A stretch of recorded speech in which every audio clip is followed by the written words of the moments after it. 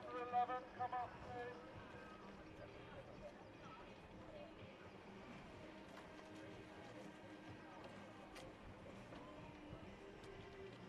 Cambridge crew number 11. Go. Yeah, Cambridge. Engage up and down. So currently you're looking for next 0 and it's at 20.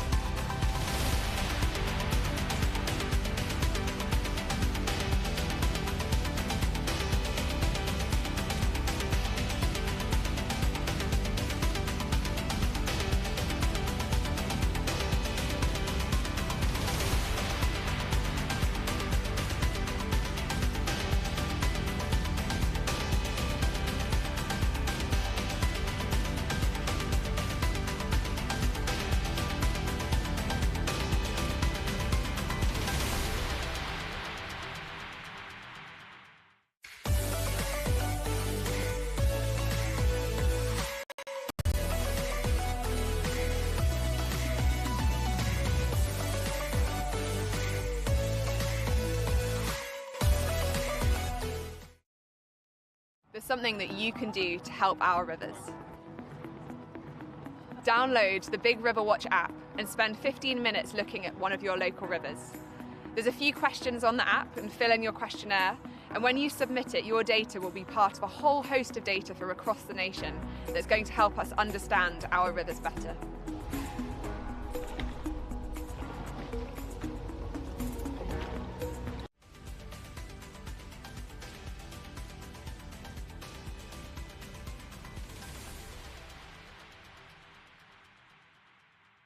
We are here in the British Rowing tent with CJ White. CJ, can you tell me who you are and what you're doing here today? Hey, so I'm CJ, I'm a British Rowing Master Trainer, and I'm here to help people understand the benefits and engagement of indoor rowing. Excellent. And what does being a Master Trainer for indoor rowing entail? So basically my job is to educate people on the benefits of how to use the rowing machine correctly, correct their technique, and how to take the next steps in indoor rowing. I also travel the country helping clubs, gyms and CrossFit boxes set up indoor rowing classes and how to do outreach to the public. It sounds like you've got your work cut out. So what do you think the benefits are that you get from indoor rowing? I think for me there's a whole plethora of benefits, not only from the physical benefits from, burning fat, gaining muscle, it's also a full body workout, but you get so many mental benefits, like it's a place where you can disconnect from life and just focus on the numbers on the screen. Wherever it is at the end of the day, you can sit on that machine and it's going to be your best friend, your worst nightmare, but there's so many benefits you can get from it, it's just worth getting on it. Okay, so the Olympics are on the horizon and people are talking about the 5 rings. Can you tell me a little bit about British Rowing's 5 Rings Challenge? Yes, so obviously there's 5 rings in the Olympic logo, so we've got 5 challenges going on. One we're doing today is a 24-stroke challenge, and it is 24 strokes to see how far you can go. If you want to learn more about that, head over to the British Rowing website and you can actually enter the challenge. You can also get a chance to win loads of prizes, and we put in our prize draw to win on-the-spot prizes, and also an overall winner prize will be awarded at the end of the Olympic trials. Excellent, that's very tempting. So I've got to ask, what's your 2K time? I'm entering the British Rowing Indoor Championships this year, so why don't you enter as well, and you can come and watch me set a 2K PB. Oh, well, there we go. Well, I'll think about it. Thank you. Thanks for chatting with us, CJ.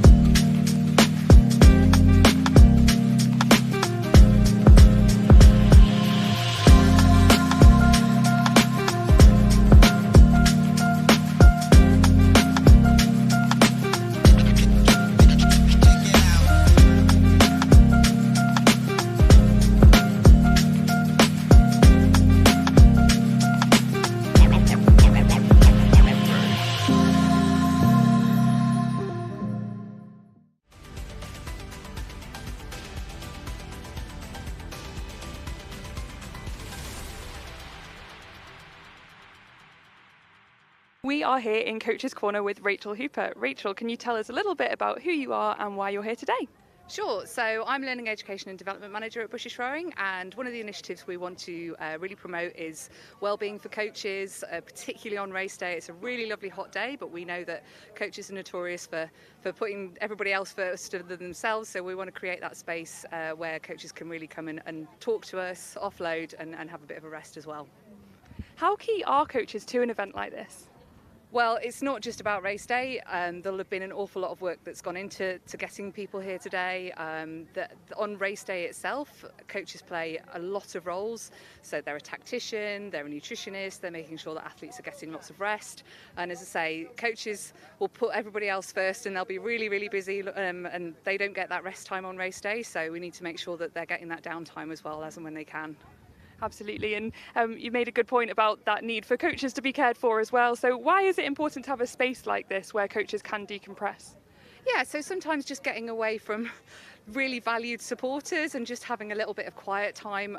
We're here to listen, to support, to help coaches to develop, to recognise the absolutely valuable role that they play in an event like today, and to make sure that they really do feel appreciated, and also they can grab a bit of refreshments from us, have a bit of time off their feet and in the shade as well.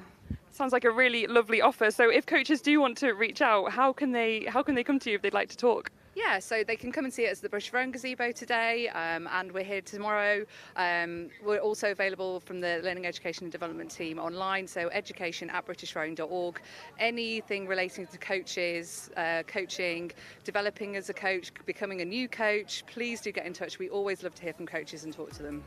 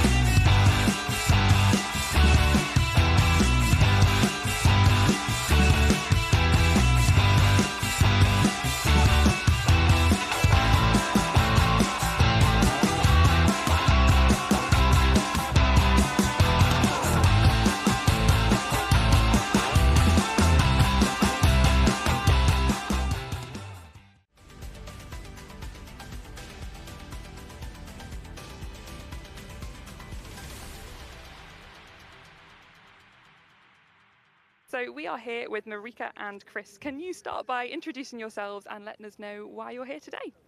Hi, I'm Marika Hagemans. I'm the Director of Membership and Rowing Community at British Rowing, and we're here to support our first Junior and Senior Championships.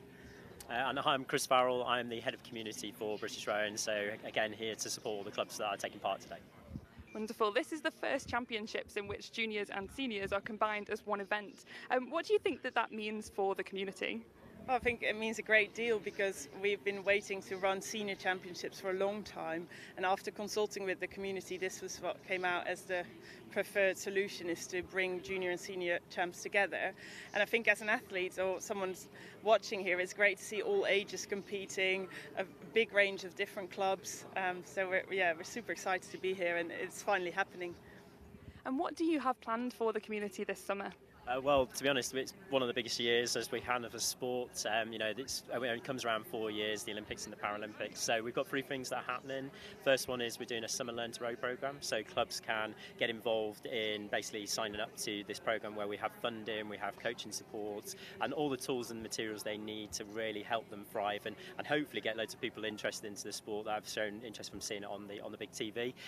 Second of all, we've got an Olympic challenge that's happening. So today, if anybody's around or has come to the championships, they'll be able to take part in that for the first time, but it's also available nationally, so people can take part by going onto the British Rowing website and signing up on there. And then the third sort of piece is very much around sort of that next step and that retention. How do we support those clubs longer term? So again, is looking at a great British Rowing weekend which is taking place between the 7th and 8th of September. So those that have been inspired by the Olympics or are looking to continue in the sport, the clubs are opening their doors across the whole of the country and basically offering loads of taster sessions in rowing classes or Learn to Row courses as a way to help people and see what a great sport it is to take part in. And so for people who are watching or listening to this, there are so many options there that you've described of things that they can do, but what would you say what's your top tip, what's your advice for if they're thinking about giving rowing a try but not yet sure? Go to the British Rowing website. That is your first stop. There you can find out more about a Learn to Row programme, taster sessions near you. There's a club finder on there, so you can just put in your postcode to see what's happening around you, and that is the ideal way to start. And hopefully we'll see people on the water soon after. Excellent. Thank you so much for talking to us today. Really great to chat with you.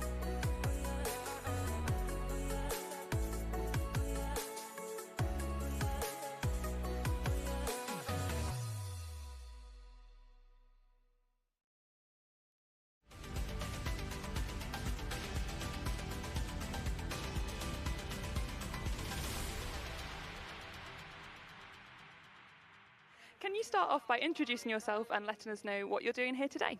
Yeah, of course. I'm John Oak, one of the 3 co-founders of Life Jacket, and we are the official skin protection partners of British Rowing. Can you tell us more about Life Jacket? What is the brand? What's your product? So as a brand, our mission is to halt the increase in skin cancer by raising awareness of the risks of skin damage and helping people better understand the facts. And to that end, we've got a range of products for people to use, whether or not they're in the water, on the water, clothing, anything along those lines to keep skin safe all year round. We're really excited about your partnership with British Rowing. Why do you think British Rowing and Life Jacket is such a good fit? Well, to be honest with you, anyone that's outdoors and active, doing what they love, be it out a hobby, professionally, even occupationally, needs to be taking care of their skin. Partnering with British Rowing was such an obvious fit for us because you've got a group of individuals that are outside, again, doing what they love. But not only that, water is a great multiplier of UV. So as well as getting hit on the way down, the reality is you get hit on the way back up as well. So partnering with British Rowing seems a really natural fit to meet their members and community. And so for members of the community and anyone who might be listening to this or watching this, maybe thinking about coming down over the next few days, what can they do if they come to your stand? Well, we've got a range of products here. We had a dermatologist with us earlier on today performing free skin checks. That's really important to us that we get people thinking and looking at their skin. It's our first time here, fantastic atmosphere as well. So as well as us, there are loads of other great people to swing by. But yeah, certainly swing by, have a chat, and we happily answer any questions you might have. Wonderful. And we've got the weather to prove your point. We definitely need the sun cream today.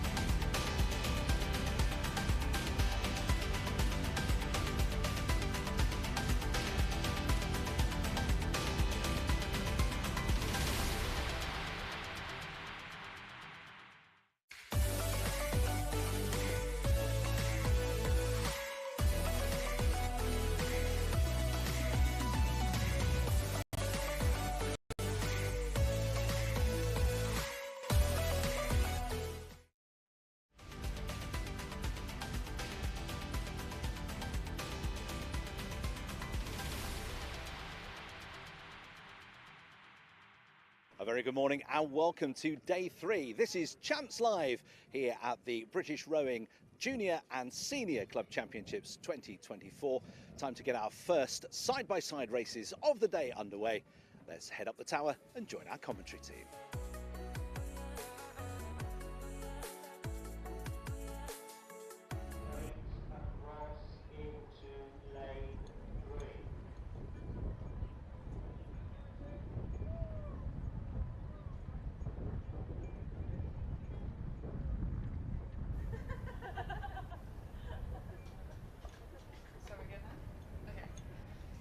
Good morning and welcome to the semi-finals on the third day of the British Rowing Championships. I'm Liv Caesar and I'm in the commentary booth this morning with Carol Wallace. We're going to take you through the first half hour or so of these semi-finals. Starting on the start line, we have the first semi-final of the Women's Coxed Club Fours. All these races this morning being seeded from lane 6. It's just a lovely shot of the stake boat personnel there, and each of these little fingers has somebody hanging off the end of it, holding the boat level and steady so that we can get the bow balls lined up across the start line. The stake boats have been staffed by volunteers this weekend and are continuing to be stacked by volunteers. You can just see one of the crews just coming on, the stake boat person just waiting to catch them, just to gently hold the end of the boat so that it is kept steady whilst the crews go through the start procedure. I think looking at the timing, that crew might be in for a ticking off from the umpire there. They should be on the stake boats with 2 minutes to go before the official race time. Yeah, it looks like once this boat gets attached, it'll be a quick start for these crews. In this first heat, we have Cambridge University A in lane 1, Cambridge University C in lane 2, Warwick A in lane 3, Peterborough in lane 4, Nottingham Rowing Club in lane 5, and Mortlake in lane 6.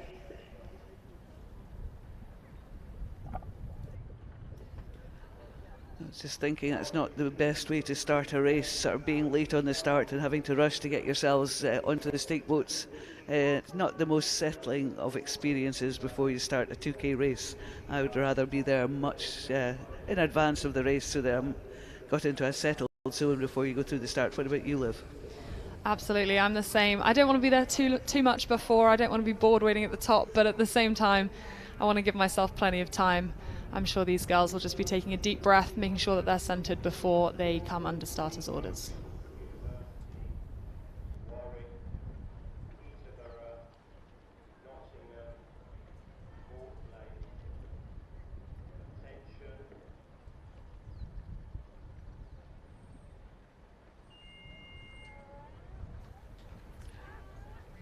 And here we see the crews just off on their start. It's just a lovely sight being up at the start, just feeling that adrenaline surge just as they hear the beeper go, and you just feel all this sort of going from 0 to a fair increase in boat speed, and it's just so exciting.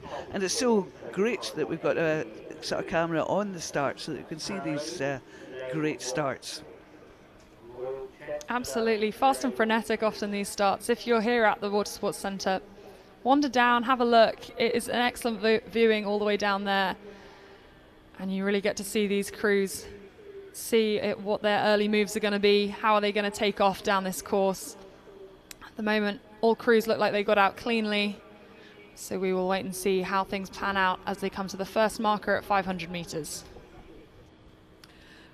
That sort of first 500 is very important. We've seen in some of the previous races yesterday, the day before, that some crews have gone out really hard in the first 500, just pulling themselves in front of the rest of the pack, and then it's just having that sort of capacity to be able to relax a bit and just respond to anything that the following pack are doing. So I would expect that all these crews are just trying to get themselves canvas or half a length in front of the other crews just in this first 500. And then there's often a settle phase in the middle of the race where you settle down, have a bit more relaxation, just let the boat run a bit more, and then there's usually a big push just for the last 500. But at the moment, I just can't see any of these crews really sort of getting their noses out in front. It's maybe Peterborough, the yellow of Peterborough, that's just catching my eye at the moment over in lane 4. But I think it's Mortlake Anglian Alpha as well, also up there in contention.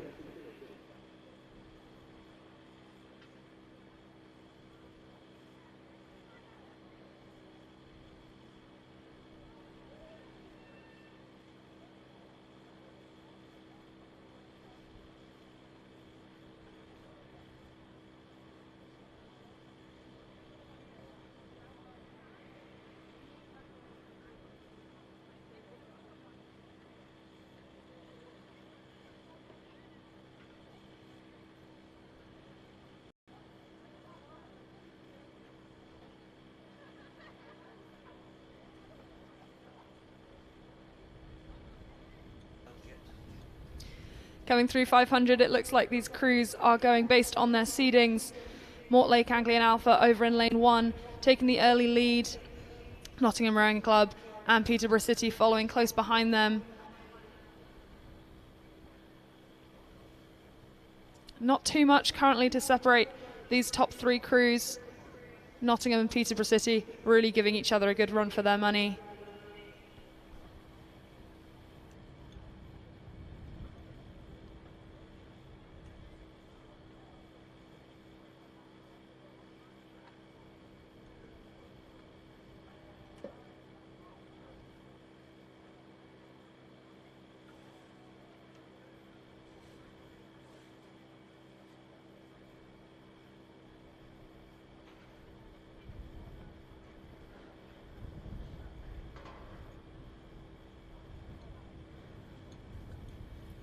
Just looking up the course, we can see that Mortlake Anglian Alpha have increased their lead. They're just coasting along there over in lane 1.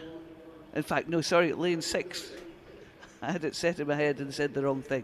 But over in lane 6, they are just cruising along there. You can see them on the giant screens if you're sitting in the grandstand area, the big screens there, and just a lovely shot of this crew. Really making it look quite easy there as they're powering down the course.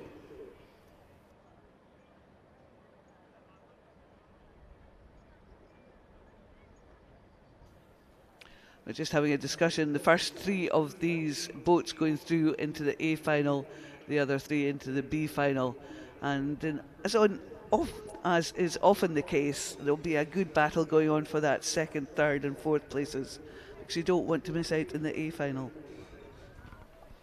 Absolutely not. Often in these races, as you can see, you get one crew way out there in the front, and then the others are really battling for those 2nd and 3rd positions. Coming through the K, it looks like not much change. We still have Mortlake Anglian Alpha out there in the lead. Nottingham and Peterborough City currently vying for 2nd and 3rd place. Cambridge University C has come back on the field. They're now in 4th place, ahead of Warwick and the other Cambridge University boat. So they'll be looking to see if they can come back on terms with those 2nd and 3rd places and see if they can push them and make their way into the A final. Often things change at 1,000 metres where crews will put in a big push just to sort of try and break the opposition. And I think that Cambridge boat was just trying to do that, just about 900 metres, just to sort of decrease the margin that Peterborough had over the Peterborough and not Nottingham Rowing Club.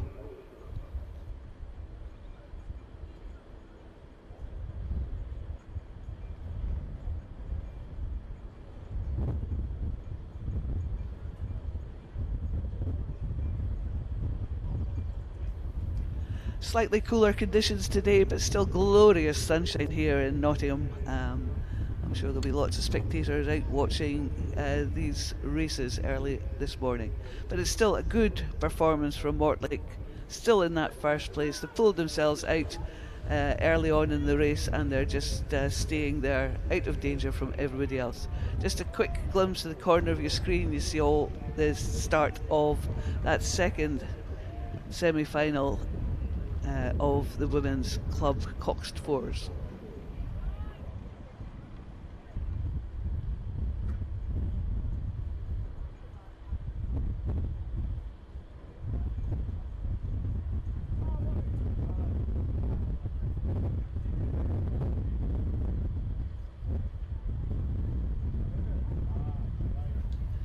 We can now see this Mortlake crew coming into the last 250 metres of the course.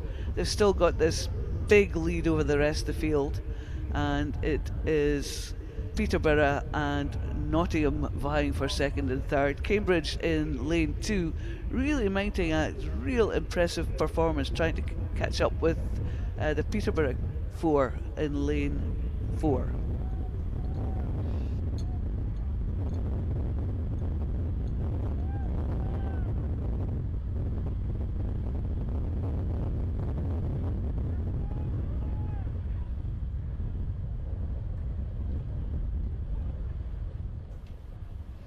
As we come into 2:50 to go, that Mortlake crew is just really comfortably out there in the lead.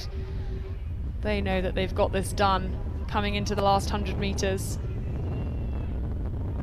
Looks like that Nottingham crew as well has just opened up a small gap over Peterborough City, who are now having to watch out for that Cambridge crew. They're battling, they've taken it up a little. They want to see what they can do to make sure that they can get into this A final this afternoon. They started mounting that charge about 50 metres ago and are still pushing on Peterborough. Peterborough just seeing the danger now and just lifting it. Mortlake going through in that safe first place. It looks as though Nottingham are going to take that second place, and then there's this charge. Peterborough saw the danger from Cambridge and have replied, and now look to be comfortably in third.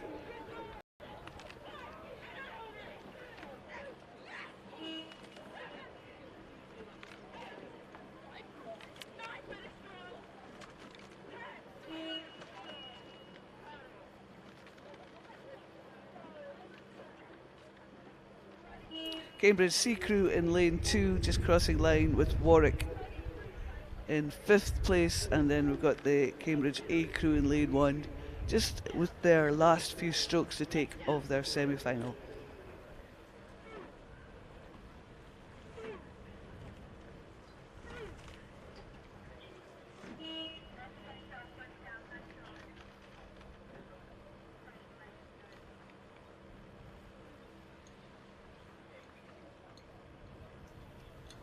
The second semi-final is well underway, and in this race we have Tyne in lane 1, Royal Chester in lane 2, Northwich in lane 3, University of Surrey in lane 4, Thames Rowing Club in lane 5, and Cambridge B in lane 6.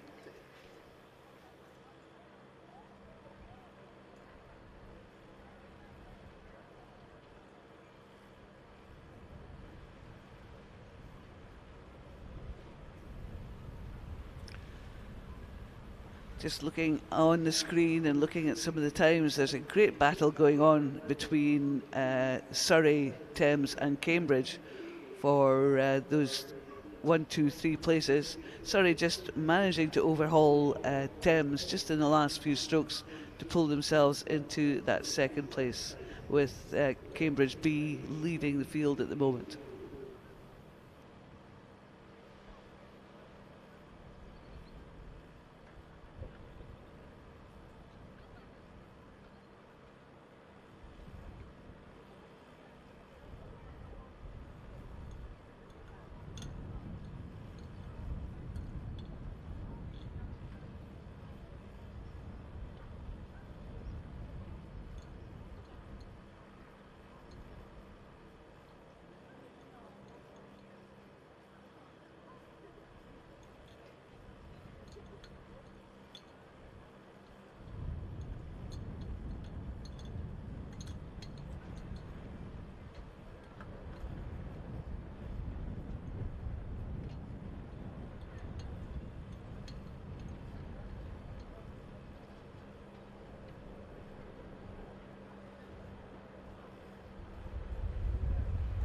Some beautiful shots of these crews on the screens, and we can see them coming closer to us, and the action is over on the far side of the course between University of Surrey, Thames and Cambridge, and the lead still seems to be changing around between these 3 crews. Cambridge working hard to fight off the challenge from Surrey, Thames caught in that sandwich slightly in Thames. If you're caught in a sandwich with two fast crews, it tends to suck you along with them. You don't have anything else to do but just go with them and stay with them as long as you can. Absolutely, this Thames crew will be honestly probably grateful that they're being pulled along into this race. It helps when the race is around you and not on the other side of the river, which I'm sure some of these other crews are feeling the effects of. Still looking like that Cambridge University crew has about a length lead over the second and third place crews, but the battle between Thames and Surrey is going backwards and forwards by the looks of things. Absolutely. I think the lead has changed. It was Surrey, it was Thames, then it was Surrey for a while, back with Thames. So these two fours are having a great battle coming down the course, and when you have a middle 1,000 like that, it really keeps you fired up for this last 500.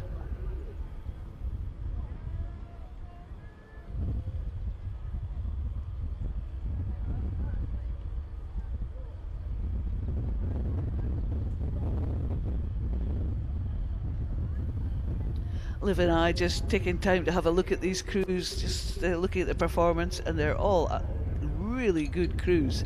And Cambridge still got that lead. I think Thames are now pulled themselves just marginally in front of Surrey. 3 into the A final, the other 3 into the B final, and it looks at present as though those other 3 will be Northwich, Royal Chester and Tyne. Northwich slightly behind Surrey, about a couple of lengths, and then a couple of lengths behind them we have Royal Chester and Tyne.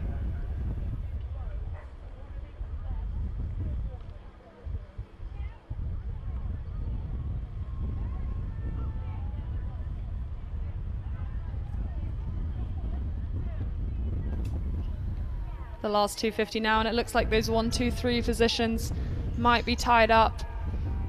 Thames now do appear to have taken about a length lead on the University of Surrey. Thames perhaps even coming back on the Cambridge crew on the outside lane in lane 6.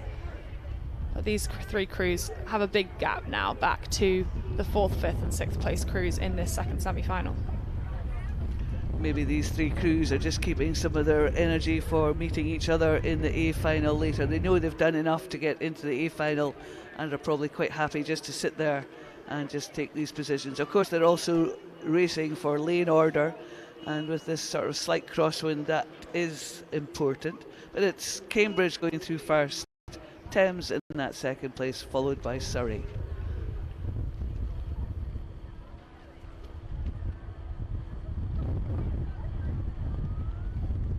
And then a bit of a gap, and then we have Northwich just coming across the line, and then another 2 to 3 lengths before we have Royal Chester, who are leading Tyne as they come towards us.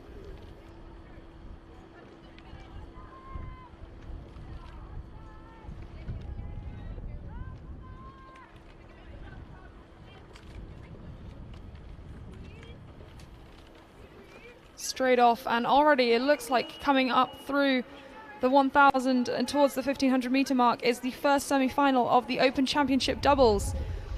This being competed between Notts County Rowing Association in lane 1, Calpe Rowing Club in lane 2, George Watson's in lane 3, Thames Rowing Club in lane 4, Clares Court in lane 5 and Reading University in lane 6.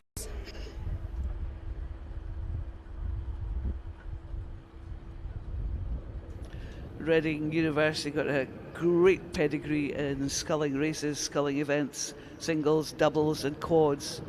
So you've seen some Reading University crews racing. It comes as no surprise to see that they are leading at the moment, with Clares Court in that second place, and then a gap to Thames Rowing Club, George Watson's. So we're just hanging on to the Thames coattails there, and then a little gap of about a length to Calpe, and then Notts County just trailing behind.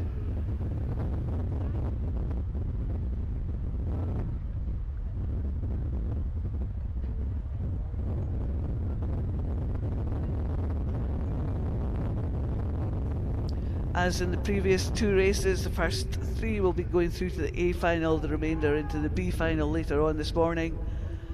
And at present, it's a strong performance from this Reading double, looking very neat and tidy as they come into the boating area, the grandstand area, and closer to the crowds on the bank.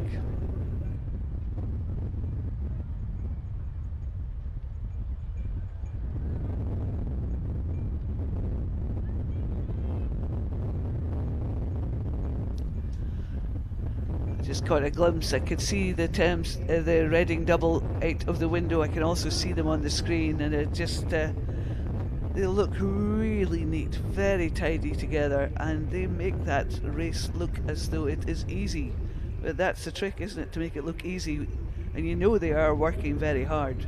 They're maintaining that distance advantage they have over Thames, but just making it look so easy in the process.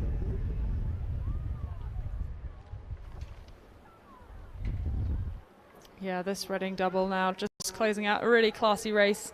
Their last 2 strokes as they cross the finish line. Followed by another really great unit from Clares Court. These guys looking like another solid unit. Not looking like they're putting themselves out too much, so I'm sure we'll see a smaller margin this afternoon in their final. I just spotted out the window Calpe mounting a charge there on George Watson. Just lifted it about 100 metres out and have just put in a huge spurt, and they're still going very, very fast to go through the finish line. I think they were going for a time there for a lane advantage, but hopefully it'll have worked for them. And just coming through the finish line now with the bright green kit of Notts County.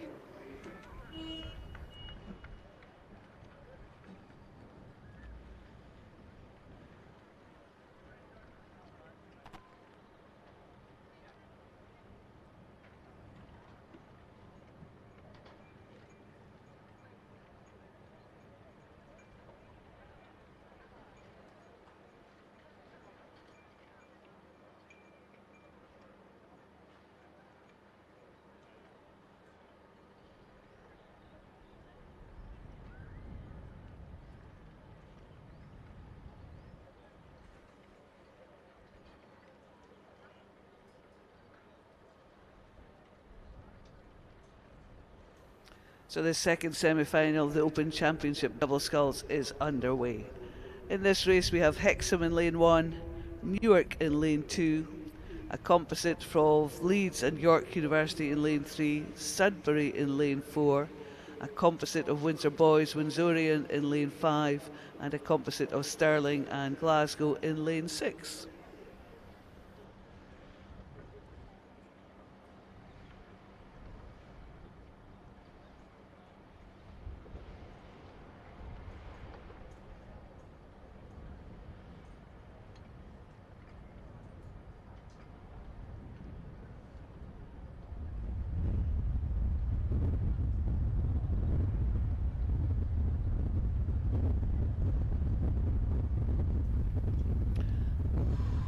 Looking up the course, it seems to be the action on the far side in lanes 5 and 6, and it's the Stirling Glasgow composite having a good old battle with the Windsor Boys, Windsorian double there. Sudbury in 3rd place, but not by much, because I think York University Leeds are really up there with Sudbury. So all these crews, 3 into the A final, the others will appear in the B final later on this morning, but the battle is on for 1 and 2, and then also for 3 and 4.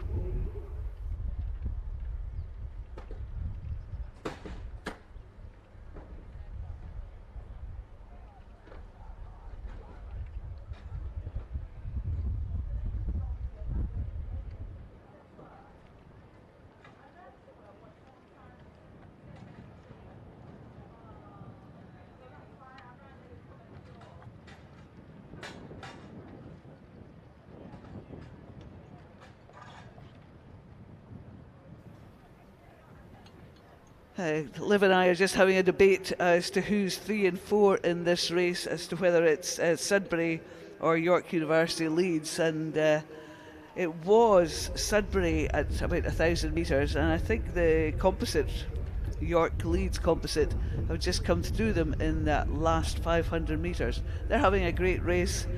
Windsor Boys School, Windsorian seem to have overcome the Stirling Glasgow composite. as I said, first 3 into the final, and there's a good battle coming on there, because I think the York University Leeds double is actually inching forward and may put the Scottish double into danger there. It certainly looks like that from up here in the commentary box. These 4 crews really battling it out. It does look like that composite from York and Leeds might have pushed into second place. But all 4 of these crews now looking really competitive as we come into the last 250 metres. Absolutely, and I think they've all started just lifting it, so they're sprinting for the line, because they don't want to be caught napping in this one, because that is not the place you want to be, because you want to be in the A final. Stirling Glasgow lifting it. It's the Windsor Composite just leading the field at the moment, but what a charge we've got on here. It's Leeds and York challenging the Scottish Composite for that second place now. It's going right to the line. This York and Leeds composite crew still really pushing. Windsor boys have come through, and it looks like on the line it's going to be the composite from Glasgow University and Stirling, barely a canvas ahead of the composite from Leeds and York.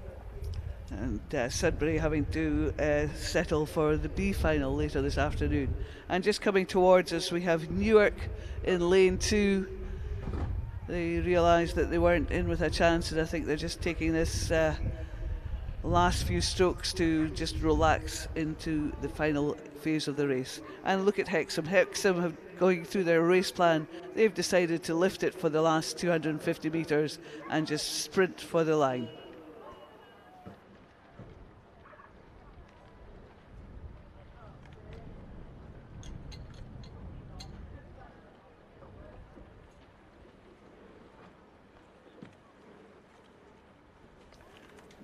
Hexham mounting their charge for the line, and further up the course we can see the first semi-final of the Women's Championship double sculls, moving from the Open to the Women's. And in this race we have Thames in lane 1, Globe in lane 2, Stratford-upon-Avon in lane 3, London in lane 4, and Oxford University Cambridge Composite in lane 5, and Bath University in lane 6.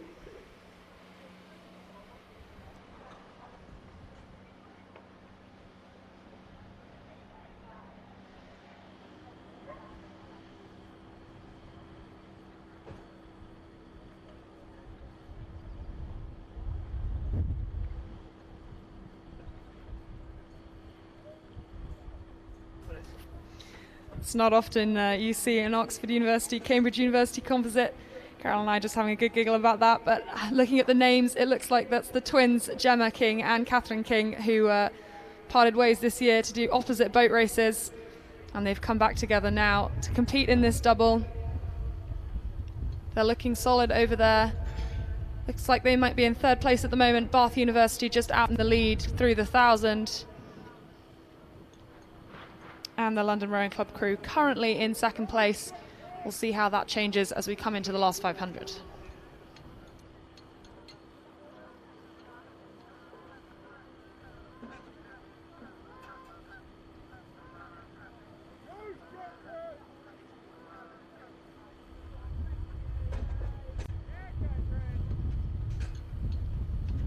Some really neat sculling going on here. You can see just on the screen, it's coming toward us. Probably leading the field at the moment is Bath University. And then, as Liv has said, it's London in that second place. And then the Cambridge Oxford Composite in third. I've got great delight in saying that. It's something quite unusual. I did stumble over it when I read it on the screen, but yes, great to see. But it's Bath University leading the field, as in the previous races. First 3 into the A final and the other 3 into the B final. And this race seems to have settled it into the A finalists already, and the B finalists just settling down. So at present it is Bath leading London, who are leading the Oxford-Cambridge Composite. And then we have Globe leading Stratford-upon-Avon and Thames.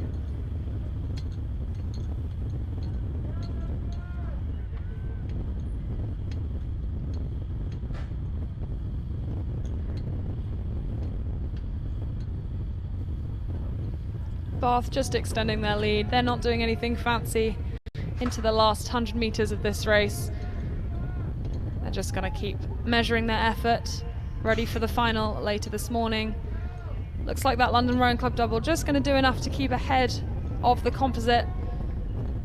They want to make sure that they're maximising their lane in this final later today, as all of these being seeded from lane 6 and the scoreboard side.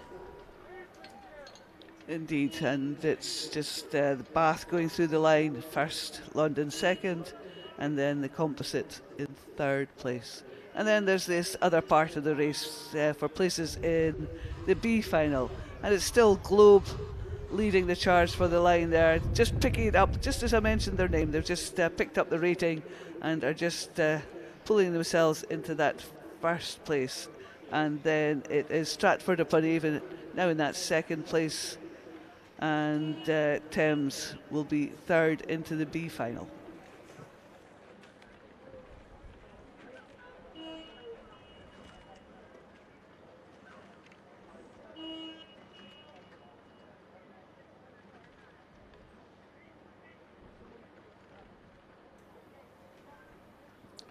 So from the first semi-final, we're going to move rapidly on to the second semi-final, and in this race we have Leeds in lane 1, Clydesdale in lane 2, Gloucester University Composite in lane 3, Sudbury in lane 4, Norwich in lane 5, and Hartpury Uni and College in lane 6.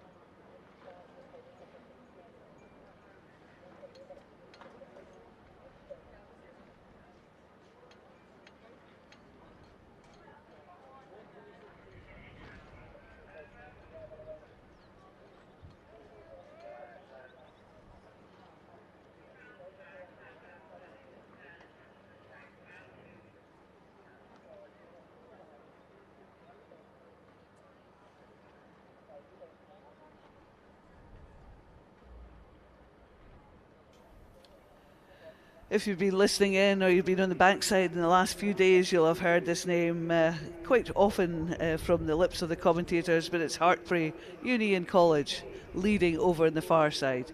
They have pulled themselves out in front and are sitting comfortably in that first place. And then we have Norwich going very strongly in lane 5, Sudbury Strip in lane 4 in third place at present.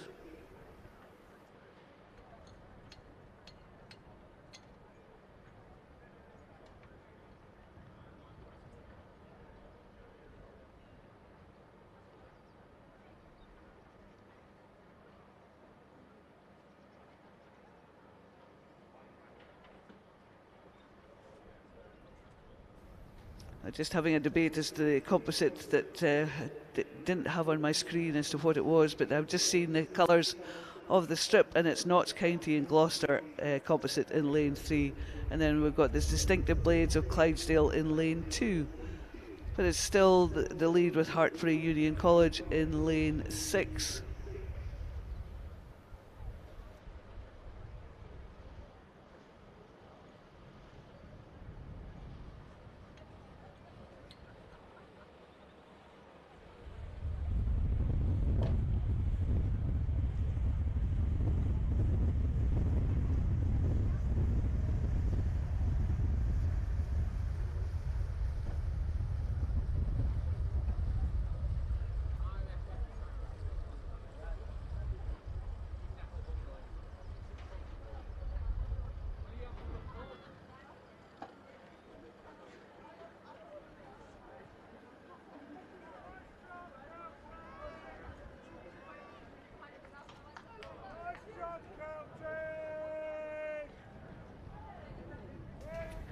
this race coming into the last 500 meters now. And it looks like that Hartpury University and College double are still moving nicely at the top of the field. I think we could have a race going on here for between 3 and 4, because lanes 3 and 4, Sudbury and the Gloucester Notts County double, are having a good old battle in the middle of the field. And I think, as we said earlier, 3 into the A final, 3 into the B final, and there is this good battle going on for that third place in the A final. Absolutely, it makes for some exciting racing when boats get together this close. These two obviously being able to battle it out next to each other, and it looks like that composite might just be surging ahead at the moment. We'll see who takes the reins, ups the rate, and sees what they can do first. So we were looking at the third and fourth place battle, but there's also a battle between Leeds and Clydesdale for 5th and 6th in lanes 1 and 2. And as Liv said, it's great to have two crews side by side just having a battle with each other down the course, and that sort of often gives you their best performance. But Sudbury and the Composite are really having a good battle there. The Composite just picked it up in those last few strokes and are just motoring on. The rating has gone up, boat speeds increased. Sudbury are just seeing that challenge and are just lifting it now. But over on the far side, it's Hartpury, Uni and College going very strongly, sort of maintaining that lead they have to ensure a place in the A final. Absolutely, this Hartpury double coming across the line first, just setting the stage for a West Country battle between them and Bath later today. But this battle for third place is really coming right down to the line. The Composite just upping their rate. Are they going to get it on the surge? It is actually impossible to tell from up here. We're going to have to wait for that photo finish. Oh, absolutely. I was on my tiptoes trying to see over your shoulder, and I just could not tell them apart. What a surge, what a race for the line that was. As we've said before, it's often a good place to see a really tight race, third and fourth, and whoever has fourth place will be gutted. And just coming through the line, it's Clydesdale, followed by Leeds. And that concludes our semi-finals. I'm going to take a quick break for VT, and you guys are going to come back and hear Fergus and Lucy for these minor finals this morning.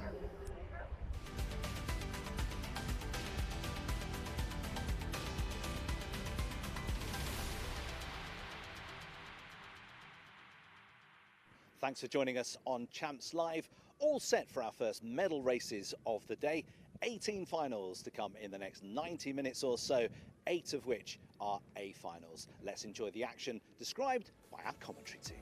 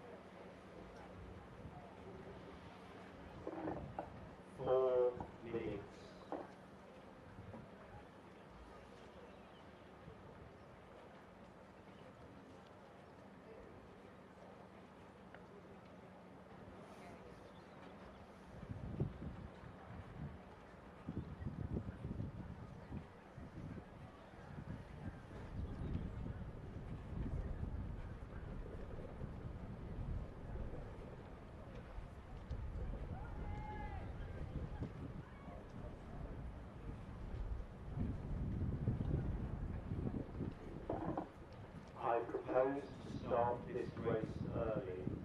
If you would prefer to wait until race time, please indicate. Thank you. 2 minutes. Race 416, Championship Double Sculls, Final C.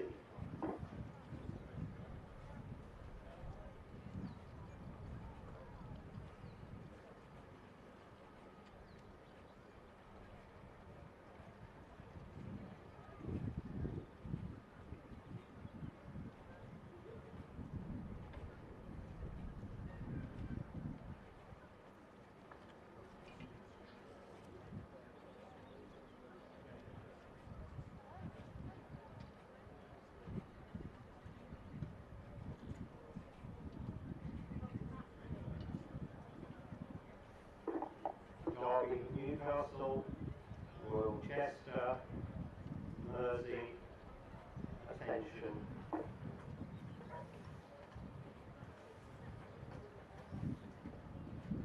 As you were, there will be no further roll call.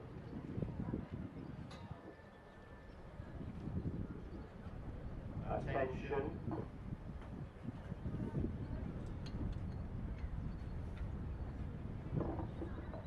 As you were, you will start this race with a flag.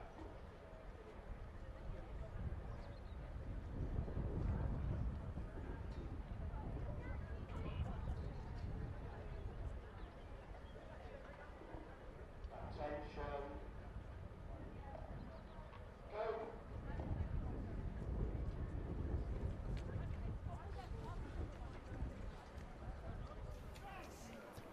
Welcome back to Champs Live here at day 3 of the British Rowing Junior and Senior Club Championships 2024. And the first of our finals are underway this morning. This was the C final, the Open Championship double sculls. We've got 3 crews contesting this one. In lane 1, we've got a composite crew of Derby Rowing Club and Newcastle University. Royal Chester are next to them in lane 2, with Mersey Rowing Club in lane 3. It's Fergus Mainland, Lucy Holgate taking you through these finals. We will have medal finals up for grabs in a few races time, which is very exciting. The first of those A finals will be at 10:25, so about 15 minutes time. That will be the Women's Championship Coxless fours, and then we've got some more fours racing, some more pairs, and then we'll need to get some new paperwork at that point as well. We've had plenty of time trials, but as I said, we are taking you right the way through to 11:30 for this block of 2,000 metre racing finals, and the first of those is that Championship Double Sculls C final, and they are rapidly heading towards the first 500 metre marker.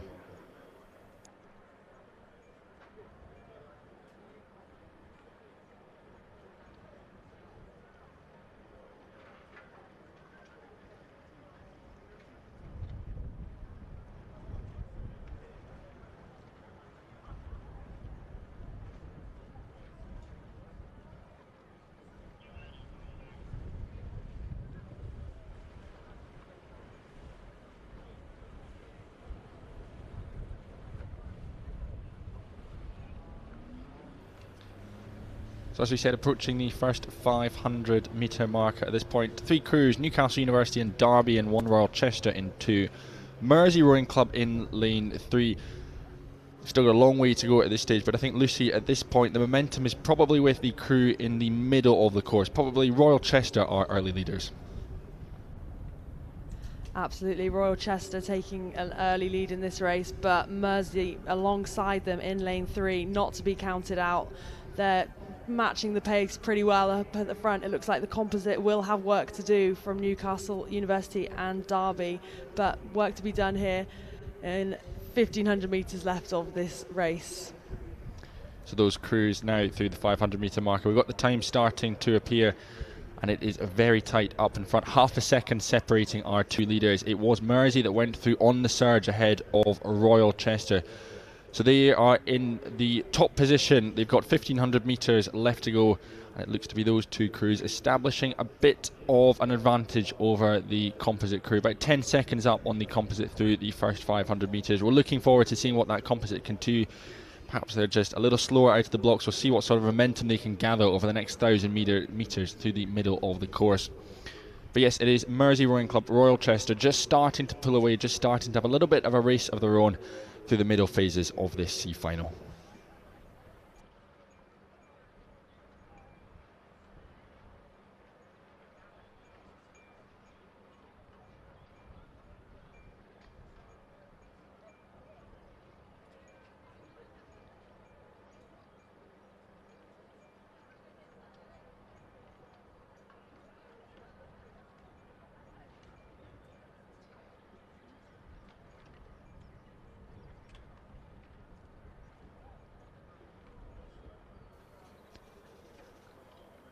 So these doubles now heading up to about the 1,000 metre mark at this point.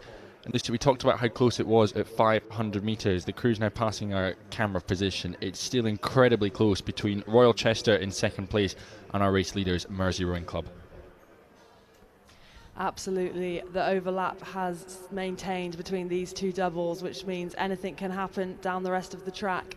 As long as they don't have clear water, these crews know they're in contention, and it's going to be a right battle to the line, I think, between Royal Chester and Mersey Rowing Club in the C final. It certainly looks like it. Royal Chester on screen at the moment for those of you enjoying our live coverage on the screens around the course, or perhaps at home watching on. If you're fans of Royal Chester, well, you'll be cheering on Callum Davis and Joshua Spall. Big looks round there from Callum Davis in the bow seat, just seeing where his opposition are. His closest opposition, of course, Mersey Rowing Club, just over to their right-hand side. There in the background at the moment, in the foreground, it is that composite crew of Derby and Newcastle University. Newcastle represented by Aaron Bennion with James Ryder, the Derby representation in this final. They're still a little bit adrift off the back of the field. Work to be done by our race leaders on screen at the moment. Mersey Rowing Club's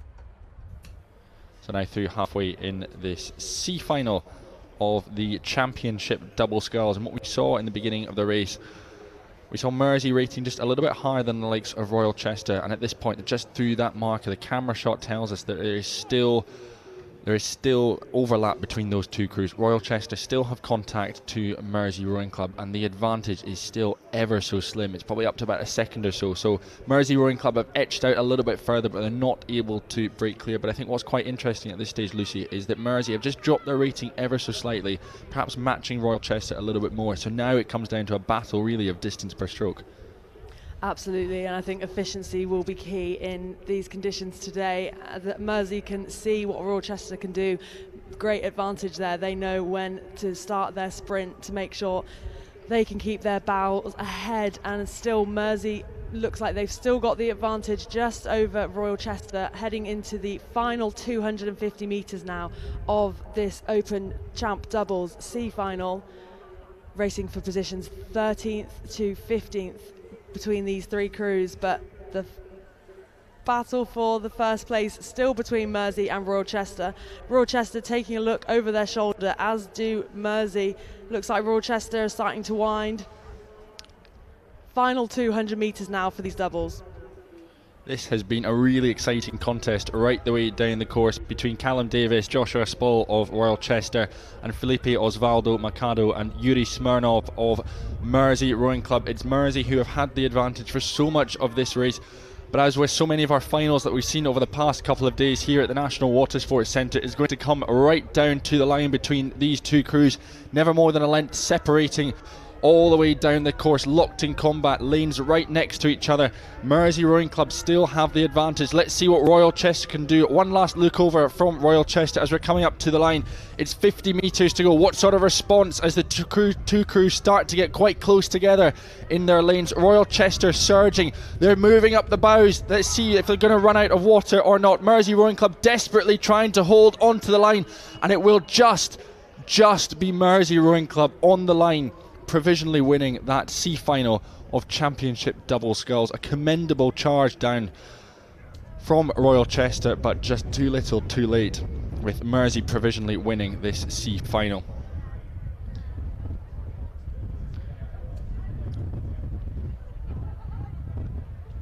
Two crews there just getting their breaths back after that thrilling contest right the way down the course, as the composite crew of Aaron Benny and James Ryder of Derby Rowing Club and Newcastle University come up to the line. Just 3 or 4 strokes left for them in this C final of championship double sculls.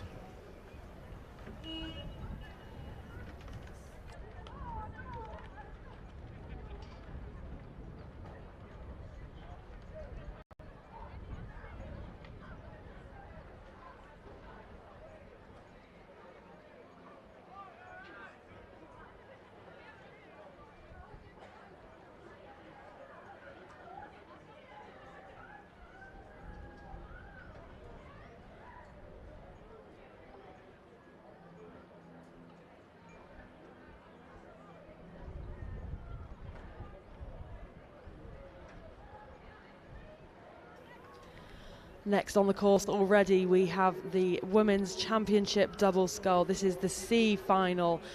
And in lane 1 here we have Newark Rowing Club, York City in 2, Surrey University in 3, AB7 in 4, and Lambton in 5, and Nottingham Rowing Club in lane 6.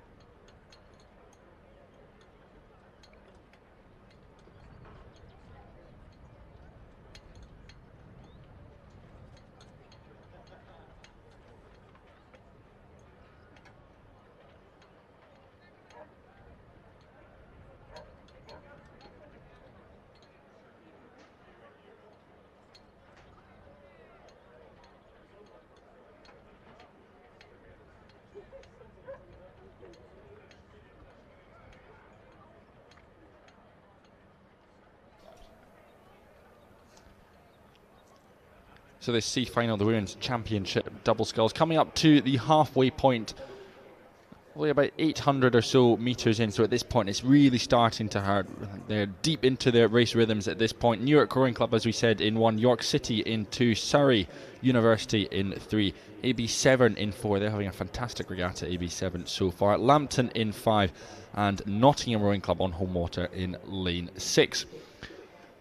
So the camera starts to pan around. For those of you watching on the screens, you will be able to see the familiar bows of AB7, looking like they are poking themselves into the lead at this point in the pole position of so many races that we saw throughout yesterday afternoon, and they're doing it again just now. Just about clear water they've got over the rest of the field at this halfway point. Going with them though, on the far side in the white boat, Nottingham Rowing Club, and the white boat next to them, a little bit confusing, it is Lambton Rowing Club. They have the 3rd place position at the moment, but AB7 looking very cool, calm, collected at this point. Will just be looking to step on and grow that advantage that they've got. As we said, it's not quite a length yet. They haven't quite been able to get clear water, but that's exactly the sort of thing they'll be looking to establish over the next 500 metres or so.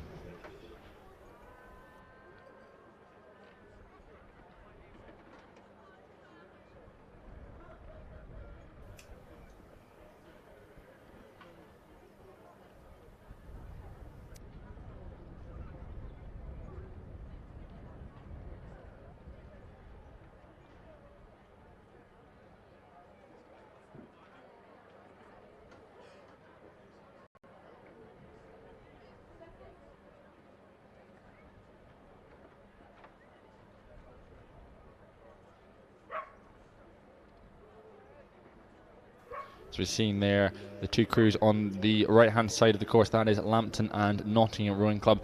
A couple of looks round there from the stroke of Lambton Rowing Club. That's Sophie Pepper, just having a look to see where her opposition is. Nottingham Rowing Club though, should be pleased to see not too far ahead, by a length or so up as they came through the 1,000 metres. But yes, our leaders unchanged. It was AB7, then it was still Nottingham Rowing Club. Lambton clinging on to 3rd place, with the University of Surrey through in 4th, with York City and Newark Rowing Club, the two crews, just at the back end of this C final.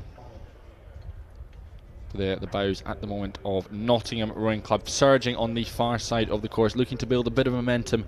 AB7 looking to do the same thing, just check their move. And Lucy, at this point, I mean, we talk about making moves, it certainly looks like Lambton are just starting to get their rate up in this third 500. Yeah, it looks like they are, and Nottingham too look like their rate is pretty high.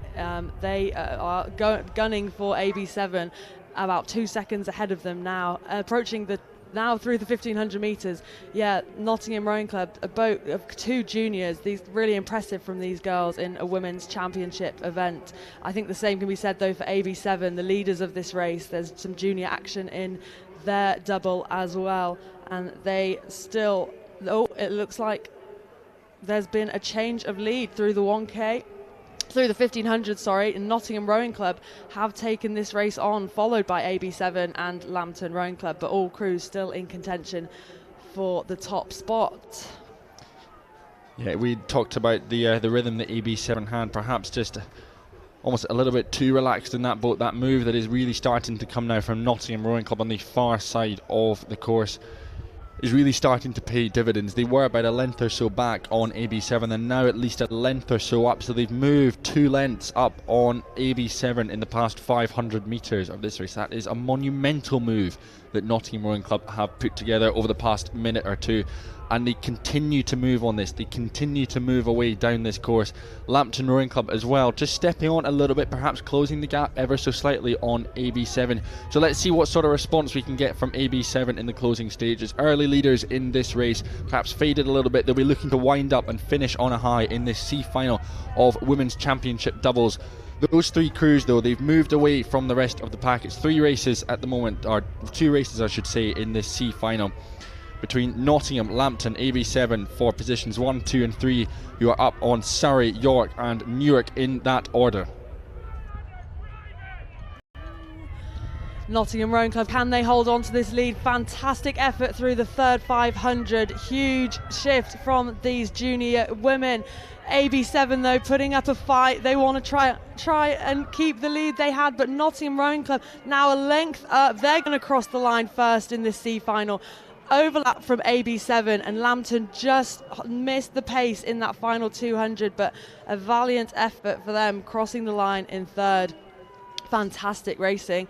Over in lanes 1, 2 and 3 we have the battle for the next 4th to 6th place, and it looks like it's University of Surrey leading this race.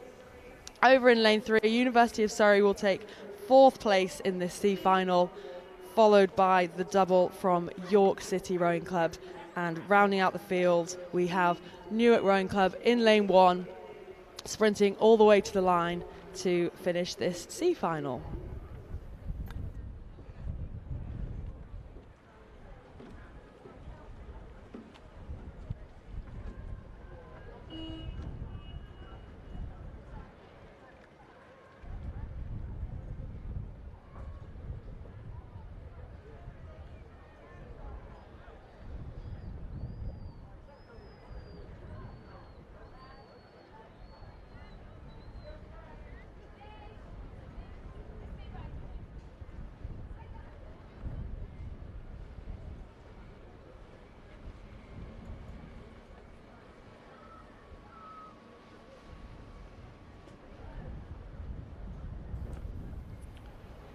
We're back up the course for the first of our A finals this morning at 10:25. It is the Women's Championship Coxless Fours race between Thames Rowing Club A in lane 6, between Thames Rowing Club B in lane 5 and Cambridge University in lane 4.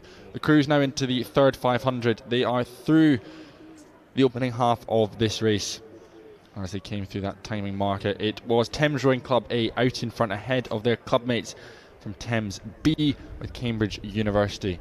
My mistake, Cambridge University up into second place at this point. So Thames A, clear water at this point through the third 500 metres. A really dominant row from them in the early stages of this race. But Cambridge University, Lucy, at the moment, just looking to spoil the Thames party at the moment. Yeah, that seems to be the case. Thames obviously hot off the back of their huge success in the 8s yesterday, taking gold and silver in those mixed championship events. But yeah, Cambridge here to upset the Thames party. It is still Thames A leading as we approach the final stages of this race, but Cambridge are absolutely gunning for it. They know that they're in contention for this. Thames B there between the two crews. Looks like they're a little further back with work to do, but Thames A running away with this, closely followed by Cambridge. Looks like more success for Thames Rowing Club is on the cards. The best part about finals this morning is that we get the drone shots earlier on in the day as well. We get the drone by 10:30 in the morning. Things don't get better than that at the National Water Sports Centre. And that view from above just tells you just how good this 4 is from Thames Rowing Club. This leading crew of Anna Smart, Imogen Wilson-Croft, Jane Hardy and Rosa Millard in the stroke seat are leading by some 3-4 lengths over their closest opposition, Cambridge University. They themselves have managed to get a bit of clear water over the B crew from Thames Rowing Club. But in that second place position at the moment from Cambridge University, it is Bronya Sykes, Jenna Armstrong, Karina Graf and Arden Berlinger.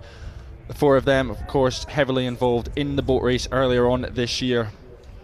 But they have come up against a mighty quartet from Thames Rowing Club, who again themselves so much success this season, the likes of the Women's Head of the River, Henley Women's Regatta, Henley Royal Regatta as well last week, and one more race on the cards for them, and they are finishing it in quite a way up to the line. It will be Thames Rowing Club first place winners and gold medalists in the Women's Championship Coxless Fours here at the British Championships.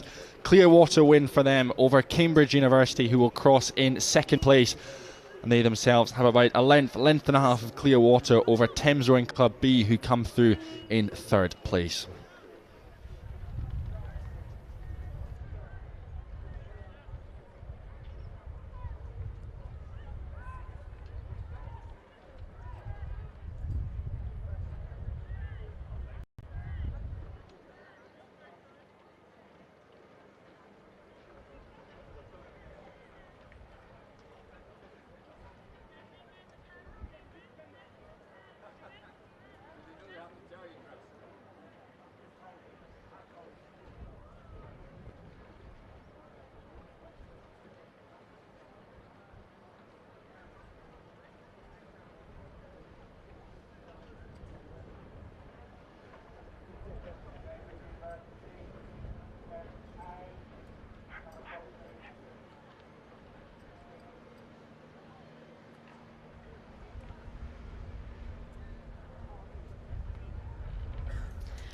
Next up on the course, well underway, is the A final of the Open Club Coxed Fours. Here the 4 crews battling out for the medals. In 3 we have Oriel Kensington, in 4 Warwick Boat Club, Nottingham Rowing Club in lane 5 and Hereford Rowing Club in lane 6. And it looks like Hereford with the lead. They've led from the start of this race, but they are being closely followed down by Nottingham Rowing Club beside them in lane 5. Looks like these 2 crews are locked in a battle for the top 2 medals. Warwick and Oriel Kensington next to each other as well for that 3rd and 4th spot.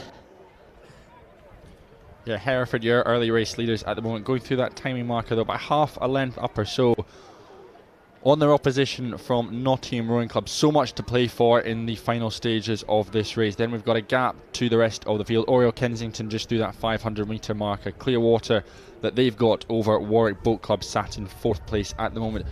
But your race leaders at the moment, it's Hereford. It is George Fraser, Ollie Partridge, Henry Fraser, James Coombs and their Cox, Lucy Head. Going with them though, sitting half a length back down, it is Nottingham Rowing Club. We're seeing a bit of a move perhaps come from Nottingham Rowing Club in the closing stages of this race. Let's see what Christopher Finch, Daniel Town, Henry Cross, Stephen Bennett and Jerry Owen in the coxing seat can do. See what they can muster up as they're coming into the final 200 metres of this final of the Open Club Coxed Fours here at the British Championships. It's 2 crews ahead of the rest of the field at the moment. It's Hereford and Nottingham. Hereford though, Lucy, at this point just look that they are starting to wind up for one final sprint to the finish line.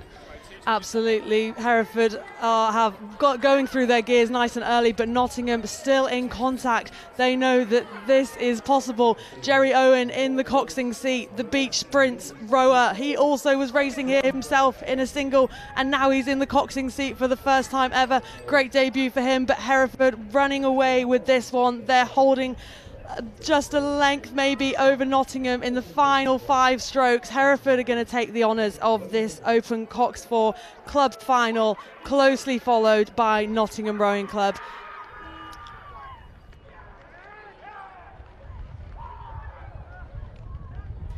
great scenes there from Hereford Rowing Club, really showing what it means to win a final here at British Rowing Championships. Taking third spot in this race, we have Oriel Kensington crossing the line. Nice clear water for them ahead of Warwick Boat Club in fourth.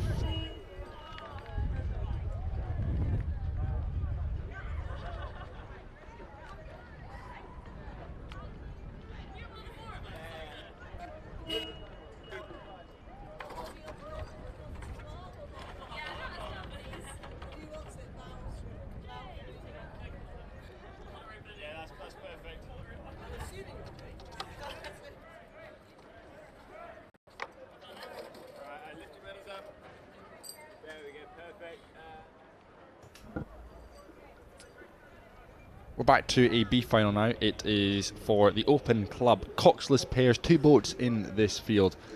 In lane 5 it is Hadrian Boat Club, and in lane 6 Berwick Amateur Rowing Club. These 2 pairs coming up to the halfway point, 1,000 metres, and despite just 2 boats racing at the moment, just a length is between them as they come up to the halfway point. The advantage is with Berwick Amateur Rowing Club in lane 6 on the scoreboard side of the course, but yeah, just a length or so up on Hadrian Boat Club, who are sitting not too far back on them.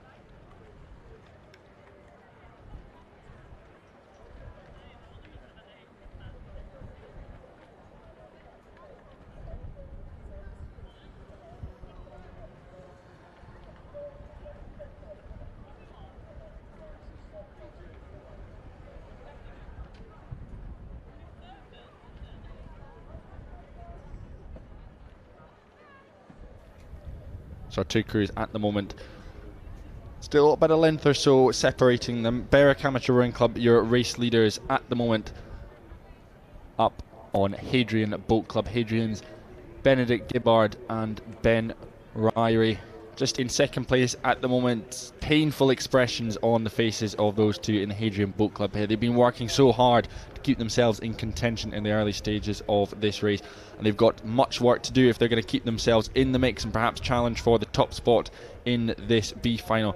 Of course, racing for positions 7 and 8 in the rankings of club coxless pairs, but it's been a very impressive row from Berwick Amateur Rowing Club, and I think what's quite impressive actually about both of these pairs is neither of them seem to be dropping their rate of striking, Lucy. They're both continuing to rate quite high and get as many strokes as possible in down this course. Yeah, really competitive, fierce racing from both pairs in a more Henley style duel we have going on here. Side by side lanes, just each other.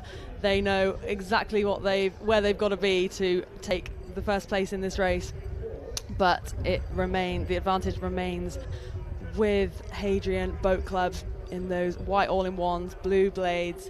Out in lane 6, they're currently leading this B final. A cracking row from Berwick Amateur Rowing Club, hailing from the northeast of England, just like Hadrian Boat Club as well, with the familiar kit, blades and boat of the Queen Elizabeth High School programme as well. So both of these clubs familiar from the Northern Racing Circuit, and here they are coming down, having one last race at each other at the British Rowing Junior and Senior Club Championships. But over the past minute, 90 seconds or so, we're really starting to see Berwick Amateur Rowing Club extend their lead, grow the body of water that's separating their 2 crews at the moment. Berwick Amateur Rowing Club, it was about a length or so at one point. Hadrian Boat Club still had contact, but that lead is now starting to grow, and it's starting to grow quite substantially each stroke that Berwick Amateur Rowing Club are laying down here in this B final, up to certainly clear water over Hadrian Boat Club as we're coming up to the final 300 metres or so in this B final of club coxless pairs.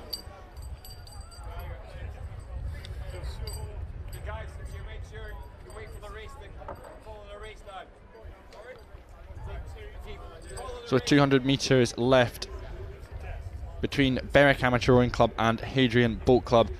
Berwick Amateur Rowing Club certainly not backing down at this stage, Lucy, and are very much going through their tiers, going through their various moves that they put together in the final stages of a race.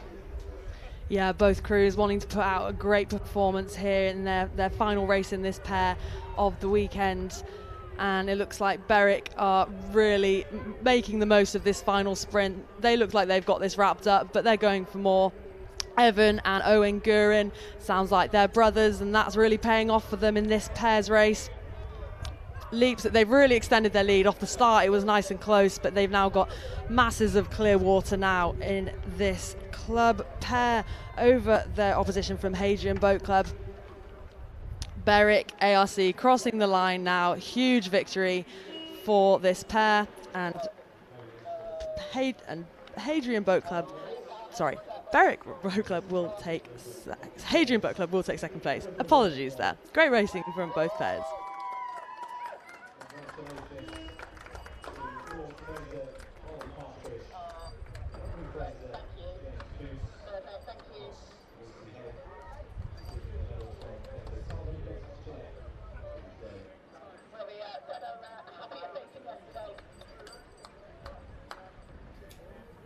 We take a quick breath because we're back up for the A final of the Club Coxless pairs.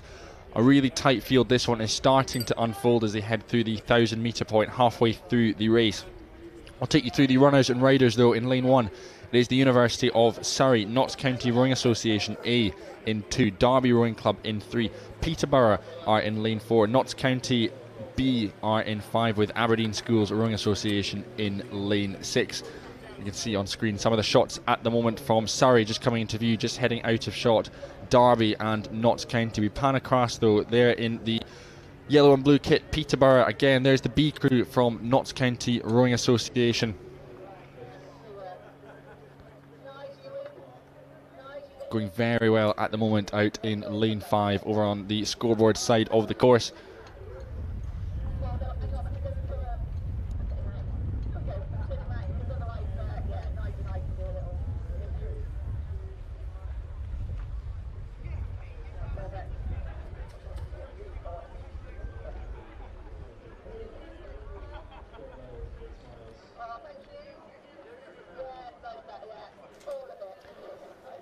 So Aberdeen Schools Rowing Association there on screen. Just a quick look across from their stroke seat, just seeing what sort of a move they need to make in these final 600 metres or so of this A final. We've got medals on the line. All 6 of these crews are racing for gold, silver and bronze here at the British Championships. But at the moment it does look to be the crew from Derby Rowing Club. It does look to be James Bennett and Ollie Hanks out in front, leading this race at the moment. And then almost a blanket being thrown over the rest of the field, particularly between Derby Rowing Club, between Peterborough, between Notts County B and Aberdeen Schools. Those crews very much in the mix with Peterborough and Notts County A. Just a little bit further back there we see Notts County A, Aberdeen Schools, but a canvas separating those at a length or so back to Peterborough at this stage, with a quarter of the race to unfold, and a little bit further back to the likes of Notts County A and the University of Surrey.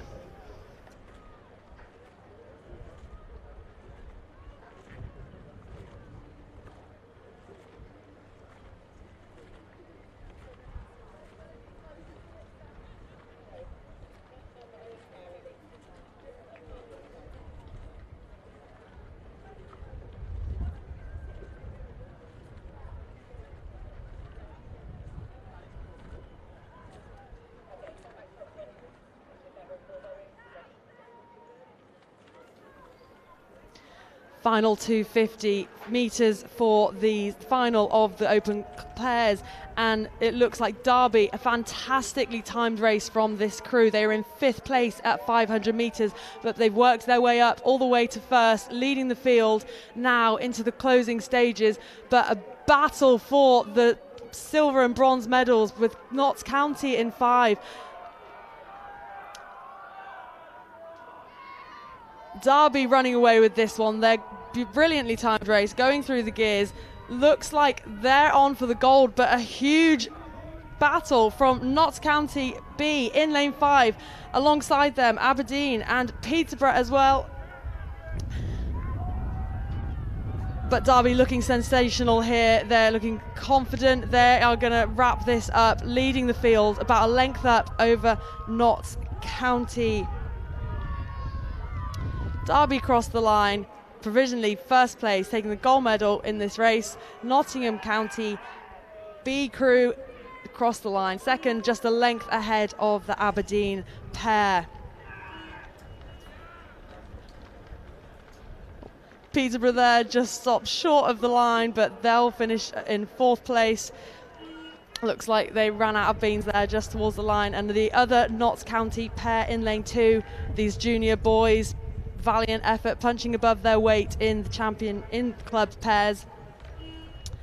5th place for them, and rounding out the field we have University of Surrey.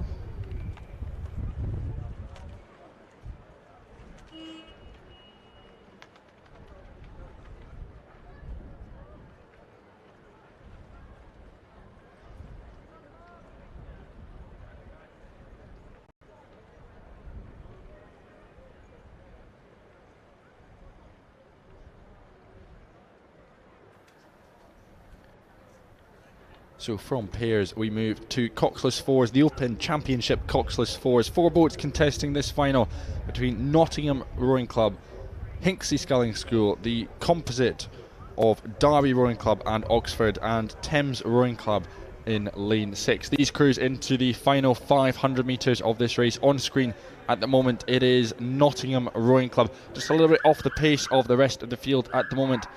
It's your leaders from 6, 5 and 4. Thames in position 1. Derby, Oxford composite in 2nd place at the moment, with Hinksey Sculling School in 3rd. Not too far back though on the composite crew. Thames Rowing Club out in front. They've got clear water on the rest of the field. But Hinksey Sculling School, perhaps we can see a bit of an upset from them coming in lane 4 as they look to push up to the composite crew from Derby and Oxford. That composite crew of Derby Rowing Club, Oxford Brookes University, Toby Reid, Tim Main, James Walker, all from Derby, with Shea Bradley from Oxford Brookes University in the stroke seat. They're still holding on to 2nd place at the moment, but the charging crew from Hinksey Sculling School, Adam Gillett, Max Campbell-Reid, Toby Harris and Will Fletcher in the stroke seat, are doing all they can to bring themselves back into contention, probably sitting about a length or so back on the rest of the field. As we see there, Nottingham Rowing Club just going through the 500 metre marker. But with 250 metres to go, it is looking good for Thames Rowing Club. It's looking great for Stan Cannons, James Woodford, George Nelson and Joe Bright. The drone shot there, we can see some 4 or 5 lengths that they have over the rest of the field at the moment. They were victorious yesterday in the mixed 8s. Thames Rowing Club 1-2. We've already had a win for Thames in the Women's Championship Coxless 4. Are Thames going to do the double now? It certainly looks like it. Thames Rowing Club, an outstanding season throughout the United Kingdom, and they will be topping it off with another gold medal here at the British Rowing Junior and Senior Club Championships. Thames Rowing Club 3 strokes to go until they come up to the line. Oceans ahead of the rest of the field. Thames Rowing Club, gold medalists, winners in the Championship Coxless Fours here at the British Championship. Hands aloft from James Woodford and George Nelson. Then coming up to the line, it will be a charge from Derby and from Oxford Brookes. They will come through in 2nd place, with Hinksey Sculling School through in 3rd place.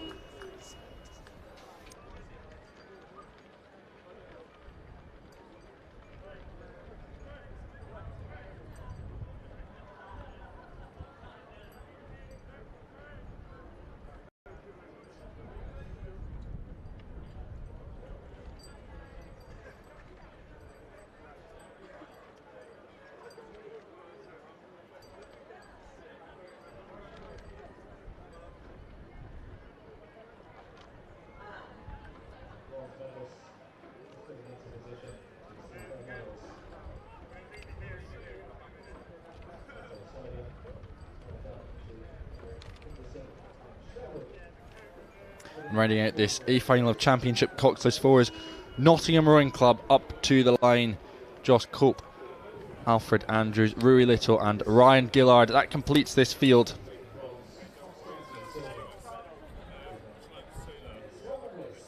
But for those of you enjoying our pictures at the moment, we will just take you down to the medal pontoon. We can see there Derby Rowing Club just pushing off after receiving their medals in the pairs racing.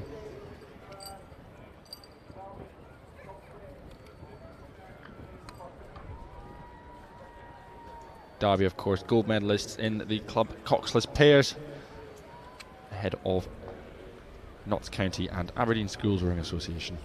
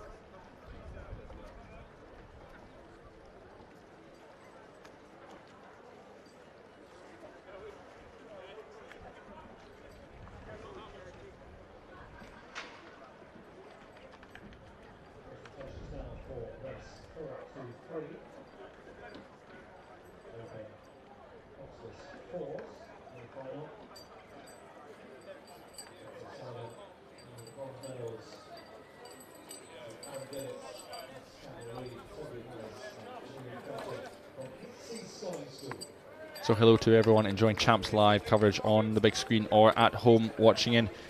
And if you are supporters of Hinksey Sculling School, you'll be delighted to see your boys winning the bronze medal in the Championship Coxless Fours. They're on screen at the moment.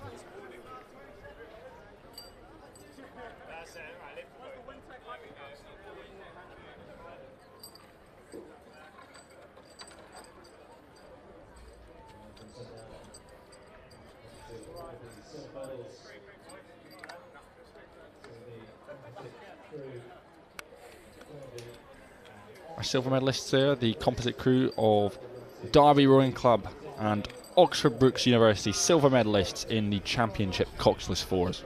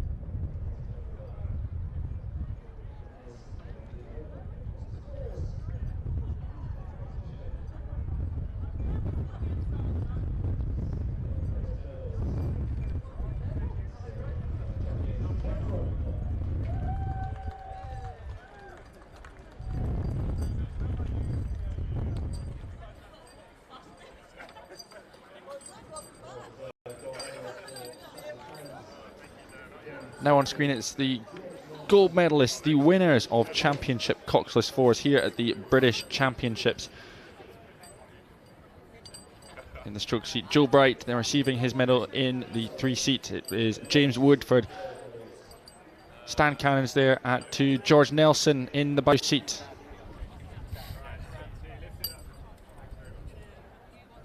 Gene Ellie, as he is affectionately known to all those at Thames and Newcastle University. There you are, Thames Rowing Club, your winners of Championship Coxless Fours at the British Rowing Junior and Senior Club Championships.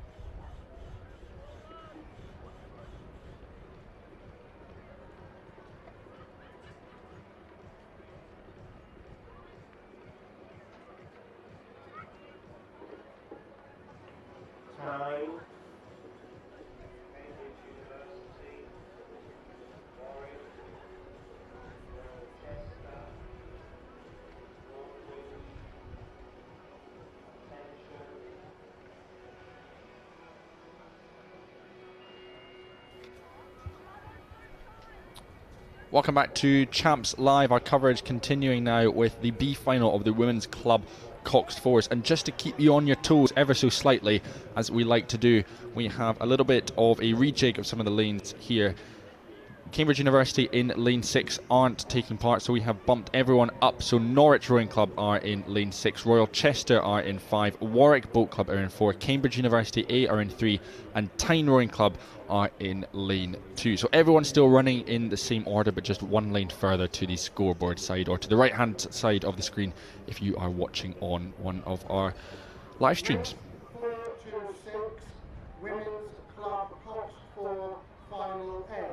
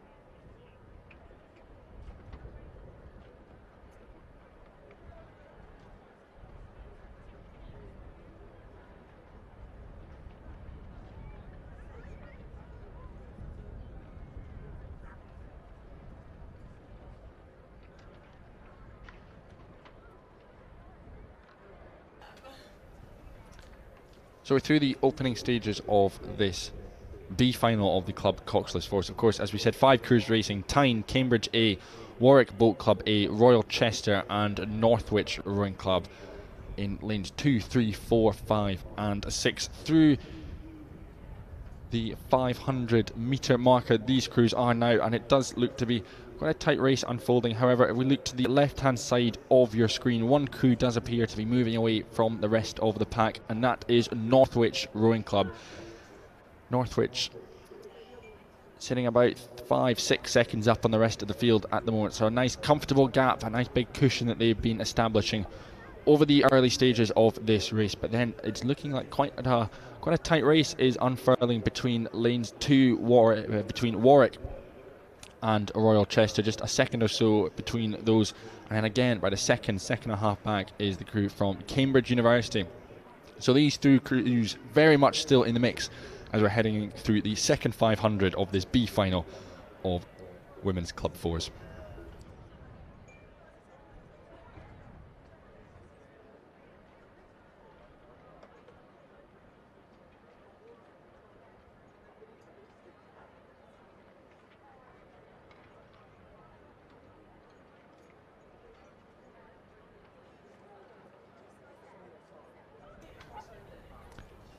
So that's through the 1,000 metre mark now. If you're enjoying our shots, you'll see clear water. You won't actually be able to see Northwich at the moment. They're ahead of the rest of the field. You'll just see their puddles that they're now sending down to their opposition. And that race, just a few lengths separating our chasers at the moment. It is the likes of Warwick Boat Club, Royal Chester, Cambridge University, that trio of boats hunting down Royal Chester as best as they possibly can. But Northwich at the moment, Lucy, just seem to be establishing such an unassailable lead. Really dominant performance from Northwich Rowing Club in the early stages of this B final.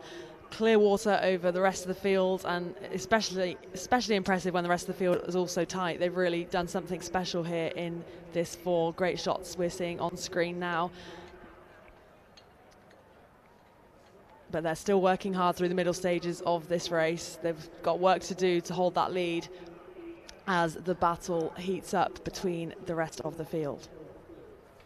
So Northwich, your current race leaders. In the bow seat is Sophia Sinclair, Cara Brook at 2, Erin Murray at 3, Darcy Smith is stroking, able to look back and see the rest of the opposition, just trying to do all they can to chase them and driving them on. In the coxing seat is Sophie Guy. They are your leaders. Over on the left hand side in lane 6, Northwich Rowing Club. Also underway though is the A final of this event of Women's Club Coxed Fours. We'll keep an eye on that and bring you more as that race hots up down the course, but our attention is still with the B final. Our attention is still with Northwich Rowing Club, who, that lead that they had, a couple of lengths perhaps of Clearwater, it's continuing to grow, that advantage continuing to grow here.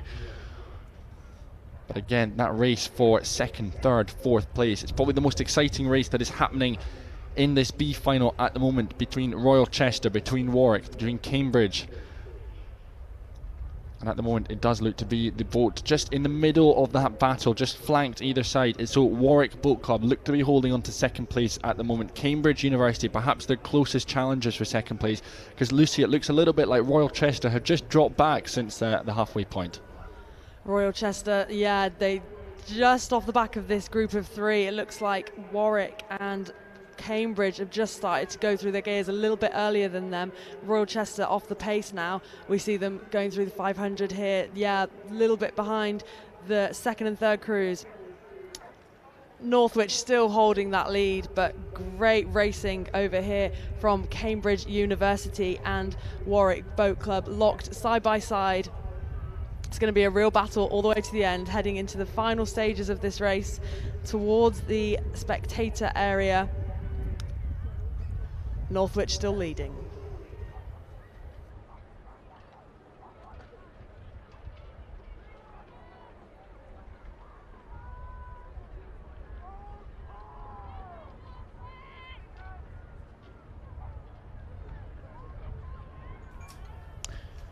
Right then, 200 metres left to go in this B final of the Women's Club Coxless Fours. A reminder, we've got Tyne Rowing Club, Cambridge University B, Warwick A, Royal Chester and Northwich, your 5 crews contesting this B final.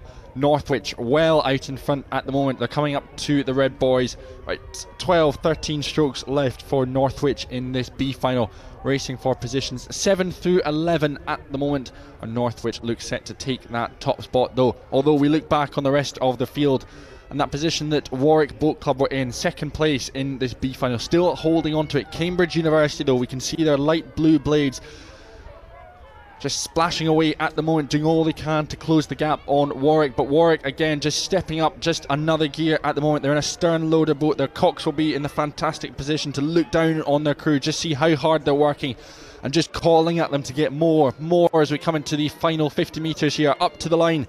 Northwich through in first place provisionally in this B final, well ahead of the rest of the pack. But Warwick Boat Club, now they step on. We saw the early charges coming from Cambridge University, but it's not been enough. Warwick have found another gear as we come up to the line, and they will come over in second place. Clearwater up on Cambridge University will come through in third. Claps all round from Warwick there through in second place.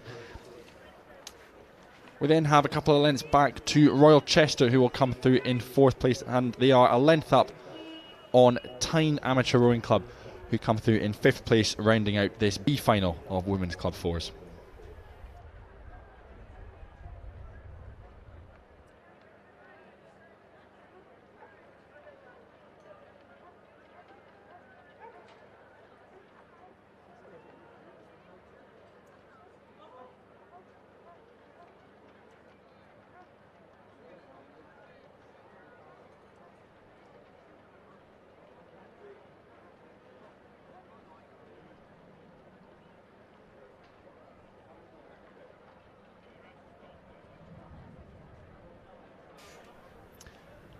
So we're now with the A final of Women's Club Cox Fours, and they are coming up to the halfway point. A little bit of a lane change again, but not too much. Mortlake, Anglian and Alpha in lane 1.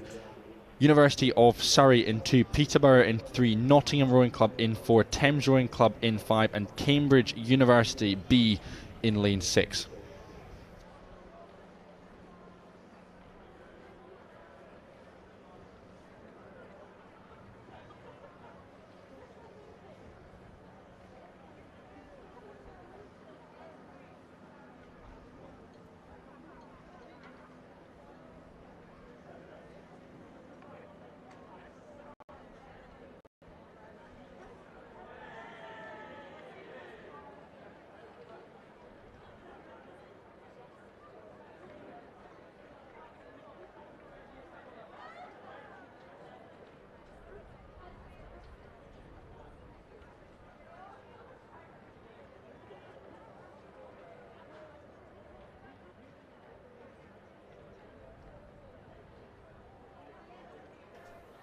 So into the third 500 metre section of this A final. We've got medals on the line here, gold, silver and bronze up for grabs for the women's club coxed fours. We're looking down the field at the moment, and it does look to be some of those crews out in front. We're looking at the University of Surrey in lane 2 over on the far side as well. Keep an eye on Thames Rowing Club and keep an eye on the B crew of Cambridge University. Cambridge in 6, Thames next to them in 5.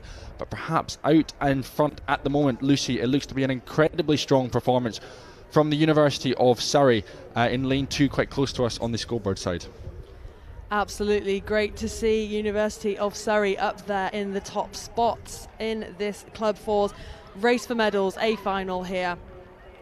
Surrey still leading, whereas we're approaching the final 300 metres or so of this race, but the rest of the field, it's hard to split. Really tight racing going on between Nottingham, Peterborough, Cambridge University and Mortlake, all in the mix here for the silver and bronze medals.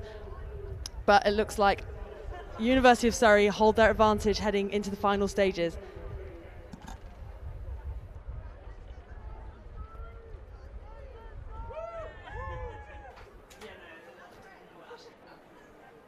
Well, there we got it. The drone shot from above, it tells us it is Cambridge University out in front at the moment. Cambridge University are leading this A final. They're in the top spot. They're currently in the gold medal position. Going with them, though, the University of Surrey are locked in combat with Thames Rowing Club.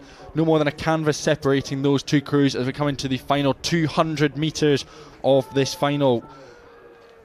Cambridge University then in the top spot. They've got a length or so advantage now over Thames Rowing Club. Perhaps Thames Rowing Club sneaking up into that second place position at the moment. Cambridge University has been a very well put together last 3, 4, 500 metres of this race.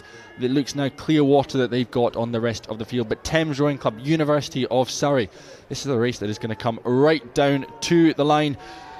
Both of these crews successfully navigating the geese there in the middle of the course, but Surrey are mounting a sprint. They've just stepped on another gear as we come up to the line. Cambridge University, they're not going to get caught by the chasers behind them. It will be Cambridge University, the light blue blades, out in front in this final of Women's Club 4s here at the British Championships. But that race, Thames or Surrey, who's it going to be? We're coming up to the line. We've got about 5 or 6 strokes left to go. Thames Rowing Club, the advantage, the momentum is with them. On the line, it will be Cambridge University, clear water over Thames Rowing Club, who will hold on over the University of Surrey, who will come through in third position. Then it's clear water back to Nottingham Rowing Club.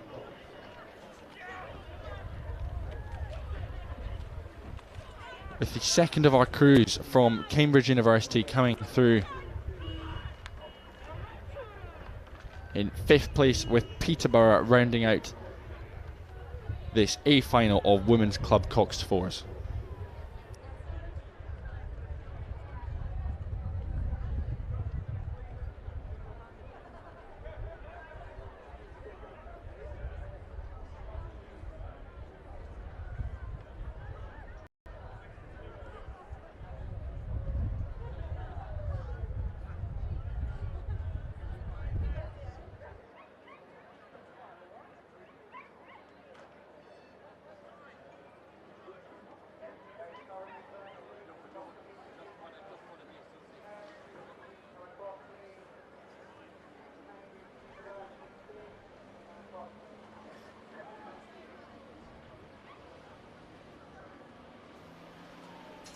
Underway on the course now. We switch from Cox Fours to Women's Club Pairs. This is the B final, well underway now. Quick roll call. In lane 2 we have Warwick Boat Club, Kingston Rowing Club in 3, Leeds in 4, Loughborough Boat Club in 5 and Hereford Rowing Club in 6.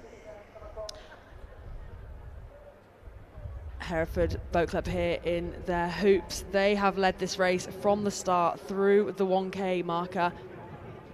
They were clear water ahead of the lane next door, Loughborough Boat Club.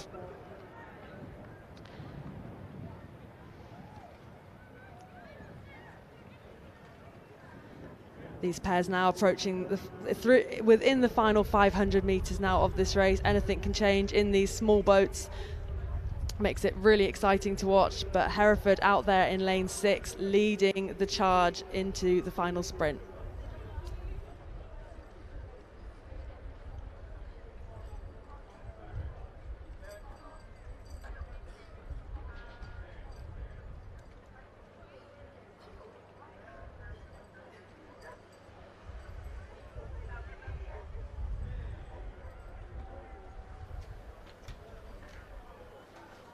Well, 250 metres left to go in this B final. 5 crews contesting this one. Positions 7 to 11 is up for grabs, and on the line it is Hereford Rowing Club over on the far side of the course on the scoreboard side, leading for so much of this race as they have done from start to finish. They've got clear water, nearly a 10-second advantage as they're coming into their final 20 strokes. 20 big ones to take it home in this B final for Hereford. Sitting a little bit further back though, as we've mentioned, Loughborough Rowing Club, and then about a length or so back on them it will be Kingston Rowing Club. Kingston just struggling a little bit with their steering. They've got to be careful of the buoy lines as they come into the final 200 metres left to go. Every little move on that rudder, of course, is going to have an impact on their steering. Hereford Rowing Club though coming up to the line, well into the red boys. Last 10 strokes for Hereford. A really excellent performance they have been putting together in this B final. Long, powerful strokes, just sending their puddles back down to their opposition. And they'll have a long wait once they get up to the start as they wait for the rest of this race to catch up with them. Coming up to the line, it is Hereford Rowing Club, winners of this B final of women's club pairs.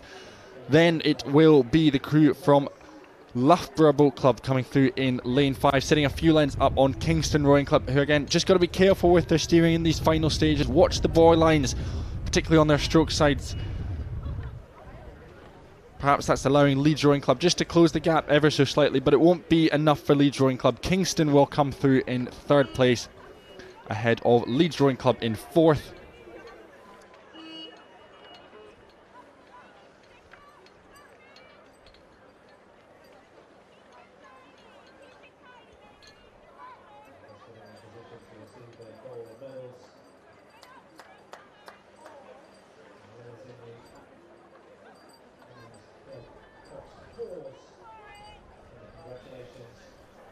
And then to the red boys, it is our final crew in this B final from Warwick Boat Club.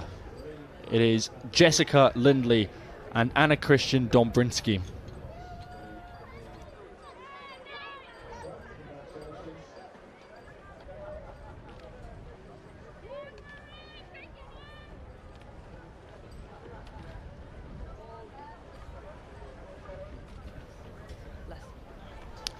Next on the course, already deep into the action, we have the medals race, the A final of the women's club pair.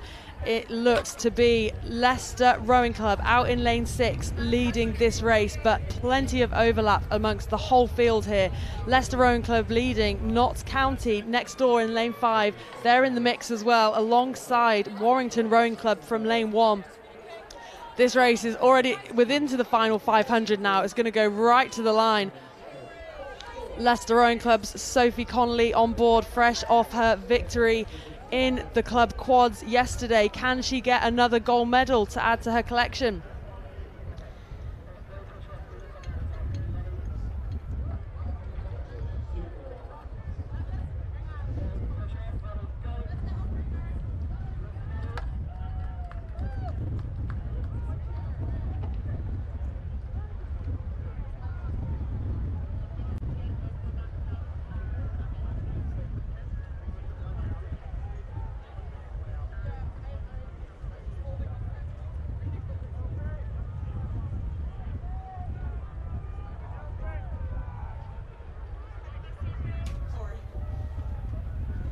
.250 metres left to go in this A final of the women's club pairs, and through that 1500 metre marker the lead was still with Leicester Rowing Club. They led at 500, they led at 1000, they've led again at 1500 metres.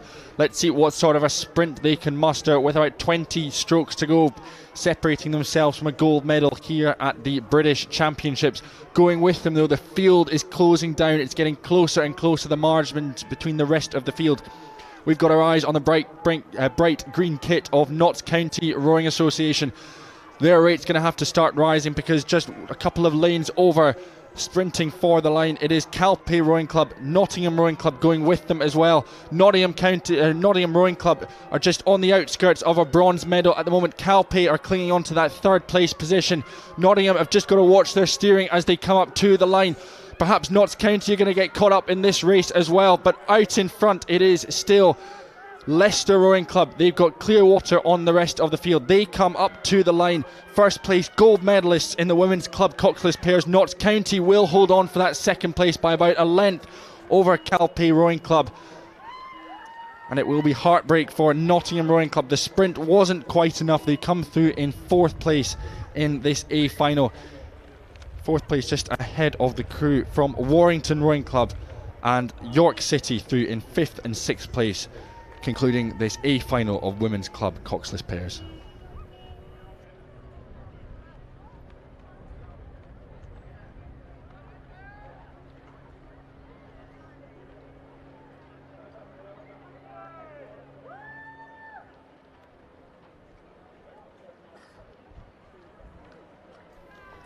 Now over to the B final of the Open Championship double sculls. Here in lane 1 we have Hexham Rowing Club, in 2 Notts County, in 3 Calpe Rowing Club, in 4 Newark, in 5 Sudbury and George Watson's College in lane 6.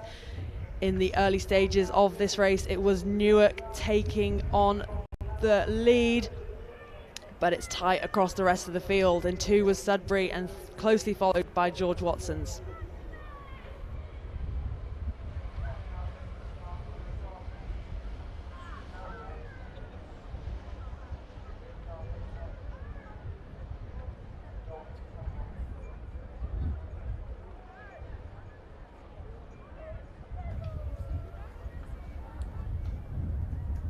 So these crews now coming into the last quarter of this race. 500 metres to go in this B final championship double sculls.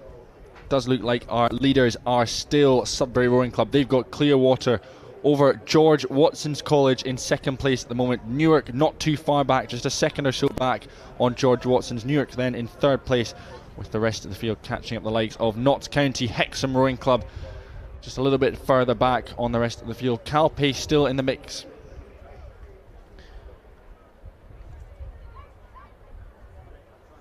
Yes, it is the crew in lane 5. Sudbury Rowing Club out in front, leading this B final of championship double sculls.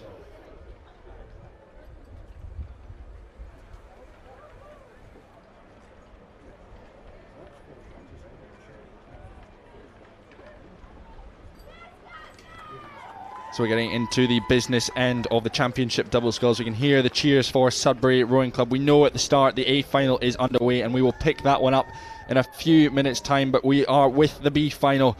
We've got about 200 metres left to go. 200 metres are Sudbury away from winning this B final. George Watson's College in lane 6 have started to sprint. They've gone early, and that rate is starting to come up from the boys from Edinburgh.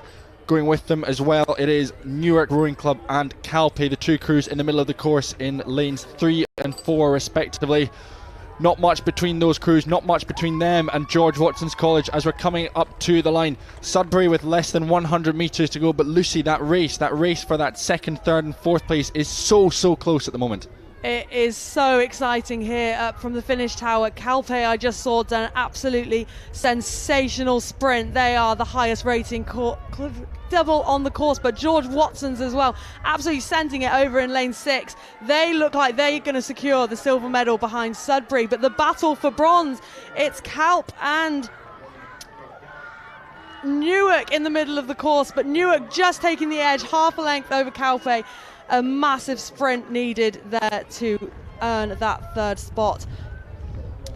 Next we have County just holding off a battle with Hexham to round out this B final. Well, if the A final's going to be anything like that race, we are in for a treat.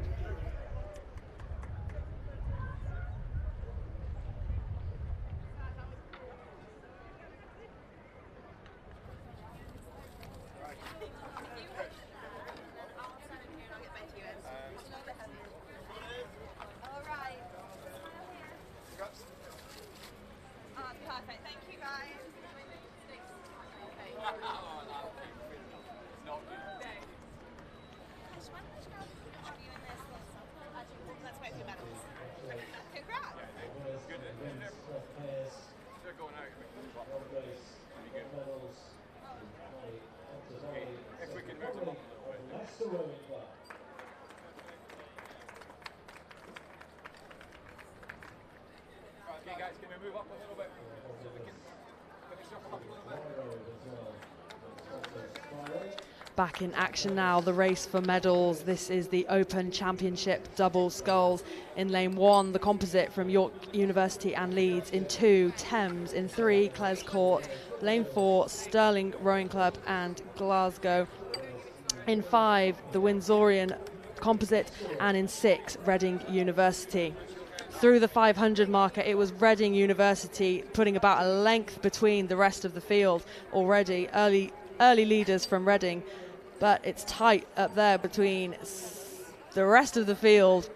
Plenty of overlap. There's going to be another really exciting race, but Reading leading, followed by the Windsor Boys School and Windsorian composite.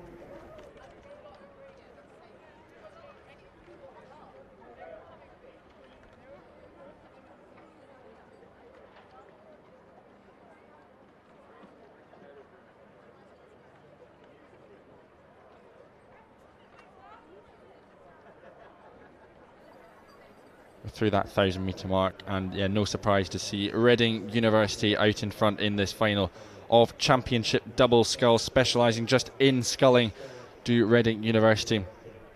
So no surprise, their programme that they've got there is outstanding, consistently producing some of the top quads in the country when it comes to the likes of Bucks Regatta, qualifying as many boats as they possibly can into the Prince of Wales Challenge Cup at Henley Royal, and here they are crowning off their season in the Championship double sculls here at the British Championships, leading this field, and it's an outstanding field as well. You look through some of the names, some of the clubs on display here, particularly that composite crew from Windsor as well, the Scottish composite as well, a phenomenal crew that's been put together, and then of course Clares Court School, synonymous with sculling, junior boys sculling, Thames Rowing Club, and another composite from the University of York and Leeds as well.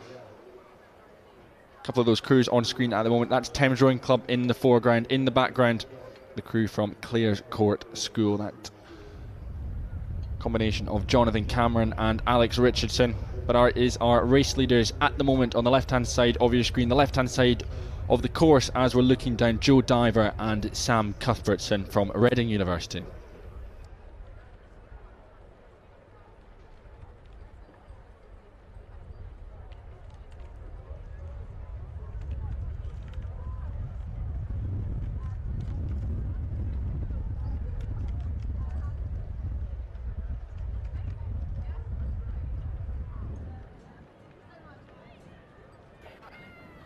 Right, 500 metres left to go then. Reading out in front, but we have a change of second place. It is the Scottish composite now occupying that silver medal position.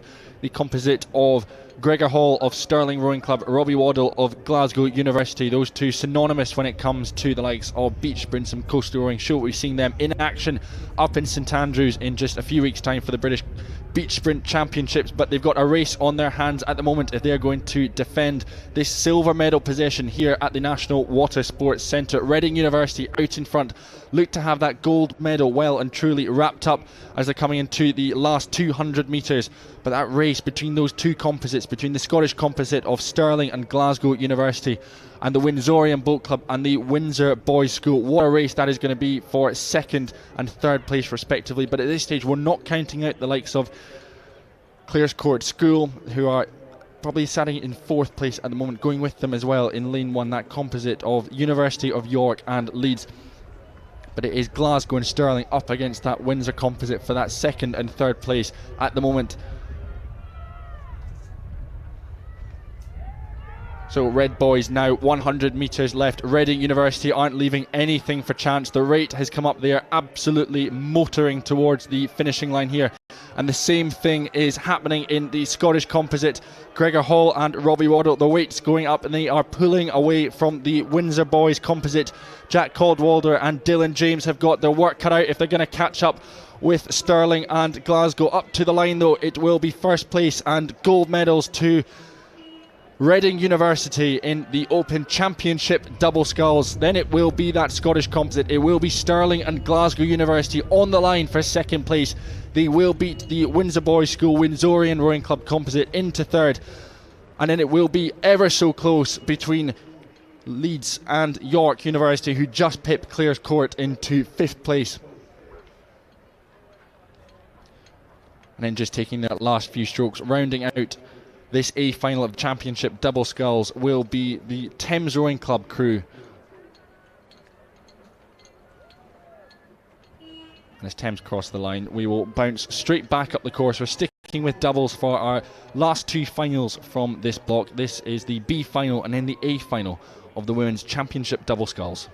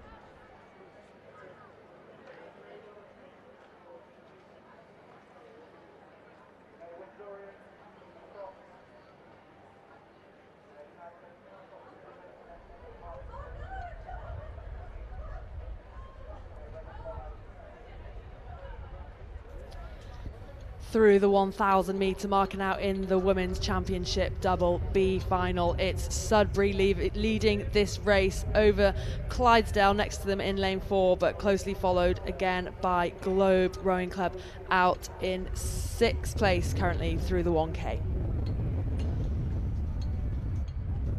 Yes, a reminder of those crews competing for this B final. Leeds Rowing Club in lane 1, Thames Rowing Club in 2, Stratford upon Avon in 3, Clydesdale Amateur Rowing Club in lane 4, Sudbury, as we said, going well in lane 5 with Globe Rowing Club over on the far side in lane 6. And it does look to be Sudbury perhaps moving out to clear water over the rest of the field at this point. There we see it, maybe a length or so, but then ever so close between the two crews, sort of either side of them. Globe Rowing Club and Clydesdale Amateur Rowing Club, the two of them racing for second and third at the moment. But again, not much separating these crews as we come through our final timing position before the finish line, but it is Sudbury Rowing Club, our current race leaders, with about 400 metres left to go.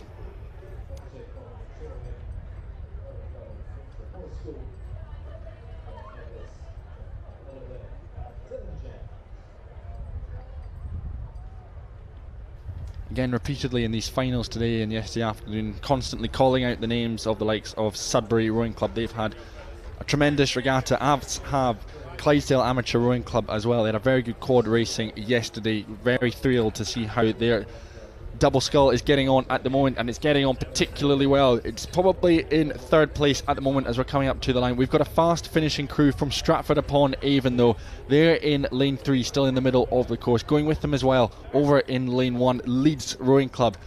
We're coming up to the line, Lucy, less than 200 metres to go now in this final. It's still with Sudbury Rowing Club, but let's see what the likes of Clydesdale can do. Let's see what Globe Rowing Club can do with fast finishers from Stratford and Leeds. Yeah, it's going to go all the way to the finish in this race between Globe Rowing Club and Clydesdale, just at either side of Sudbury. These three boats been changing positions through the race. Sudbury remain the leaders, but real battle going on for second and third place in this B final. Sudbury charging to the line. They have got clear water over Globe and Clydesdale. Looks like Globe Rowing Club with the advantage though over Clydesdale as they fade in towards the line. Globe still sprinting all the way. They're going to take second. Clydesdale third, but a real battle for the 4th, 6th place. Stratford upon Avon finishing really fast to overturn and become 4th place in this B final, followed by the double from Leeds Rowing Club, and Thames takes 6th place.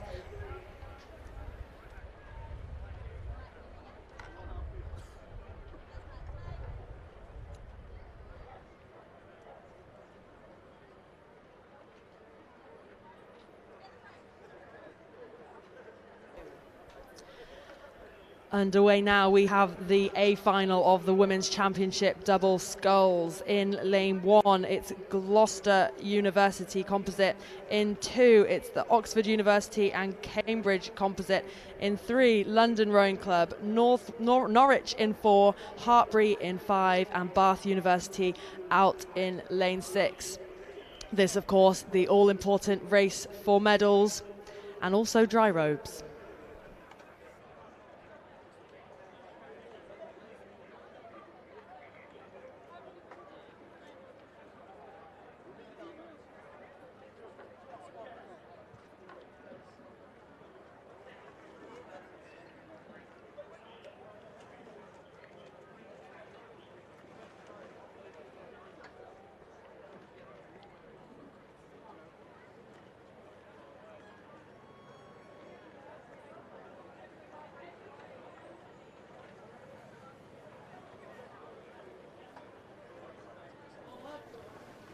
This A final of the Women's Championship doubles is now through halfway.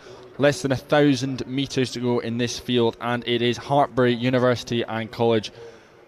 Just in the background of our shot at the moment, in the foreground, it is London Rowing Club, but Hartpury University and College, no surprise to see them are race leaders at the moment. So good across some of our finals yesterday, some of the minor finals, and of course the B&A finals as well. Very impressive setup there at Hartpury University and College.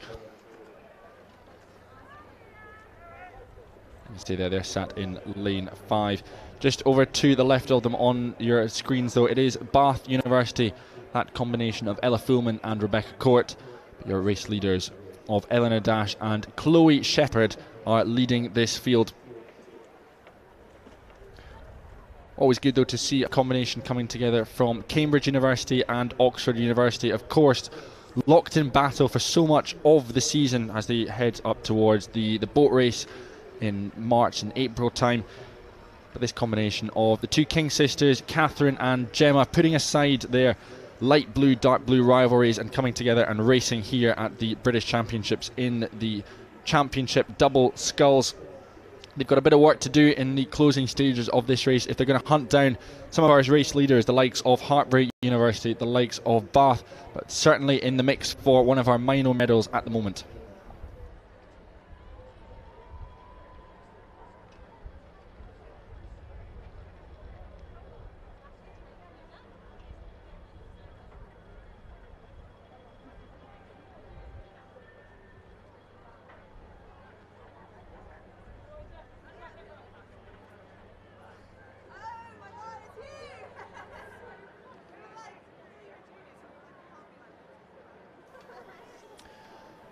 Right then, 500 metres to go. Hartpury University are still your race leaders, but only just. It looks like that pendulum of momentum starting to swing perhaps towards Bath University as we come into the closing stages. They've gone a little bit earlier. They've made their move just a little bit quicker than Hartpury have. Let's see what sort of response Hartpury can put together in the next 100 metres or so, because Bath are redlining. They are absolutely hurtling towards the finish line at this stage. Perhaps nearly getting themselves level, and actually, as the drone shows, Bath University are now your race leaders in our final day of this morning's racing. Bath University have overhauled Hartpury University and College in the past 100-200 metres of this race. Question is, have they gone too early? Will Bath University be able to hold on as they're coming into the final 150 metres? That bronze medal position currently held by our Oxbridge composite. The two King sisters are desperately trying to fend off a charge that is coming in the middle of the course from London Rowing Club. But out in front, here come Hartpury. Hartpury are now checking that move from Bath University. They've got 100 metres left to get themselves back in front, get themselves back into the gold medal position. But they've got a lot of work to do. Bath's move has established a length's advantage as we're coming into the red boys. About 70 metres left for Bath to hold on. Lucy, that was a tremendous move from Bath, and they are now in prime position to win this A final. So well timed from Bath University. Ella Fullman and Rebecca Court, sensational racing. They now look like they've got a length up on Hartpury. Bath crossed the line in first place, hands go in the air. They're delighted, as they should be. Hartpury in second, but the battle for bronze. The King sisters from Cambridge University and Oxford University. They'll take the bronze medal. Great sprint from them across the line. Also thrilled with their performance. And 4th place London Rowing Club will settle for.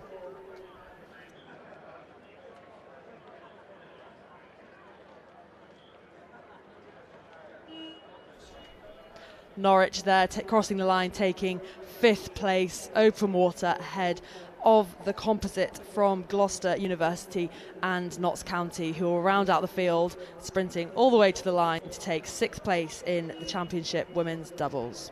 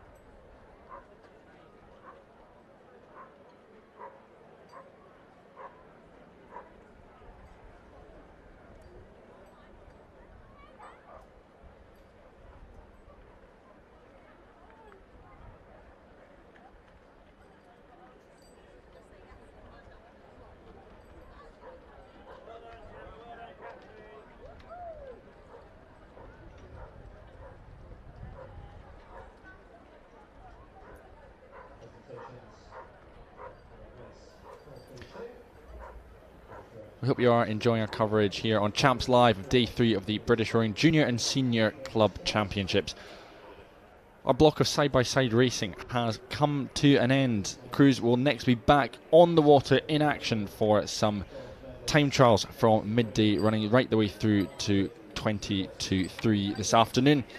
However, we are thrilled to be able to bring you the medalists from our final A final this morning. That was the Women's Championship double sculls, and on screen at the moment, representing Oxford University, Catherine King and Gemma King of Cambridge University, the bronze medalists in the Women's Championship double sculls.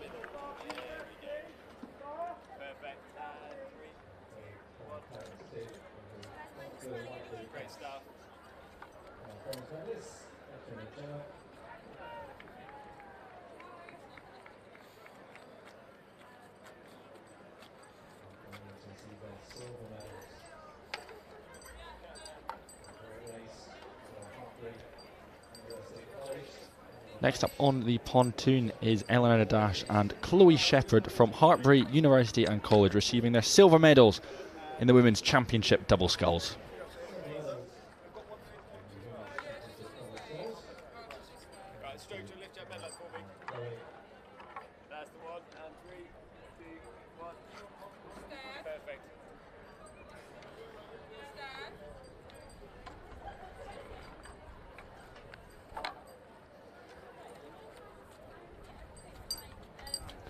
And now on screen are gold medalists from the Women's Championship double sculls, putting a tremendous sprint together in the final 500 metres.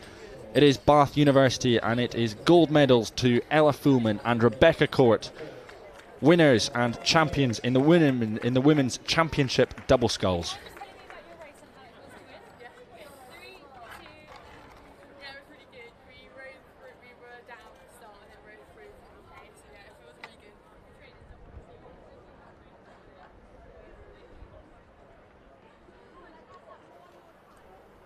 So we hope you enjoyed all of our finals this morning. As we said, coming up at 12 o'clock, it is the first of our 900 metre time trial. Stay tuned for all of that. And then we'll be having the side-by-side racing for 1,000 metres coming from 3:20 this afternoon. So lots more to look forward to on our Champs Live coverage of the 2024 British Rowing Junior and Senior Club Championships.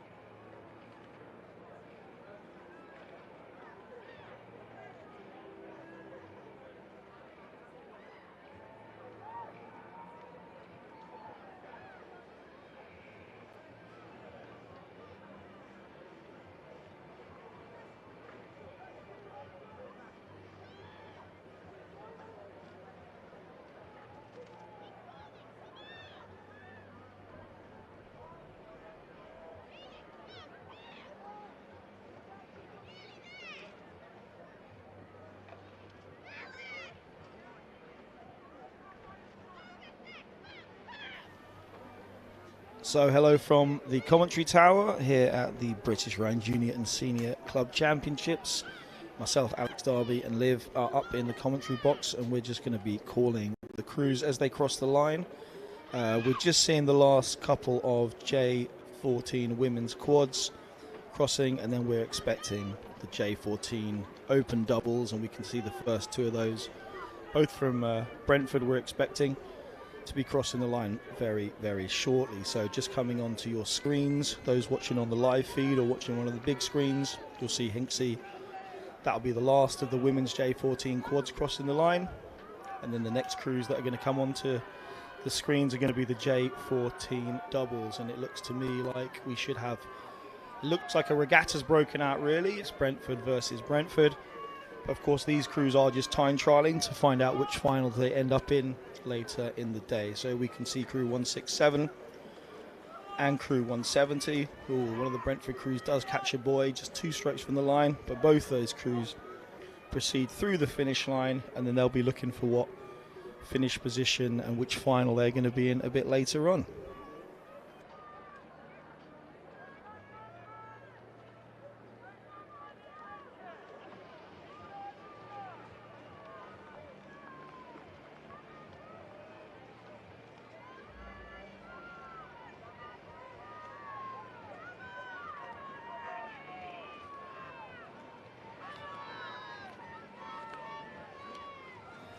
Looks like these crews set off in an order slightly different to their numbers. Trentham now 162, just crossing the line, followed by another Brentford crew, crew number 168.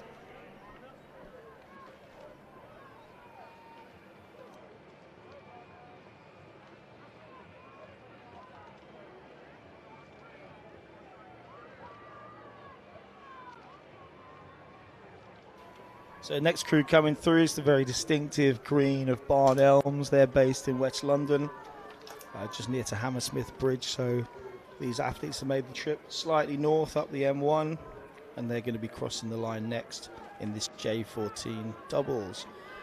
Following them, we have a hard charging crew on this side have really upped the rate. So they've really, I think, timed their sprint to perfection here. So this is crew number 165 from George Watson's college. So they're just coming through the line now. Just a reminder, we've actually shortened the course up for this event. It's just 1K, it's not 2K. So we're probably expecting crews to maybe a bit higher rate as they come down through the course.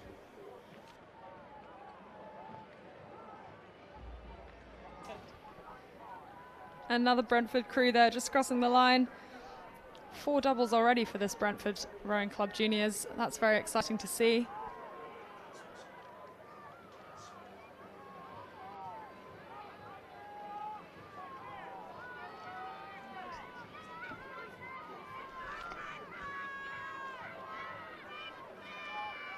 And then coming up to the line again, we've got 2 boats nice and close together. Someone's made a push, taken some distance. That looks like Brentford again, closest to us in lane 2, and Guildford Rowing Club, crew 168 in lane 3. Or was it 171?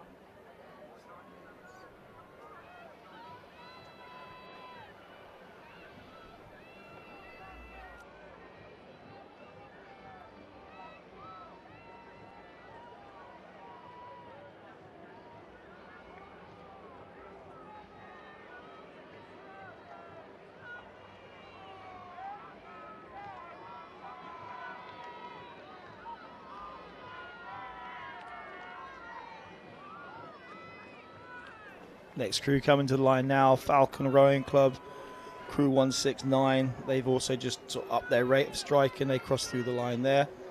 And we got some more side-by-side racing. It is a time trial, but sometimes when you do get alongside a crew, you kind of drop into regatta mode, and it can help spur you all to the line. So we can see quite a close battle here going on between 171, that's Leeds Rowing Club. Looks to me like also on that far side, we've got another Falcon crew just coming through the line as well.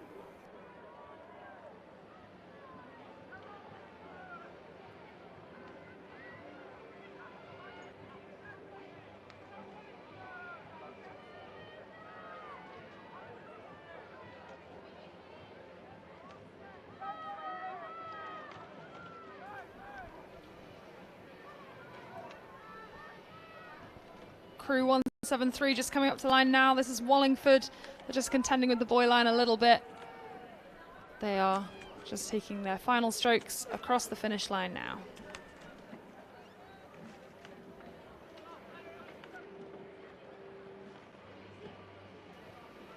Yeah, and chasing them down, we've got Shrewsbury School. They're in 174 in their distinctive blade pattern. So that double there, rowing their Hudson through the line nicely. So that's our next crosser of the finish line in the J14 doubles. And then just passing our gaze up the course, we're expecting some Windsor Boys crews along with a Barn Elms crew. That's who we're expecting to come down the course next.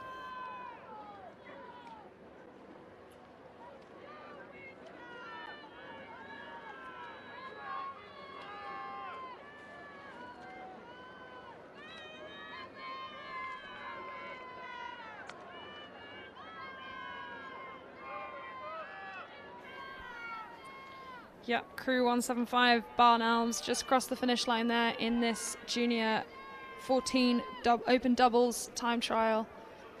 Got a pair of Windsor Boys crews coming next. 176, just crossing the line first for the Windsor Boys School.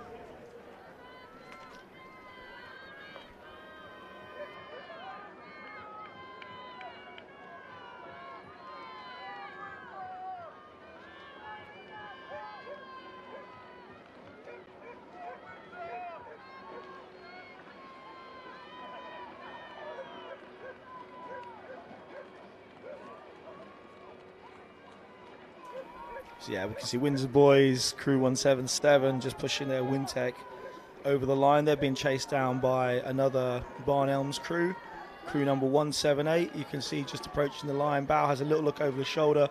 They know they got about 2 strokes to go. They clip the boys, but that's fine. They're through the finish line. And we also have a hard charge on this side. Crew 179, Aberdeen Schools. They're coming to the last couple of strokes. So they're across. It's all coming thick and fast now. That looks to me like crew number 180. So that's Camis just crossing up to the crossing the line now.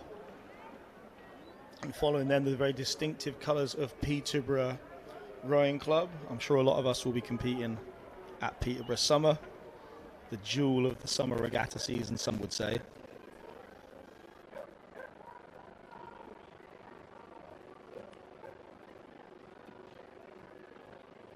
And an absolute drama up the course. I've just seen a blade just drop a 360 vertical flip and the rower just got it back and off they go again.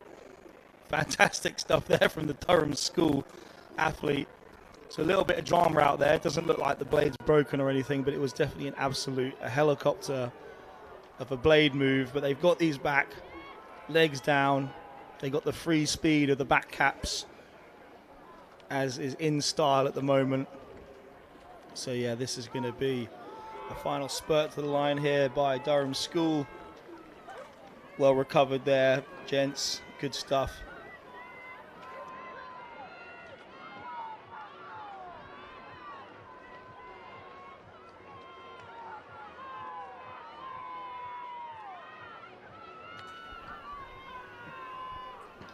Plenty of Wallingford crews out this weekend.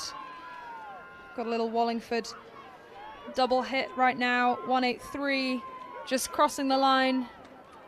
Well, actually, that looks like it might be 184. Looks like 183 just behind them, maybe.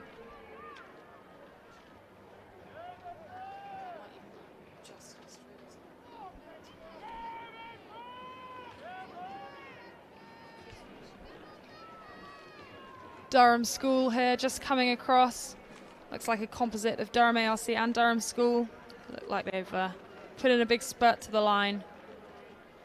Oh, Wallingford just checking out all the lanes, ready for their race this afternoon. They want some experience in all of them. Well, they have been seeding lane 6, so maybe they thought the quicker water was out that way. Looks like Aberdeen crossing as well. Bedford, I think, had overhauled Aberdeen, so Bedford Rowing Club had overhauled Aberdeen, coming to the line there, but big effort from both of those crews. The next crews we're expecting, we've got Windsor Boys, Derwent Rowing Club, Trentham, Marlow Tees, Berwick and Buell Bridge. Those are the next crews we're expecting down, and the first of those is about 150 metres from the line right now.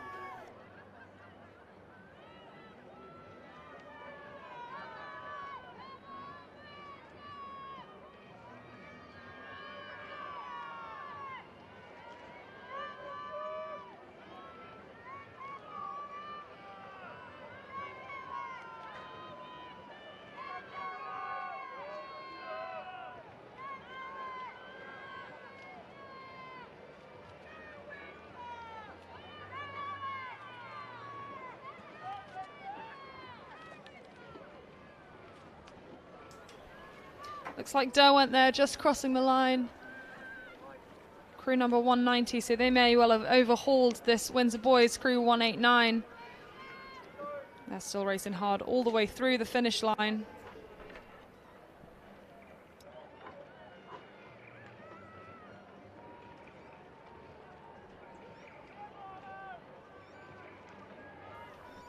So we got Marlow charging hard here from lane number 1. Looks like they will have overtaken that Trentham crew that's over in lane 4 in this time trial. The Marlow Sculler just having a look over their shoulder. They know they've got about 4 strokes left in their time trial here.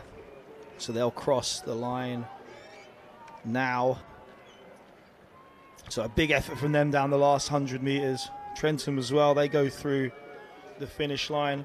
Got a very close battle just coming up towards the line between these next 2 crews. I believe it's Berwick and Tees, I believe, racing against each other here. Not quite in the same lane. I mean, maybe the blades were in the same lane, but we've got a hard charge.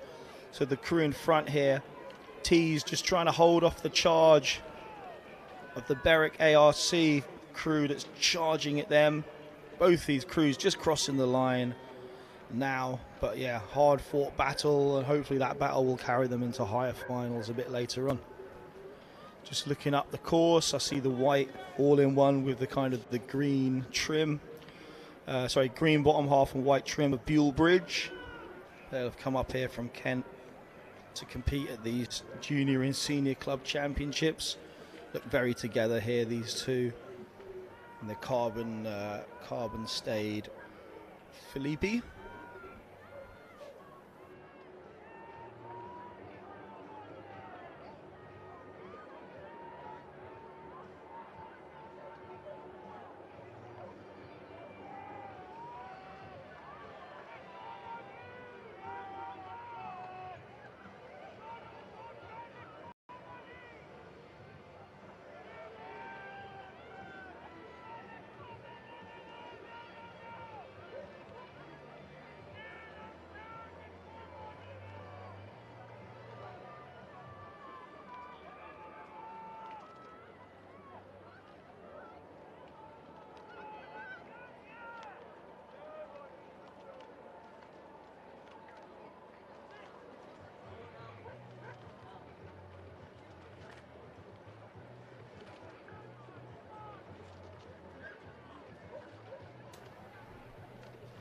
This Lambton crew just crossing the finish line there. A couple of lengths back, we see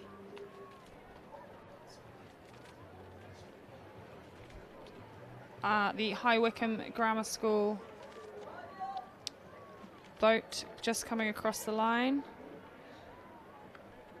Obviously, we don't know exactly what order these crews go off in, but based on numbers, it looks like that Lambton double made some good ground on the RGS crew. Bit of a gap back now. We're expecting Maidenhead, Warrington, Inverness to come back through in the next few crews.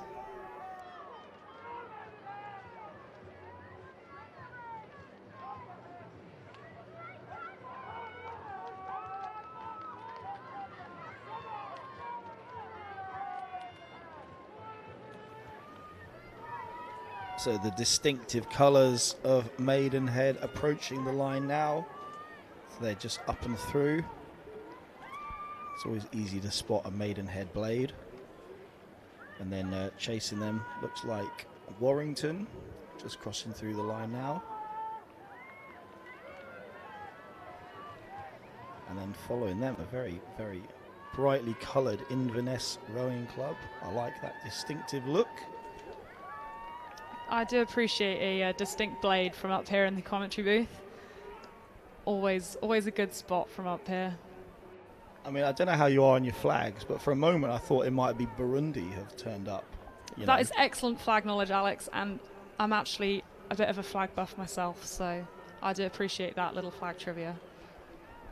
Looks like we got a bit of a composite here. We got Lambton and Tideway Scullers. Now, I just had to look up where Lambton was, and it's up near Newcastle. So, I'm not sure how these two scullers know each other, but they formed a composite, and you're going to just see them coming onto screens now. But moving there looks to me like a cobra quite nicely through the line now.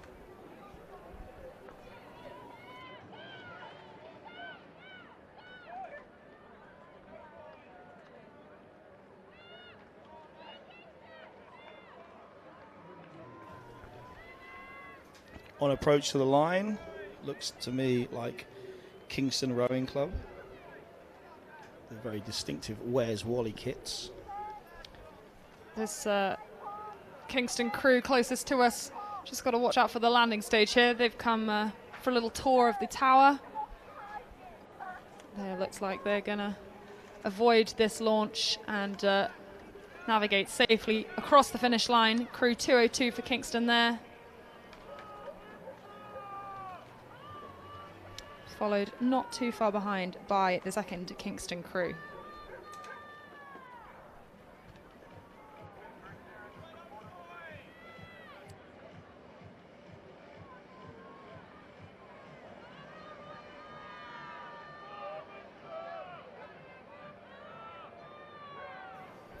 So we got some of the real illustrious names of the domestic rowing scene on approach now. So we've got Windsor Boys School, we've also got Marlow, and we've got a Henley Rowing Club. Marlow and Henley Rowing Club really battling it out side by side there. Got this Windsor Boys School crew really running it along the buoy line. I mean, they're actually so on the buoy line that their blades are very safe, but I would worry about their rudder potentially. But they're on approach to the line. They're going to be crossing the line now. So Windsor Boys School, phenomenal sculling program. Look forward to them probably challenging to win the Fawley in a few years' time. But yeah, you can see here, so Marlow have been left behind a little bit by a hard-charging Henley Rowing Club. I think Henley Rowing Club's results over the last half a decade, particularly with their junior girls, has been fantastic. But here's a J14 double crossing the line, and they managed to work their way through Marlow, who are now crossing the line. Also, of course, in this J14 doubles.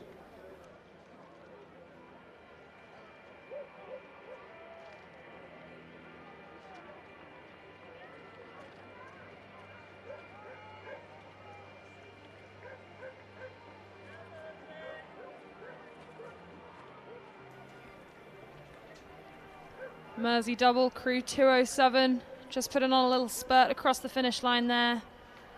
Nice to see that from them. We're expecting another Wallingford double to head up soon, followed by another RGS High Wycombe, another Wallingford, and an AB7 crew in the next handful of Junior 14 Open doubles.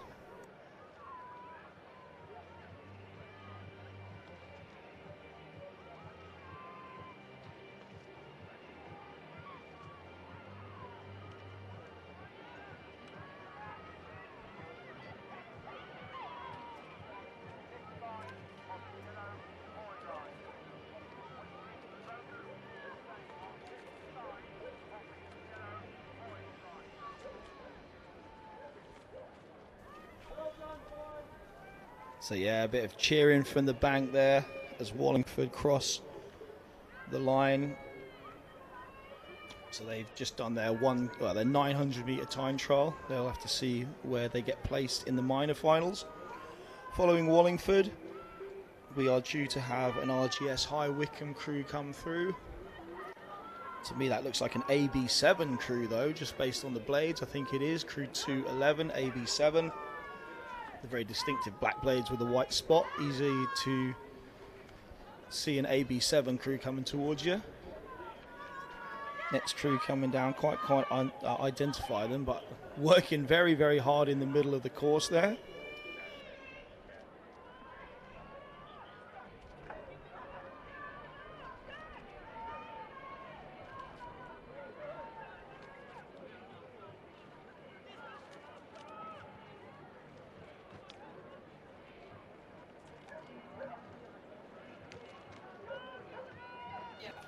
So that is the High Wycombe double, just crossing the line now. And then we have almost a three-way regatta here. Looks to me like a Peterborough crew and an Exeter Rowing Club crew. And then over on that far side, who is that? Is that York City Rowing Club? I think so. So York being chased by Exeter, being chased by Peterborough. So we have crews from all parts of the UK here. Great to see all these crews all coming together here to race at the junior and senior club champs. And Liv, is this just a Hinksey crew we got here now? Looks like it. I think we're going to round out these Open Junior 14 doubles with this Hinksey Sculling School crew, 215.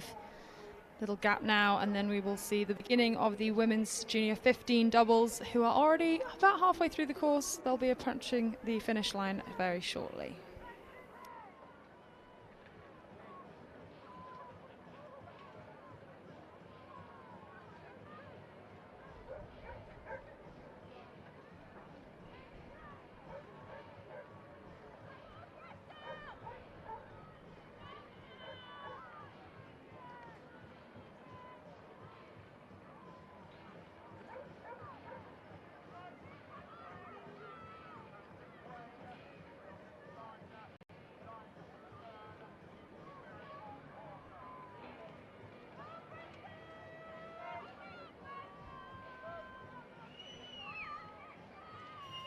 So into the red boys, which represent the last couple of 100 meters of the race. We have Notson Union in this women's J15 doubles. So more doubles for you, but an age group up. So the Notson Union crew coming down here. Mostly in lane 1, but slightly in lane 0. I'd say they're in lane 0.9. Following them, we have... Well, technically we have it looks like a Wallingford crew from the last competition that's had a bit of an error, maybe a footplate issue or a seat issue. So I think they're going to have to avoid this launch. But we've got City of Bristol crossing through now. So some of the City of Bristol junior program on display here today. We're also due a SWP, so William Perkins crew. Looks like they are on approach and being chased hard by Henley Rowing Club.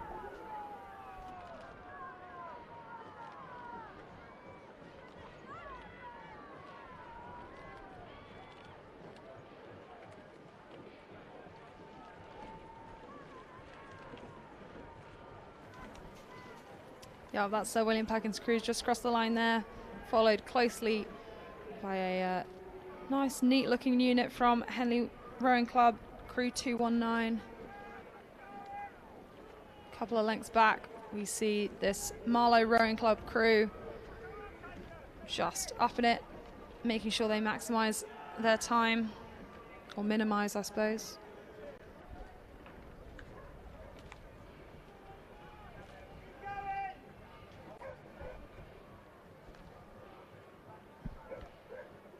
And Cantabrigian just there, Cantabrigian, sorry, just crossing the line there. We've got a little gap now. It looks like there was a little pause in proceedings and setting off these crews. We're expecting a Maidenhead double next.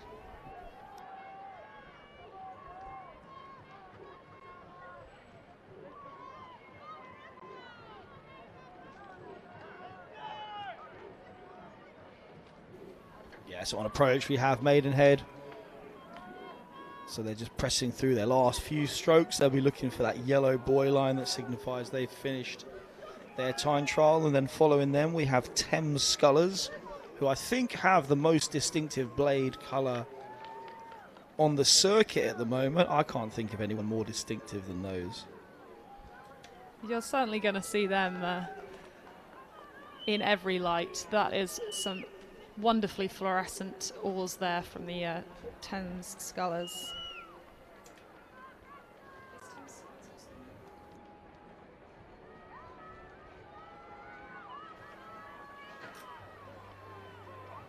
And speaking of distinctive colours, we have Kingston Rowing Club on approach with their horizontal red and white stripes and red blades. Very distinctive unit indeed. Looking down there, I can also identify Barn Elms and another City of Bristol crew. So just crossing the line now is Kingston Rowing Club.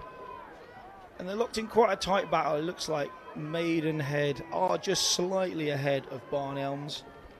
Both of these crews wearing different shades of green. And as you see on our screens just coming through the line now, it is Maidenhead and it is also Barn Elms coming through. We've had City of Bristol also. Is that Henley as well? I think we have another Henley Rowing Club crew coming through now.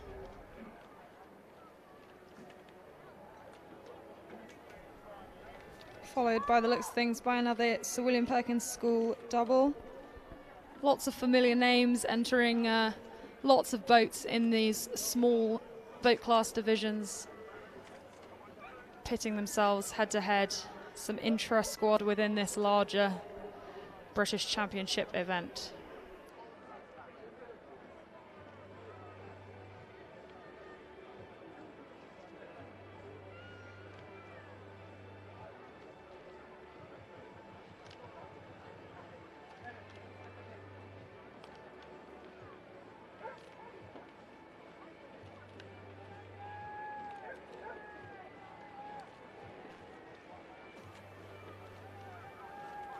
So coming up to the line, we have a couple of crews from Borlase.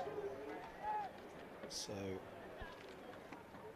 William Borlase's school crossing the line, and also the next crew is also going to be from there.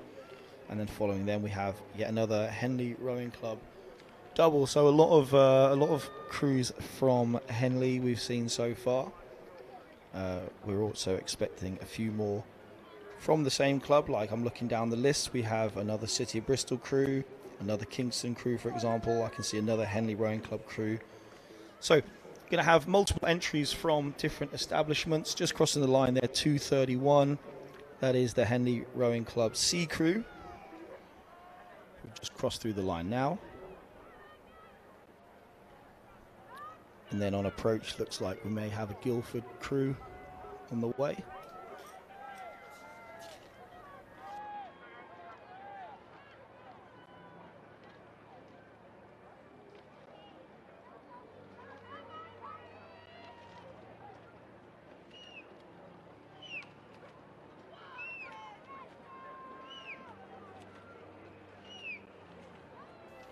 So following that last Henley Rowing Club crew, we have Guildford, but chased by another Henley Rowing Club crew. Those two crews just crossing the line now. So for Henley, that is their B crew, in fact, crossing there. We've got another City of Bristol crew. This is the City of Bristol B crew, crew number 234.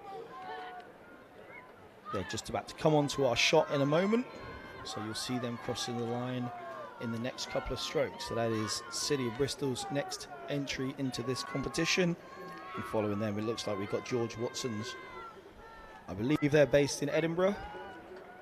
And they're just crossing the line now.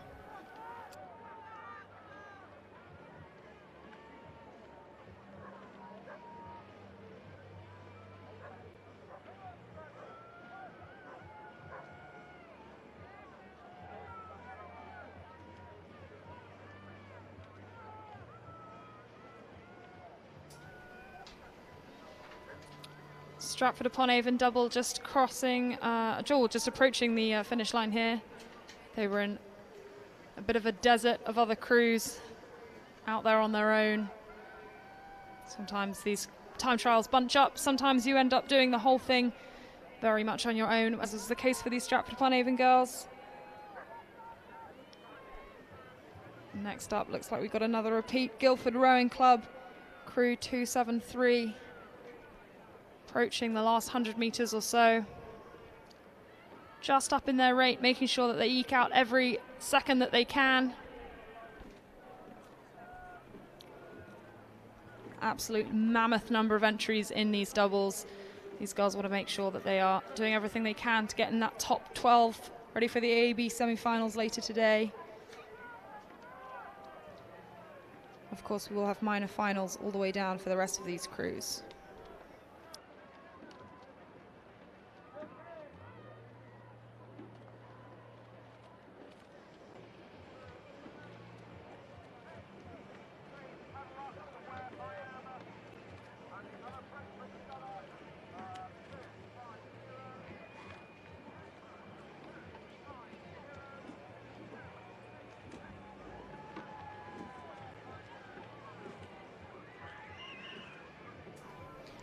Handful of crews just crossing the line there.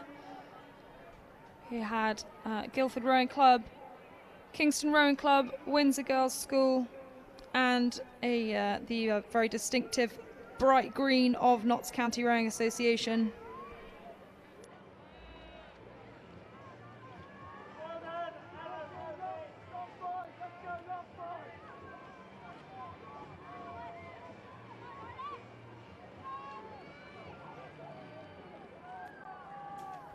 Just coming onto the shot now, it's the Henley Rowing Club D crew. We said there was quite a lot of Henley crews in here. We've also got Stratford upon Avon. This is their B crew, just on approach to the line. So we do have a little flurry of boats. So we, as I say, just had Henley crossing the line. Stratford upon Avon crossing the line. Following them, it looks like we may well have another Warrington crew. So just coming down through lane 1. So you've just seen Stratford crossing the line. That is Warrington Rowing Club. They've come down from the northwest. Chasing them, crew 244, Leeds Rowing Club. So they would have made a little trip down the M1 to get here. So Leeds Rowing Club just crossing the line next.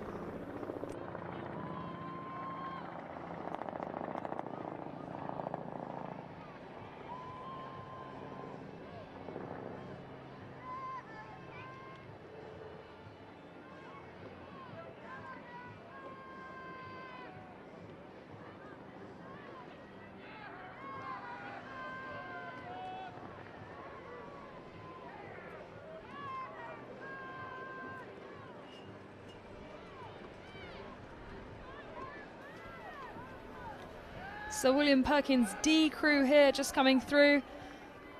These girls looking really neat through the finish line there, and they are followed by Hereford in their distinctive blue hoops as well.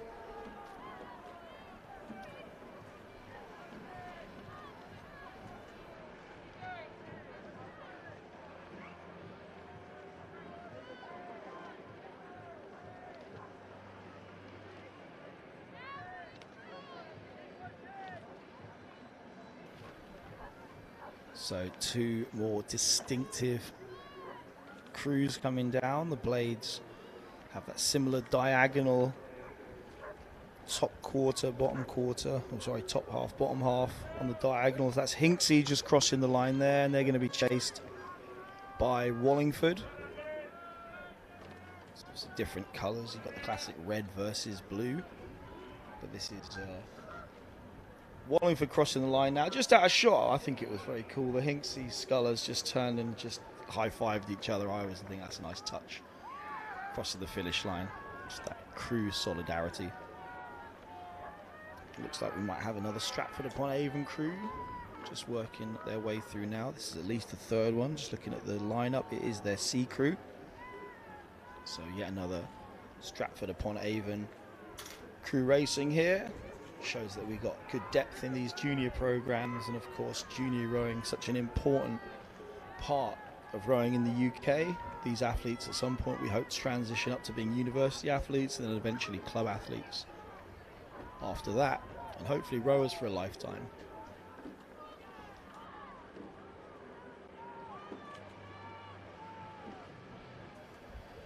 Just missing a Brentford crew potentially, but that's Hereford crossing the line. That's the second Hereford crew that we've seen come through in this competition. Another Hinksey sculling school. I've been so impressed with what Hinksey have been doing recently. I believe they won Women's Champ 8s at Nat Schools this year, which was a phenomenal performance. And then they got to the later rounds in the Prince Philip as well. So a really good season from them. I think these are probably some of their other athletes just being in the J15s. They'll want to progress up and really push that program forward. So that was Hinksey just crossing through the line there. Liv, who have we got coming? We've got a bit of a race going on. Yeah, looks like it. Looks like this Sir William Perkins E-boat. So now we're up to 5 boats for Sir William Perkins in these doubles. Have just been caught by the Lambton crew over in the lane next to them. They're pushing each other right to the finish line, which can only be good for both crews when you think about it. These girls want to make sure that they are moving their way as high up the results as they can in these time trials.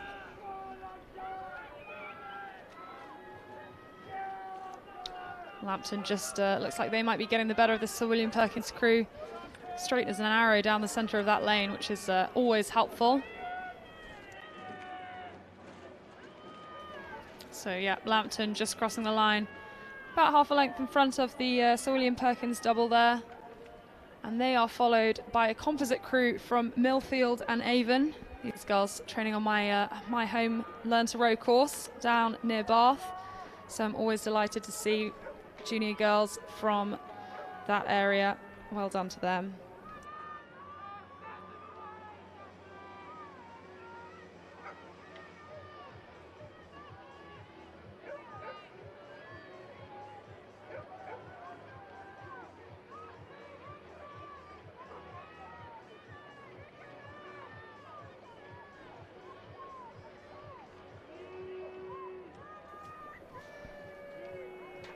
I can see another Wallingford crew just coming up here.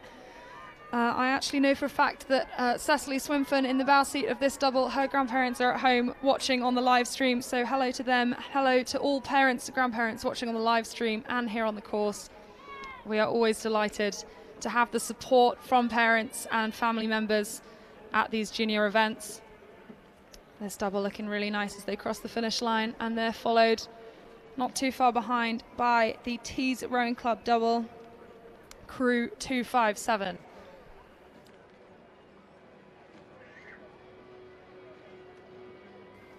Yeah, following them, making the trip up from the southwest, it looks to me like Dart Totnes. They've had some really quick crews. I believe they won the champ lightweight doubles at Women's Henley. Obviously this is a different crew, but some really good athletes in that program at the moment. So this J15 double, they've just crossed the line, as I say, a few moments ago. Just looking up the course, we're going to see yet another Wallingford crew. So just by randomness, this happens to be the C crew, but just the draw for the time trial is not seeded. It's just kind of randomized, so we don't necessarily get the A crew down first. But this is Wallingford on approach to the line. High rate of striking, really squeezing through on their last couple of strokes. So they're just crossing in lane 1 now.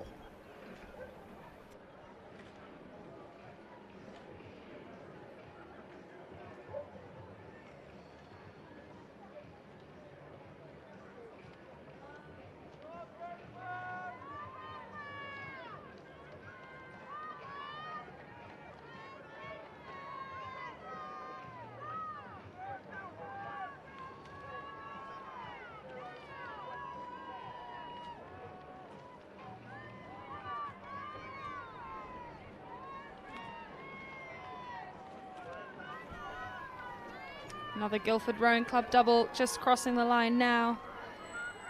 And it looks like our missing Brentford double has made its way down the course. Just coming into our pictures on the screen and crossing the finish line now.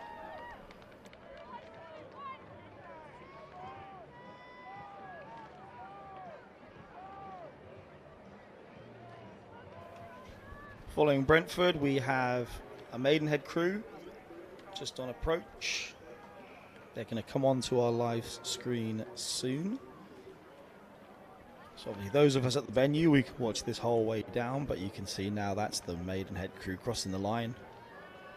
So they've completed their time trial.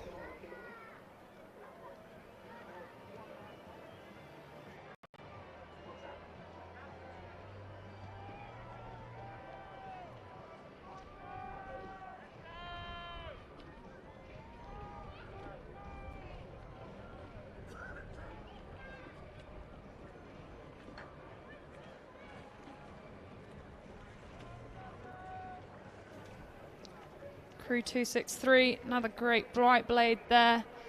That's Hexham Rowing Club just crossing the line. We are playing blade trivia up here, that's for sure, watching these blades come by. Another Stratford-upon-Avon crew here. Stratford-upon-Avon D, so again, plenty of athletes competing in these junior women's doubles from single clubs, which is really exciting to see.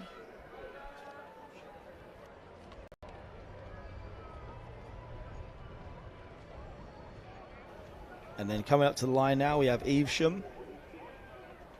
So Evesham made their trip just from the West Midlands over to the East Midlands to complete their time trial there. A little bit of side-by-side racing. I guess from the blades I'm going Warrington. Don't recognise the other one, I'll have to have a quick look. So we've got Warrington, maybe Glasgow Rowing Club potentially. So 266 is indeed Warrington, just looking for that number on the far side. Yep, Glasgow 267. Those two crews have finished their time trials now. It's a good competition. And just looking up the course, looks to me like another Brentford Rowing Club crew, like a lot of Brentford crews, which is great. I believe Brentford used to be Team Keen, but then have changed name, possibly changed where they're rowing out of, to my hometown. We never used to have a rowing club in Brentford, but apparently we do now. So looks like Brentford Rowing Club on approach. I like the fact that it's really distinctive. And I went to Chiswick School, and a lot of our colours were sort of a sky blue and a maroon, so I don't know if there's any hat tip to that, just being the next town over. But yeah, well done to Brentford for having such a big contingent here racing, and racing hard as well.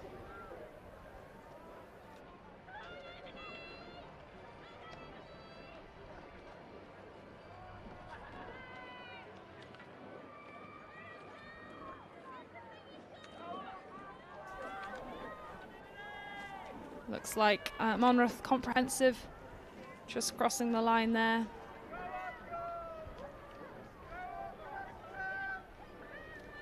Got another Cantabs double and another Brentford double approaching the finish line as well.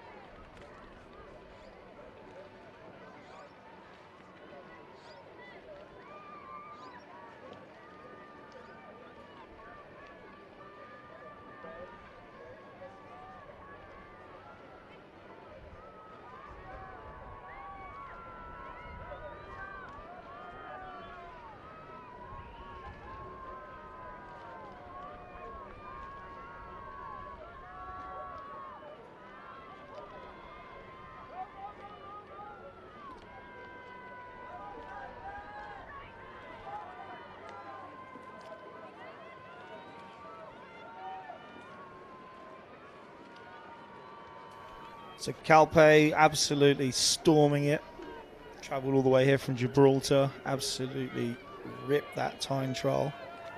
Good shove from you two. Marlow approaching the line now. So Marlow just crossing through the line. That's Marlow's time trial over. And then over on that far side looks like another composite. Durham ARC and Durham School, I believe. Crew 274, and on this side Crew 275 That's St Andrew Boat Club, Strathclyde Park composite as well.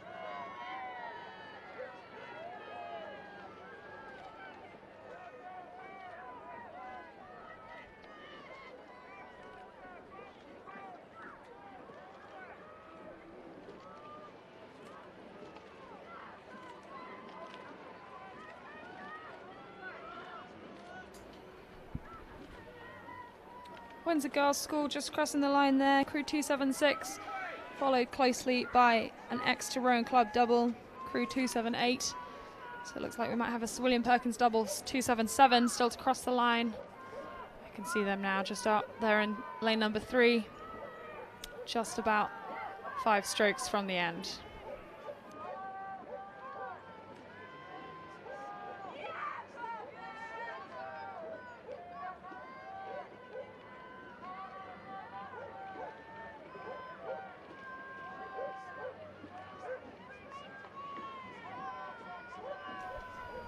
On approach to the finish with nice running support, it's Hereford. Well done to the family member, I assume, that's having a run alongside. Get your steps in, get your Strava on, I guess. Liv, would you have a Strava your time trial or not? Not on the water, but I do remember distinctly my granddad running alongside me as a J14 and thinking as I was 750 metres in, how is he still not slowed down? So he should have done, if he had his watch on, he should have been Stravaing that. I'm sure plenty of parents are getting a good workout today. Looks like we've got a Sir William Borlase double just approaching the finish line here. Really powering it along. They're not taking it up, they're just making sure that they put down every ounce of power that they have.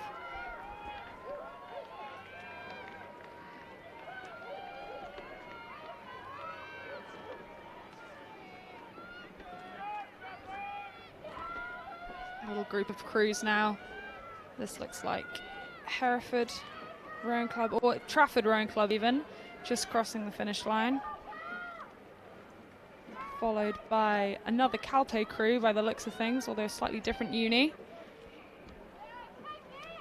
And then Leeds out there in lane 3, crew 283.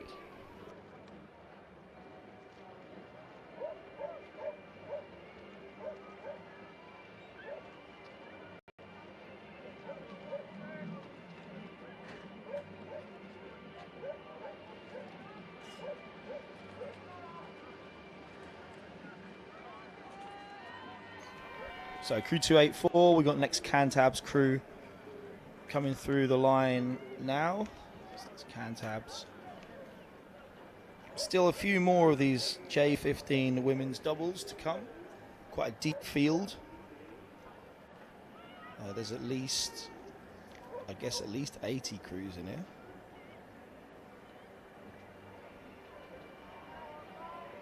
Yeah, so a very deep field. Doubles often very well subscribed events at championships such as this, especially in the junior ranks, where of course sculling is the priority for the younger age groups. So if these athletes have been in the sport for a few years, sculling is what they've been doing. So often you just transition up through the age groups but keep sculling. Maybe when you get to sort of J16, 17, 18, you might start doing a bit more sweep. But definitely at this age, the majority of what you will be doing is sculling, like you can see here. So this is crew 285. It's Tyne United. Just crossing the line there. Stroke just has a little slump down from the exertion. But yeah, well done. Good work from you two. The next crew towards the line.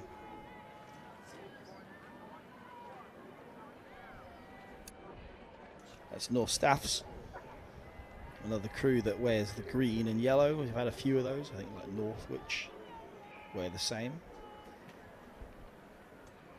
Little gap back to our next few doubles. So just a quick plug for the Trent Rivers Trust. They have a tent over in the event village at 2 p.m. They are going to run a mindfulness walk along the river, remind us how we can look after our rivers. Obviously, we are indebted to them being rowers. They are our waterways, our training grounds, our competition zones. So it's important to learn everything you can about looking after them. So if you're interested, at 2 o'clock, meet over in the Trent Rivers Trust tent in the event village for that mindfulness walk. Moving quickly back to the racing. Hexham Rowing Club have just crossed the line there. Followed in quick succession by the Northwich Rowing Club crew, 288.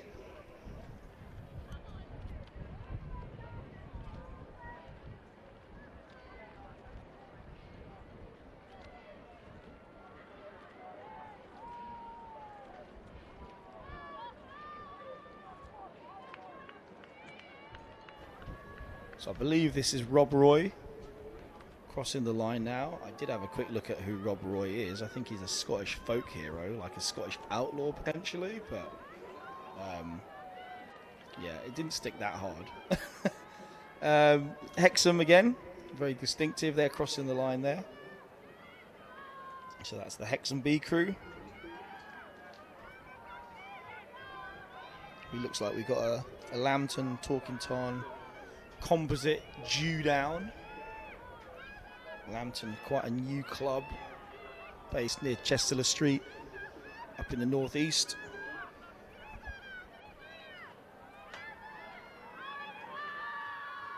And so we've got a lot of support out there. That's what we would like to hear. Make as much noise as you want.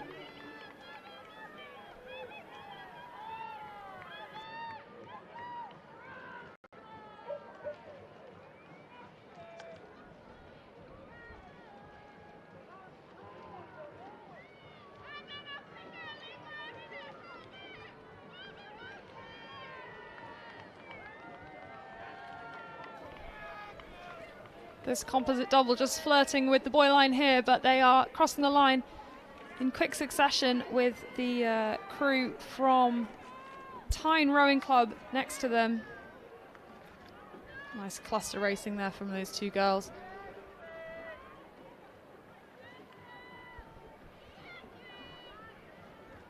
Yeah, crazy how you can come all the way down from the northeast, having rowed, you know, within a few miles of each other, just to have to get side by side at another race. It's not quite, you know, when the Henley draw comes out and you get two crews from the same club get drawn in the first round.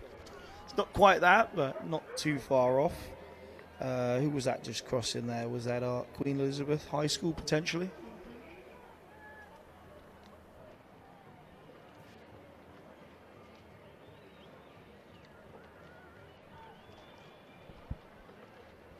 Just a minor little bit of crab action caught at the finish, but quickly recovered. This crew here, I believe it might be Aberdeen Schools. It is indeed. Displaying a very Scottish looking canvas at both the stern end and the bow end. Very distinctive. In fact, got the same thing on the riggers as well. Very stylish look. Looking over to that far side, like a hard sprint there as well. From Northampton Rowing Club, I believe that is, 296. And crew 295, I believe this is another Aberdeen Schools crew just crossing the line there.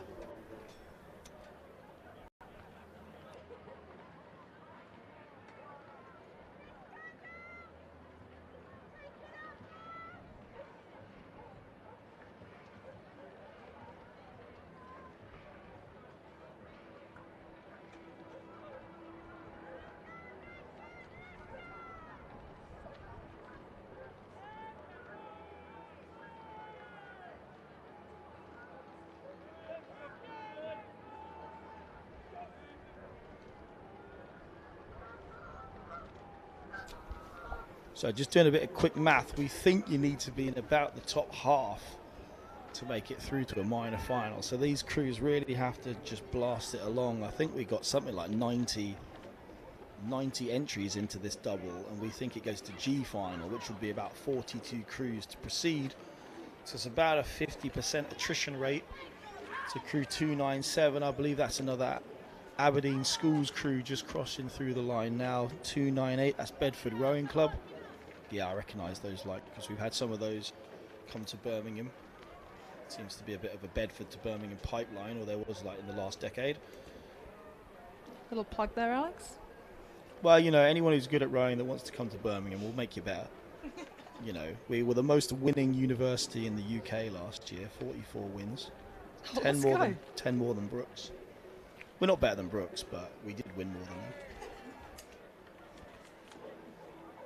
Crew 300, Kingston Grammar School. I think stopping one stroke early.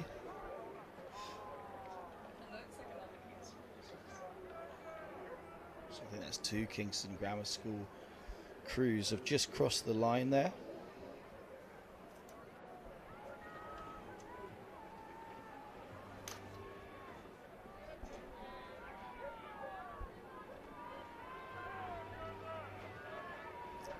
Who's this jazzy looking double then?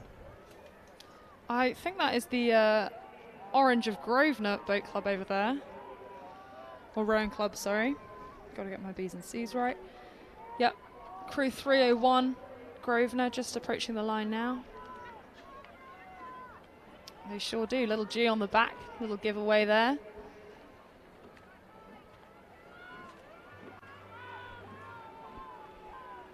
They just take their final strokes across the finish line. And I'm looking back up the course, and it looks like there is a real head-to-head battle going on between our next 2 crews. I think that is Tyne and then Hartpury University and College, by the looks of things. Presumably these 2 girls both at the college, not the university.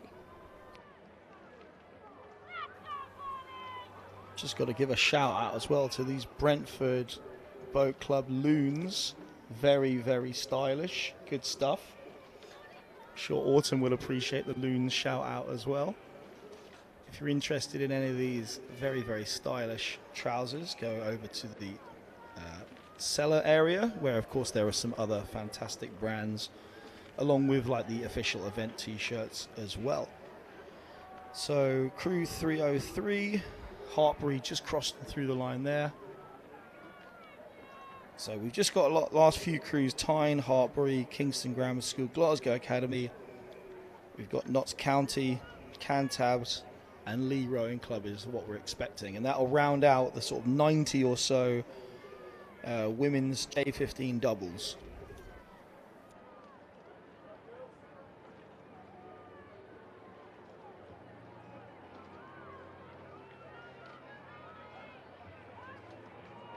So we've got 2 more Kingston Grammar School crews. That's crew C and D, just on approach to the line.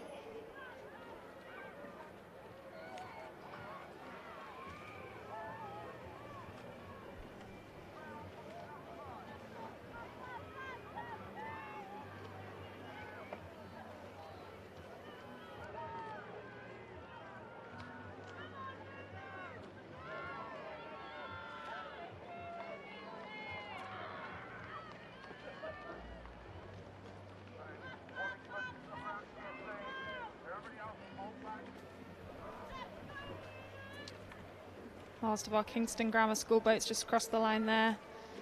Followed by Glasgow Academy. Love the tartan along their unis. And then the shiny green of another Nottinghamshire County Rowing Association double. Just 2 more doubles on the course now.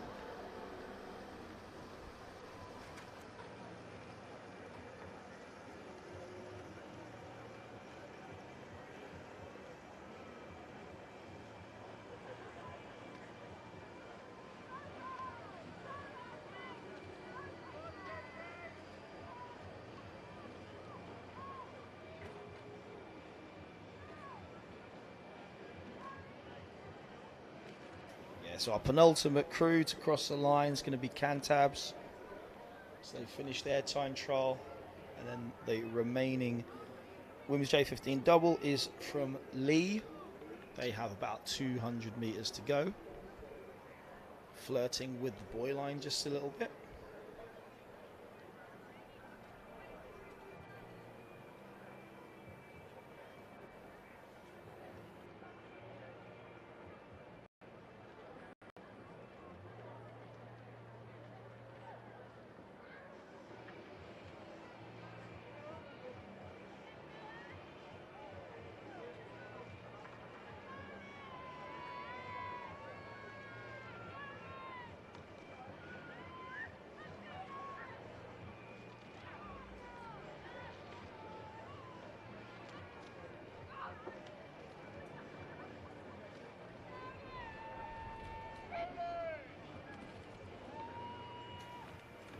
So just rounding out the J15 women's doubles is Lee RC.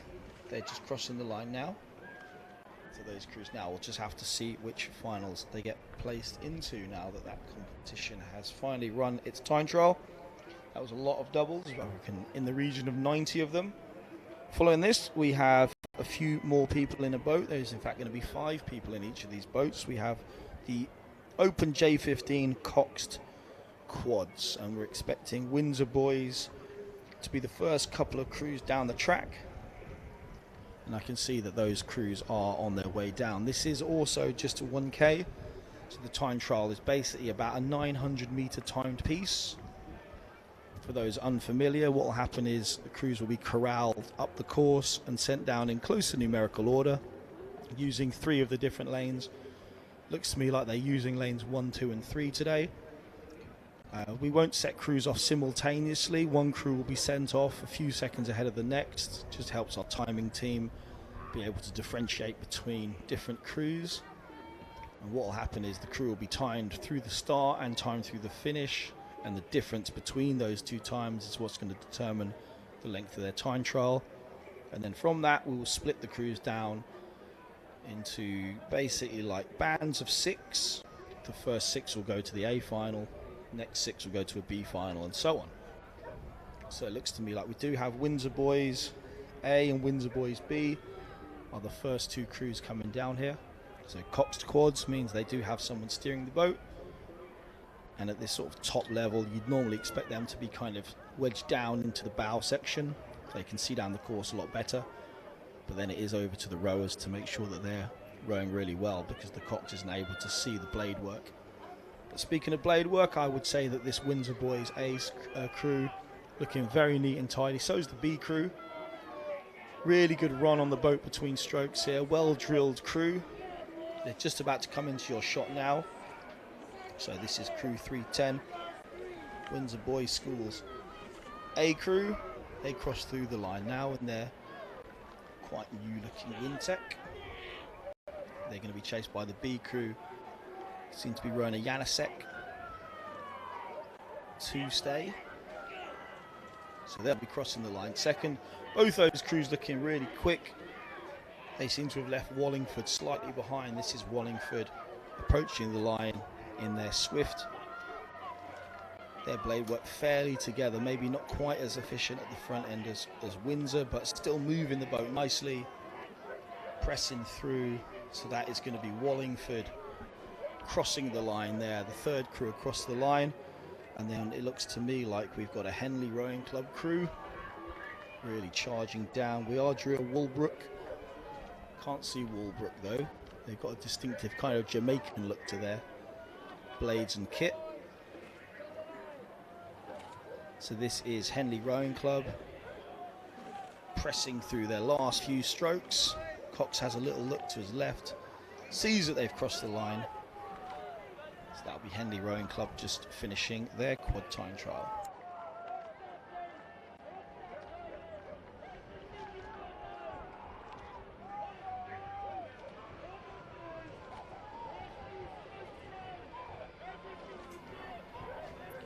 The distinctive Bs on the back of these Sir William Borlase schoolboys, absolutely gunning it towards the finish line. Shooting up and down the slide. And they are followed by Marlow Rowing Club in some wonderful checkered bucket hats there. Nothing but free speed for these boys. I'd speculated earlier that bucket hats had gone out of fashion, but not at Marlow. Definitely not at Marlow, they haven't.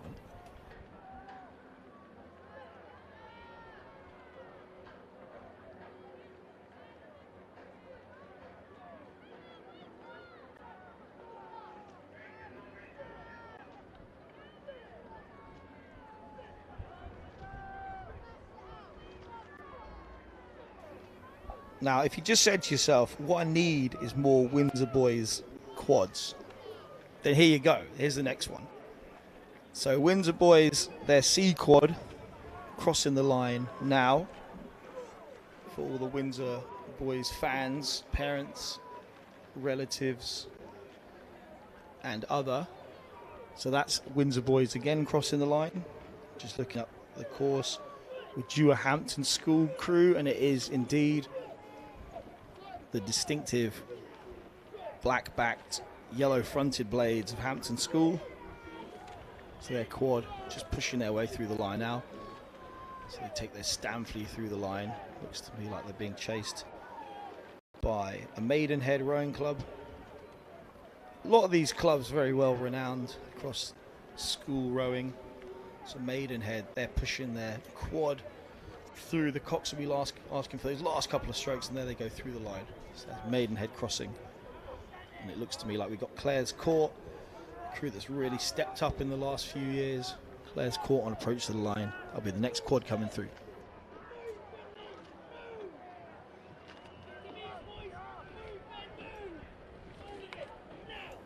So Clare's Court trying to get everything they can out of this hip swing.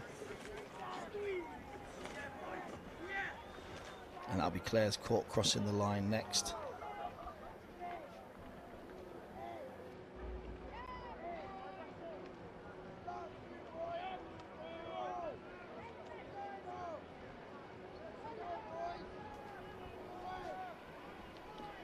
Fun stripe here. The Walbrook quad just crossing the line. Looks like there's a double Walbrook there. Walbrook A followed by Walbrook B.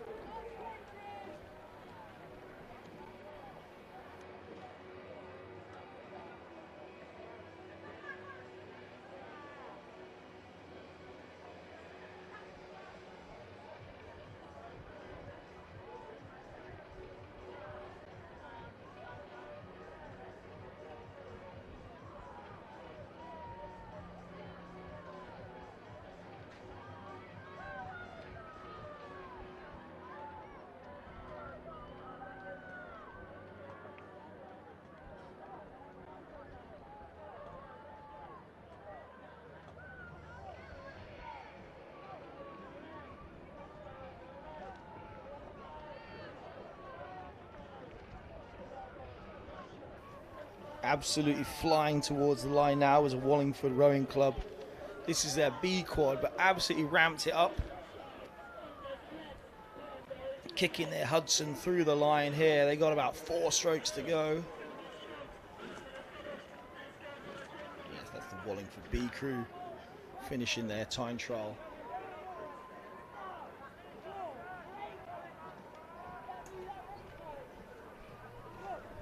And we have seemingly infinite clubs up here in Nottingham. This one, the distinct red and black of Nottingham and Union. Their quad just coming through the line. Cox piloting them nicely down through the end of this course.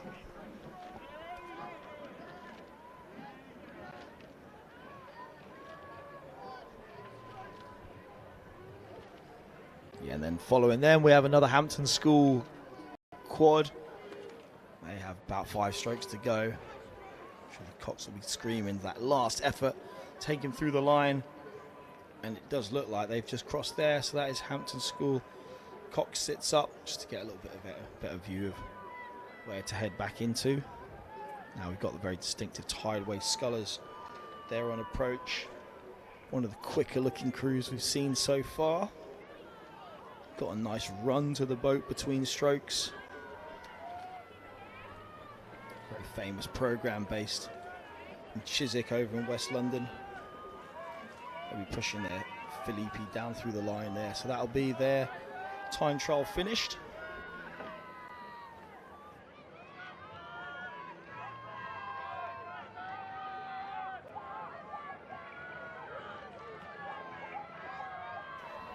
Yet another Brentford crew. Now, look, I'm from Brentford, but the word Brentford doesn't get said this often, except for maybe at a football game.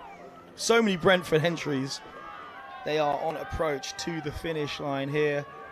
Got about 5 strokes.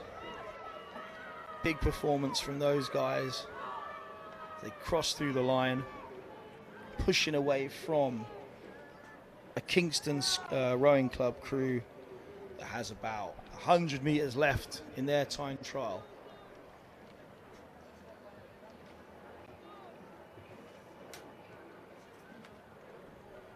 So Kingston with that last effort now. 2 strokes out from the line. There they go through. So that'll be Kingston's J15 quad just through the line.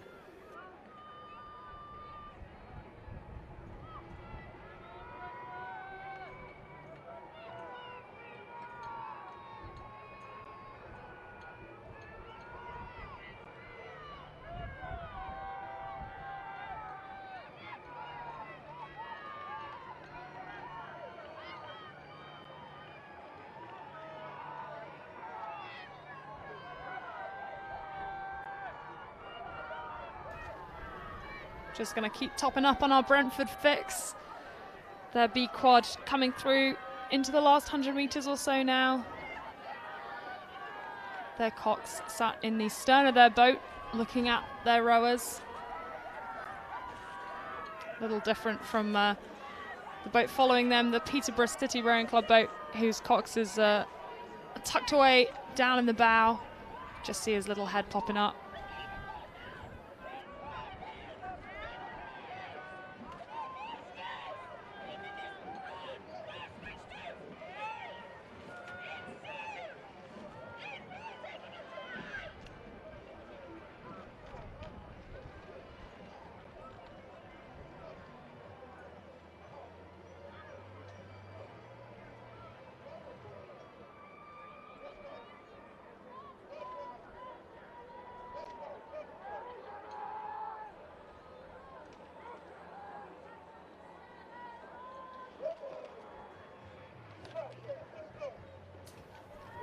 So it looks like spawning into the middle of nowhere, we have got Great Marlow School.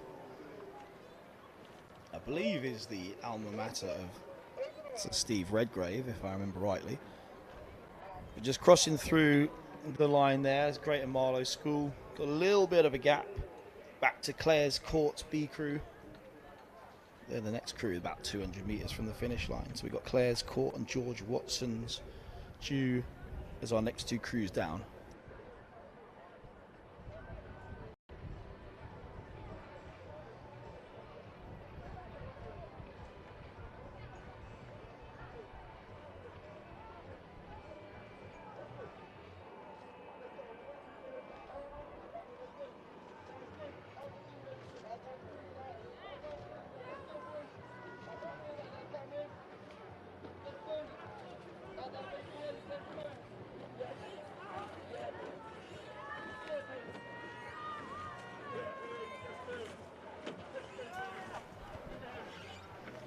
Clare's Court just crossed the finish line there for Windsor Boy, for Clare's Court, sorry.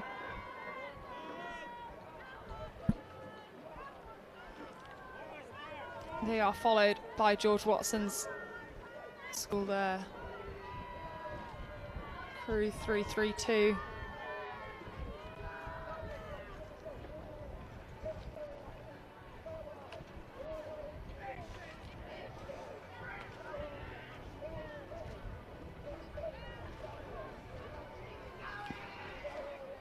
And now we're going to get the first of what will be 3 Junior 15 boys quads from RGS High Wycombe.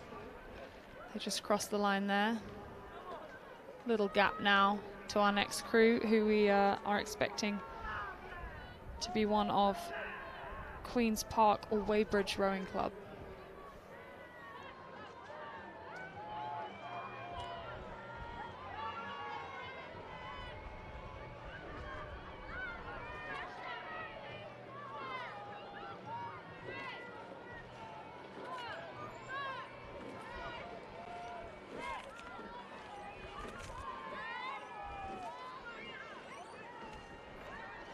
So that's Queen's Park High School. You just see crossing through the line there. Just taking a couple of extra strokes to make sure they cross the line. I believe that's Weybridge. 335. Haven't seen many Weybridge crews recently, but there is a Weybridge crew just crossing through the line there. Looks to me like Leeds Rowing Club charging down the middle of the lake. It's crew 336. And then we got a little bit of a gap to the next crew. Same competition. Competition hasn't ended, but just a little bit of a gap now till our next crew comes down.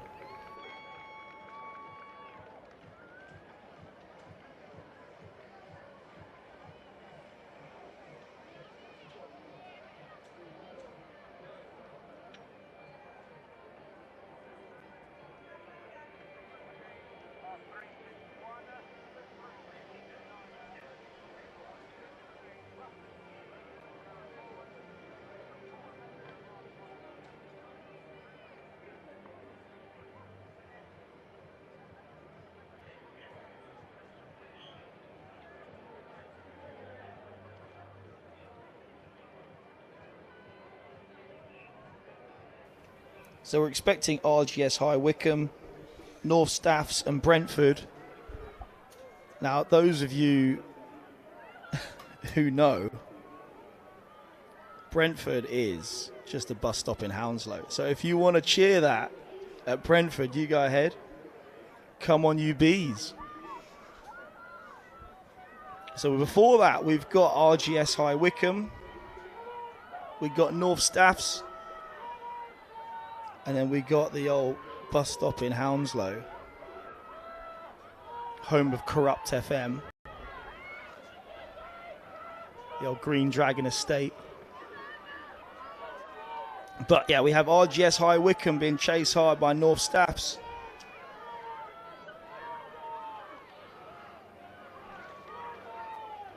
Yeah, this is a heck of a race. If this was a regatta race, we'd love this finish. So RGS High Wycombe holding off the charge of North Staffs. But North Staffs not caving in. This is obviously a time trial. They're going for the best possible finish they can get. Cruise 337, 338. Cross. They finish. Here come Brentford.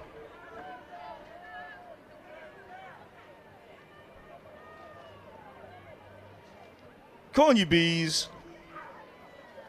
Brentford just finishing up. They've got about 15 strokes to go.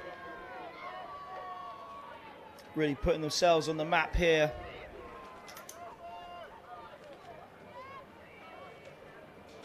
There we go. MC Grinder would be proud.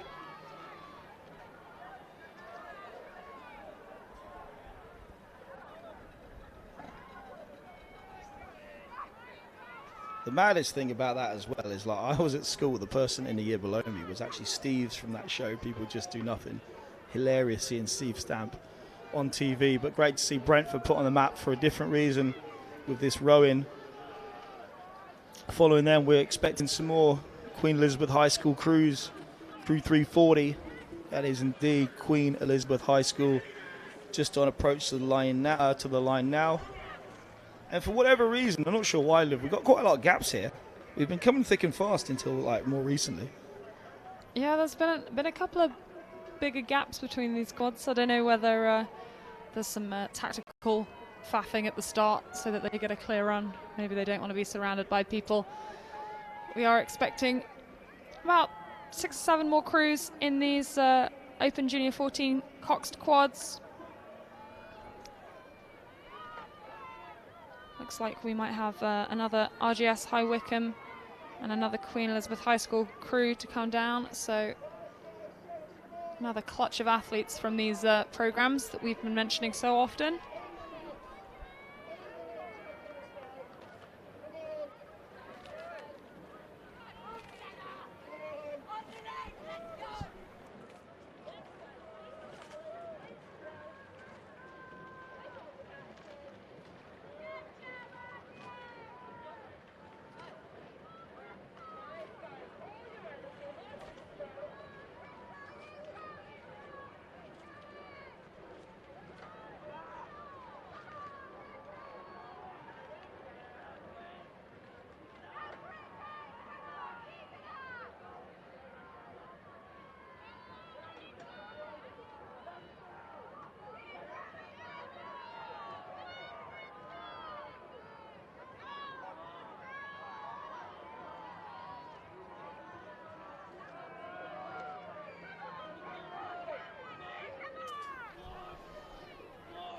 So our Queen Elizabeth High School and our RGS High Wycombe crews just crossed the line a moment ago, and now we're expecting City of Bristol across the finish line. They're approaching their last 5 strokes.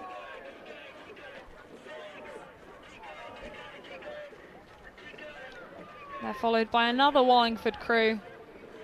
I know Wallingford were doing nicely in the Victor Lodorum Trophy earlier in the week, and it seems like they may well be doing the same with all of these entries that we're seeing in these junior competitions.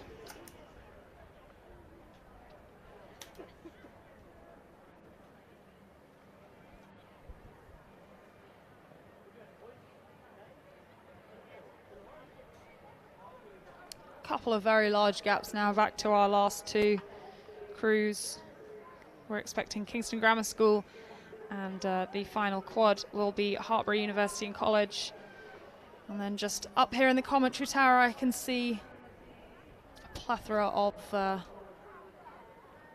Open Junior 15 single sculls just gathering down there at the start line. So we will bring you all the action from those time trials as they begin.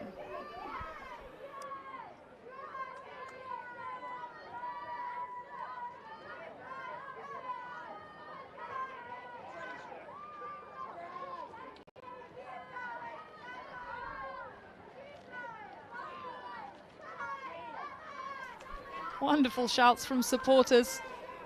Looks like the Kingston Grammar School girls squad just cheering on their boys squad at the moment. Always a delight when you hear shouts from your teammates.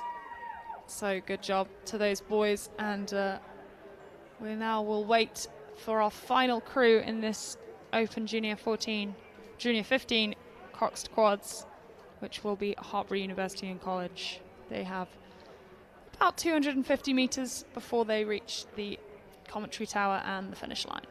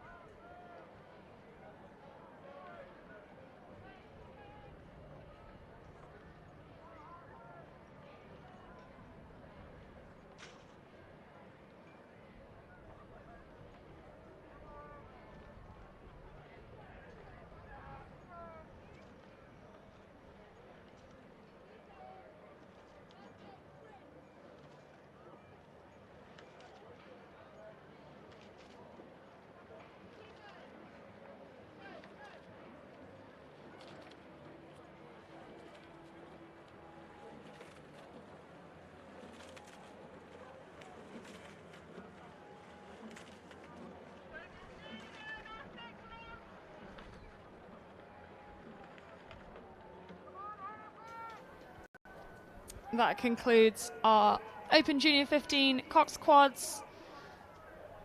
Wait and see have a look for those results. Who will we be seeing in the semi-finals, minor finals later on today? Now though, we're going to move to the Open Junior 15 single sculls. Looks like we have well over 50 entries here, so a lot going on. And the first sculler here from Lee Rowing Club, crew 347, has just crossed the finish line with a nice margin over the rest of the field, so he made sure to pull away as much as he possibly could.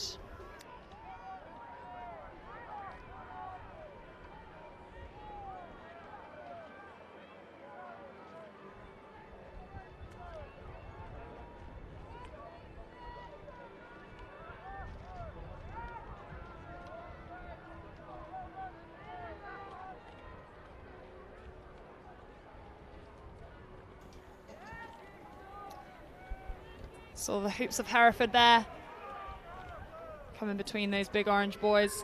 And now it looks like we had a little overtake there. The Hinksey sculler finished just ahead of the Kingston Rowing Club sculler. as is the case with buses, you wait a while and then 3 come along at once. We're waiting again to see our next sculler. This looks like a Buell Bridge.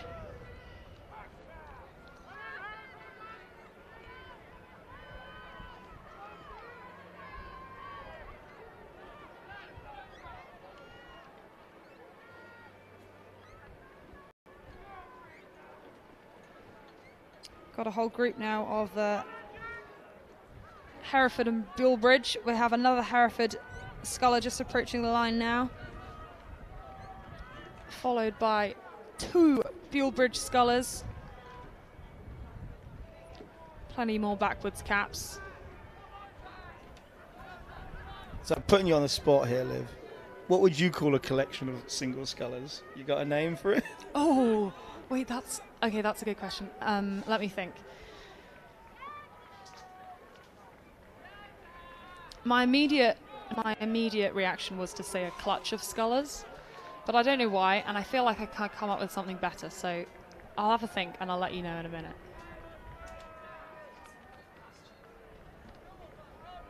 I mean, it depends what time of the year is. I think when it's the middle of winter, we call it a stupidity of scullers. But maybe a flock, I don't know. But it's lovely weather out here in Nottingham today. So beautiful conditions for these scullers. Is this City of Oxford, I believe, just crossing the line there. So that's Lane of City of Oxford.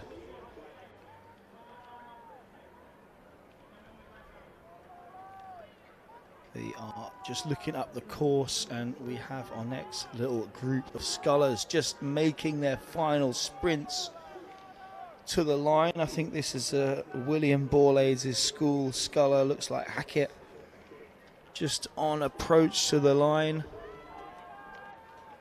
taking his last sort of 5 to 10 strokes. He's had his number flip upside down up to the back of his neck.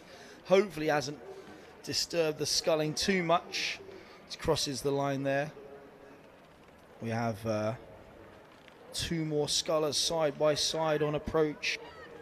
358 from Marlow and 357 from Hinksey Sculling School.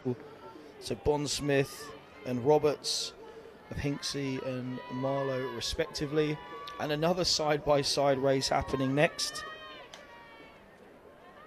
So it looks to me like we have Maidenhead and George Watson just battling to the line. Quite a lot of entries in this. Not all of them will proceed through the time trial without being eliminated. So really important to make sure you put maximum effort down in this 900-meter time trial. This is a lovely flow on this next sculler. Absolutely beautiful flow. Looks to me like the Maidenhead sculler. Lovely flow there. Oh, it's in fact Exeter Rowing Club 362. Wonderful flow here from the Exeter sculler in through that last 100 metres. So wound it up and kept the efficiency. Really good stuff there from the Exeter Rowing Club sculler. Then following that, we've got the Hexham sculler Thompson. So we just had Johnson and then Thompson. Might be a name we're hearing at the Olympics this summer, and maybe a different event, the heptathlon. So that's Hexham crossing the line next. And yeah, if you're just watching on our live feed, what you'll be seeing is just our finish camera. So we're trying to bring you up to date with who's approaching just before that. This is Durham ARC 365. That athlete there, S. Patel. No, sorry, Mosley from Durham. Patel is the athlete who's about to come on to the screen from Kingston. So Kingston here, strong representation in different events. So there's a Kingston sculler. In fact, there's another Kingston sculler on approach as well. Sharma from Kingston is also approaching. And just to keep it in the southeast, it looks to me like we've got Lee RC on the way as well. So Kingston, and Lee from southwest London and then East London respectively. Just crossing the line now. So that's Sharma crossing the line, and it'll be then Sully from Lee Rowing Club crossing the line next. Just keeping an eye out. We've got a sculler sneaking up this inside here as well. Is it Durham School 368 potentially? So this is the athlete from Durham School, Jay Rack, Crew 368 just crossing the line now.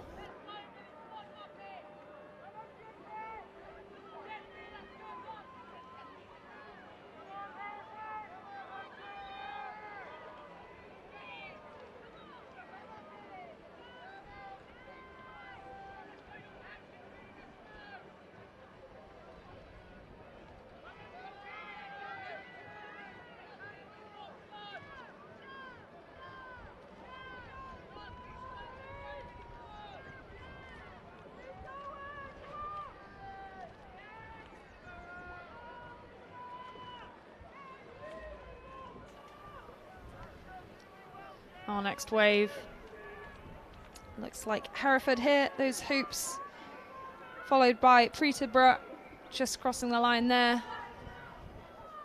Got a little gap, but not too far back to an RGS High Wycombe sculler.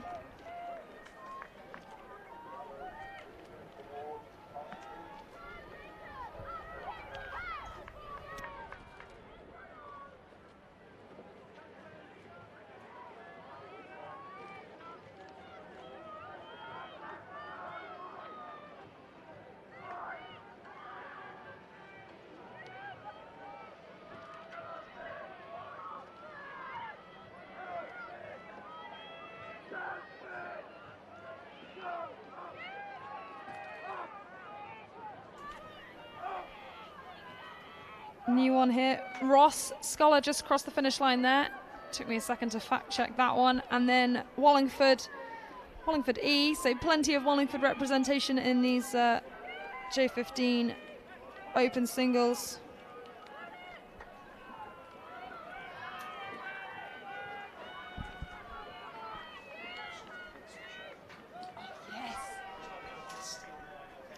Falcon crossing just there.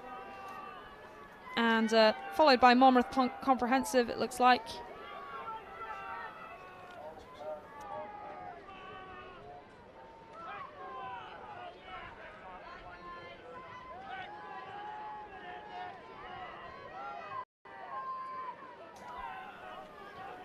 Trafford Rowing Club's Jay Court there, just crossing the finish line. Followed by Thompson of Lambton.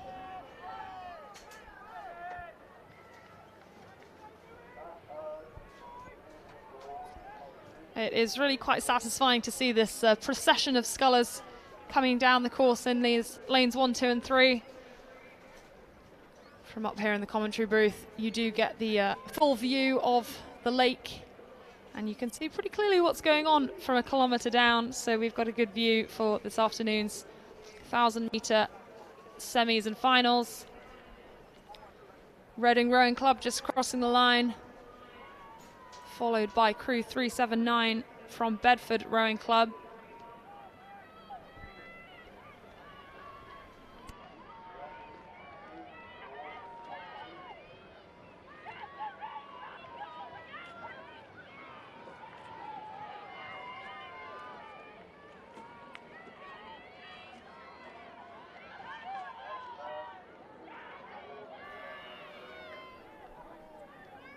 .381 there, Stirling Rowing Club just coming through.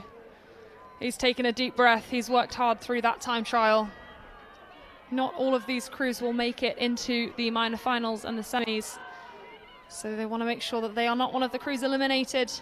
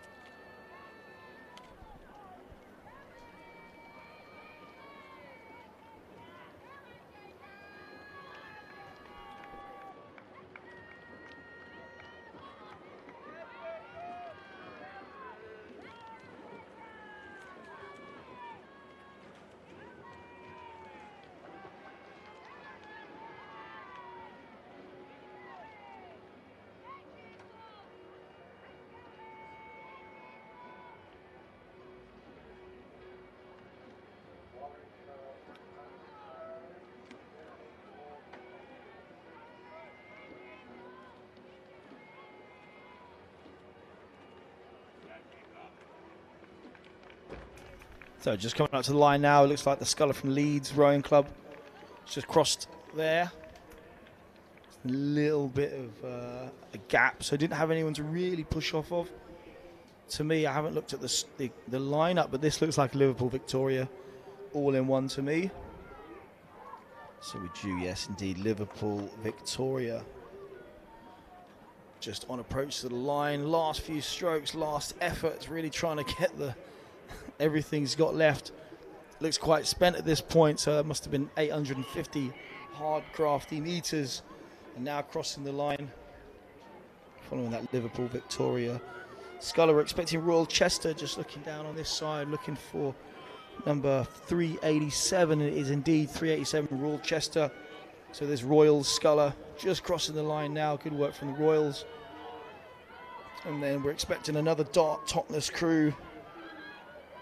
So indeed 388, that is Dart Totnes, who have just made their way up from the southwest. And that Dart Totnes Sculler has indeed crossed the line. Well done to you. Now, a very, well, it's almost like the flag of Mali or maybe the flag of Guinea.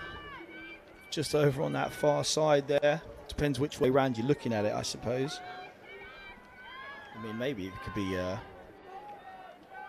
who's got the diagonal? Guinea-Bissau? I think they've got a sort of flag like that as well. Throwing over to the new Arsenal away kit. That's 389. Doncaster crossing the line. Good stuff there. It's got to be a Scottish crew here. It is indeed St Andrew Boat Club, who just went through the Trentham Sculler. So Trentham, St Andrew and Doncaster, the last three crews to cross. And we've got a bit of a side-by-side battle here. We always like a bit of side-by-side, helps push the crews forward. Kingston Grammar School, I think, out on that far side. I'm not sure if it's still Mr. Green coaching or not, but Kingston Grammar School pushing through. And then on this side, 393? It looks like 393 Falcon Rowing Club. Yeah, indeed, those are the stripes of Falcon Rowing Club, just crossing the line there. So two athletes that get the opportunity to push off each other. And then we also have another athlete just a little bit in no man's land in terms of being able to push off of someone, but working very hard through to the line. Some good stuff here. Looks like the Clydesdale Sculler just taking the last couple of strokes, reaching through and crossing the line there.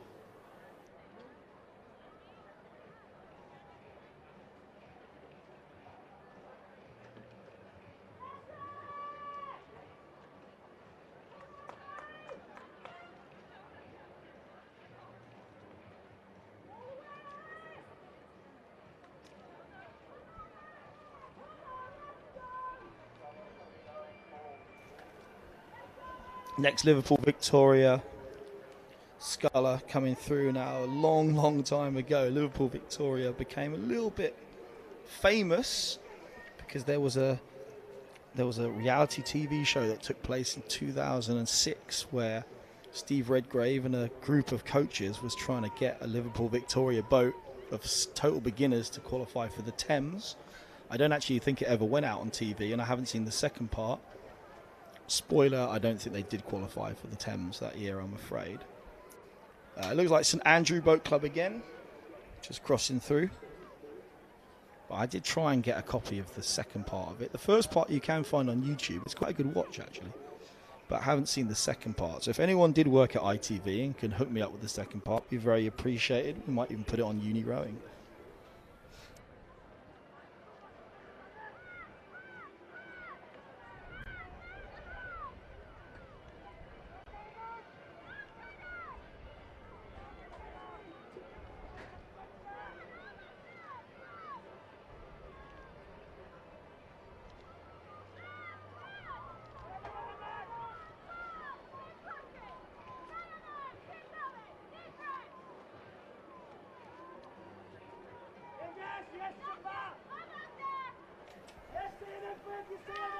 Bright blue blade there from the Cambridge 99 Sculler, just coming across. Last strokes of his race. He's winding it down, followed closely by the City of Oxford Sculler. Not too many Scullers left in this Junior 15 Open singles now.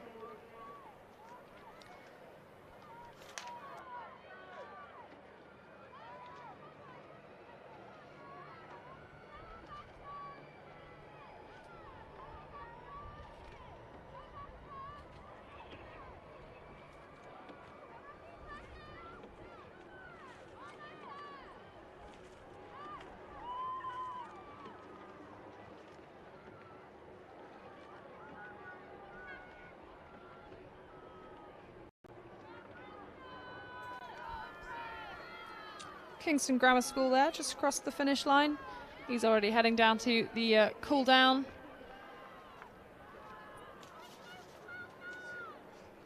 Just flip our page.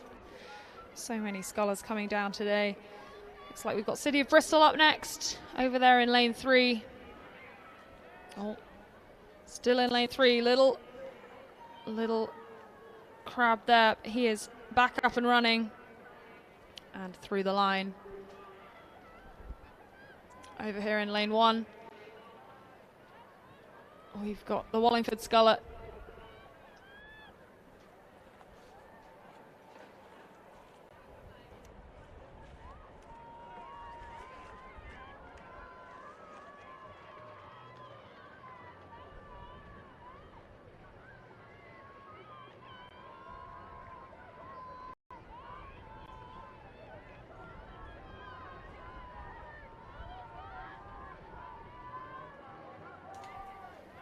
Couple of Wallingford Scullers here.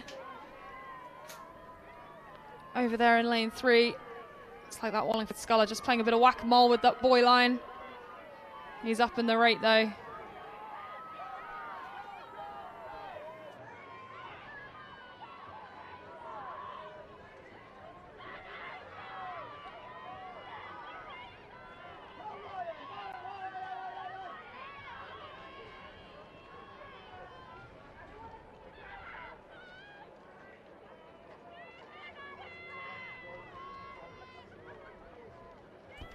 That was yet another Calpe all-in-one. We're just, trying to play spot the all-in-one.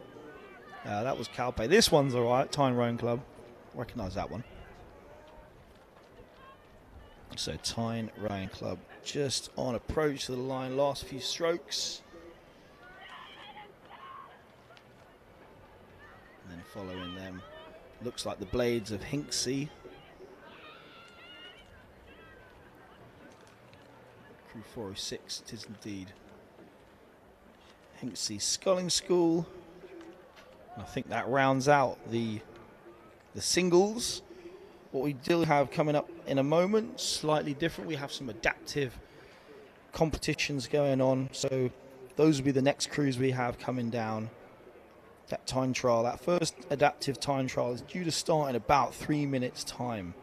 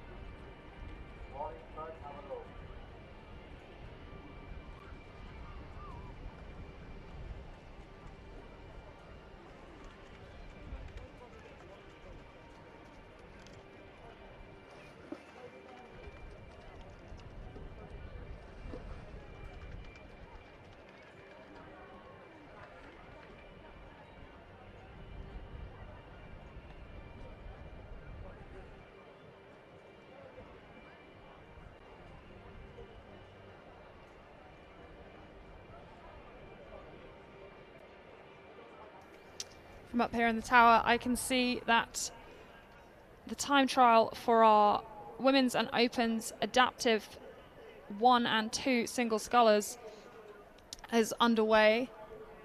These scullers will have the use of their arms, shoulders, and some of them will have trunk use as well.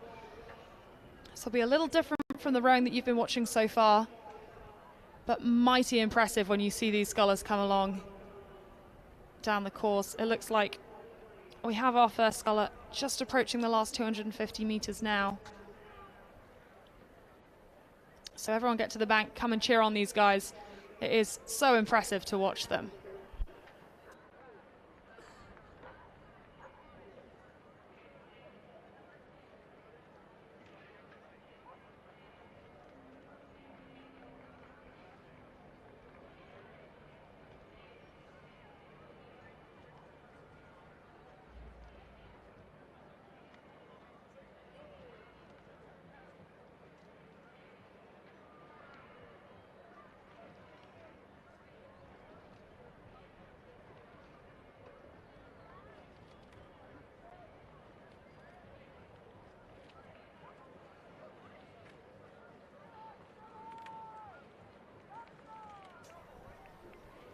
First up to the line in our adaptive events is Dickens of Stratford-upon-Avon Rowing Club.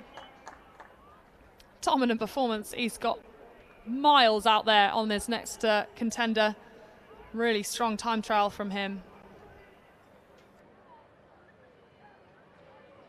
Yeah, and as you say, respect to all these athletes, because if you've ever just like gone full bore, like trunk and arms on an erg, you know 1K is a long way just to be doing that. So great effort there.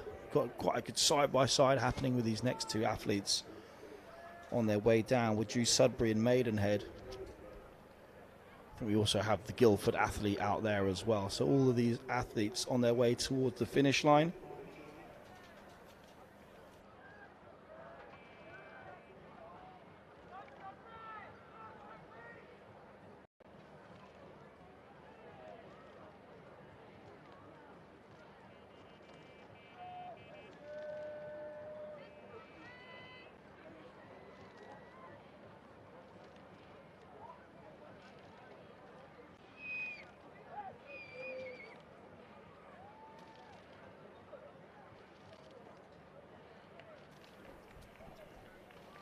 So as you can see, as these athletes approach the finish line, you can see it's just a case of body swing, shoulders and arms.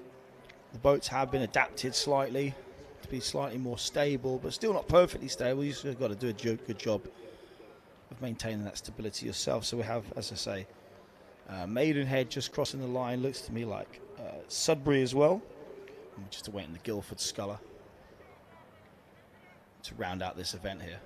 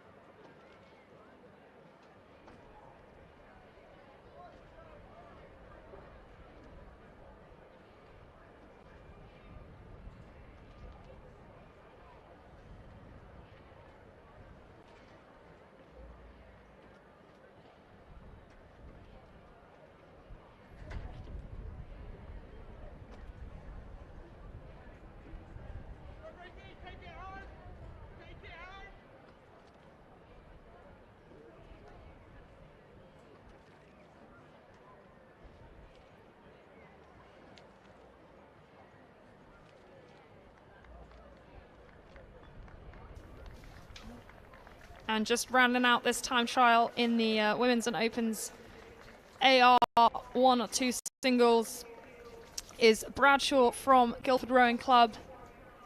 Solid row there from her. We're next going to move to the AR3 open singles.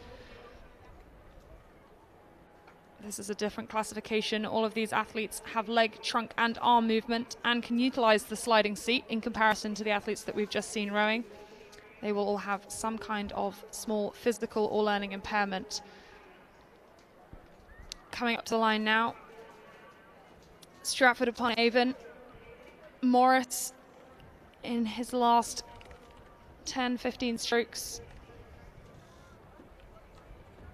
He's got a nice lead, really build up that gap over this 1 kilometre time trial.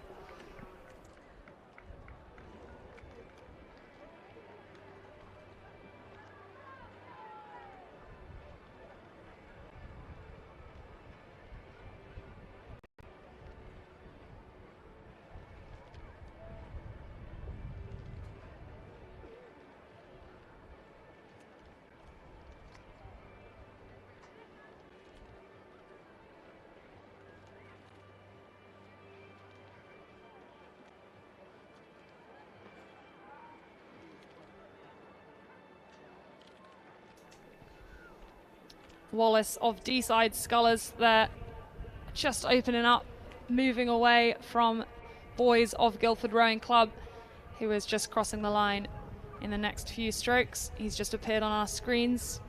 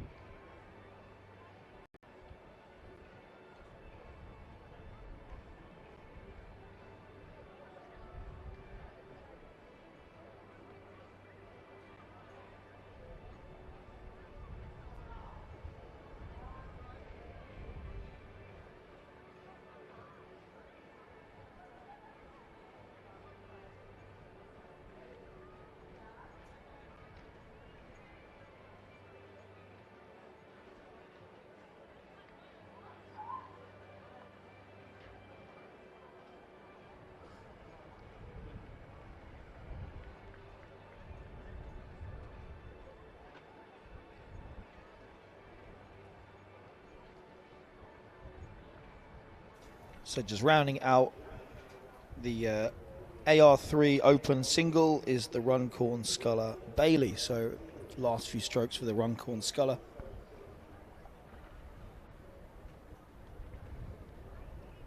So Bailey will be crossing the line in a couple of strokes time. So that's the full contingent of the 4 athletes we're expecting. They have started and all finished. So the next race, or the next time trial we have, is the same category, but the women's category of the AR3 single.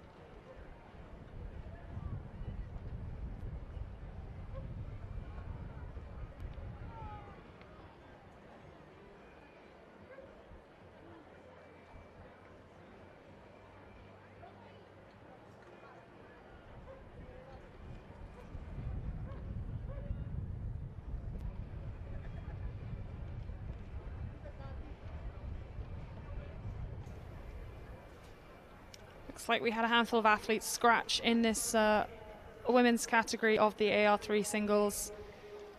Just 2 boats on the course now.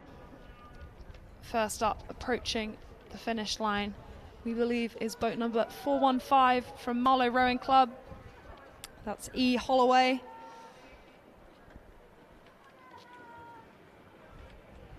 Couple of last classy strokes up to the finish line. Really nice rowing from her.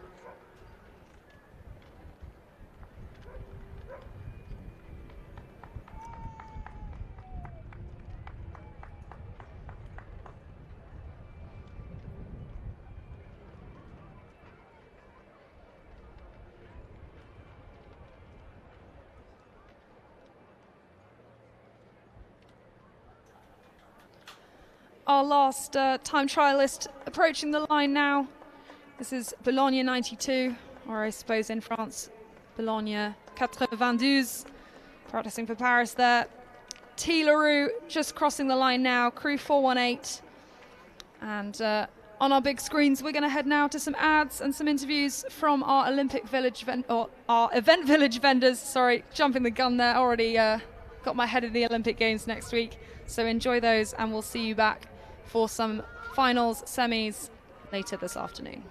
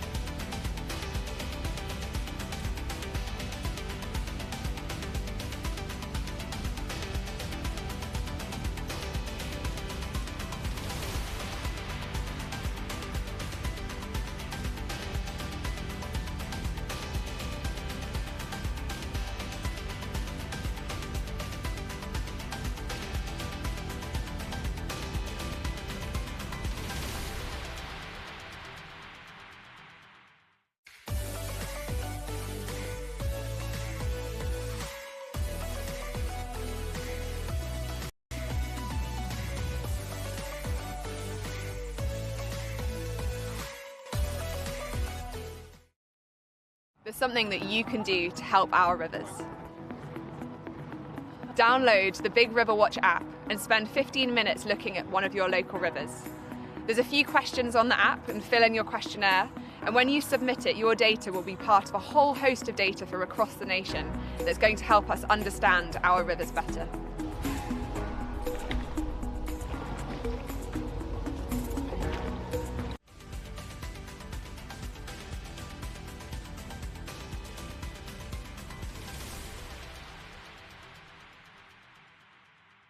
We are here in the British rowing tent with CJ White. CJ, can you tell me who you are and what you're doing here today? Hey, so I'm CJ, I'm a British rowing master trainer, and I'm here to help people understand the benefits and engagement of indoor rowing. Excellent. And what does being a master trainer for indoor rowing entail? So basically my job is to educate people on the benefits of how to use the rowing machine correctly, correct their technique, and how to take the next steps in indoor rowing. I also travel the country helping clubs, gyms and CrossFit boxes set up indoor rowing classes and how to do outreach to the public. It sounds like you've got your work cut out. So what do you think the benefits are that you get from indoor rowing? I think for me there's a whole plethora of benefits, not only from the physical benefits from, burning fat, gaining muscle, it's also a full body workout, but you get so many mental benefits, like it's a place where you can disconnect from life and just focus on the numbers on the screen.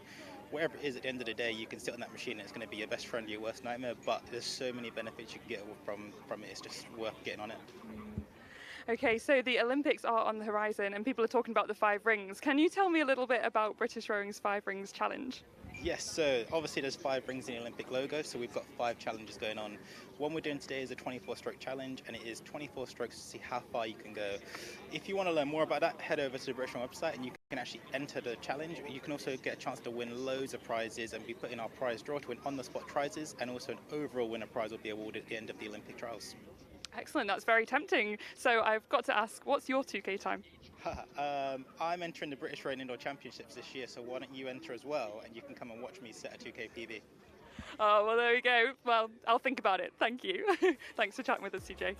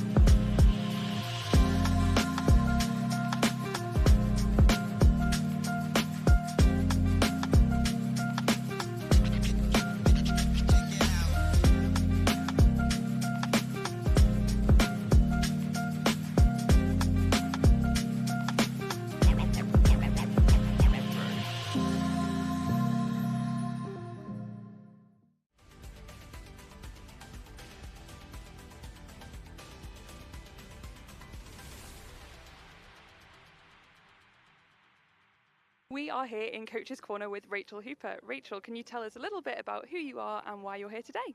Sure. So I'm Learning Education and Development Manager at British Rowing, and one of the initiatives we want to really promote is wellbeing for coaches, particularly on race day. It's a really lovely hot day, but we know that coaches are notorious for putting everybody else first other than themselves, so we want to create that space where coaches can really come in and talk to us, offload and have a bit of a rest as well. How key are coaches to an event like this? Well, it's not just about race day. There'll have been an awful lot of work that's gone into getting people here today. On race day itself, coaches play a lot of roles. So they're a tactician, they're a nutritionist, they're making sure that athletes are getting lots of rest. And as I say, coaches will put everybody else first and they'll be really, really busy and they don't get that rest time on race day. So we need to make sure that they're getting that downtime as well as and when they can. Absolutely, and you made a good point about that need for coaches to be cared for as well. So why is it important to have a space like this where coaches can decompress? Yeah, so sometimes just getting away from really valued supporters and just having a little bit of quiet time. We're here to listen, to support, to help coaches to develop, to recognise the absolutely valuable role that they play in an event like today, and to make sure that they really do feel appreciated, and also they can grab a bit of refreshments from us, have a bit of time off their feet and in the shade as well. Sounds like a really lovely offer. So if coaches do want to reach out, how can they come to you if they'd like to talk? Yeah, so they can come and see us at the British Rowing Gazebo today, and we're here tomorrow.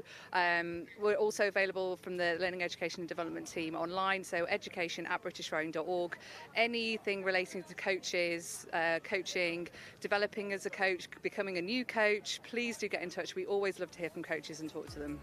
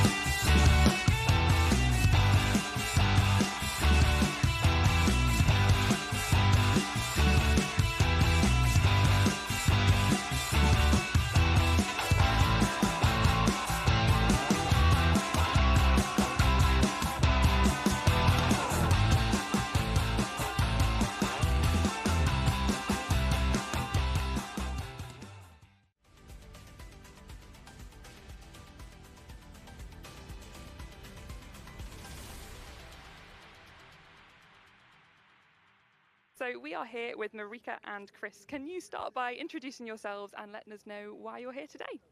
Hi, I'm Marika Hagemans. I'm the Director of Membership and Rowing Community at British Rowing, and we're here to support our first Junior and Senior Championships.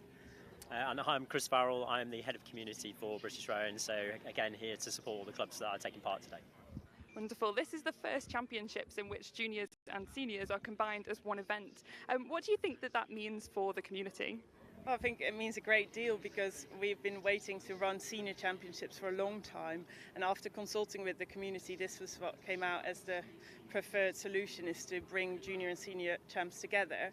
And I think as an athlete or someone's watching here, it's great to see all ages competing, a big range of different clubs. So we're super excited to be here, and it's finally happening. And what do you have planned for the community this summer? Well, to be honest, it's one of the biggest years as we have as a sport. It comes around 4 years, the Olympics and the Paralympics. So we've got 3 things that are happening. First one is we're doing a summer Learn to Row programme. So clubs can get involved in basically signing up to this programme where we have funding, we have coaching support, and all the tools and materials they need to really help them thrive and hopefully get loads of people interested into the sport that have shown interest from seeing it on the big TV.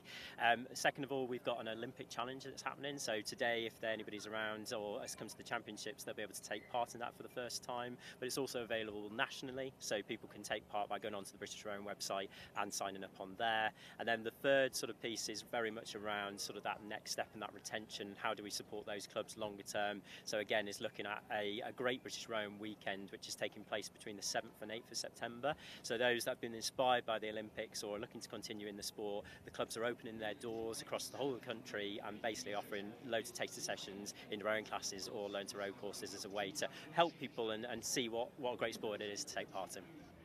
And so for people who are watching or listening to this, there are so many options there that you've described of things that they can do, but what would you say what's your top tip, what's your advice for if they're thinking about giving rowing a try but not yet sure?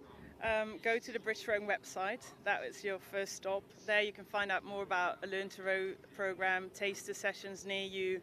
There's a club finder on there, so you can just put in your postcode to see what's happening around you, and that is the ideal way to start. And hopefully we'll see people on the water soon after. Excellent. Thank you so much for talking to us today. Really great to chat with you.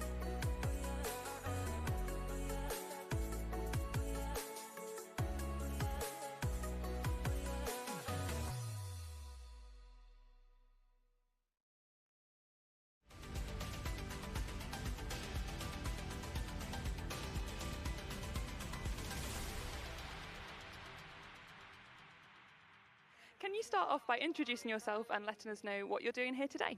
Yeah, of course. I'm Jono, one of the 3 co-founders of Life Jacket, and we are the official skin protection partners of British Rowing. Can you tell us more about Life Jacket? What is the brand? What's your product? So as a brand, our mission is to halt the increase in skin cancer by raising awareness of the risks of skin damage and helping people better understand the facts. And to that end, we've got a range of products for people to use, whether or not they're in the water, on the water, clothing, anything along those lines to keep skin safe all year round. We're really excited about your partnership with British Rowing. Why do you think British Rowing and Life Jacket is such a good fit? Well, to be honest with you, anyone that's outdoors and active, doing what they love, be it a hobby, professionally, even occupationally, needs to be taking care of their skin. Partnering with British Rowing was such an obvious fit for us because you've got a group of individuals that are outside, again, doing what they love. But not only that, water is a great multiplier of UV. So as well as getting hit on the way down, the reality is you get hit on the way back up as well. So partnering with British Rowing seems a really natural fit to meet their members and community. And so for members of the community and anyone who might be listening to this or watching this, maybe thinking about coming down over the next few days, what can they do if they come to your stand? Well, we've got a range of products here. We had a dermatologist with us earlier on today performing free skin checks. That's really important to us that we get people thinking, looking at their skin. It's our first time here, fantastic atmosphere as well. So as well as us, there are loads of other great people to swing by. But yeah, certainly swing by, have a chat, and we happily answer any questions you might have. Wonderful. And we've got the weather to prove your point. We definitely need the sun cream today.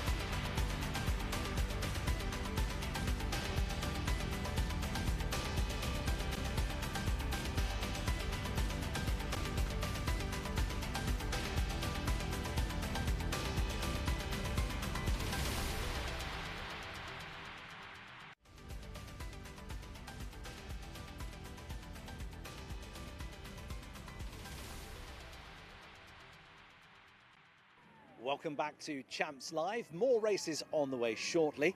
But in our last race this morning, which was the Women's Championship Double Sculls, won by an impressive performance from Bath University, there was an interesting story for the pair finishing third. Catherine and Gemma King, twin sisters in an Oxford and Cambridge University composite. I grabbed a word with their proud parents, Mike and Liz, after the medal ceremony. Give us a little bit of history about how this has come about. Well, they started rowing when they were at LEH together, and primarily they actually really didn't do much rowing in the eights or anything like that. They did a lot of work as pairs, so they were actually quite successful as pairs. And then they went to Cambridge initially, so they both went to Cambridge for 4 years, with them rowing in the lightweight boat race and the reserve races. And then Catherine was forced to take a year out because of her back and went to Oxford. And this year we had Catherine in the reserve boat race for Oxford and Gemma in the blue boat for Cambridge. And it was a great day for us because they both won, and it was a fantastic. And today, actually, them getting a bronze medal has been fantastic. Liz, how are they like with each other? I mean, they're obviously competitive. I can imagine it's quite a thing around the house. They're very competitive, incredibly competitive, and their coaches will say they bicker and bicker right up to the moment they get in a boat, and then it's like pure magic. It's this sort of twinology that happens, and they seem to work. So, but no, they're best friends, but they are competitive with each other. But that's pushed them, so I think that's probably why they've done so well. And them doing what they did today after 3 training sessions, they haven't been in a boat together for 2 years. Quite incredible, really chuffed with how they got on. Yeah, I could see that in the reaction when they crossed the line. They clearly weren't expecting to take a medal. Yeah. Yes, I mean, they were coming along today. As Liz said, they had a race last weekend, which it was the first time they've been in a double together, probably since about when they were 14 years of age. And today they were coming along, just do the best that they could, and to get a bronze, fantastic. I mean, they are over the moon. I mean, it was a great race, and we're really pleased with them both. And the skills don't end in their own boat here, do they? With the family. What about this outfit, these hats? Come on, Liz, that you made these hats. I made these hats. Well, we had somebody else who knitted some hats for the boat race. I'm not up to that, but this was just a case of buy a couple of hats and stitch them up, because otherwise we were changing hats every time we were with the cruise, and we just needed to do something to make it easier. So half and half, then we're right all the time. And it's quite limited when we can actually wear it. When they're in the same boat together, this is the time the hat comes out, definitely.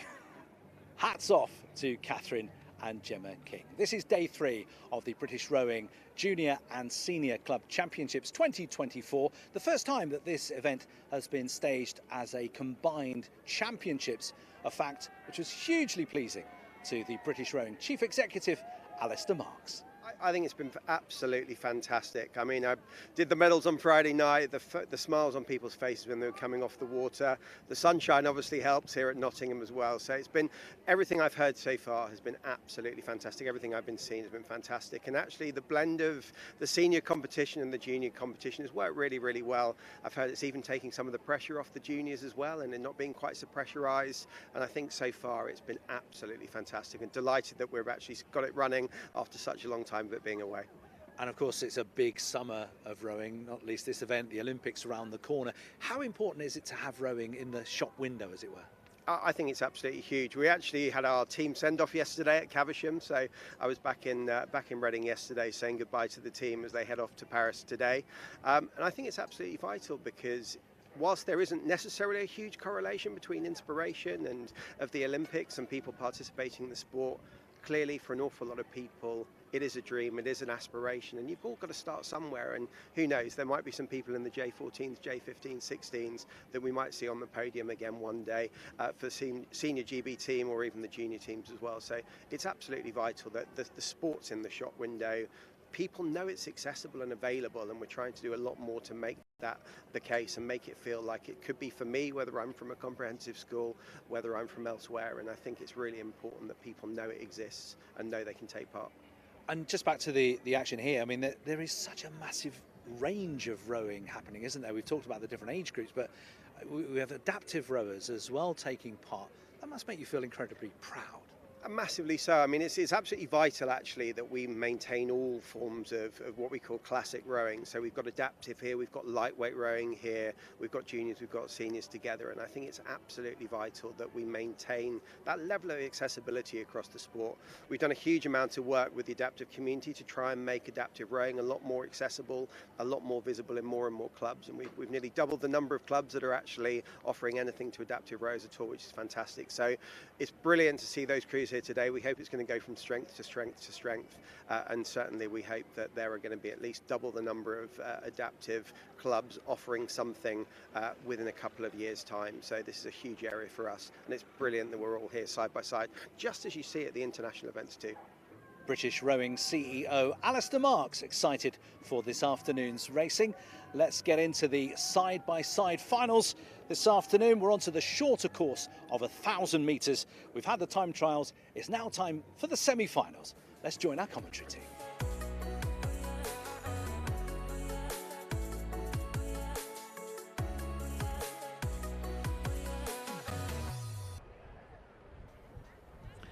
And here we are back just at the start of the semi-finals. I'm joined up in the tower by Charlie Barry, and I'm Carol Wallace, and we'll be with you for the next hour or so, just talking you through these semi-finals. Yes, we've got some exciting races coming up. I think we've got the women's J14 singles going off first, and then the women's J14 coxed quads. Juniors using coxed quads, whereas at more senior level you would see coxless boats. It's actually great to be back here, Carol. My first ever rowing race when I were a wee lad was the coxed quads at Junior Brit Champs in, I think, 2005. Was a while ago, I'm afraid. Well, you're making me smile there, Charlie, because I think I was probably commentating at one of those ones.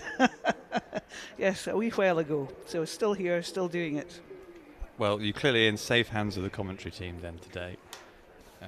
Carol will be giving you all the expert inside track. And I think we're just seeing the boats come onto the stake boats now for the first of these semi-finals.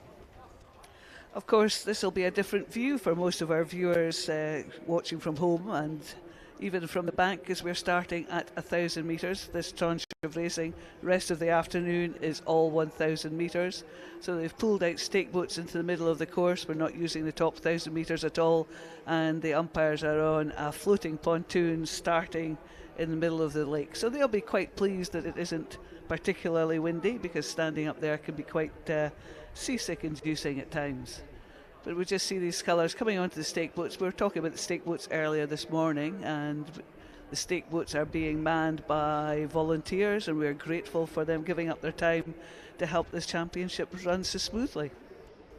Yes, indeed. I mean, being on the commentary team is quite a fun job, but crucially, everyone needs someone on a stake boat to actually start their rowing race, and it's one of those jobs that, not just here at the Brit Champs, but also every local regatta, it's one of those perhaps sometimes thankless tasks, and it's great that people do volunteer to help out because it's critical.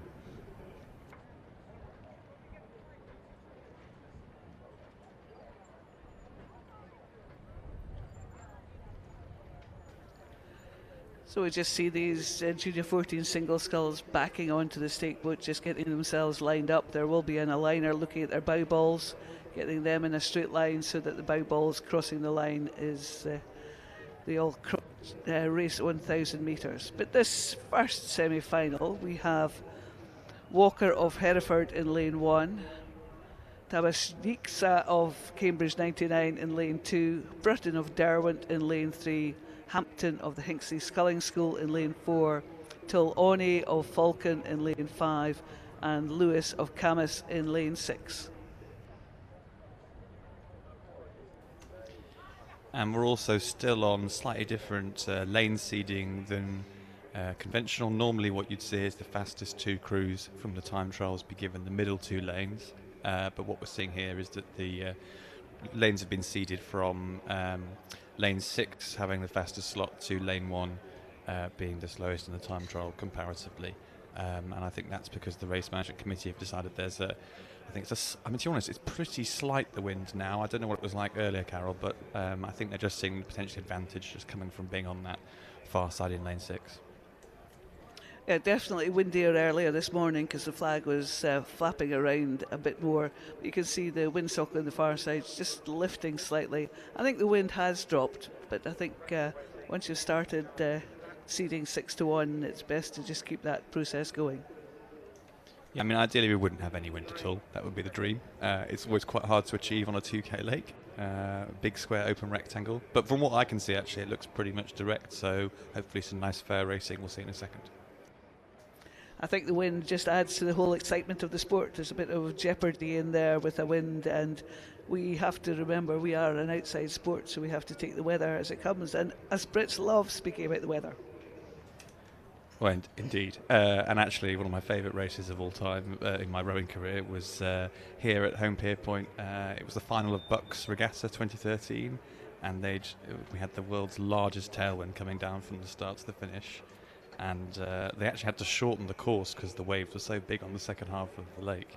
And yes, we won, which obviously made it quite memorable for me, but it was also the fact that we put our rigging on so heavy on the way up that we couldn't get above rate 30 on our practice start on the way up, and then we were whizzing down at enormous splits on the way back. Surfing the waves. Well, yes, yeah. You don't really want to do surfing in a rowing boat, but it's either when the tideways or other tidal rivers are wind against stream, or you're in the lower half of the lake with the strong wind.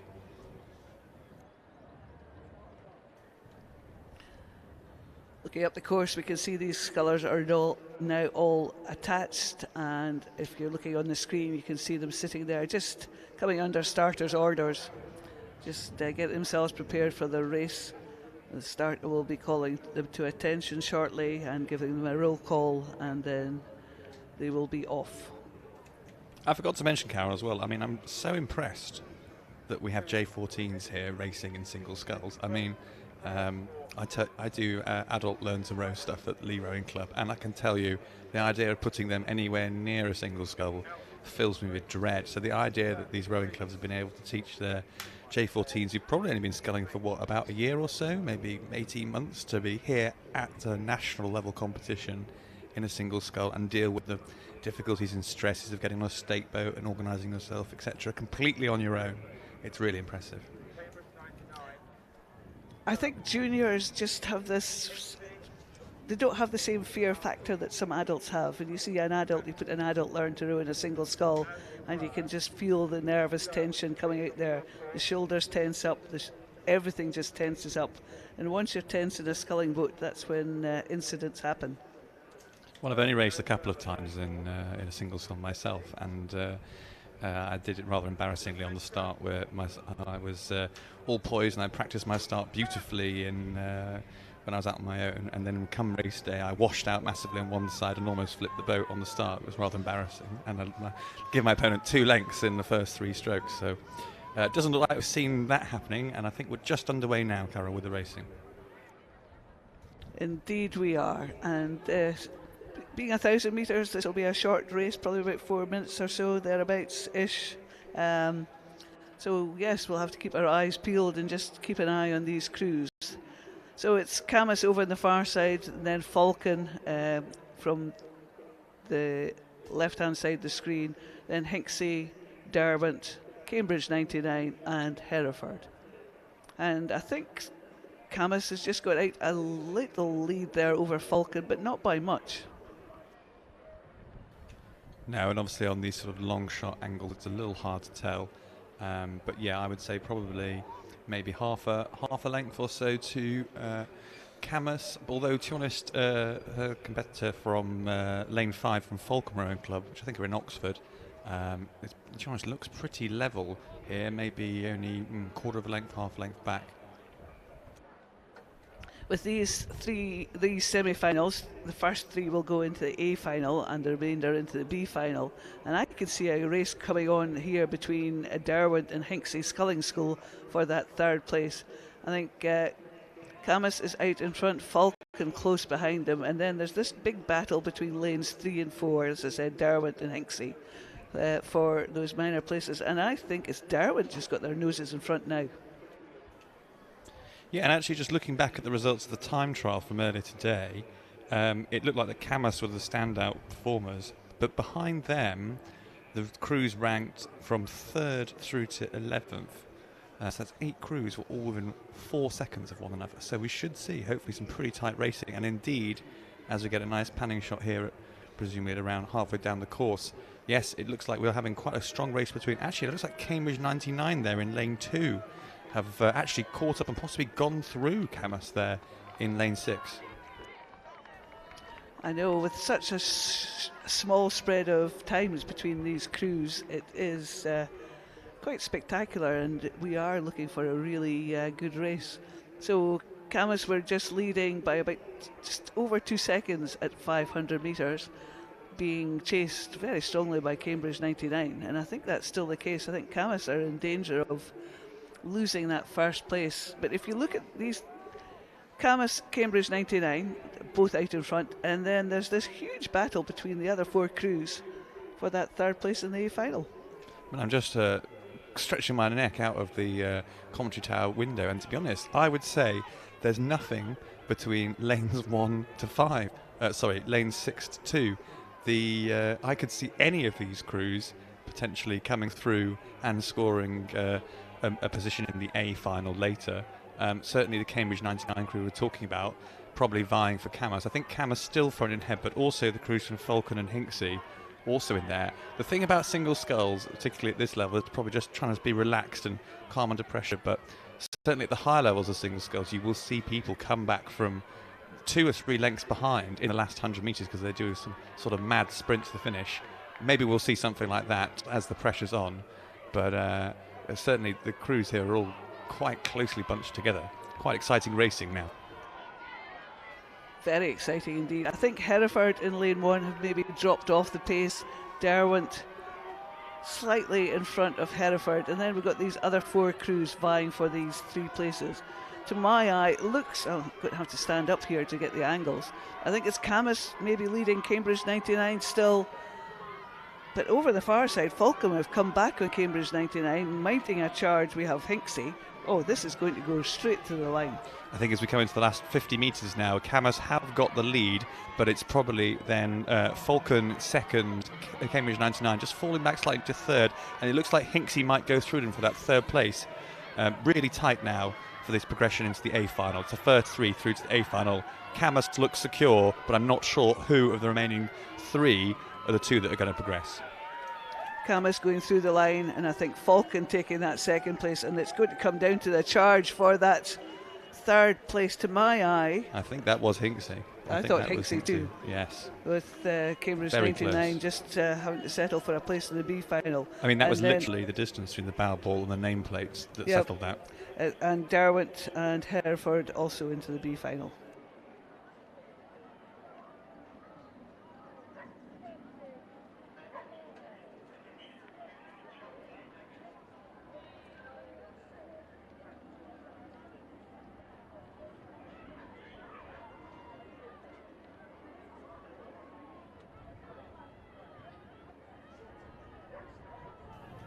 Oh, after that excitement, we move on to the 2nd semi-final, the Women's Junior 14 Single Sculls. In this race, we have Lambton in lane 1, Notts County C in lane 2, Buell Bridge in 3, another Hinksey School Sculler in lane 4, Nottingham County Rowing Association B crew in lane 5, and Strathclyde Park in lane 6. And I think we just have the 500 metre times up from, oh no, sorry, that's from the previous race. I think they'll be on the screen very shortly, 500 metre times. But from my eye, again, very close spread. It looks like, again, the people who've been doing the lane seeding have got it broadly right. I would say that it's the Notts County RA out in front with Strathclyde in lane 6, just behind them, and then vying for that remaining place into the A final. It's a battle between the crew from Buell Bridge and Hinksey. Interesting, we've got someone from Lambton Rowing Club here. They're up in on the River Wear, I think, up in towards County Durham. But really interestingly, they're a brand new rowing club. They're only founded in 2022, and so it's fantastic to see our sport is growing. People are coming to form new clubs and coming here to the national championships. Yeah, I met the Lambton club up at Strathclyde Park last year, and I was very interested to see how new they were, and they were actually racing at the championships. And here they are again this year racing at the championships. But over on the far side, it's Notts County Rowing Association Brown who seems to have the lead now. Strathclyde Park and Hinksey. No, it's not. It's Strathclyde Park and Buell Bridge fighting for that second and third place. Yes, I think as we come in through to the last 5 strokes of the race, we've got a pretty clear trio going through to the A final. So it looks like Notts County are out in front, followed by Strathclyde and Buell Bridge there. And just finishing their race, it's going to be Hinksey, Armstead of Hinksey in that 4th place, and then Jenkins of Notts County Rowing Association in 5th, and Thompson of Lambton in 6th. They'll be through into the B final later on this afternoon. Great racing though, really close, and hopefully they've all got promising rowing careers ahead of them that they'll take from this experience. And we're going straight on to the next race. We're going from single sculls into quads, and this is the women's J14 coxed quads. And in this race we have a composite of Clydesdale Amateur Rowing Club in lane 6, Henley Rowing Club in lane 5, Nottingham and Union in lane 4, Rob Roy Boat Club in lane 3, Aberdeen Schools Rowing Association in lane 2, and George Watson's Collets in lane 1. Indeed, it's a Clydesdale Strathclyde Park composite over in lane 6 with Henley just on their near side. I was speaking to the coach of the Clydesdale Strathclyde Park, and she was delighted with their performance in the time trial. So they're out to show just what they can do in side-by-side racing now. Yes, I think they were 8 seconds ahead of their opposition in the time trials. So that's a really big result to put a marker down, and hopefully they can translate that into the side-by-side racing now. Absolutely, I would say it was the composite out in front. But look at these other 5 crews. It's really hard to call as to who's got their noses in front. It's maybe Henley and Nottingham and Union, but I wouldn't discount Rob Roy either. Aberdeen Schools and George Watson's having their own battle, just about half a length behind these other 3 crews. Oh, this is so exciting racing. And again, first 3 through to the A final, which is what they're all competing for. And again, yes, as I say, it looks like the composite is out in front, but if you think they beat some of these crews by 8 seconds over the or more in the time trial, it's definitely much closer now in the side-by-side racing. And indeed, the battle for 2nd and 3rd position is going on right now between Henley and Nottingham Union. It really is, and what's really delighting me is so much encouragement for these junior 14 scullers from the bank. There's so much encouragement, so many shouts of support. So it's still the composite leading as they come into their last 10 strokes, and still this big battle between Nottingham and Union and Henley, and I just don't know who's going to take the honours there. I think it's Nottingham and Union just going straight through there. Henley, they've just pipped them now on the line. I think they've got their babble just in front on the surge. That's really great racing, great side-by-side action, and yes, indeed. And the other crews now just rounding out the first semi-final of the women's J14 cox quads. Yeah, Rob Roy going through in 4th with George Watson's 5th, who just managed to overcome Aberdeen Schools in that last 10 or so strokes.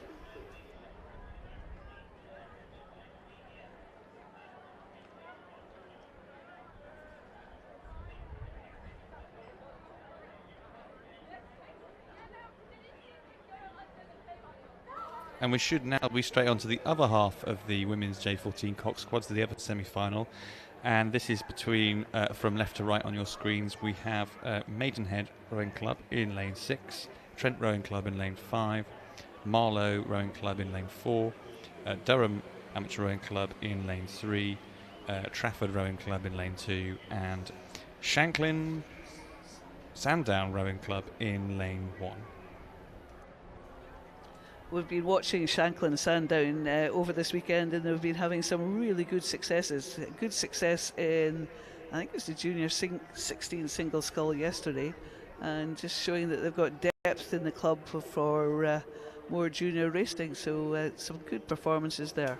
So Maidenhead were the fastest in the time trial here, but actually they scored exactly the same time almost as Trent Rowing Club. I think it was 0.1 of a second between them. And I just saw some shots there of the crews going through the 500 metre mark, and it looked extremely close between the front of the pack.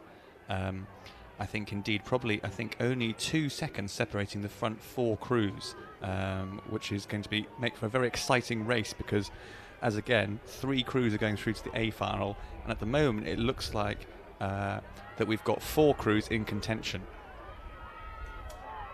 Yeah, it's hard racing like that, isn't it? Just when you're really having to fight for that third place in the A final.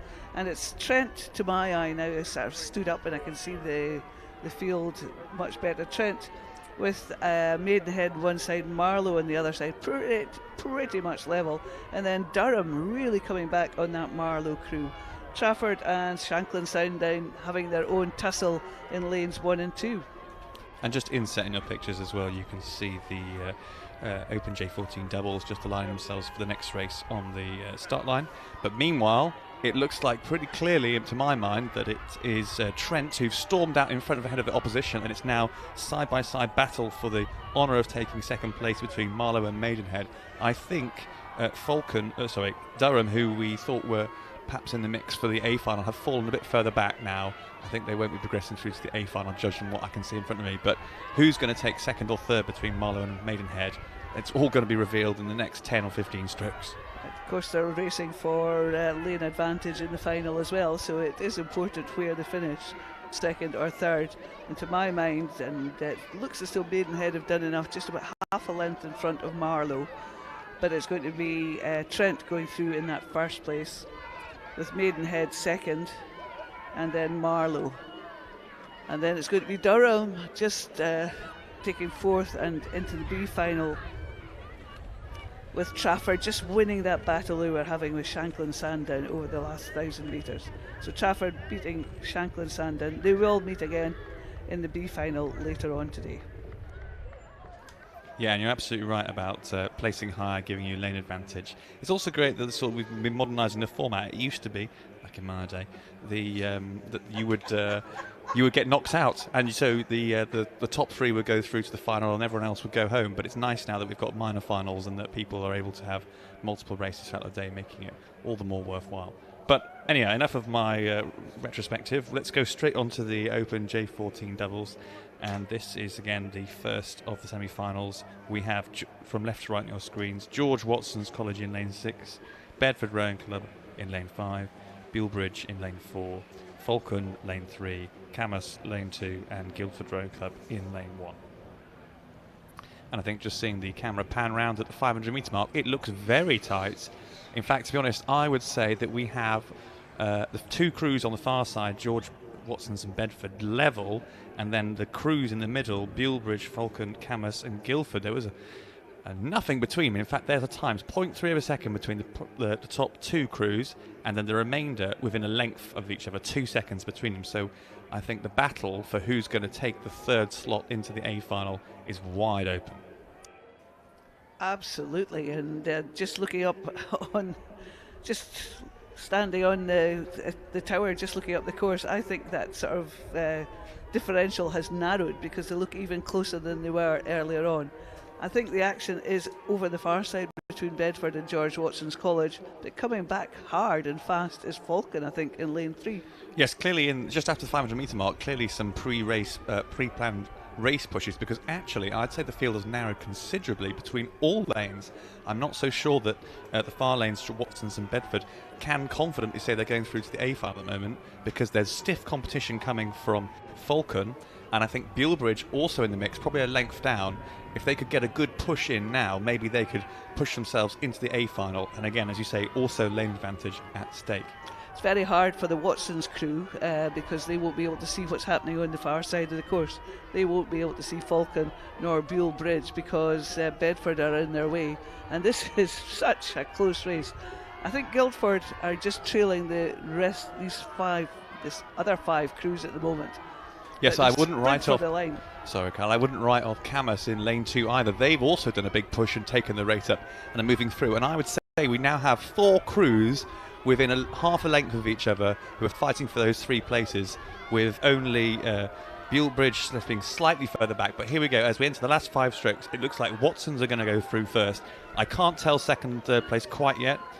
I think it's just going to be Bedford on the line. Oh, that's a photo finish there with Falcon. And then only half a length back for Bedford and, Bulebridge and Callis there. And the time's just flashing up on our screens, so it looks like that George Watsons took it. It was 0.3 of a second between Bedford and Falcon, and then 1 second back to Bulebridge.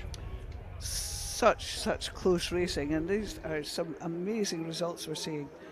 I thought I could not call it between Bedford and Falcon, and luckily the Finnish judges were well on that case there. Well, it's great that we're getting the times up so rapidly, because we're moving swiftly straight on to our next half of this competition. So on your screens we have Marlow on the left-hand side, Trentham Boat Club in lane 5, Aberdeen Schools Rowing Association, Shrewsbury School, Brentford Rowing Club and Lambton Rowing Club. And again, looking pretty tight there in the at the 500 metre mark on your screens. Again, you would expect that Marlow and Trentham, as the faster crews in the time trial, would be out ahead, but actually I would say that the first 4 crews, so that's also Aberdeen and Shrewsbury, are in the mix as well. Just looking up the course, I think Shrewsbury might have a little nose in front there. I think they're maybe encroaching on that lead that Marlow may have had, and Trentham just in that second place. But as Charlie said, this is incredibly hard to call, because these 5 crews are so close to each other. Yeah, I would say that Marlow definitely out in front, probably about a length on Trentham, but then the middle lanes, Trentham, Aberdeen, Shrewsbury and Brentford, are all pretty close together. I'd say possibly Brentford just slipping slightly further back as we get a better view, but those 3 crews there, Trentham, Aberdeen, Shrewsbury, they are all in the mix to get through to the A final, and it's going to be determined now by this last 200 metres of the course that they're now entering. There's some incredibly mature racing from these junior athletes, because they are racing it all the way, and they are not being daunted by the opposition sitting side by side with them. They are all racing it to the line. And this is really dramatic now. We've got 100 metres to go, and I think that Shrewsbury crew are putting in a burst. They're giving absolutely everything. But I think actually also this Brentford crew are putting themselves into the contention. This is probably one of the closest races we've seen, and we've been saying that now for every race we've seen so far. I think Marlow can be comfortably secure that they're going to take one of those spots. Oh, they've just crabbed on the line. Oh no! 5 strokes to go. They've restarted it though. That was the curse of the commentator there, but they're still ahead. They've lost a quarter of a length. But I think they're going to take that first slot. And then, goodness, look at this photo finish. Ding, ding, ding. Wow. I think it was Marlow, Trentham, and then Aberdeen Schools, Shrewsbury, Brentford, and Lambton just... Well, on our screens, we seem to suggest that maybe Aberdeen didn't make it through. That's maybe a wishful thinking on my part then. We will await the judge's confirmation on that one.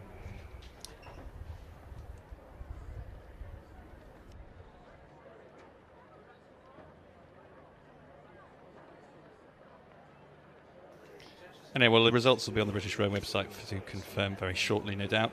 We move on to the women's J15 doubles. Sorry, the excitement of all the races getting to us there. This is, again, one of the other semi-finals determining the 3 who will go through to the A final, the remainder to the B final. And in this race, we have crew 216 on your left of your screens. That's Nottingham and Union. Then we have City of Bristol in lane 5. Thames Scullers in lane 4. Calp Rowing Club in lane 3, George Watson's in lane 2, and Hereford Rowing Club in lane 1.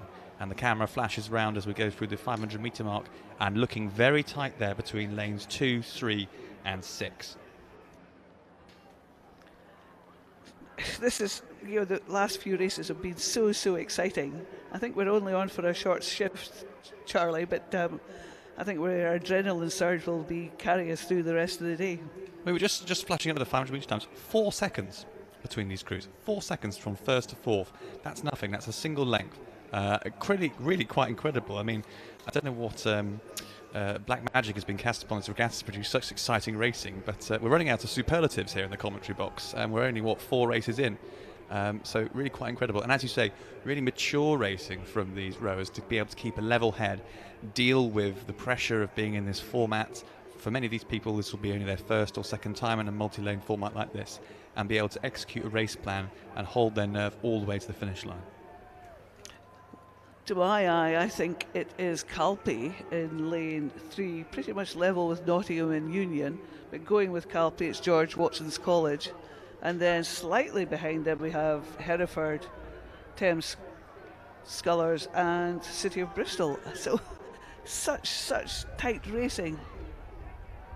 We've got these two crews, Calpe and George Watson's College. I wonder if they've overhauled Nottingham and Union there. I just can't quite get the angle right. Yes, I think actually I would say lane 2 is in the lead, but it's dead level with lane 3, so that's George Watson's. I think they've overtaken Nottingham Union in lane 6. Always tricky trying to draw a sort of diagonal line in your head while you're looking across the from the commentary box onto the course. But yes, I would say Watson's out in front, or possibly actually now maybe Calpe's pushed ahead. I think they're about a canvas up, and then it's Nottingham and Union in third place, I think just about half a length behind them. I think these are 3 crews going through to the A final, but in what order I think will be determined in the next 5 strokes. Indeed, I think Calpe are maybe going to take that first place just as they're coming up towards the line, and it's maybe going to be Nottingham and Union, and just into that second place. George Watson's third, and then City of Bristol. Hereford just stole that sort of sneaky place, and then Thames Scullers. I mean, incredible, incredibly close there. I think the determination there between first and second was half a nameplate, which is really quite amazingly close racing that we're generating in this format. Clearly keeping us in the commentary box very excited. Not that we need much to begin with anyway. We're moving on to the second of the semi-final of the women's J15 doubles. So again, from left to right on your screens, we have Cantabrigian in lane 6, Hereford in lane 2, Marlow in lane 3, Henley in lane 4, City of Bristol in lane 2, and we have a composite of Strathclyde and I think it's St Andrew Boat Club in lane 1.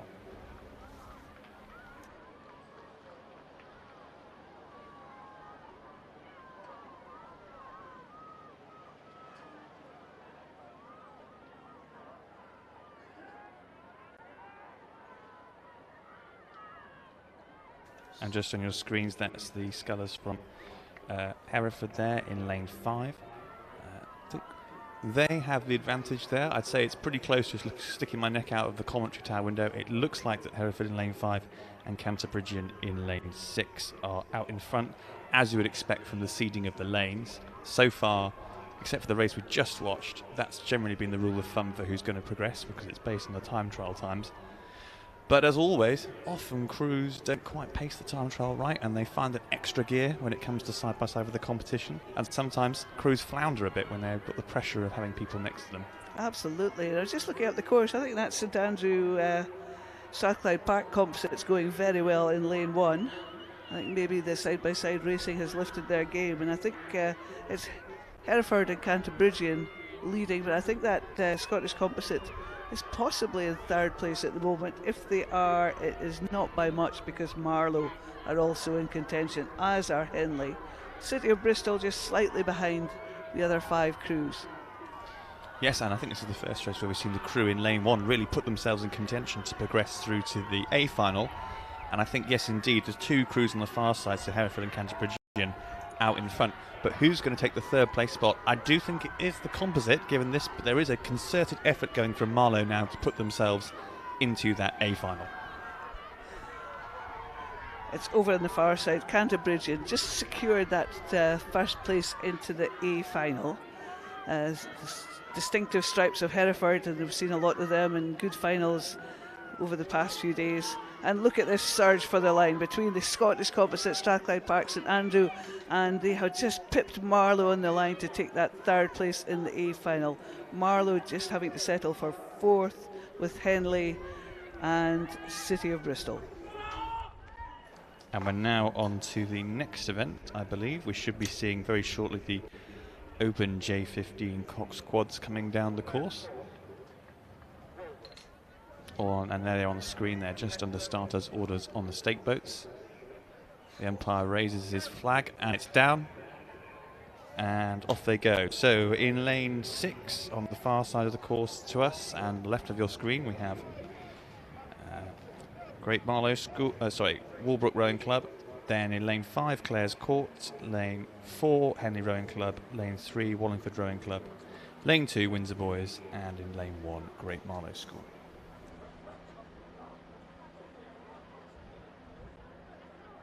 Now the standout crew in the time trial was Walbrook Rowing Club, doing a blistering time in the 900 metre time trial, sub 3 minutes.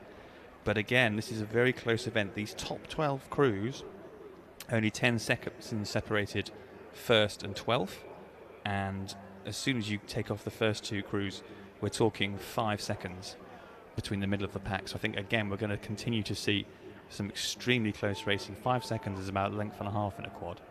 Nothing. Absolutely, and we've seen some dramatic overturns in this. You know, remember, these crews are only racing 1,000 metres, so we've talked about the maturity of the racing, but they also, there's a drive to do what they need to do in a short distance. Usually if you're racing a 2k race, you've got time to execute a longer race plan, but 1,000 metres is over almost like a flash. Well, those 3 minutes can feel bit longer than a flash in my experience, but I'm sure to these trained athletes it will be instantaneous, as you say. And just looking at on the pictures going through the 500 metre mark, it looks like that the crew in lane 6, that's Walbrook, very comfortably out in front. Just seeing the flash of Henley's bow ball there in lane 4 come into view. It looks like, yes, Walbrook so had a pretty, I would say dominant, but it was only 2 seconds on the next crew in the time trial. But they are looking like they're making a bit of a mark there at the 500 metre mark. Looking back down the rest of the field, though, much tighter, and I'll be interested to see how this pans out. I would say the crews in lanes 5, 4, 3 and 2 are all within about half a length of one another, and that means that the 2 places for the remainder of the A final are completely up for grabs. Maybe that's what Walbrook were deciding, just to get out in front and just make sure that they've got that place in the A final and just let the rest of the crews fight it out amongst themselves. Because we, as Charlie has said, there is nothing between these other 4 crews in the middle of the course. Clare's Court, Henley, Wallingford and Windsor Boys, and I don't know who's in front. I think it's the red of Wallingford, to my eye, just inching in front, but if they are, it's only by a canvas. Windsor Boys going with them, Henley going with them, and Clare's Court sort of coming back too. Yes, my eye, I would say Henley have just in the last few strokes put a little bit of a push and pushed their bow ball out to about a quarter length ahead of that of Marlow, then Clare's Court behind them. I think Walbrook, sculling very accomplishedly actually in lane 6, have got this, I would say, in the bag, but then I watched a crew catch a crab after I just said that. Very tight in the middle between these crews, and I think various pushes going on now to draw these 3 crews in the middle dead level. The Coxes are just screaming encouragement. So Walbrook, yes, we can sort of almost safely say that, but I have no idea where the honours are going. And it's going to be on the surge here. It's going to be on the surge. Who can just do that one stroke? And I think that's going to be a photo finish between Wallingford and Henley there. Absolutely. What a finish. Just so hard. I mean, this is the sort of thing we're expecting to see at the Olympics next week, with the sort of having to wait for the camera and the slow-mo and that very incredibly strange camera perspective you get when they publish the photo finish, where everyone seems to have stretched to spaghetti on the outside of the central lanes, but it does look like that. Okay, we're waiting for confirmation that's come through, but I think it was just Wallingford pipped Henley, but we will have to wait for the judges' view on that one. And straight through we go on to the next half of this competition. This is the other semi-final for the J15 Coxed Quads, and we have on the left of your screens Windsor Boys Crew B in lane 6, Windsor Boys Crew A in lane 5, Wallingford B, we had the A crew racing in the previous semi-final, Marlow in lane 3, Brentford A in lane 2, and Maidenhead in lane 1. And just going through the 500 metre mark, again, extremely tight. You're probably getting bored of me saying that now, but it looks like that the Windsor Boy crews on the far side are both quite level, but they're having brisk competition. I think it was from Marlow Yes, only a second between those three crews out in front of the rest of the pack. Goodness gracious me, this is such exciting racing from these juniors. And remember, these are quite new to the sport, maybe only been rowing for 2-3 years, but they are showing some level of maturity and confidence in their racing. Yeah, not just looking very nice technically, but also a bit of aggression there, and that's always a display of great skill to be able to put the power down while also rowing quite well. I'm also enjoying the fact that the top seeding went to the Windsor Boys B crew, and I just looked at the time trial times. They managed to beat their A crew by 2 seconds, so clearly the B crew are not going to go down without a fight against their supposedly higher rated fellow clubmates. I think actually it's going to be quite an interesting race between these two. A very interesting race between the Windsor Boys School, but look at Marlow in lane 3, they're coming back very strongly. They're taking Wallingford with them, but then we've got Brentford mounting a surge here on the line, and Maidenhead not out of it either. I think the crew that may have dropped off the pace is the Wallingford B crew, but it's Windsor Boys crew A and B really going for it for the line, and 3 crews yet again for 1 space in the A final. And indeed, goodness, I think the A crew have reclaimed their honour as the fastest of the 2 Windsor Boy crews as they enter the final strokes. And the rate they're going straight up, both crews jacking it up. I think then Marlow are going to hold off this strong competition, but actually it's getting increasingly tight as we're going to the last 5 strokes. I think they're just going to hold it off from Brentford, but that is, a quarter of a length again, determining that between those 3 crews. Brentford having to settle for 4th place. Maidenhead, I think we're 5th with Wallingford in that 6th place, but oh boy, this is some racing we're having. So these are the semi-finals, and you know how tightly these are being fought, so later on this afternoon hang around if you can, because the finals are going to be really, really exciting. Absolutely, and really fantastic organisation by the committee here to manage to get such close results. We're now moving on to the Open J15 single sculls, and this is between Durham on the left of your screens, Amateur Rowing Club, Exeter Rowing Club in lane 5, St Andrew Boat Club in lane 4, Reading Rowing Club in lane 3, Lee Rowing Club from East London in lane 2, and St Andrew Boat Club, A crew, in lane 1. So again, another interesting instance of the B crew outperforming the A crew in the time trial. Sometimes if you're labelled, you have got something to prove, and that's where you do it, isn't it? Just to just show the coach that they may have got it wrong. Really nice shot of the Lee sculler there, very distinctive kit, and as a commentator you always like the distinctive kit because it stands out. But I think it's over the far side, Durham. I think that Lee crew is also up in contention, so it's Durham, I think, leading Exeter, Reading, and the St Andrew B crew, and I think the St Andrew A crew is just behind the rest of the field. Yeah, I agree. The Durham sculler seems to have about a length and a half on everyone else, but I would say then for the remaining places in this semi-final, the progressing through to the A final, there's really nothing in it. I'd say that the scullers from Exeter and Reading and Lee are all basically level, and anyway, you can be 2 or 3 lengths down as a single sculler, and if you can time your sprint to perfection, as these J15 scullers will no doubt have been practicing, you can steal a march on your opposition. And we go into the last 150 metres now, and I'd say the sculler from Reading has just increased the rate. That's a tremendously high rate to do in a single, really trying to get absolutely every inch of extra speed they can out of their hull. Exeter also increasing the rate, and the Lee sculler as well challenged them. It is going to go right down to the line, Carol. Yet again, it's going to be that 3rd and 4th place that's the important one. It's Durham looking pretty good in that first place, a bit of length in front. It's Exeter now in that second place. Another photo finish, I think. I think Lee just nipped that down the line. I think they did too, and I think it was just that surge, just where they took the stroke, and I think it was Lee over Reading. Boy, what a tussle that was.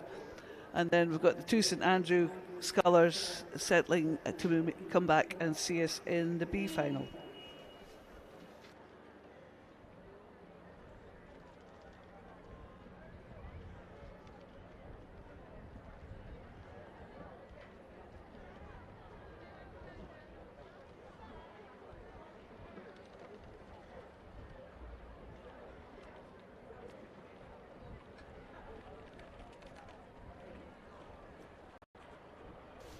And just crossing the line now, the last of the St Andrew crews from that first semi-final of the Open J15 singles. So we're now on the course. We have the other semi-final for the J15 single sculls, and we've got Hinksey in lane 6 on the far side for us, left of your screens. George Watson's College in lane 5, Bulebridge B sculler in lane 4, Lambton A sculler in lane 3, Stirling Rowing Club lane 2, and Hexham Rowing Club in lane 1. And as we spin through the 500 metre mark, it looks pretty level again. I would say that actually, gosh, it is really close. Sorry, everyone's getting very bored of us saying that, but I would say the scullers between Hinksey, George Watson's, Bulebridge and Lambton, there is very little in it at all. Probably only half a length, and indeed, I think lane 1 is also doing it. I was just going to point that out to you, Charlie, that I did not want you to discount Hexham, because I thought they were also up in contention. You know, we thought the last race was pretty close, and I think there were 5 boats very close, and I think in this race we've got all 6 of them almost could take a place in the A final. Well, I have to say, this is probably the most exciting half an hour of rowing I've ever commentated on. I mean, it's just been race after race after race of close matches and exciting verdicts. And I think as we now enter the last, just come out to the 250 metre marker, that there is still very little in it. I think Hinksey still out in front, then about a quarter of a length back, 1 length back to Watson's, and then I think Bulebridge just slightly behind them, half a length, and then Lambton about a quarter of a length behind Bulebridge, which means that final tussle for the remainder of the A final places. And actually, I think maybe I've called that wrong. I think the Lambton sculler has just put in a push and gone through the Bulebridge sculler. Again, every stroke counts in these races. They're so close, and to be honest, it's not just about being able to scull well. You've got to do it under pressure and at rate. Yeah, I thought the Lambton sculler was looking really good, and he did put in a big push. But now it looks out, to my eyes, that George Watson's has come back on him and is challenging for that second place. Hexham mounting a charge for the line in lane 1. Gosh, trying to keep an eye on 2 different windows here to catch an eye of who's leading. The Hinksey sculler just about to prepare the finish line has put absolutely nothing to chance. He's put in a huge shift there to get away from his opposition, and it looks like that Watson's are just going to hold on to that there, but that was a big, strong push there again from Lambton, and I think they've just left Bulebridge behind for that final slot in the A final. And the Stirling sculler just coming over the line. I think Hexham decided to save some energy because he's going to make it back in the B final. But yeah, some exciting races, Charlie. I've enjoyed bouncing up and down the commentary box with you because it's been such good fun and such exciting races. We're going to sign off now, and I think Liv and Lucy are here to take over. Yeah, so just having a short break before we resume onto the minor finals, but thank you for listening, and we'll be resuming commentary very shortly.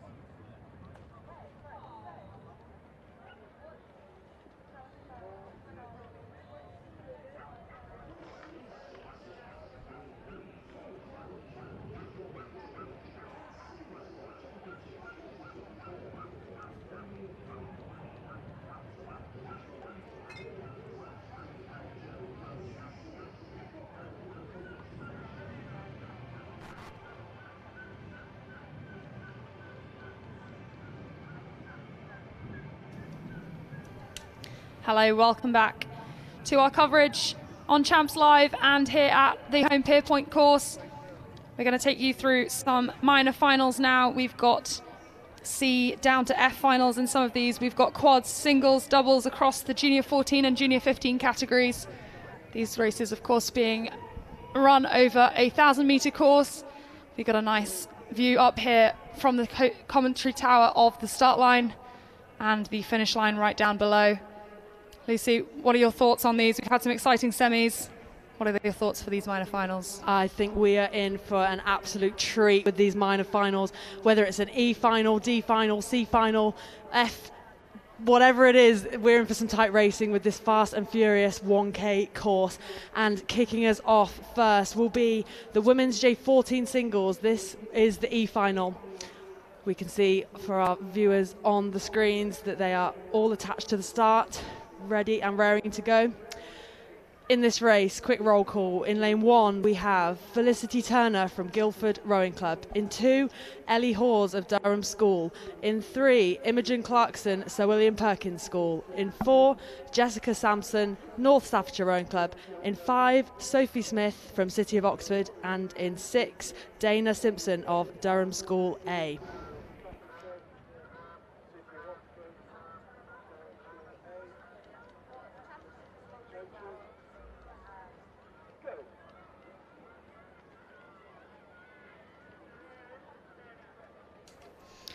And these junior 14 single scullers are off in the E final. Early strokes, fast and furious off the line for these girls. No one taking a lead just yet. We are barely 10 strokes in, but all of these girls up high off the start. They're going to take a couple of high strokes before they settle down onto their race rhythm. And we'll see how things go as they come through the first timing point.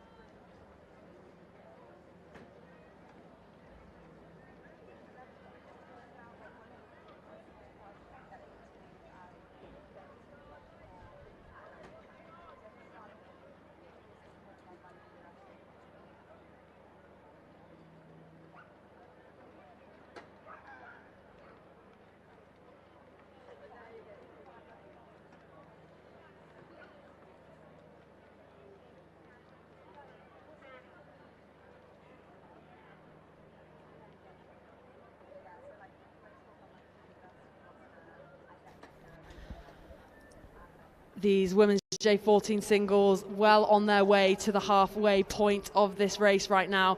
It's impossible to tell who has got the lead across the board. Lanes 1 to 6, super tight racing going on here. These finals again have been seeded from lanes 6 to 1, so the fastest qualifiers will be in lane 6, then 5, then 4, all the way through to 1. But these 6 ladies look very well matched.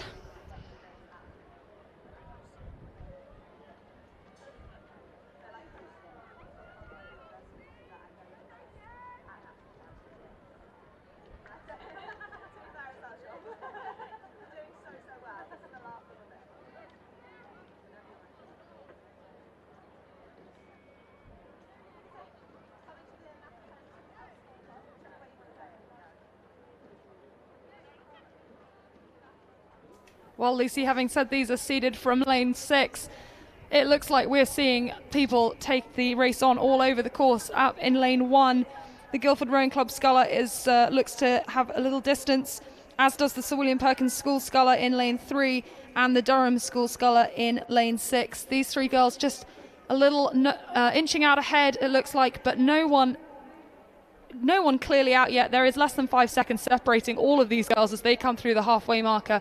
Anything can happen. We saw yesterday some incredibly tight racing all the way through to the very last stroke of the race. And that is what we're hoping for today, and that is what it looks like we're going to get.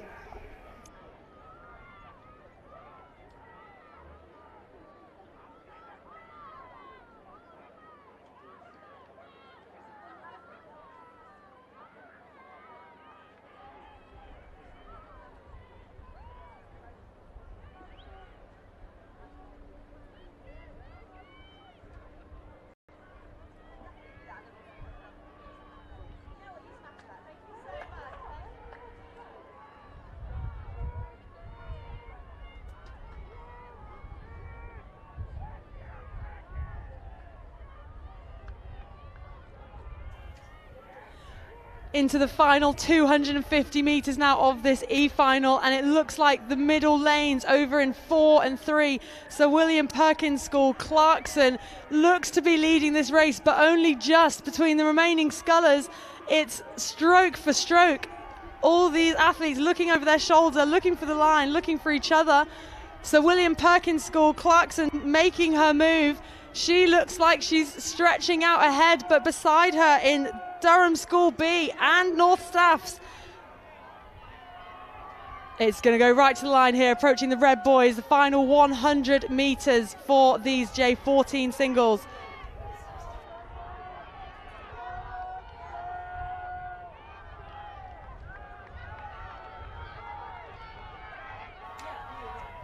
The North Staffordshire sculler in lane 4 looks to have made a huge move. She came across the halfway mark in 5th place, and now she is well clear of this field.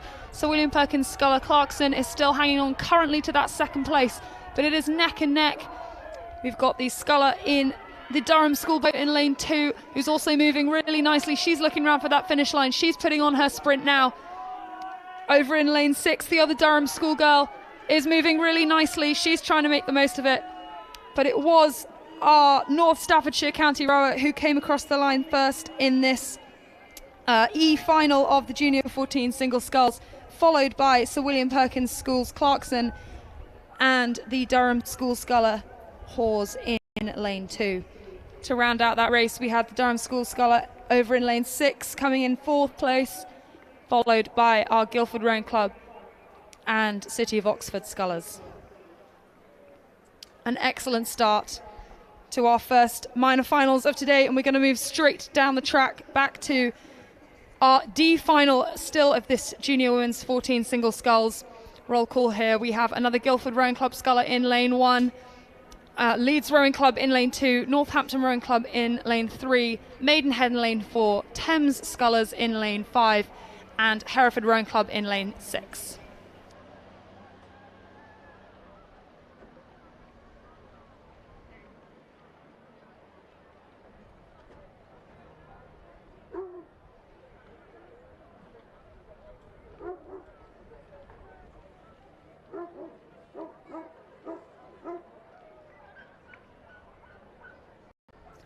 Another extremely tight race coming across the 500 metre mark now. The D final, it's Hereford Rowing Club. Eva Donoghue with the lead, but barely over the Thames sculler. Tavi Bennett in lane 5, not to be counted out.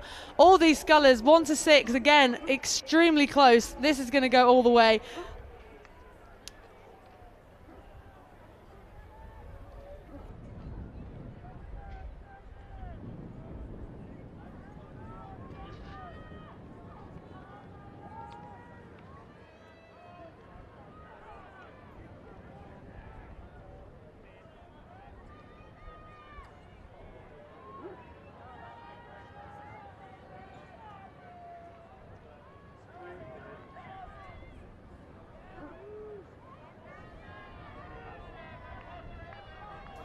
Coming into the last 250 metres now, and as with the last one, we're seeing these girls not separated by too much water. From up here, it looks like our sculler in lane 2 from Leeds Rowing Club, Ava Lister, may well have started to inch out ahead of the rest of the field. We have to then throw ourselves all the way out to lane 6 to find our 2nd place sculler, Donoghue from Hereford. And 3rd place currently looks like the Thames Scullers athlete, Lister of Leeds Rowing Club, is going to want to push hard. She's got to look across. She's going to know that they're moving back. They're moving through her. What can she do? Our Hereford sculler now just pushing on a really nice burst. She's moving away. She's taking a length. She's comfortably out there now ahead of our Thames Scullers athlete. We can see her coming across the finish line, about a length up, clear water even, followed by our Thames sculler, and finally Leeds Rowing Club sculler in 3rd place in this D final. We're going to round this one out with Maidenhead, Northampton, and finally Guildford Rowing Club. Another fantastic final here in the Junior Women's 14 single sculls D final.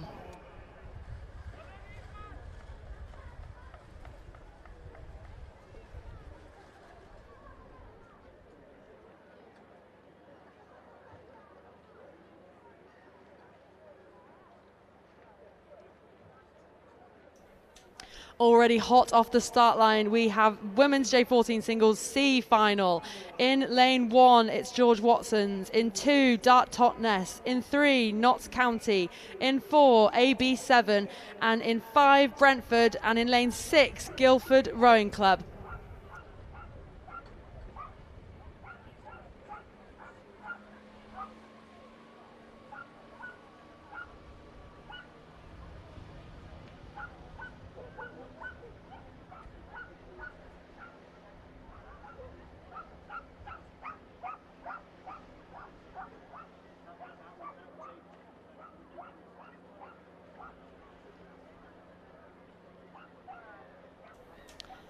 Another incredibly side-by-side race coming down the course now.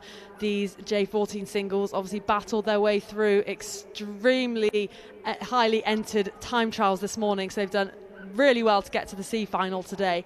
And this is paying off because they are getting some incredible side-by-side action. Lanes are obviously seeded from 6 to 1, but we can see here on our screens for our web viewers, time trial racing is different to side-by-side, and it's really great to see this athlete in lane 2 from Dart Totnes. She's up there in the mix alongside Guildford and Brentford scullers over in 5 and 6.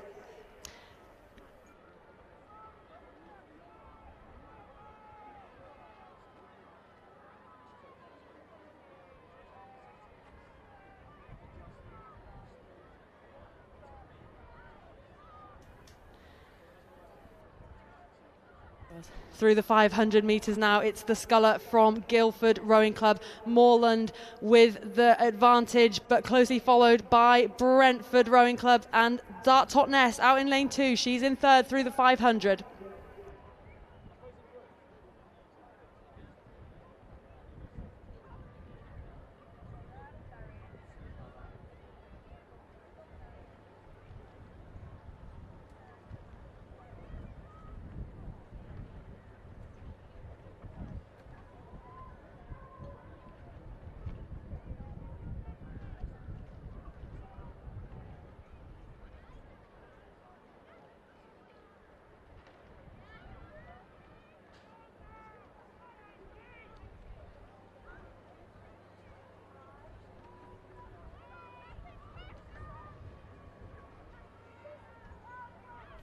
We're arguing up here over who's got the lead. Lucy thinks it might be Greta Wollaston from Dart Totnes in lane 2, but I think it might lie with Amelia Moorland of Guildford Rowing Club over in lane 6. It's still incredibly close. We've got the binoculars out. Still can't tell. There's absolutely no help. These margins are just too close to call.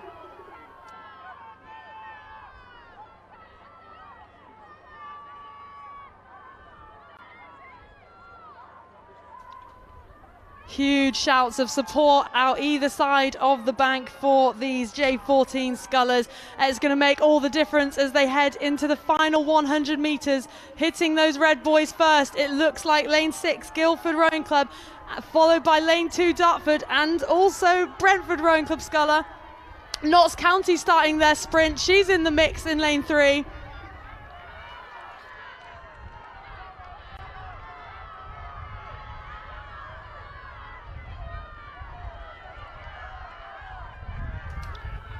Into the last 100 metres now, and it is Amelia Moorland of Guildford Rowing Club with the lead out in lane 6. In second position, it does look like Greta Wollaston from Dart Totnes in lane 2, but she has got almost, it's inches across to the sculler from Brentford Boat Club, Isabella Keane.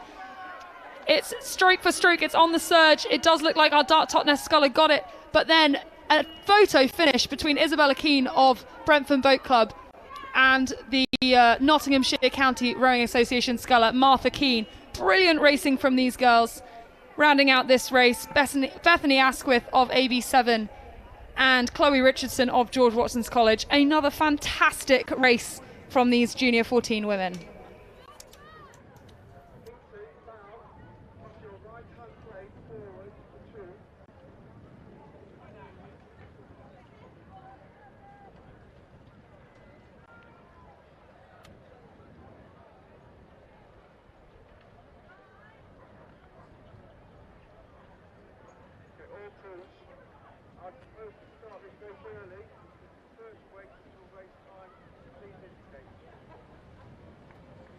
We are going to move now from singles to quads. We have our Junior 14 women's quad, Cox Quad F final on the line. So these girls going for places 31 to 36. All of these events hugely subscribed. We saw so many boats coming down in the processional time trials earlier. So they've done hugely well to even reach these minor finals. This F final is going to be competed between Globe Rowing Club in lane 1, York City Rowing Club in lane 2, Hinksey Sculling School in lane 3. That looks like a composite of Kingston Rowing Club and Tiffin School in lane 4, Marlow Rowing Club A in lane 5, and Durham Rowing Club B in lane 6. So these girls just coming under starters orders, and we will wait and see how they go off the line.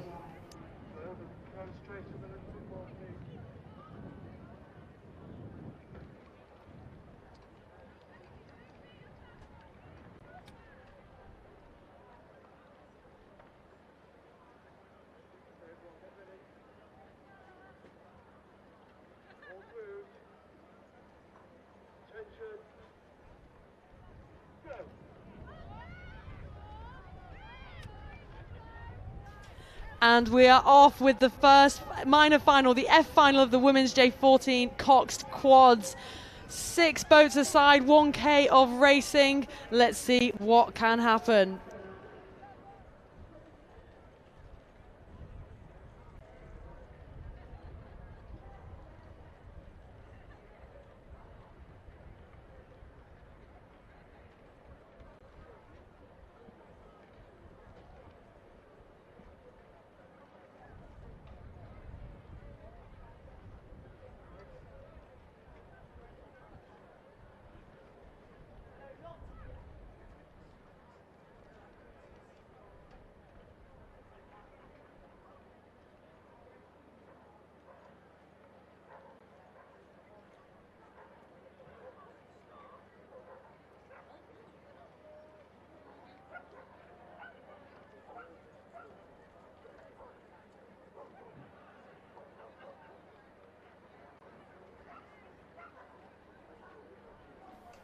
And it looks like an early lead from the Marlow Rowing Club crew, followed closely by that composite from Kingston Rowing Club and Tiffin School.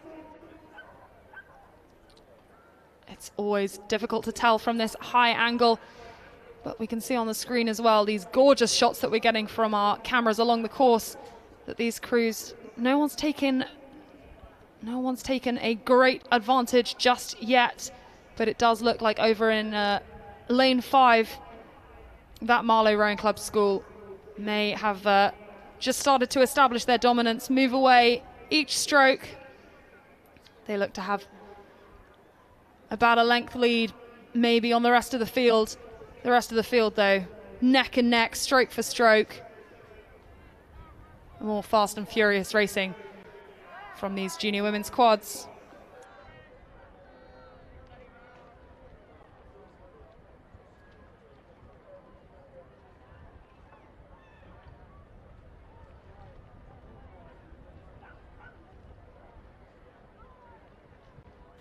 And it is Marlow first through that 500-metre mark, but less than 2 seconds between second to 5th place. Durham, York, Hinksey and the Kingston composite all in the mix.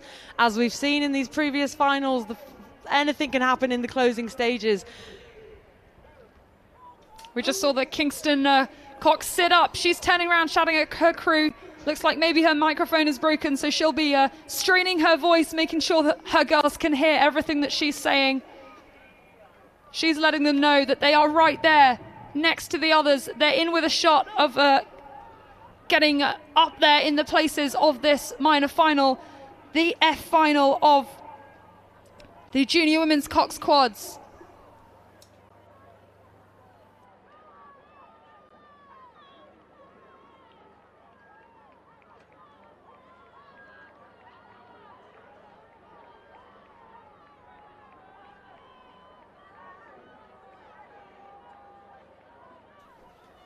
entering the final 200 metres of this F final now. Marlow maintaining their lead, but having to hold off strong attacks from Hinksey Rowing Club in lane 3. They're bringing York City with them in lane 2.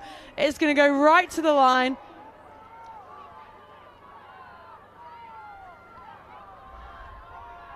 Not to be counted out, Durham B in lane 6. They're with the pace. Kingston Rowing Club, loads of looks rounds from their cocks. But Marlow Rowing Club extending their lead. Really dominant performance from the Marlow Scullers here. Hinksey in blue in lane 3 though. They know they're in the mix. Final sprint for them, but it looks like it's going to be too little too late. Marlow running away with this one over in lane 5. Fantastic performance from this J14 quad. Marlow crossed the line in first. Just clear water over. It's going to be Hinksey or Durham for second. Hinksey take it on the line. Durham School B finish in third. York City fourth, and Kingston Composite take 5th place in this F final. And rounding out the field in lane 1, we have Globe Rowing Club sprinting all the way to the line. Fantastic rowing from these young athletes.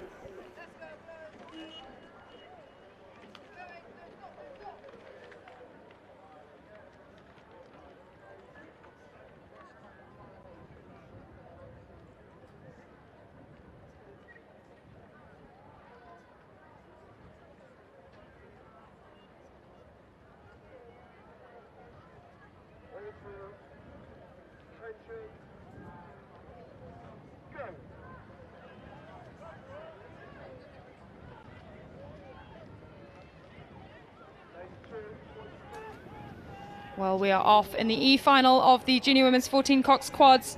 Sir William Perkins School are in lane 1, followed by Infinity Boat Club, Ross Rowing Club and Hereford Rowing Club in a composite in lane 3, North Staffordshire in lane 4, Maidenhead Rowing Club in lane 5, and Leeds Rowing Club in lane 6.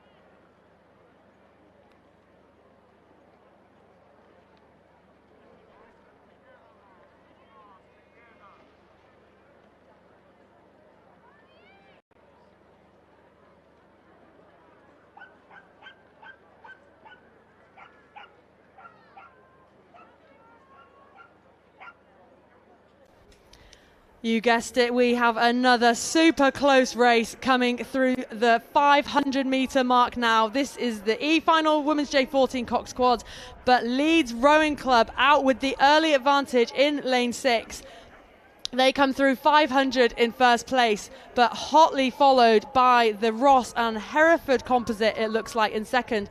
North Staff's third place at the 500, followed by Maidenhead B.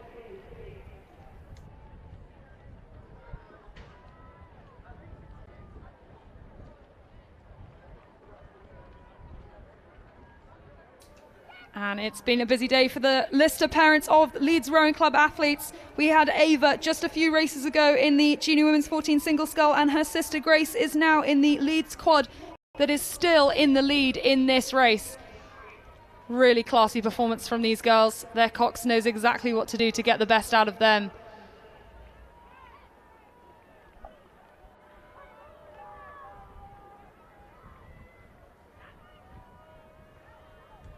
We're seeing different crews pop up all over the place now. Different people taking their moves, making their mark early on. looks like in lane 3. The Ross and Hereford crew still doing really nicely. We've also got a Sir William Perkins school boat over here in lane 1 trying to sneak in, see what they can do. Can they catch that composite off guard? Just 250 metres left to see what they can do. Really impressive from Leeds Rowing Club out in lane 6. Fantastic sculling from these J14s. That's put them just ahead of the field. There is their race to lose right now, but Ross and Hereford, great sprint from them in lane 3 coming through. Also North Staffs in 1 and Maidenhead in 5.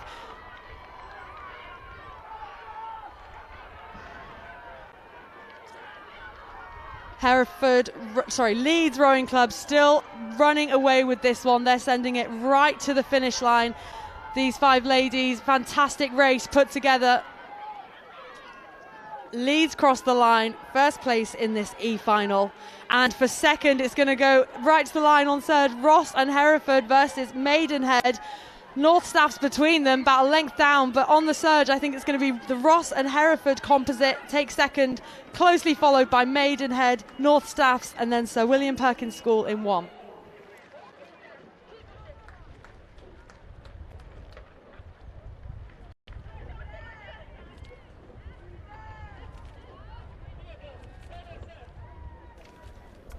And just rounding out this E-final in the Junior Women's Cox Quads, Infinity Rowing Club with those fantastic green blades. You can't miss those. Excellent job, ladies.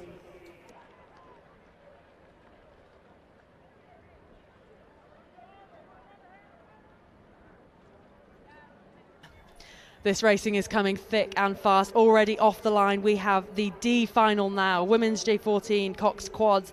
In lane 1, Barn Elms. In 2, Wallingford Rowing Club A. In 3, Windsor Girls School. In 4, Kingston Rowing Club A. In 5, Queen's Park High School. And in 6, it's Sir William Borlase School B.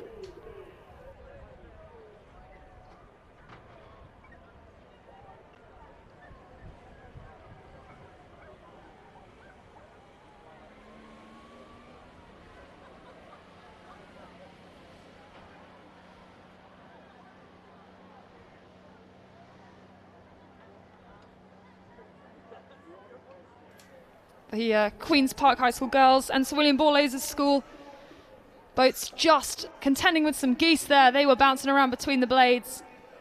It looks like the Queen's Park High School girls came off better of the 2 crews there. They look to have taken an early lead just ahead of the Sir William Borlase crew, who are currently in 2nd place. We've got more geese action though on the right hand side of the course between the Barn Elms and the Wallingford crew. Barn Elms now trying to make a move that looks like they are coming back on terms now with those crews on the other side of the lake. Their coxes will be letting them know, telling them, despite the fact that they are all the way on the other side of the lake, they are right there, they are in contact, urging them, what can they do? There is 300 meters left in this race. And you could split these with a penny. What is going on here? This is such close racing.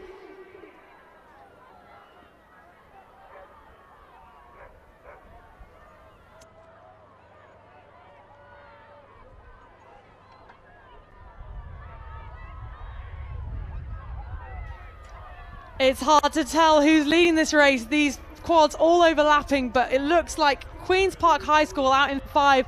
They're making a bid for the win, but not to be counted out. Barn Elms in lane 1 in the bright green. Fantastic work from lane 1. But incredible racing from all these J14 quads. There's overlap in lane 1 to 2 to 3 to 4 to 5 to 6. Queen's Park High School, they've got to do a lot to hold off the sprint from Windsor Girls School in 3. Into the red boys now of this race, and Kingston, they're winding it up too. Queen's Park High School, look around, the line can't come quick enough. Windsor Girls School with a fantastic sprint, making their way up the field. Kingston next to them, going stroke for stroke. Sir William Borlase in 6, also in the mix for second. Queen's Park High School are going to take first, just about a length. Windsor in second, and then Kingston and Sir William Borlase together through the line. That's going to go to the photo finish. Incredible racing from all these crews.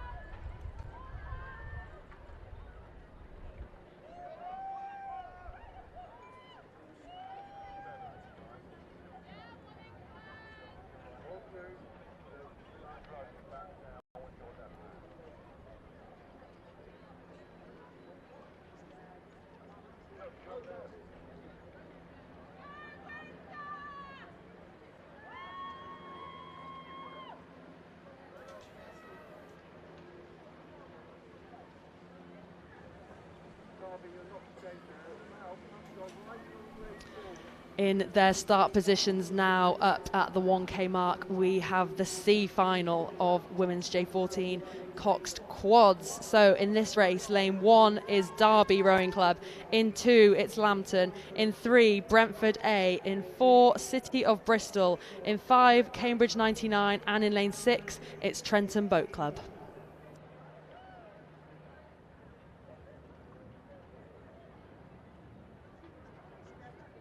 And Lucy, it's been a while, but you've been in these girls' shoes. It was, a decade ago now that you raced in this J14 category. What do you think these girls are thinking and feeling? And these, this may well be some of their first racing that they've done. Yeah, absolutely. J14 scene in rowing is so exciting. It's your first taste of national side-by-side racing here in like 6 lanes. And as we can see now, these 30 athletes are all just hurtling off the start of this C final. They're going to gain invaluable experience racing side by side against such well-matched crews from across the country.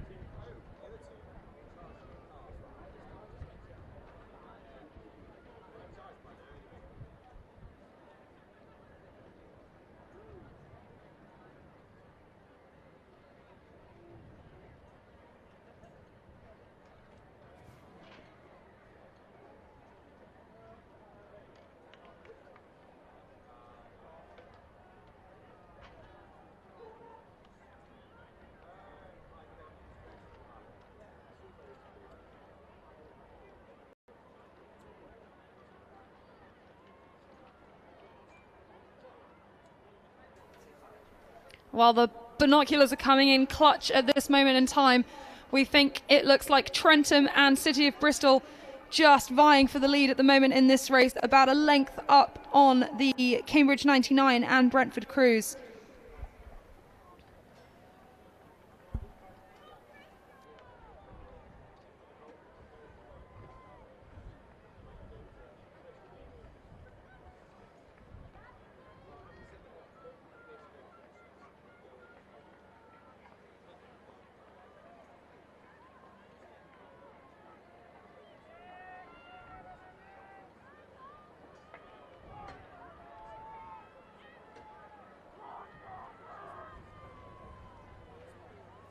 As we can see on the screens and approaching the 250 metres lakeside, it's neck and neck across the board here, but City of Bristol still in that battle with Trentham for the top spots. But lane 1, Derby looking good, Lambton next to them, also with them. Cambridge 99 in the light blue, lane 5, they're between Bristol and Trentham. They're going with them stroke for stroke here.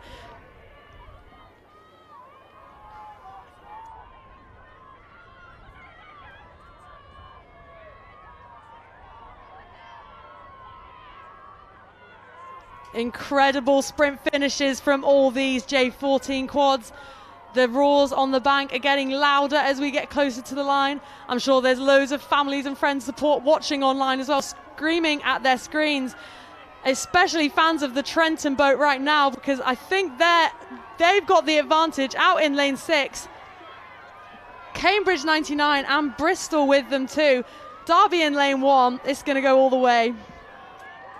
Absolutely, Cambridge 99 look like they are coming right back into this race.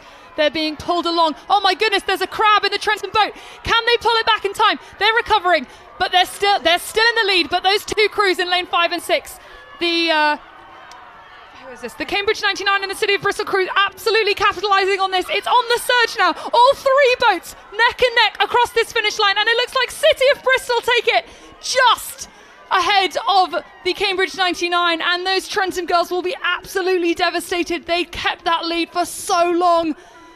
Brilliant racing from these ladies. We are having a fantastic time in the commentary booth. We cannot thank you enough for this exciting, tense racing that we are seeing up here today. Wow, what a final there from the C final of the Junior 14 Coxed Quads.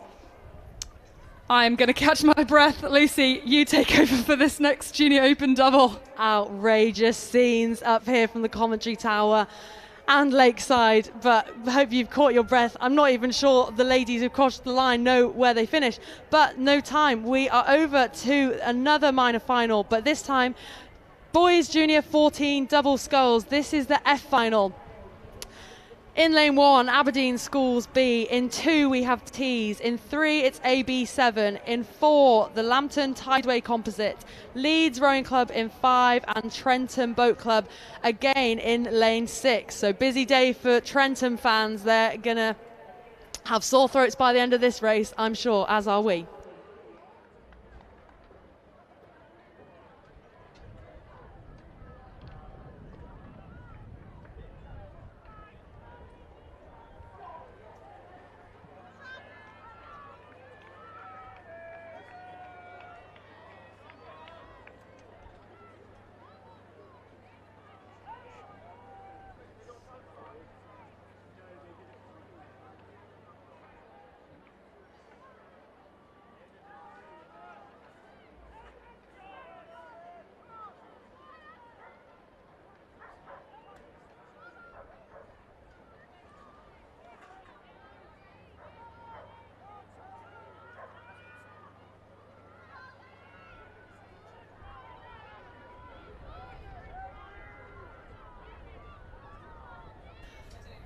Already into the final 250 metres, the boys J14 F final. These double sculls, again, it's neck to neck across the board, but it looks like maybe lane 5, Leeds Rowing Club with the advantage, but with them is AB7 and Tideways Composite. Leeds out in 5, just marginally ahead. Looks over the shoulder of the AB7 crew to the left. They can see Leeds. Leeds winding through the gears right now. Leeds extending their lead just, but it's a massive race for second place. AB7, the Lambton Tideway Composite. Also Trenton in lane 6. It's going to be Leeds with a fantastic sprint to seal the deal here in this F final. J14 boys double across the line ahead of AB7, and then it's going to be a photo finish for the 3rd, 4th and 5th. Might just have been teased there on the surge.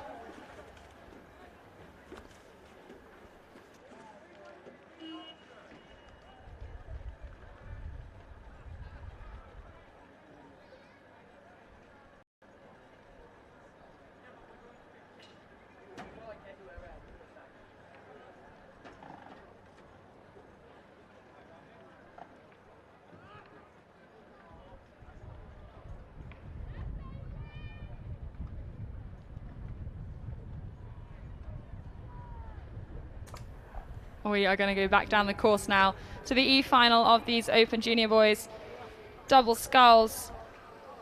This final being contested between Brentford D in lane 1, Warrington in lane 2, a composite of Durham Rowing Club and Durham School in lane 3, Windsor Boys A in lane 4, Windsor Boys D in lane 5, and Barn Elms A in lane 6.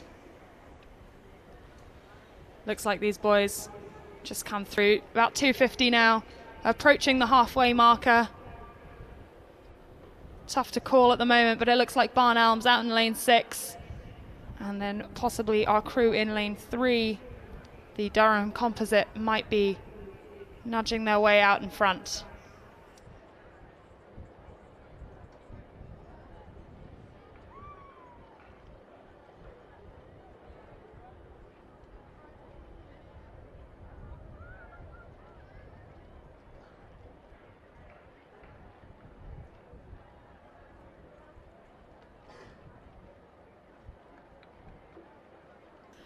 More tight racing coming down towards the 250 marker. Look like Barn Elms with an early lead, but also in the mix we have Warrington Rowing Club, the Durham composite in 3 as well. You can't count out any crews in these final stages of the race. Obviously 250 metres less, but with these short and sharp 1Ks, that is a whole quarter of this race course left to contend for these J14 doubles. And out in lane 2, Warrington Rowing Club putting on a spectacular sprint. Durham going with them. Barn Elms also there in lane 6.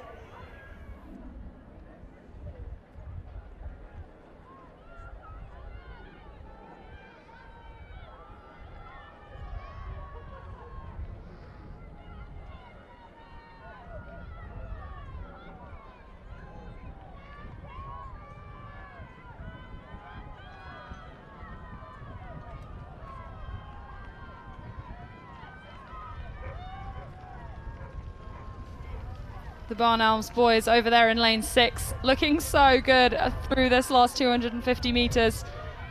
They've got about a length on their next competitors in lane 3 and lane 4. In fact, it looks now like the Warrington double from lane 2 are challenging that Durham composite. No, they can see that Warrington double is charging. They're making their move now, but the Warrington double is coming fast. I think it's going to be a little too much in this one. And Durham School do indeed come over in second place in this E-final. Warrington in third, followed by the Windsor Boys School. We're going to have Brentford in lane 1 coming through in 5th, and Windsor Boys D in lane 5 rounding out this final.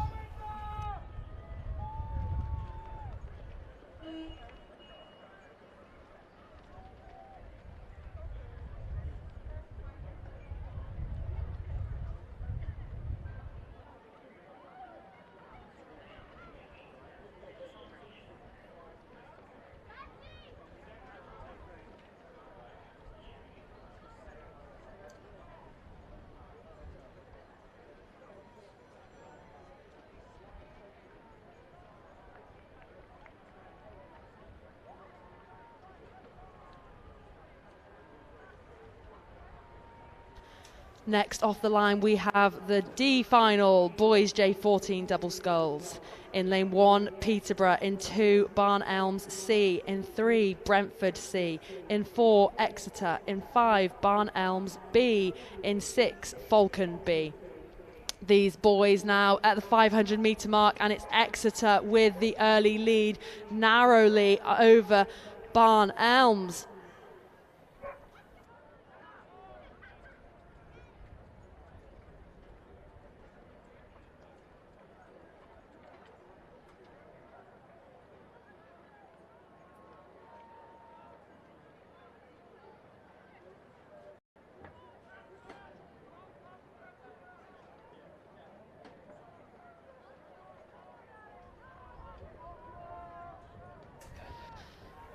On our big screens, got a beautiful shot there of the Brentford boys. They got their bucket hats, looking absolutely fantastic. All the free speed they can get as they come down this course. It looks like Barn Elms B and Falcon B over in lane 5 and 6, still battling it out.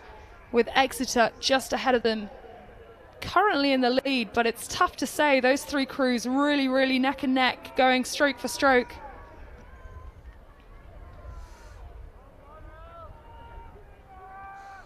Little zigzag down the course for our boys in lane 2, the Barn Elms Sea Boat.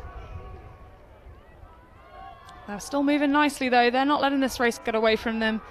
Neither are the boys from Peterborough.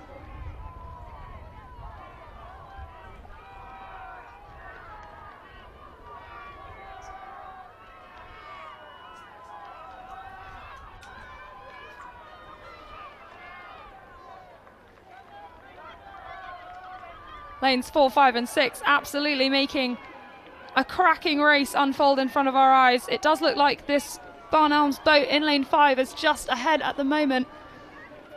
They've got about a canvas lead ahead of Falcon in lane 6, who have got about a canvas lead on the Exeter boys in lane 4. Really close racing here. Barn Elms came through really tight to that third place in this C final. All this close racing in these minor finals just makes it so exciting for the A finals later on, Lucy. Absolutely, there's not a single final that isn't exciting at this point, and just such good, invaluable experience for all these really young athletes in the early stages of their career. It's so exciting to watch.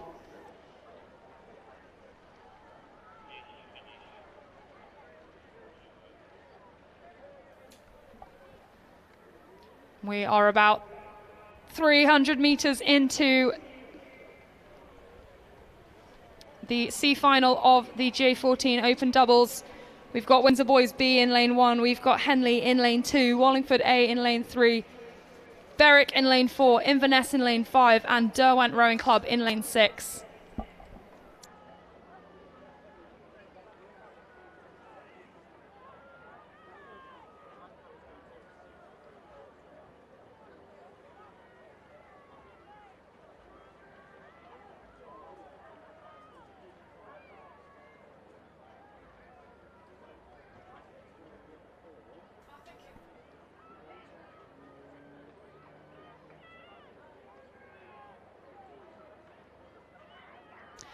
Fast and furious racing in this J14 C final of the doubles, and it looks to be a battle with Derwent and Inverness out in lanes 5 and 6.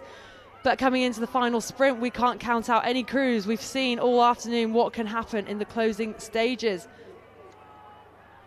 All these boys now already starting their winds. Huge shift out there from Derwent Rowing Club, upping the rate. They're trying to catch Inverness, it looks like, in lane 5. Derwent going through them now. This is very exciting racing once again.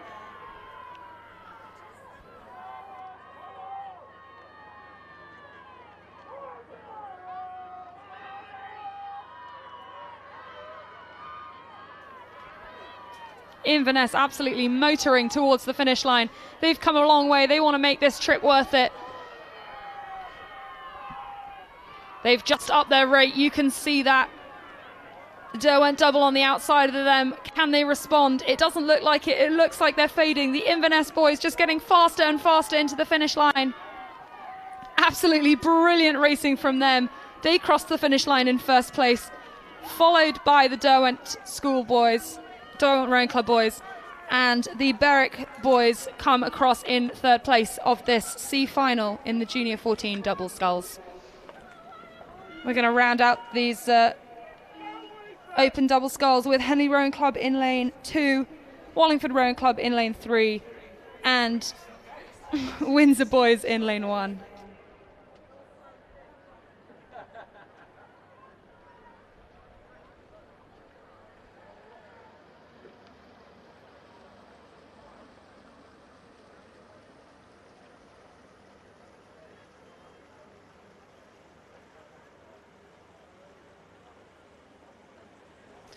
Switching it up now, we are off the start with the women's J15 doubles. This is the F final.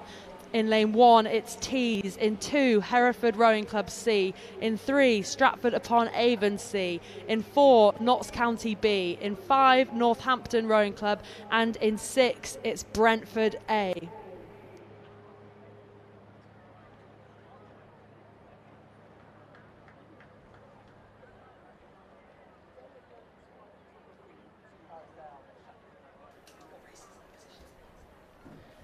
Now these girls, they are racing for positions 31 to 36. So they are moving really nicely, considering there were 90 plus entries in this Junior 15 women's doubles event. Just to be making these minor finals is pretty impressive, Lucy. Really good display on show right now, and across the time trial the results were so close top to bottom, so I think we're in for another extremely close bow ball to bow ball style race here. Hard to tell with the early lead, but on our screens I think we see lane 5, it's Northampton with the early advantage. They are very closely followed by Notts County and Brentford either side of them. Lanes 1 and 2 also up there in the mix, Tees and Hereford C. But right now, approaching the 500 metres, it's Northampton leading this race.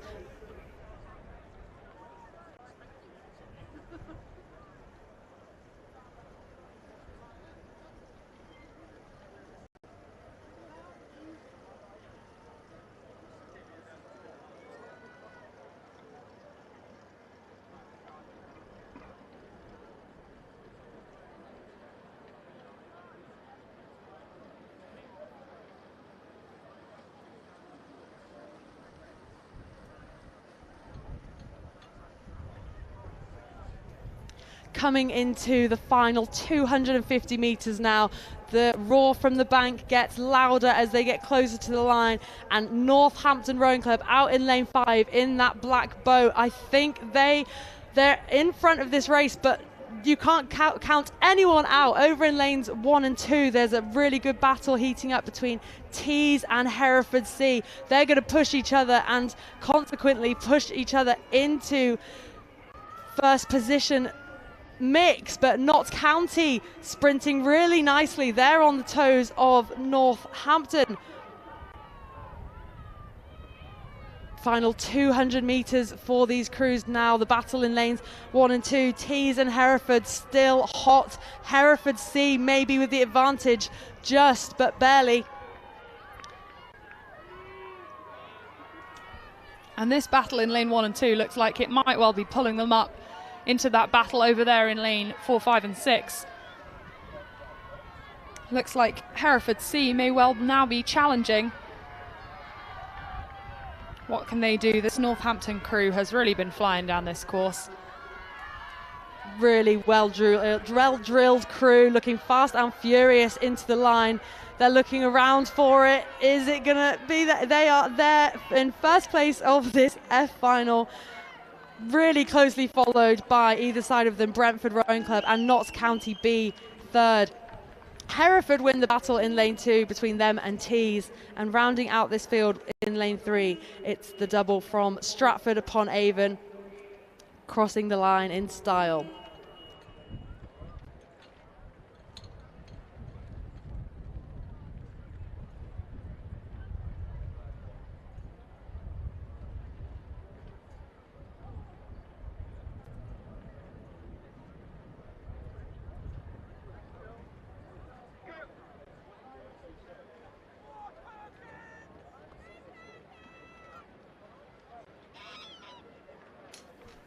Final E off the start now. We've got Wallingford Rowing Club in lane 1. We've got Leeds Rowing Club B in lane 2. Sir William Perkins C in lane 3. Hartpury University and College in lane 4. Calpe Rowing Club B in lane 5. And finally we have Sir William Perkins B in lane 6. These girls through the starting shot that we see on our screens. Looks like they may well be coming up to 250 metres. About a quarter of the way through this race. Someone will be looking to take an early dominant lead. Let everyone know that they mean business in this E final.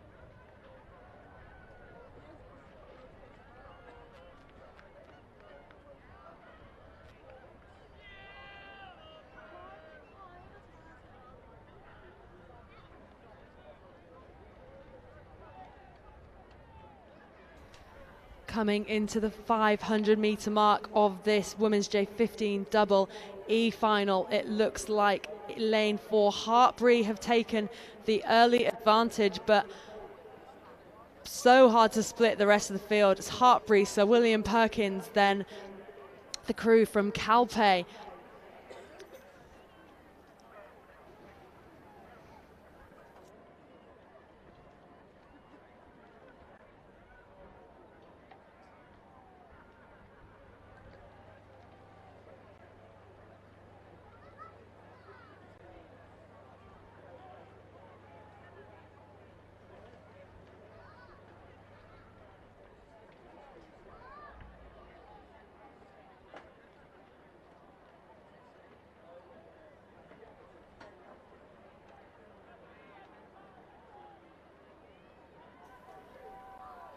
These women's J15 doubles, the E final is rapidly approaching the final 250 meters, and it's Hartbury in lane 4 who are holding their early lead. Hot on their heels though, Calpe in lane 5. Not to be counted out. Lane 2 leads B, looking good. Oh, there's a crab from the Hartbury boat. Who's going to take advantage of this opportunity? But it really well recovered from Hartbury. Looks like they're still leading, but the gap has closed. Calpe have seen the doors open. They are sprinting through Hartbury right now. Fantastic. Can Hartbury recover from this crab? They can see Calpe on their left. Calpe absolutely not letting up. Huge final sprint from them. This is going to go all the way to the line once again.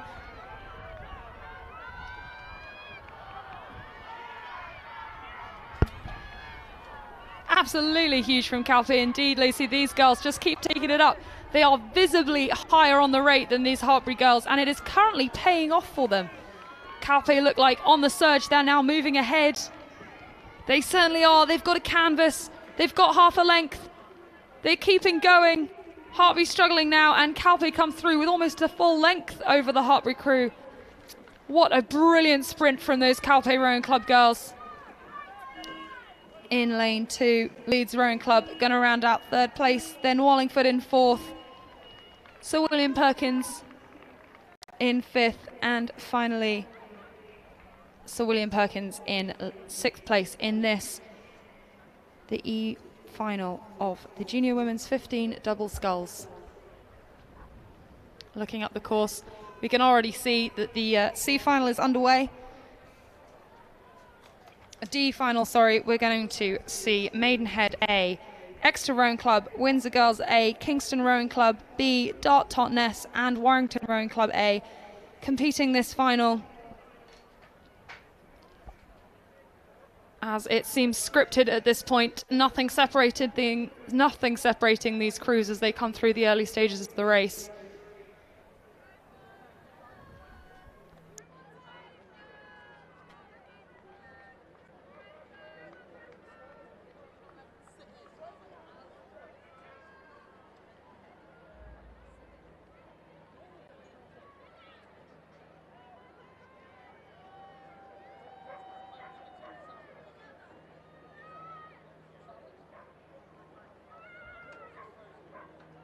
Through the halfway mark of this D final, and it's Warrington Rowing Club leading the charge, closely followed by Dart Totnes and Windsor Girls School. Barely anything separating this field though. As we've seen, anything can happen in the closing stages of the race. Warrington are leading now, but nothing is set in stone. Great battle between Exeter, Kingston and Maidenhead going on too, but across the board it's neck and neck.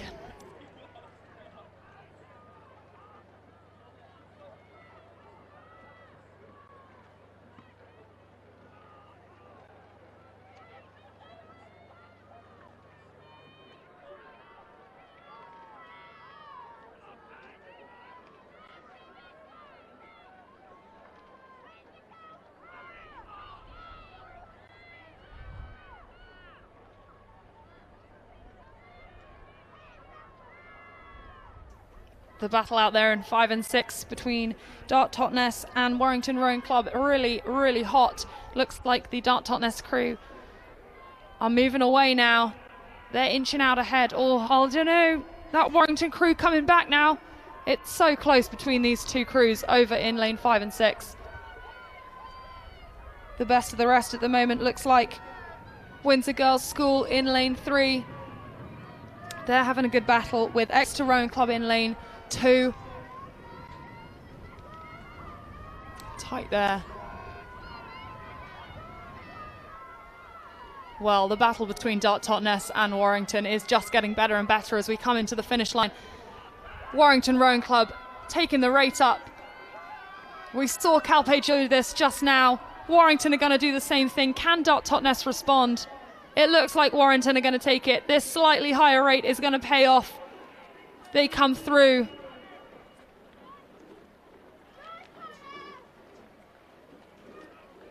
The screen has given it as a dead heat. How exciting is that? We get electric racing right to the finish line. It was indeed the Windsor Girls School who came through in 3rd of this race. Kingston Rowing Club in 4th. Exeter Rowing Club in 5th. And finally, Maidenhead Rowing Club in 6th in this D final of the Junior Women's 15 double sculls.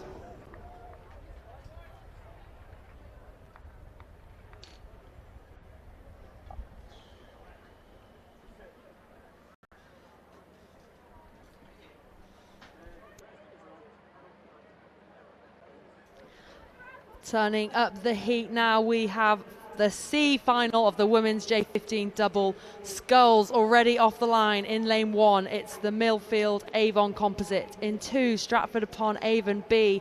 In 3, Lambton A. In 4, Glasgow Rowing Club. Notts County A in 5, and Leeds Rowing Club in lane 6.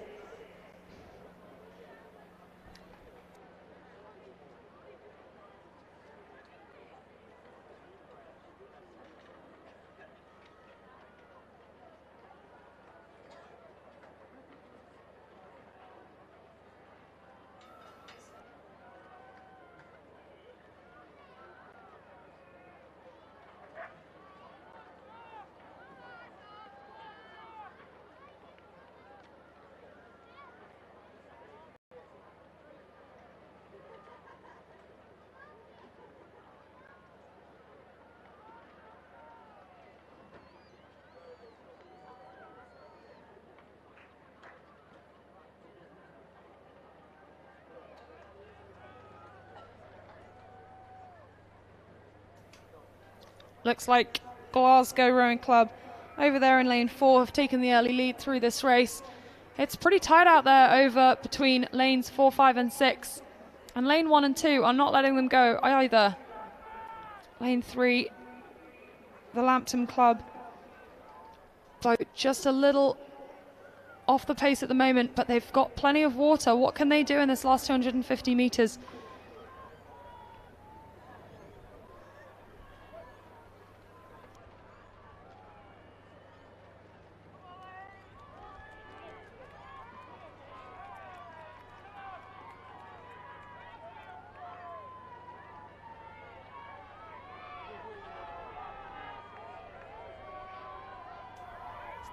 Such good racing in the final 200 metres. We have Leeds, County and Glasgow going on the far side, but lanes 1 and 2, Stratford upon Avon and the Milford Composite also in the mix. Glasgow in the yellow, Notts County in the green, but I think Leeds Rowing Club have timed their sprint well. They're rowing through Notts County and Glasgow right now, but this is going to go all the way to the line. Anything can still happen. Leeds Rowing Club, fantastic final sprint from them, moving through the field. Notts County and Glasgow still locked in battle, but it's going to be Leeds A just crossing the line first, about half a length. County with the advantage over Glasgow. The Millfield and Avon Composite crossing the line in 4th, fantastic from lane 1, and Stratford B follow them, and the Lambton School follow them in 6th place. Incredible racing here at Brit Champs all weekend, and the minor finals are no different.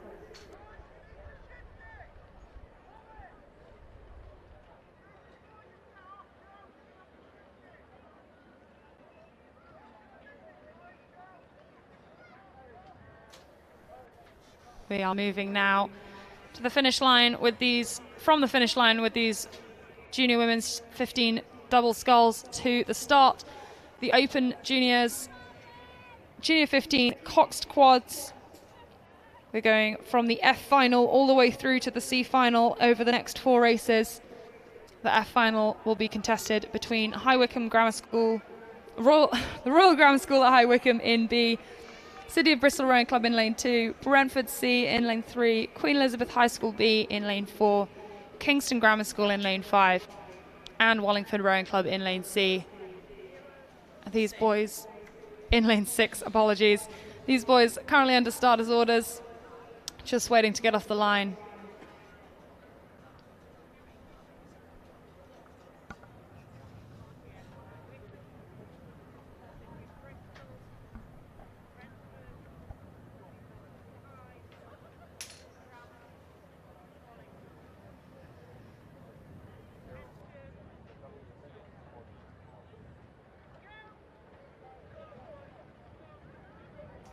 And there they go. You gotta love a start of a junior boys quads race. Fast and furious, there's blades everywhere. They're going straight up in the rate, super high. What advantage can they get while there's no lactic acid in their legs before they settle down onto that rhythm? It looks like over there in lane 6, the Wallingford Rowing Club boys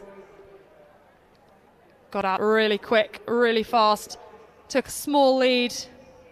We'll see how that plays out as they come further down the course.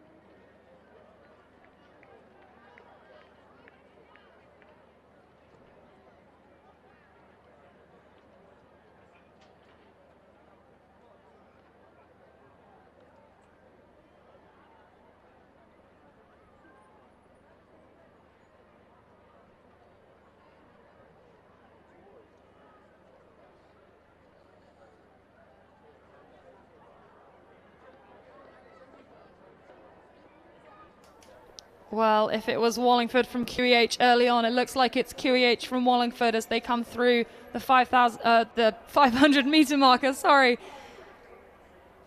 The QEH boys just put on a little burst. And then as you come through, we can see on our screen that the battle for third place in this F final is so close between Kingston, Brentford and City of Bristol. There is nothing separating these crews.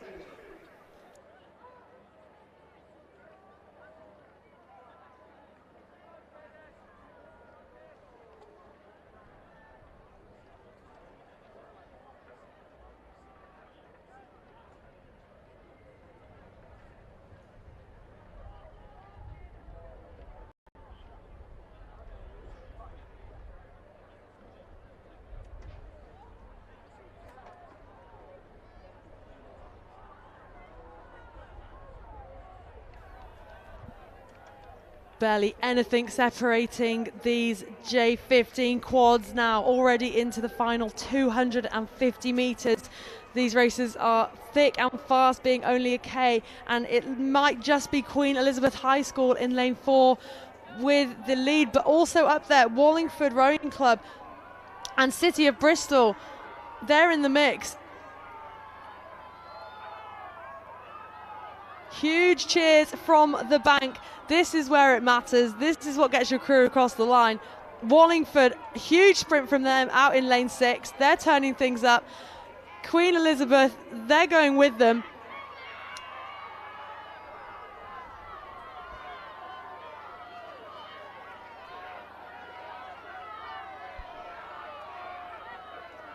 Wallingford still just nudging their boat ahead. They look to be leading this race, but Queen Elizabeth, followed by Kingston, Brentford and Bristol, all in a tight battle for that 2nd, 3rd, 4th, 5th place. Wallingford Rowing Club C crossing the line. ahead of the field in this F final. Queen Elizabeth on the line just over Kingston Grammar School, and we have Brentford next, followed by Bristol, but great overlap from all these crews. Rounding out the field in lane 1, it's Royal Grammar School High Wycombe B. They'll finish 6th in this F final, giving them a ranking of 36th overall here at Brit Champs.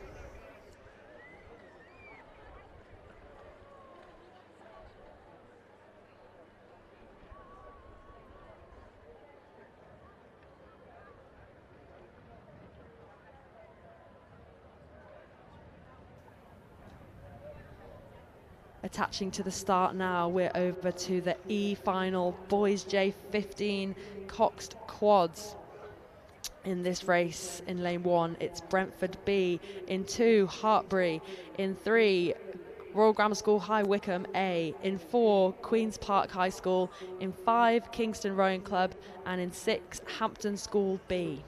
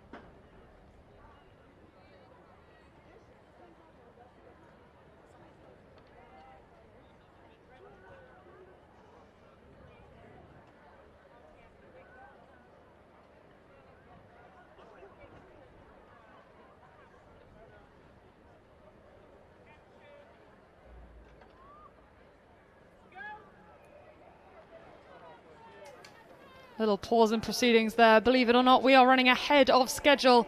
But now this E final, apologies, of the Open J15 Coxed Quads is underway.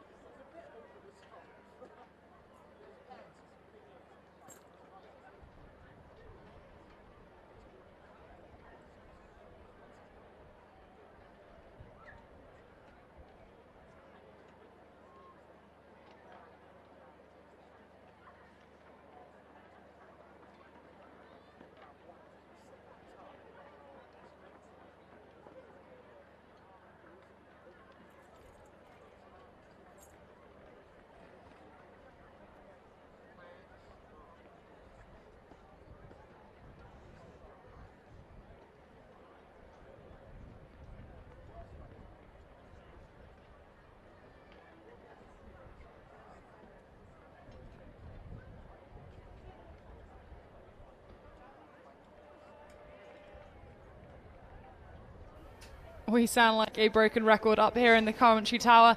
This race, again, it's so close. These crews all coming down together. It's making for brilliant racing. It's making for exciting racing. If you're here, get to the bank, come and watch your crew. Give them a cheer. They need every bit of support, every boost that they can get. Looks like out there in lane 6, Hampton School just taking the bull by the horns. They've got about a length lead. Kingston Rowing Club, their distinct hoops as well, also look like they have moved ahead. There's a battle though between Hartbury and RGS High Wycombe.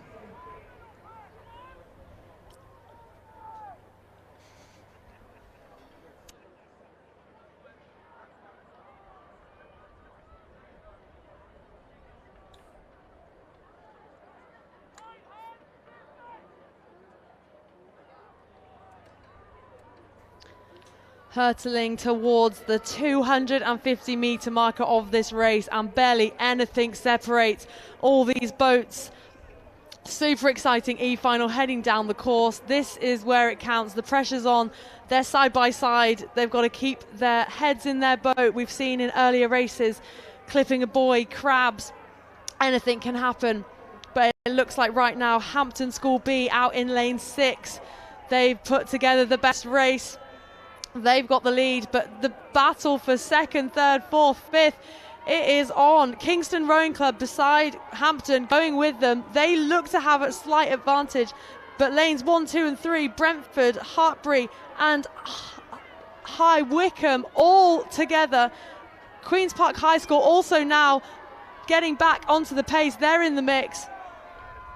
Hampton School B, though, running away with this one. They've got clear water now. They'll be crossing the line over Kingston Rowing Club in lane 5. Hampton take the win, followed by Kingston in this huge sprint for the third place. There's 4 boats going for it. Looks like High Wycombe are just about half a length maybe up. They get it on the line. Hartbury then followed by Queen's Park High School and Brentford B. Fantastic racing, just a length separating 3rd to 6th there. Great E-final of this Boys J15 quads, and we'll be joining you with the D final next.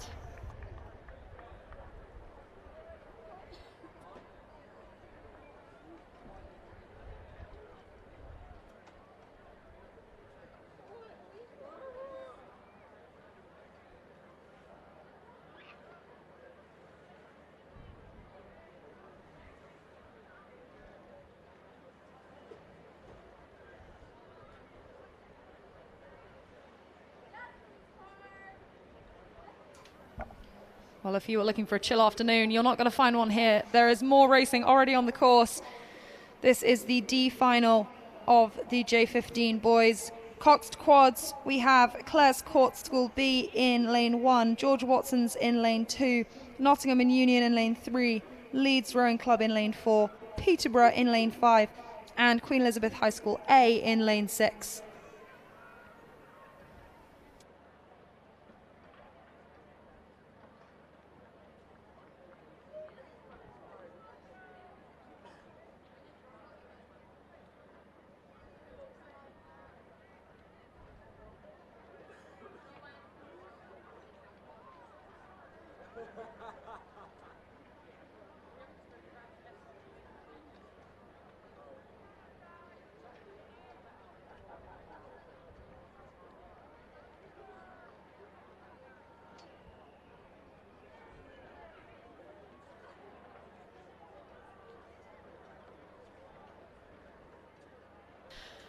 Into the 500 metres now, the halfway marker of this D final, and it appears to be Leeds in lane 4 out there in front, but barely. Queen Elizabeth High School are also with them.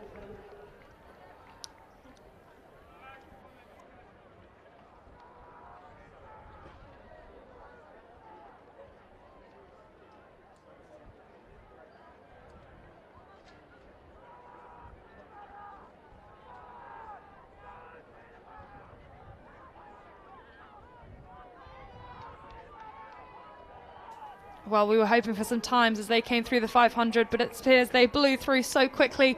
The timers missed them. They haven't come through on our screen, but it looks like Leeds Rowing Club still well out in front. Queen Elizabeth High School look to be maintaining a slight advantage over Peterborough, but it is not much. That Peterborough City quad, or Peterborough quad, coming back really nicely in this race.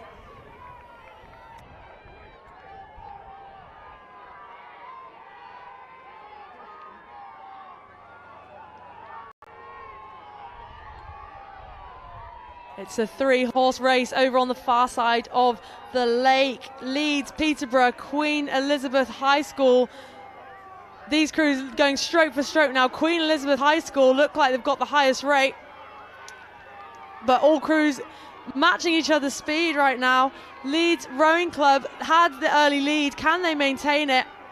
Queen Elizabeth, another surge from them all the way to the line. Final 10 strokes or so of this race. It's going to be between Queens and Leeds, but Peterborough Rowing Club right there with them.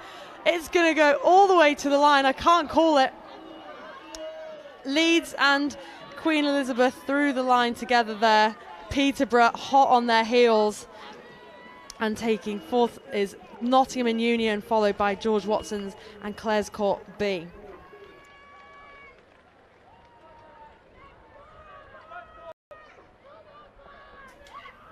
Looks like Leeds just edged out Queen Elizabeth High School there, taking the win, and they are absolutely delighted with that, as they should be. Fantastic racing across the board.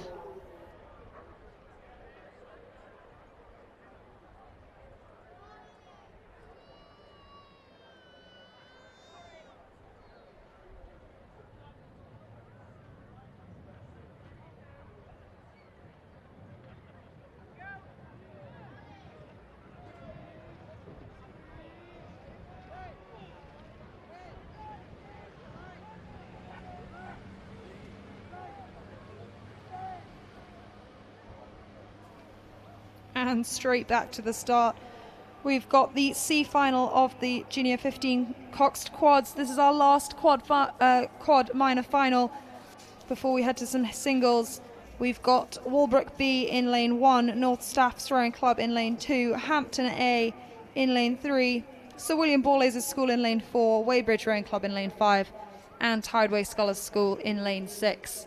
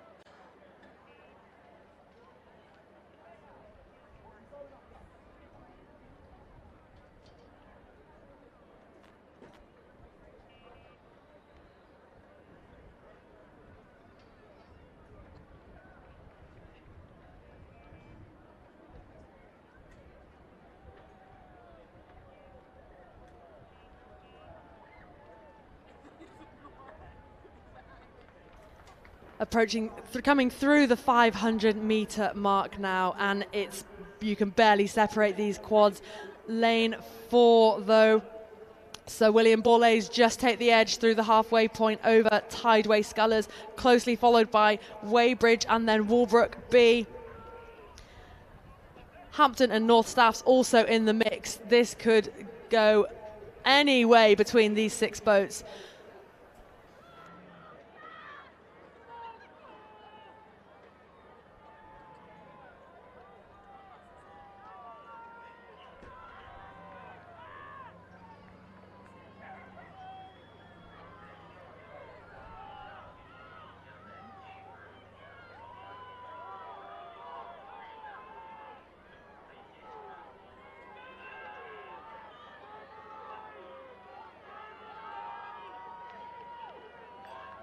So much excitement from these crews. You can hear it up here in the commentary tower. Keep shouting, keep cheering for your crews. It looks like we still have Sir William Borlase School out in front. And then I think we're going to throw it over to lane 6 with Tideway Scholars, followed by Weybridge. But it is still very close between all these crews. What are we going to see in this last 200 metres? Who's going to take it on? Who's going to make their move? Who's going to up the rate? These Coxes will be shouting furiously now, willing their crew to the line. And it is still Sir William Borlase from Tideway Scholars and Weybridge, but over there in lane 5 and 6, who knows? It is stroke for stroke. They're on the surge at the moment. Sir William Borlase are going to have to watch out. They're coming back into this surge now. And it looks like Sir William Borlase have timed this perfectly. They win on the surge, and Weybridge come through just ahead of Tideway Scholars. What a brilliant race from those 3 crews over there. Hampton School also not to be overlooked. They were brilliant, so close in 4th place of this race, followed by Walbrook and North Staffs to round out the last of our J15 Coxed Quad finals, minor finals. We're going to move now to the last set of minor finals for today, the Open J15 singles.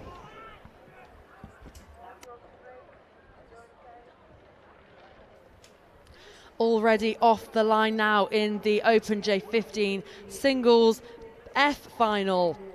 In this race, in lane 1, it's Kingston Rowing Club. In 2, Leeds. In 3, Dart Totnes. In 4, Falcon A. In 5, Kingston Grammar School. And in lane 6, it's Lee B.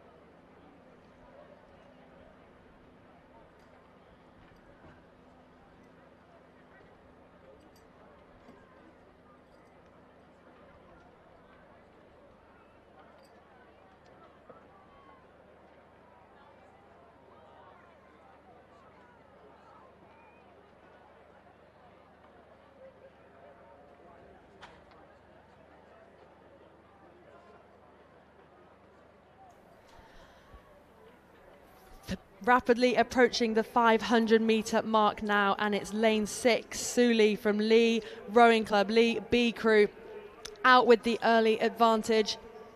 The rest of the field still nice and close. Single scull racing, super exciting, such quick changes of pace, anything can happen. Still half the race left to unfold, but Lee Rowing Club taking charge of this race. Looks like lanes 3 and 4, Dart Totnes and Falcon though, also with the pace. Also lane 2, Leeds.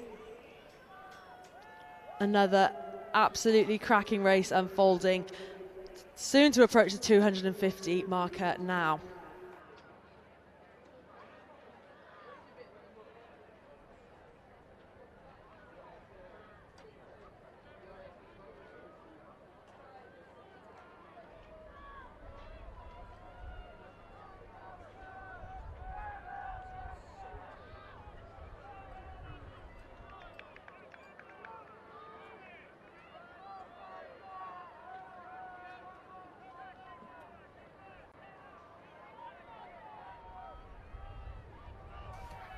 Kingston B look to be just dropping off the pace a little bit. The race very much with the Lee Sculler over there in lane 6. He's taking it on nicely. We seem to have a Falcon Sculler coming through, charging, but so is the Leeds Rowing Club Sculler in lane 2. He's making his move now. Between that Falcon and Leeds Sculler, the Dart Totnes Sculler wants to get involved. He's asking questions of the others in this race. I think our Lee Rowing Club Sculler, barring disaster, is going to take this C final, this F final comfortably. But we are going to see a heck of a race between Falcon and Leeds in lane 4 and 2. The Falcon Sculler just responding there. He looks like he's taken the rate up. Yeah, the Leeds Sculler in lane 2, huge sprint from him, and he's done a massive effort to get himself back, but Falcon Rowing Club just holds his advantage, cross line second. Leeds Rowing Club, valiant effort to place third in this F final, followed by the Scullers from Kingston and Dart Totnes.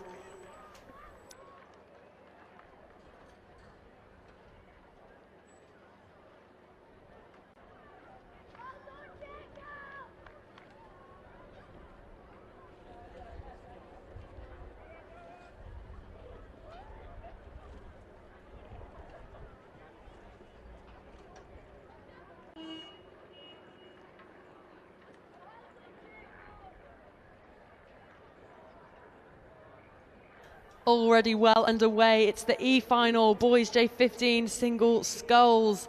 Here we have Oxford, City of Oxford in 1, Hereford C in 2, Kingston in 3, Clydesdale ARC in 4, Maidenhead Rowing Club in 5, and Liverpool Victoria B in lane 6.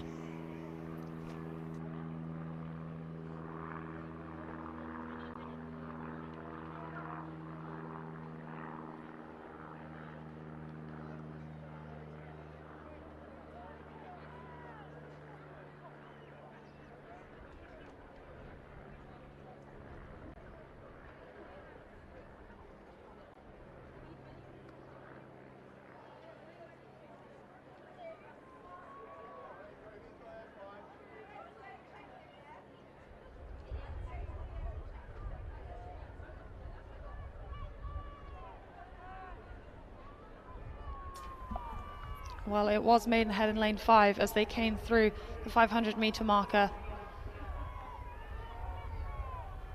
In lane 2, our Hereford Sculler was also looking really classy. Kingston Rowing Club in lane 3 trying to get back in the mix, and our Liverpool Victoria Sculler over in lane 6 also giving everyone a real run for their money.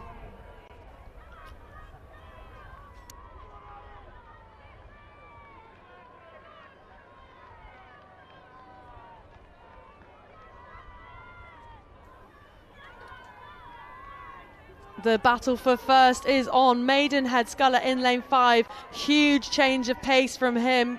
Great rating through this final sprint. But he's got to be careful. He's flirting with the boys closely to his right. But Kingston Rowing Club look to be with him. But also lane 6, Liverpool Victoria. Fantastic final sprint. He's going with the Maidenhead Sculler. Looks like Liverpool Victoria may have just taken the advantage from Maidenhead. It's going to be on the surge. Liverpool Victoria just ahead of Maidenhead, and Kingston follow in third.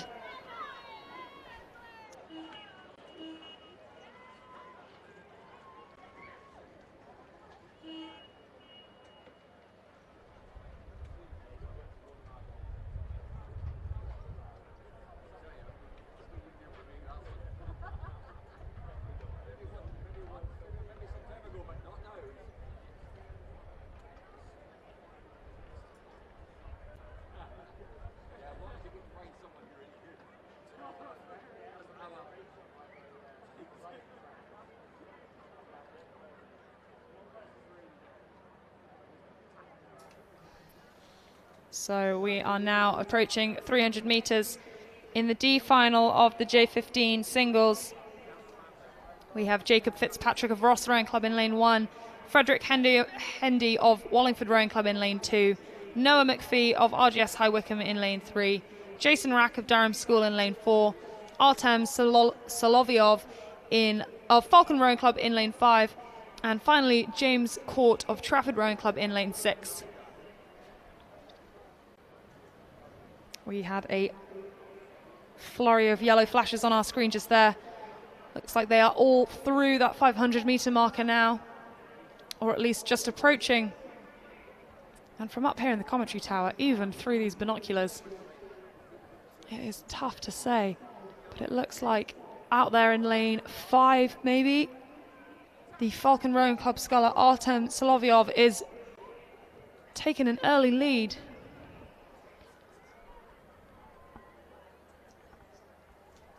But so is the RGS High Wycombe sculler in lane 3 and the Trafford Rowing Club sculler in lane 6. These guys neck and neck through 500. There was less than a second separating first to third in this final, with fourth and fifth just 2 seconds behind that. So this just goes to show how close this racing is, and we all know how things can change in the last 250 metres of these short races.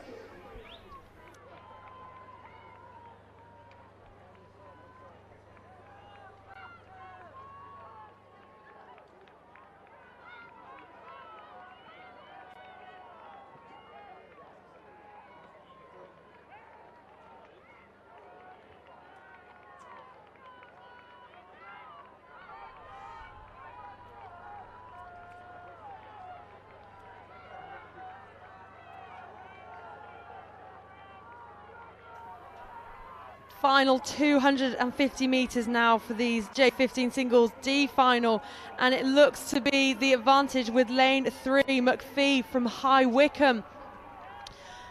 But absolutely sending it towards the line. We have challenges from Wallingford in 2, also Durham School out in lane 6 as well. Trafford Rowing Club sneakily moving up the field there in the outside lane, but High Wycombe McPhee looks to have the advantage still. He's not leaving any stone unturned. Going through the gears, it's a battle for first between High Wycombe and Trafford.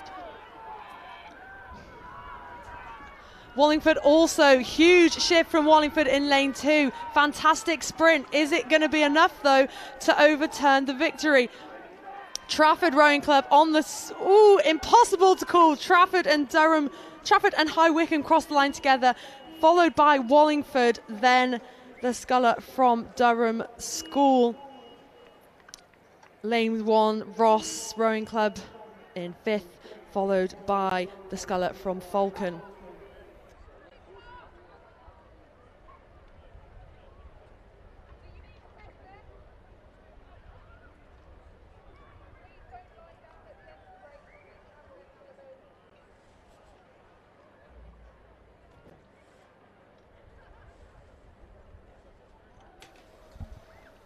Well, on our timing board, it looks like it was High Wycombe Grammar School's Noah McPhee that came through for the win in that race over James Court of Trafford. But a brilliant race from those two boys.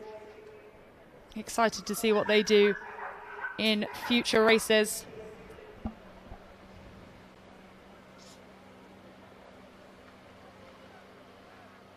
We are on our last minor final of the day now. The C final of the J15 single sculls. After this, we're going to go to those exciting AB finals that you've been waiting for all day. In this C final, though, we have Buell Bridge C in lane 1,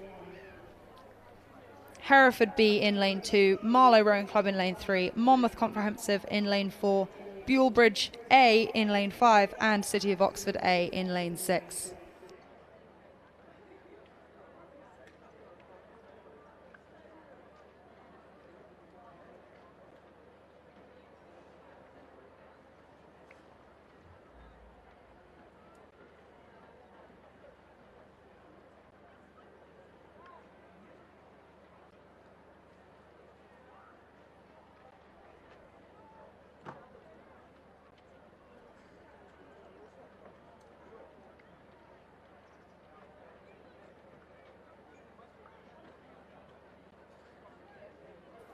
Well, it looks like our early leader sits in lane 3, Daniel Roberts of Marlow Rowing Club.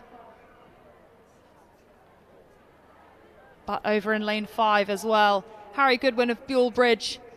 He's making a run for it. In fact, it looks like he's overturned that early lead from the Marlow sculler. He's out in front now.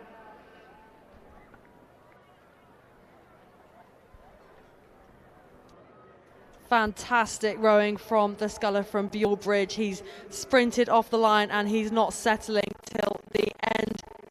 Great shots on our screen now of Zachary Rendell from Buell Bridge out in lane.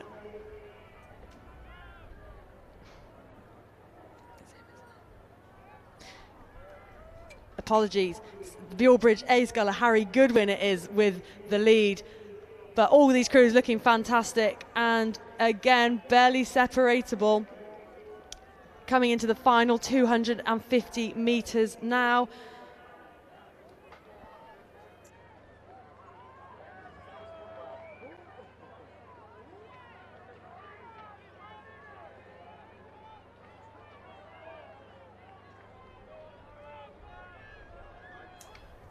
Harry Goodwin out in lane 5 for Buell Bridge is still comfortably in the lead. We've got a real battle from lanes 2 to 4. Jack Jones for Hereford, Daniel Roberts for Marlow, and Barnaby Shaw for Monmouth Comprehensive School. These boys really gunning for it. We can see them up in their rate. They're putting on their sprints. Lawrence Lane and Zachary Rendell of City of Oxford and Buell Bridge respectively, they don't want to be left out. They're making a move as well. But an absolutely dominant performance here from Harry Goodwin. Brilliant sculling from him. He's not letting up. He's moving all the way through to the line. And it looks like it will be Jack Jones from Hereford in lane 2 who's come through. He looks a little lower than the sculler from Monmouth Comprehensive School, but he's got enough power. He can keep that second place. He's going to come through in second place. Then our Monmouth Comprehensive sculler, Barnaby Shaw, going to come through in 4th place, followed by Daniel Roberts of Marlow Rowing Club, Lawrence Lane of City of Oxford, and finally Zachary Rendell of Buell Bridge Rowing Club. A brilliant C final in our J15 singles to round out our minor finals for this glorious Sunday at Brit Champs. We're going to take a quick break, reset, and get ready for these finals.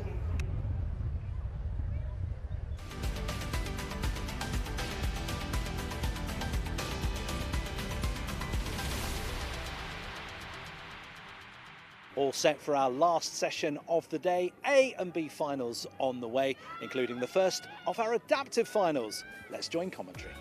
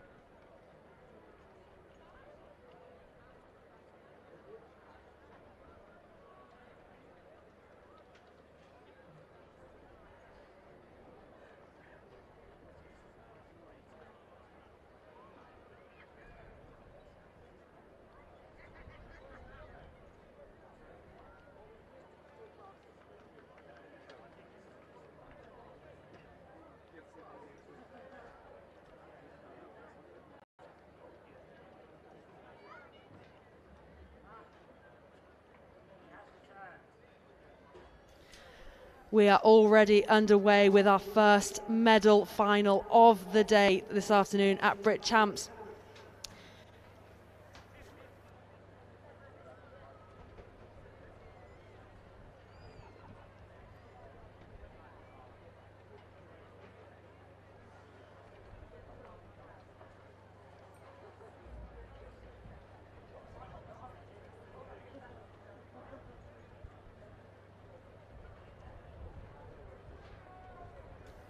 So this here, we have 4 scullers, the women's and open, AR1 and 2 single sculls.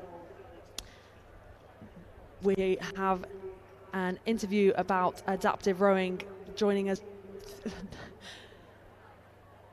We have an interview about an interview about adaptive rowing will be following this race, but we'll be back with the final stages shortly.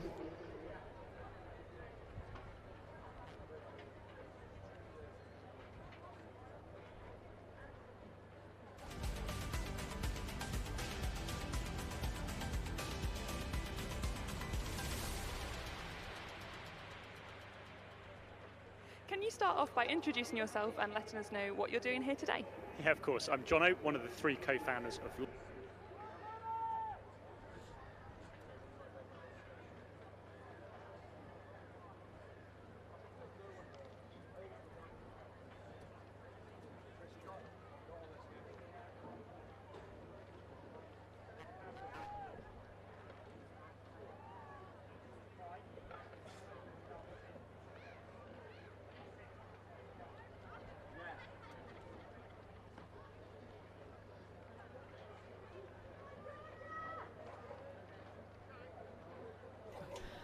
Here on the course in lane 5, we can see Dickens from Stratford-upon-Avon.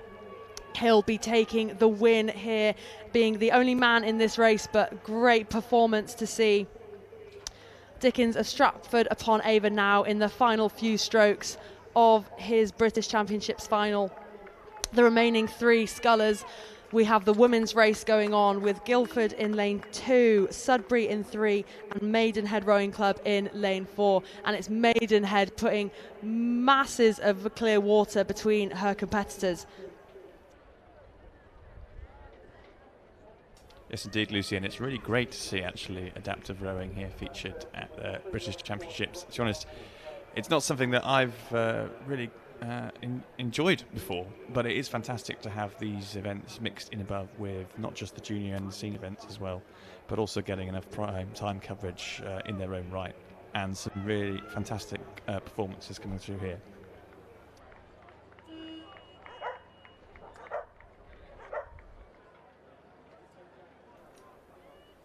And Georgia Carmichael of Maidenhead Rowing Club just crossing the finish line there, and we're expecting Sophie Brown of Sudbury and Ruth Bradshaw to entering now into the last 150 metres of their final.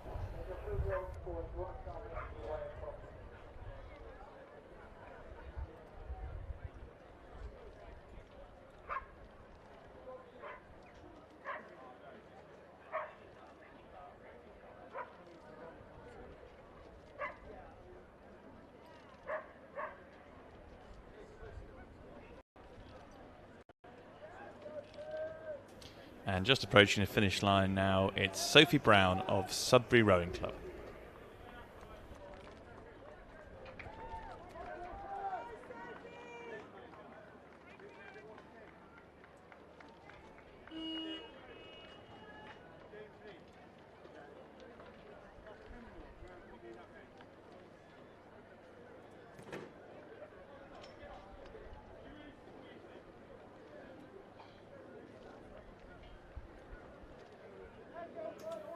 And just entering the last 100 metres of the course, it's Ruth Bradshaw of Guildford Rowing Club.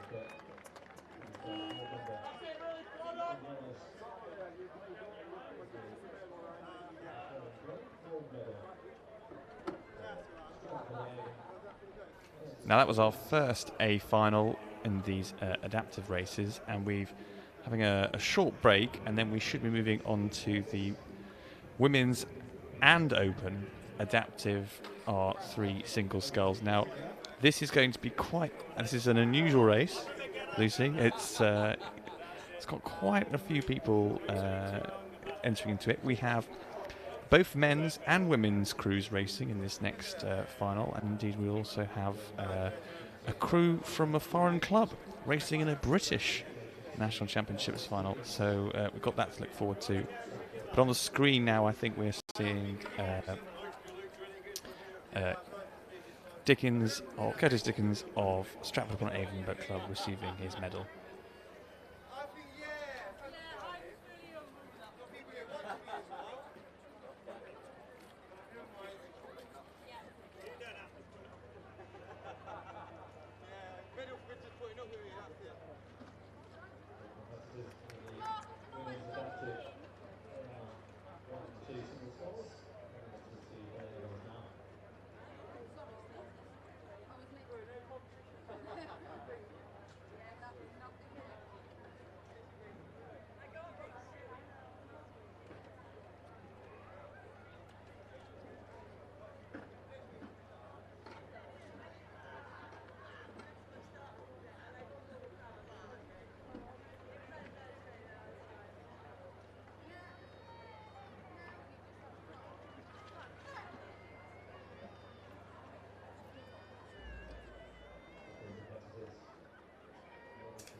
And now while we wait for the next final to come down the course, Lucy, how have you been finding the regatta this week? I have to admit, it's my first time at Brit Champs since I think about 2011, when we came here as we'd done the Cox 4 at Henley and we thought we would round off the season with have a go at Brit Champs, and we managed to end up with a bronze. But I don't know, what's your experiences of racing here? Yeah, I remember my first Brit Champs was all the way back in 2013, and just year on year ever since then, it's great to see the racing get bigger and better every year, and I think this year is no different. It's been the closest races I've ever seen at a multi-lane regatta, so really exciting, and it looks like we are off the line in the next race, the Women's and Open AR3 single sculls. So as we said earlier, we have quite a mix here. In lanes 1 to 4 will be the 4 male crews contesting for the medals, and in 1 it's Runcorn Rowing Club, in 2 Guildford, in 3 Stratford upon Avon and Deeside Scullers in lane 4. Meanwhile, in lane 5 it's the Marlow Sculler. She'll be contesting the women's race, and of course the Sculler all the way from France competing for Boulogne Rowing Club in lane 6, excuse me. And I think inset, we're just seeing pictures of, I believe it's Georgia Carmichael there from Maidenhead Rowing Club, collecting their medals from the Women's and Open AR1/2 single sculls A final. And back to the AR3 race that we were talking about. So we're seeing pictures there of Colin Wallace from Deeside Scullers. But I think we're going to take a break from the racing to hear a bit more about adaptive rowing on your screens now. I think what the feedback I'm getting from my own rowers and the rowers from the other clubs is they're just welcoming the opportunity. It's something that hasn't really happened before, and it all goes to basic equity. People use the word inclusion a lot, but I like the word equity. Is just being given the same opportunity as their mainstream colleagues, really, the mainstream club colleagues. And it's as simple as that. It's just making things ordinary. And how proud are you feeling seeing this come to fruition here at these combined championships? Well, it's been a few years coming, but I'm glad it's eventually happened. Today it's pretty much a test sort of programme with it, and I think so I'm sure there'll be a few things that not go wrong, but not perfect. And I think it's going to be a great learning experience, so we can make it better in succeeding years.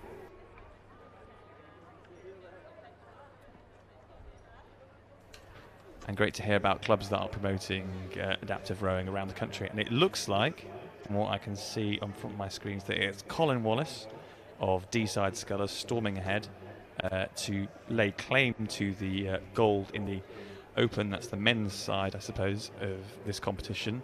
And then behind them, it looks like that it's the French sculler from Tara Leroux from Boulogne 92, who may be laying claim to the gold in the women's side of the competition. And indeed, Colin Wallace from Deeside Scullers has laid down a very considerable margin to his nearest opposition on that side of the draw, and contesting for silver probably in this will be Andrew Morris from Stratford upon Avon Boat Club in lane 3. And just entering the last 50 metres or so of his race, it is Wallace of Deeside Scullers, sculling very proficiently and going across the line. And hot on his heels, it looks like that Tara Leroux from France, from Boulogne 82, if my GCSE French serves me right, rowing club, will be taking the gold medal on the women's side of the draw, although Ella Holloway from Marlow Rowing Club has been putting certainly a bit of a concerted effort to question that verdict, but it looks like that Tara Leroux is going to go across the line first. Now, the race for silver and bronze, I think silver looks fairly comfortable for Andrew Morris of Stratford upon Avon Boat Club, but a little bit further back now, we have a battle royale going on for the bronze between Sean Bailey of Runcorn Rowing Club, and Chris Boys of Guildford Rowing Club. It's looking pretty tight, Lucy, isn't it, as we enter the last 100 metres? Yeah, really close racing here from these scullers. Both know they're in contention. Winding up for the finish, looks like Runcorn here going to stay ahead of their opponent from Guildford in the yellow. Runcorn looking around for the line. He knows he's there. He's over and closely followed by Guildford Rowing Club. Just stopped before the line, but now he's back on track. Last few strokes for Guildford. And that concludes this A final. And some lovely drone shots on your screen now of the conclusion of that adaptive race. And we're just waiting then to move on back to the women's J14 singles. We'll have the B final followed by the A final coming down the course very shortly. And indeed, on screen now we have the start of the B final. So in lane 6 on the left hand side of your screens we have Gabriela Tabajinska from Cambridge 99. We have Millie Armstead from Hinksey Sculling School in lane 5. Chloe Jenkins from Notts County Rowing Association in lane 4. Josephine Brutton from Darwin Rowing Club in lane 3. Annie Walker from Hereford Rowing Club in lane 2. And Faye Thompson from Lambton Rowing Club in lane 1.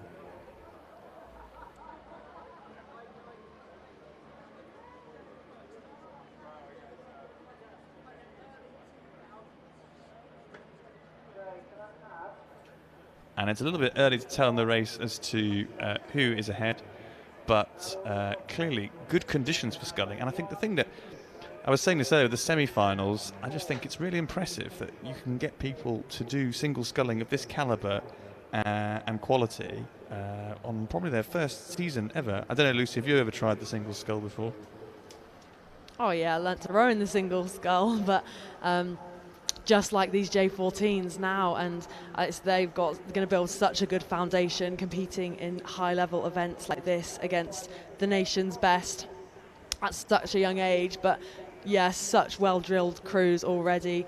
We're seeing really high-level racing in this B final. Women's J14 single sculls now. They're making their way to the 500-metre mark, and it's looking like a real close race, as we've grown to expect during these championships. The sculler, though, out in lane 6, Cambridge 99, in that black boat we see on our screens to the left. She may just have the advantage here at the halfway point, but anything can happen. It's only halfway. I think Faye Thompson in lane 1 from Lambton Rowing Club was also putting in a pretty big effort. Now that I've managed to crane my neck out of the commentary tower window, I'd say that, yeah, lane 1 and lanes 5 and 6 are the crews to watch as we enter. And I've just seen the first times from the 500-metre mark flash up on my computer. So it looks like that Gabriela Tabajinska from Cambridge 99 went across the line first, with Millie Armstead in lane 5, second, and then third place went to, it was a very close between Faye Thompson in lane 1 and Chloe Jenkins in lane 4. So clearly all the medals still all in contention as we enter the last 350 metres of this race. Well, sorry, I say medals, this is the B final, so there won't be any medals, but the bragging rights for positioning in this B final still at stake.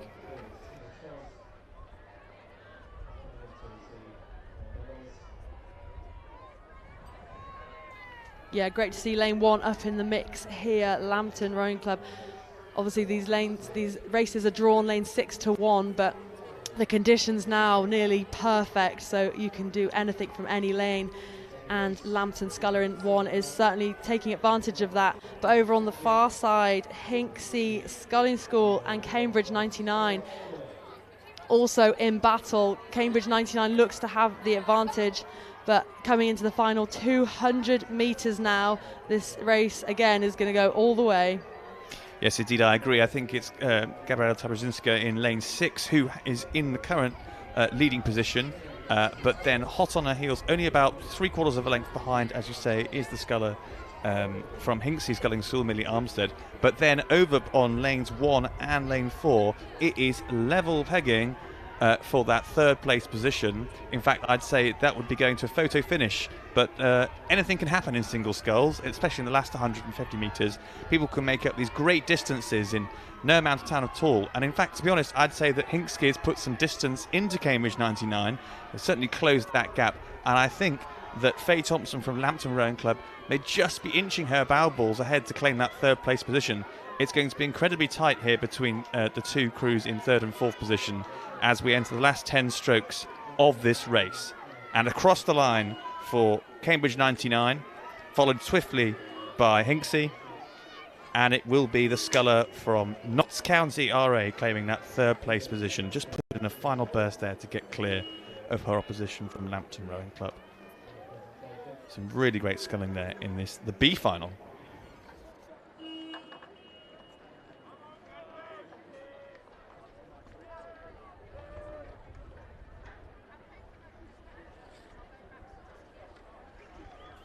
And we are awaiting shortly.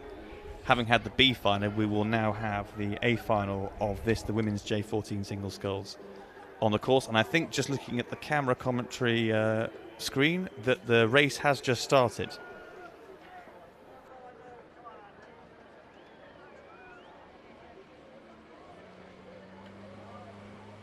Contesting the race for medals, this J14 women's single sculls A final. In lane 1, it's Matilda West of Strathclyde Park. In 2, Delilah Hampton of Hinksey. In 3, Lara Till-Orney of Falcon Rowing Club. In 4, Mia Prince of Buell Bridge. In 5, it's Esme Brown of Nottingham County. And in 6, it's Olivia Lewis of Cambus Rowing Club.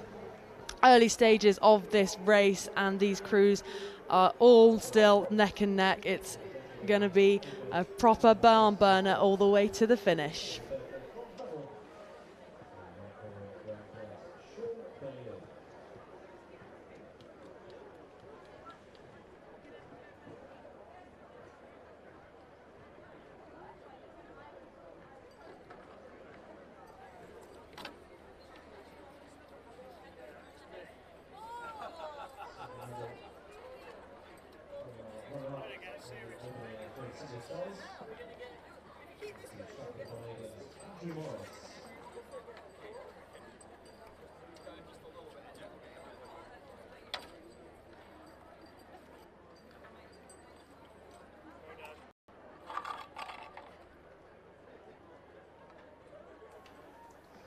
And just coming back to the A final of the women's J14 single sculls, and we can just see the camera in the commentary box panning round past the 500 metre mark, and it looks that that Olivia Lewis from Cambus Rowing Club has quite a strong advantage over competition, probably a length there over Esme Brown of Notts County Rowing Station, who in turn has about a length between competitors in lanes 1 and lane 3.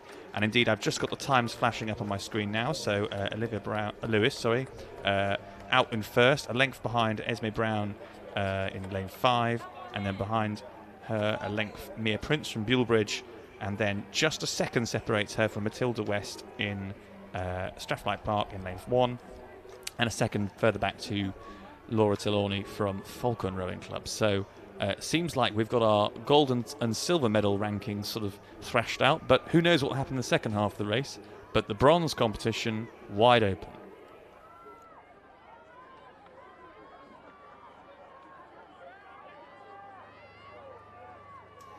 Yeah, we've seen all sorts in these final stages of the race. Fantastic surges and disaster and chaos, so who knows what was in store here. But the sculler from Strathclyde Park in lane 1 making a great effort there to put herself in the mix amongst the Cambus and Notts County scullers over on the far side. But the race for medals is on. None of this is wrapped up yet. Final 250 metres for these J14s. Huge cheers on the bank, going to help these girls across the line. And indeed, really exciting to see this. I mean, such skill and quality for J14s to be out here making such an incredible effort. Maybe these will be the Olympians of the future, who knows? But we won't make any remarks about LA just yet.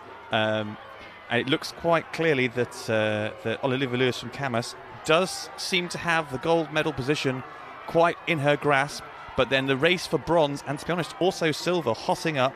Looks like Esme Brown's position in silver medal is being challenged very strongly by Mia Prince from Buell Bridge. She's taken great lumps out of her advantage, and hot on her tails now. It's Matilda West in lane 1 from Strathclyde Park is neck and neck, only a quarter of a length perhaps behind Laura Turley from Falcon.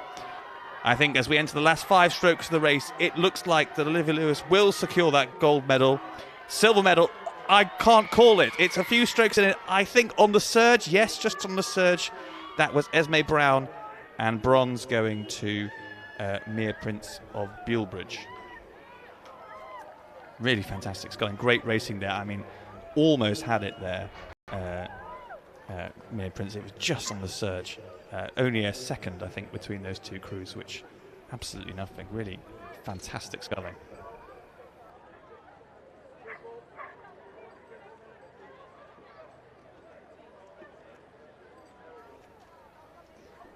So that concludes the women's J14 singles, but we're sticking with the 14s and heading to the women's Cox quads.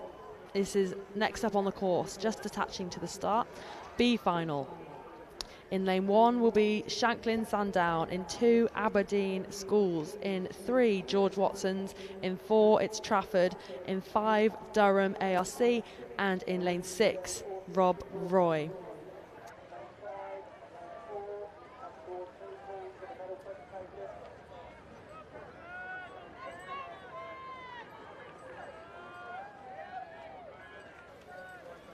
And while we're under starters, it'll be interesting to see how this B final pans out. It looked like from the times on the semi-final that the Rob Roy crew was the fastest, with George Watson's hot on their heels, but then behind them some really close racing between Aberdeen Schools Rowing Association, Durham ARC, and then Trafford and Shanklin Sandown. So we'll be interested to see how this one pans out.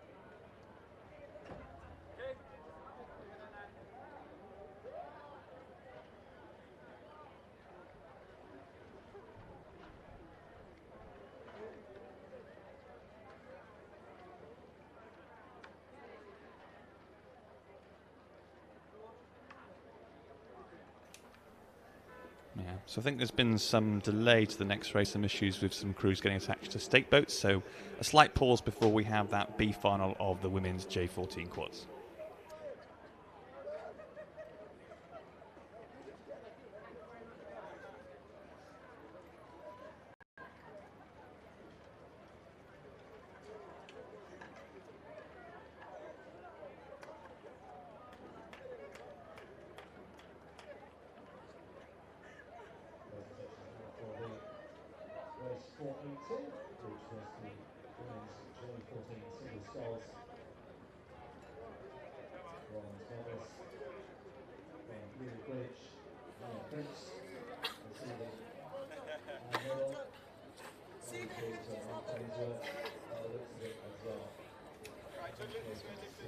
And I think we're seeing a very proud and happy Olivia Lewis there on your screens from Camas Rowing Club, having just raced in that women's J14 single sculls. And I think we're also seeing Esme Brown from Notts County Rowing Association and Mia Prince of Buell Bridge.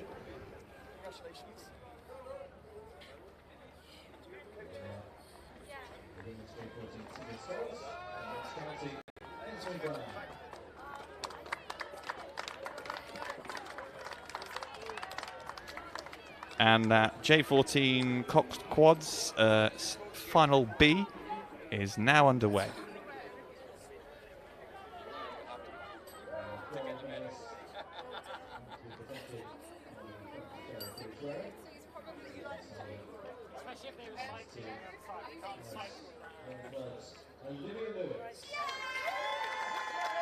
Yeah, a slight correction from what I said earlier. Now we have Olivia Lewis on your screens. Many congratulations to her for her triumphant win in the J14 single sculls. Now back on the course, looking upriver, or up lake, I should say. We have the women's J14 Cox Quads B finals. So on the left of your screen, this is Rob Roy Boat Club in lane 6. In lane 5, then going from left to right, we have Durham Amateur Rowing Club in lane 4, Trafford Rowing Club in lane 3, George Watson's College, lane 2, Aberdeen Schools Rowing Association, and I think there was a crew from Shanklin Sandown Rowing Club meant to be in lane 1, but I think they have scratched. So I think we have 5 crews rather than 6, but I'll just lean out of the commentary box just to confirm that. And yes, so that's the 5 crews that are racing in the B final of the women's J14 Cox Quads.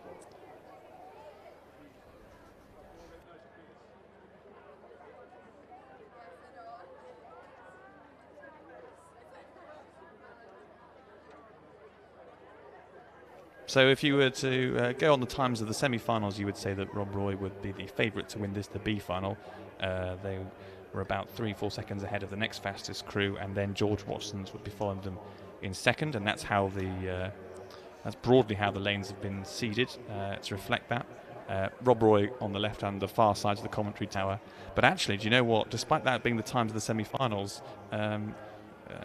past performance may not indicate future results. Looking at what I can see out the tower, it does look like there's a much more level field between them. And although Rob Roy, we've got the halfway times just flashing up on your screen now. Though Rob Roy are about a length ahead of Durham, it's pretty close. In fact, there's only about 3 seconds between the crews just going over the 500 metre mark there. So that's less than a length. And indeed, I'd say that looking out my window, I can see that Rob Roy will have only a very slight advantage over the other crews. It looks like Durham in lane 5 are only about 3/4 of length, possibly 1 length behind them, and the crew slightly closer into the middle of lake from Watson's, probably level pegging with them from Durham.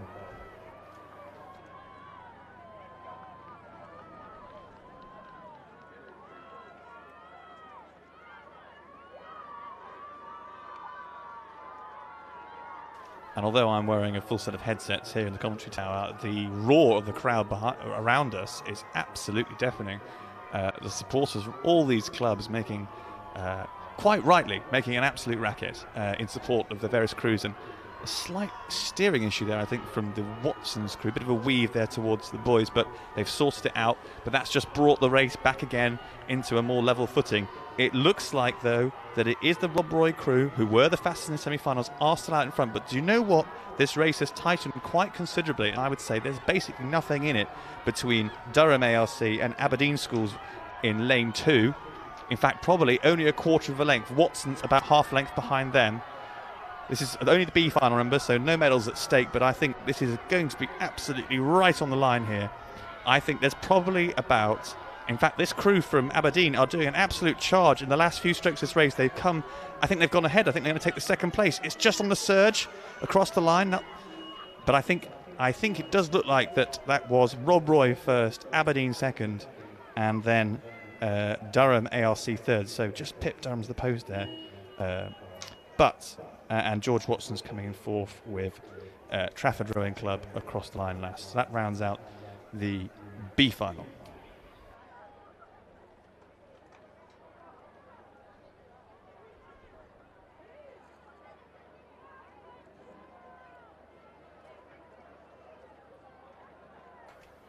And hot on the heels of the B final, there's no rest for the racing because we're going straight into the A final. And Lucy, who've we got racing in this one? Super exciting race on the cards. In 1, it's Marlow Rowing Club B. In 2, Henley Rowing Club. In 3, Nottingham and Union. 4, Maidenhead. 5, Trent Rowing Club. And in lane 6, it's the Clydesdale Composite. Already well underway, and hurtling towards the final 250 metres.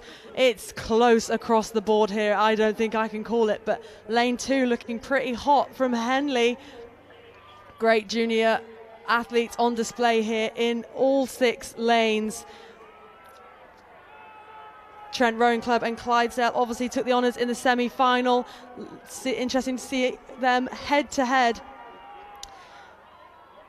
It does look like that the Clydesdale Composite are on the lead, and indeed that was reflected in the 500 metre times. They had about 2 seconds advantage over second place, which was Trent, and it was Henley Rowing Club in lane 2 in 3rd place. And I think that's broadly we're seeing. I think that Trent have pushed off Henley a little bit, and therefore I do think the order at the moment, as we enter the last 200 metres, the crew's just going past the 200 metre mark, it does look like that the Clydesdale Strathclyde Composite is in the gold medal position. It's Trent in silver medal position. Disaster in lane 2 for Henley. They were up there in the mix and a massive crowd has taken them out of contention. So Clydesdale over in lane 6, battling with Trent Rowing Club. A huge sprint from them. Fantastic work. Can they overturn the Scots from Clydesdale? But Henley are unfortunately out of the mix. Clydesdale looks like they're going to take the honours in this race. Trent Rowing Club hot on their heels. Fantastic work from this young quad in 2nd, it looks like. And the battle for bronze is on the line. It's between Union and Maidenhead, and it's photo finish there for the bronze medal. I can't call that. That'll have to be to the judges. That was literally, as I look out the window, I'm looking right at the finish line. That was level. I think that's going to have to be computer-assisted umpiring to determine that one. Unbelievable scenes there, and great to see so much celebration across the finish line. Trent Rowing Club with that silver medal splashing the water. They're thrilled.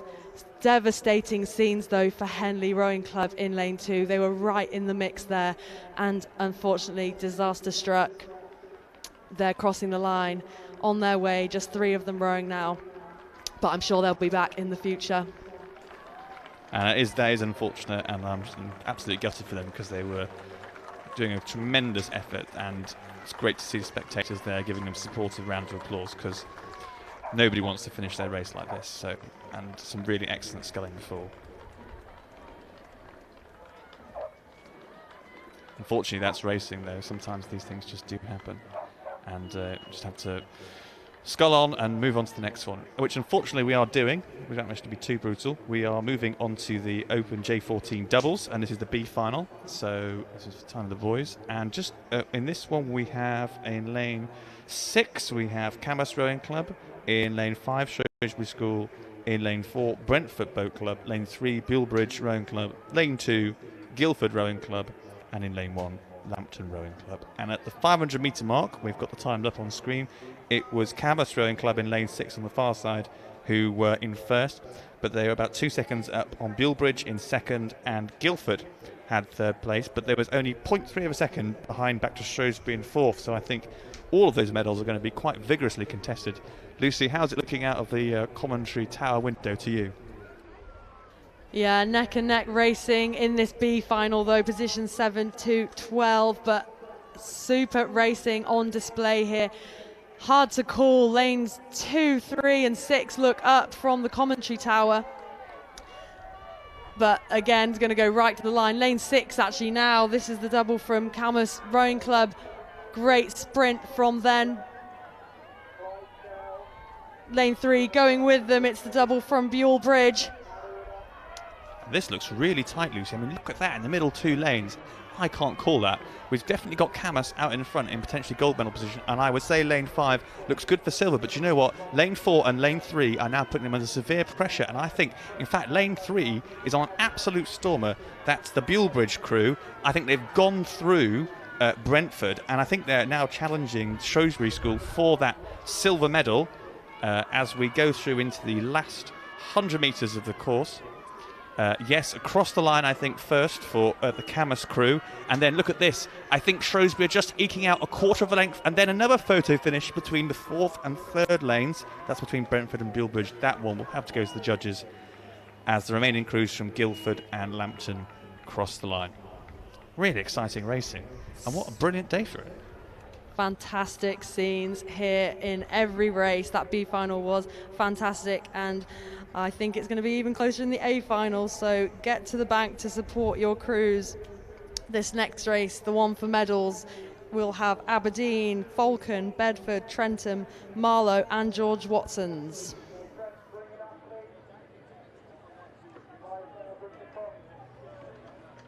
I think I just saw the times from that B file. There was 0.4 of a second between third and fourth place, but I will let the judges work out which way round those two crews were. And they're just under starters orders now for the A final.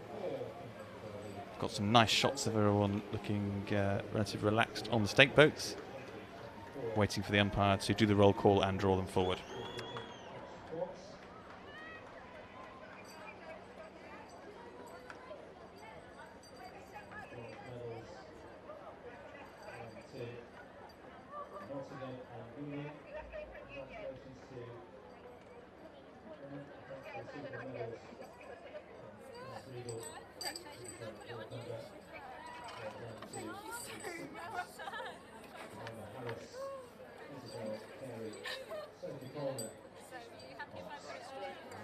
And we're just seeing in shots some pictures from the winners of the A final of the women's Cox quads that we've just been seeing, the J14s. Lucy, you have an interesting fact about one of the crews that's just coming to the medal ceremony. Absolutely. So we see the hard-earned bronze medals from Nottingham Union. They're fantastic to see them winning a bronze, but the silver medal, my bias, goes to Trent Rowing Club. This boat, the Furniture Monkey, actually is no stranger to a medal podium in junior quads. Back in 2013, won a bronze medal in that very boat. So just goes to show, you know, you don't need the best, fastest equipment, just gritty rowers and fantastic coaching down in Burton.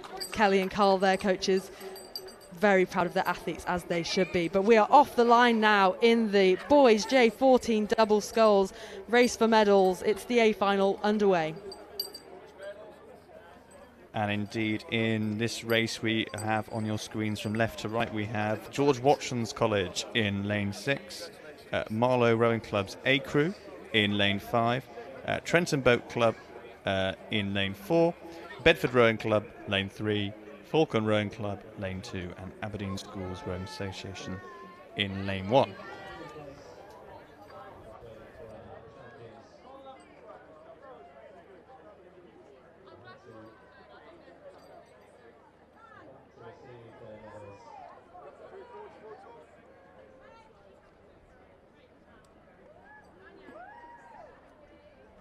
Now, just looking at the semi-final times, the George Watson's crew did an absolutely blistering time in their semi-final, and on the other side of the draw, Marlow Rowing Club were the fastest in their semi-final, which is why they've got lanes 5 and 6 between them.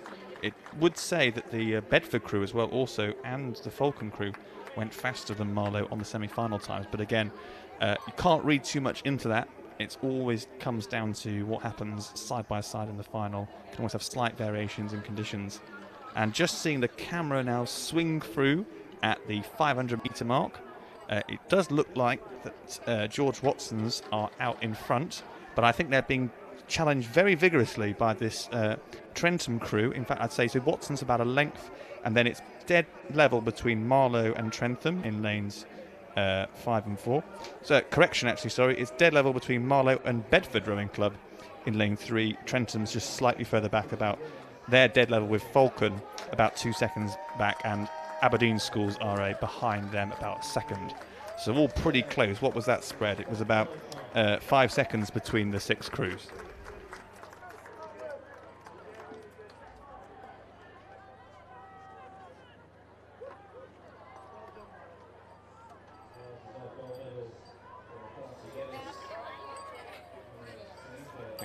And again, as we just have that big overhead shot of the J14 doubles A final, it does look like that the Watson's College are on an absolute stormer. I mean, they got a length out of their opposition at the halfway mark, I think they're continuing to put more distance into their opposition. Behind them, though, I'm not sure I could call who's in the silver medal position between the Marlow crew and that Bedford crew referring to. They were 0.3 of a second apart at the halfway mark, and I think actually looks like Marlow dropping behind them, I'd say.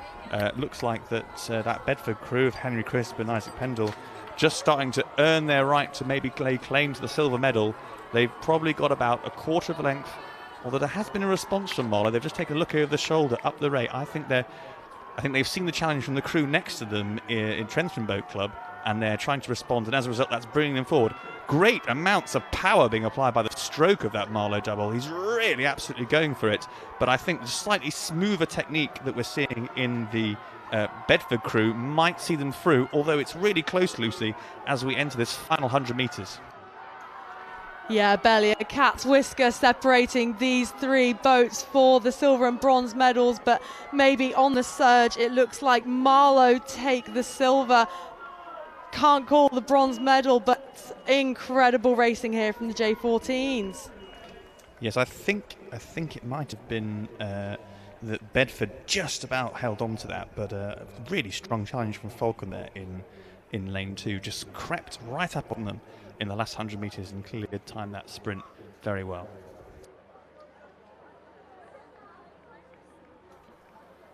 And following the open event, we now move on to the women's J15 doubles for their B final.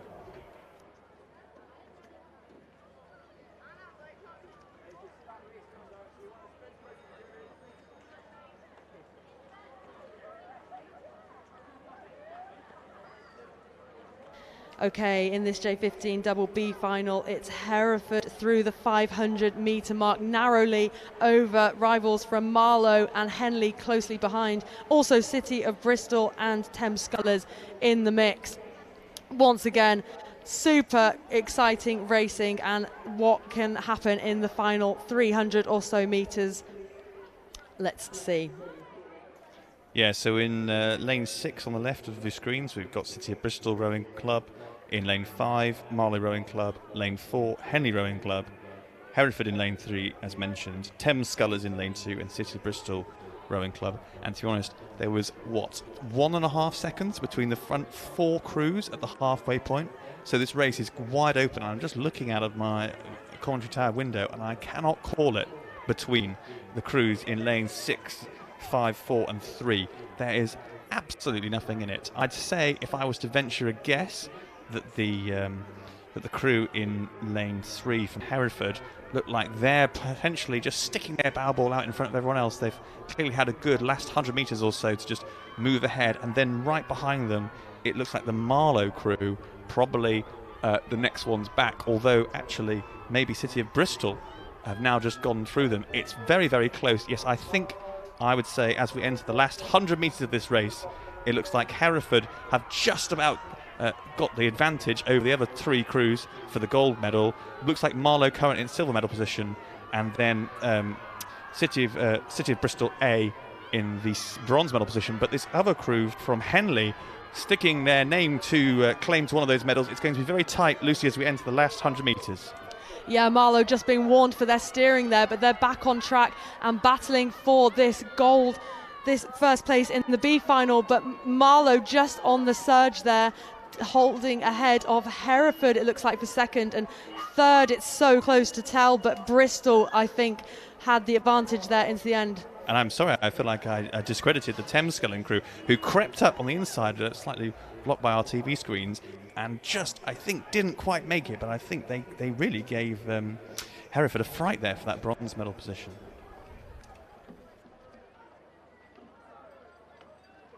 Oh, sorry, I should say this is the B final. I keep getting excited about these medals, but that'll be in the next race. So yes, just looking at the times I've got in front of me, it was Marlow who went across the line first. 1 second behind them was Hereford. Then 1.5 seconds behind them was City of Bristol A, and then it was Thames Scullers just 0.3 of a second behind them for fourth, with Henley a second behind them, and rounding it out, the City of Bristol C crew rounding out the rest of that race. And now we are on to the medals in the A final of the women's J15 doubles. And in this race we have In lane 6 on the left of your screens, we have Calpe Rowing Club, who are from Gibraltar. If you didn't know, we have Cantabrigian Rowing Club in lane 5, just to the right of them. Then Hereford Rowing Club A Crew, again, in lane 4. Nottingham and Union in lane 3. George Watson's in lane 2. And a composite of St Andrew Boat Club and Strathclyde Park Rowing Club in lane 1. And in set, we're also seeing some of the crews from the Open doubles race that we were commenting on just a moment ago being awarded their medals.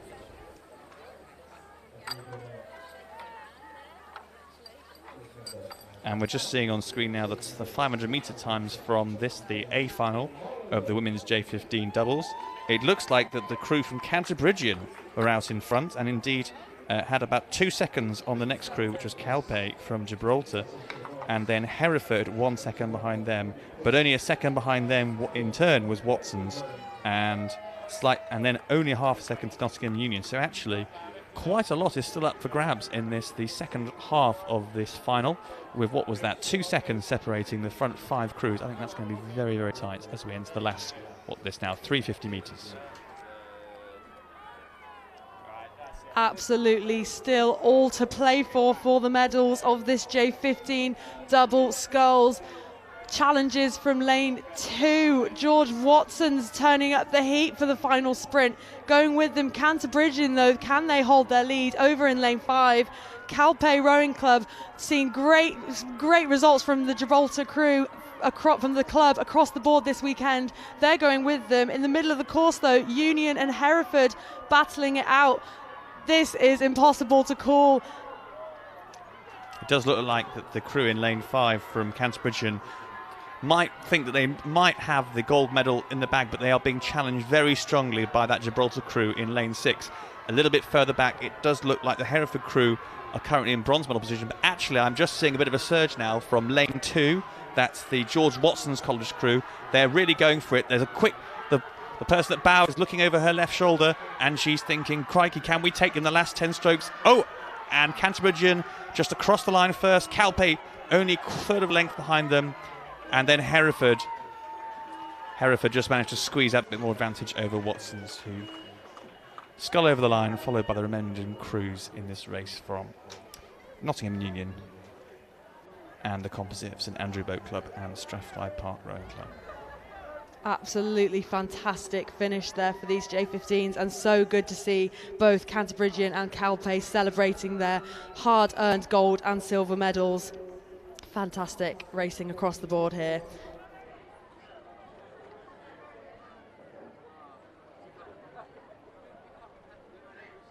And as you can see on your screens, absolutely perfect conditions here at Nottingham. Not a single... The windsock opposite the commentary tower is looking straight down at the ground, which is fantastic. Wind is always the curse of the rower, and having still conditions means fair racing and fast times, which I think we'll all be happy with. And now on screens we have the B final of the Open J15, so boys coxed quads. In lane 6 on the left of your screen we have Clares Court School's A Crew. In lane 5 we have Brentford Boat Club's A Crew. In lane 4, the crew from Maidenhead Rowing Club. In lane 3, we have the Windsor Boys School's C Crew. In lane 2, Great Marlow School. In lane 1, Wallingford Rowing Club's B Crew.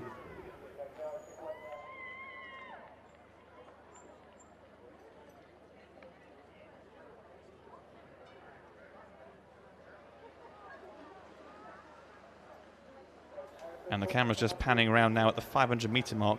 And it does look like that the Clares Court School, who had the fastest time of the semi-finals and therefore got the seeding, are ahead. Then in lane 5, it's Brentford Boat Club in second. And yes, I'm just seeing the official times flash up. So in first place at the 500 metre mark was the Clares Court School crew. Brentford 1 second behind them. Then half a second behind them was Maidenhead. And then 2 seconds behind them, Wallingford and the Windsor Boys School in lane 5. Second behind them. Sorry, the Windsor Boys School's in lane 3, I should say. And indeed, as I'm just looking at the commentary tower, we're on to the last 300 metres of this race. It does look like that the Clares Court School A Crew are maintaining their lead in this, the B final, but actually there's some strong challenges being put up against them by the crews just behind. I'd say ones to watch out for, the Brentford crew in lane 5, who were a second behind them at the halfway mark. Looks like actually Clare's Court pushed out maybe about a length onto them, and then about half a length back from them it is the Maidenhead crew. It does look like that the seeding of this race is largely as expected, with the sort of chevron effect from the left-hand side, the far side to the commentary tower to lane 1. And inset on your screens as well, we're also seeing the medal ceremony from the women's doubles that we saw racing just a moment ago. Looks like the crew from Hereford there, delighted with their bronze medal. As we enter now the last 100 metres of this race, Lucy, what can you see out the commentary tower? Well, I thought Windsor boys were coming back with a huge sprint, and they are. But if you look across into the lane beside, so are Maidenhead, and beside them again, so are Brentford. But Clare's Court here, just ahead of the field. Looks like they'll be taking the win in this race, but it's on the line now. Windsor boys and Brentford on the so hard to call, and also Maidenhead there up in the mix. Closely behind were Wallingford Rowing Club, and rounding out the field. And to my eye, I think that was the Windsor Boys Schools just took that, snuck that from Brentford, and I think that's what we're seeing now officially on the times. Really fantastic pacing, actually, to be able to go and just have that within you, to wind it at the finish and just sneak up a cent on the inside. As I was saying, rather complacently, it was a sort of chevron, and then Windsor Boys charged forwards to secure that second place in the B final. Yes, so exciting to see. And that sprint from Windsor Boys, that was their C crew. We have their A and B crew in this race for medals just off the start right now. So the Open J15 Cox Quads A final. In lane 1 is Marlow, in 2 Wallingford A, in 3 Henley, in 4 Windsor Boys B, in 5 Windsor Boys A, and in lane 6 it's Walbrook A. These crews just underway off the start now.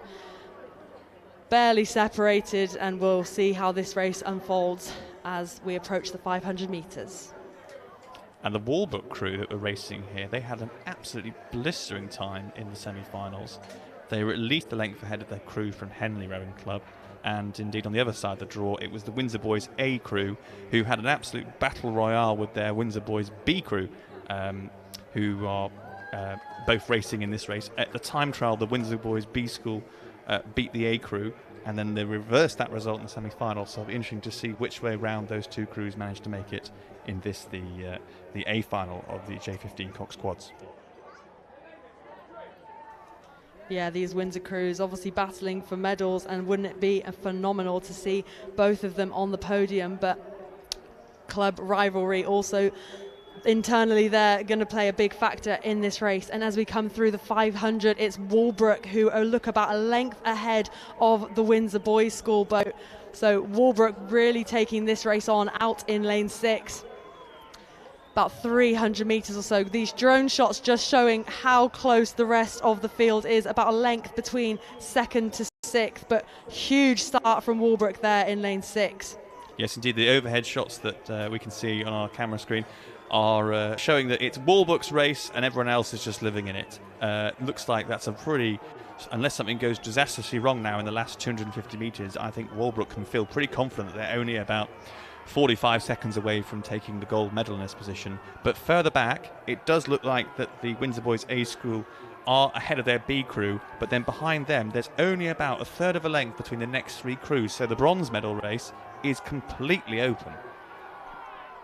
These drone shots now shows absolute barn burner is on the cards for the silver to bronze medal. Honestly, all 5 crews are in it, but Walbrook storming ahead in dominant fashion out in lane 6. They've got open water.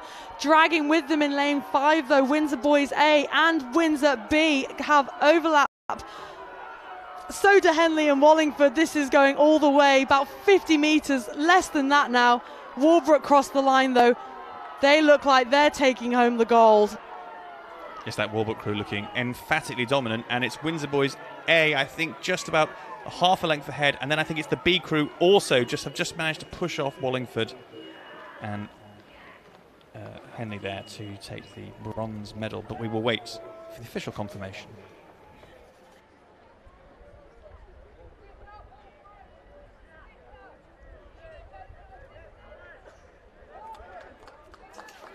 I'm sure the Windsor Boys Schools coaches will be delighted with that, to see both of their crews on the podium if those results are as we saw them. Really a school and a club which has had amazing results in junior sculling, and got to remember that the medals you might see at the top end at, say, the Fawley Cup at Henry Royal, they all start here.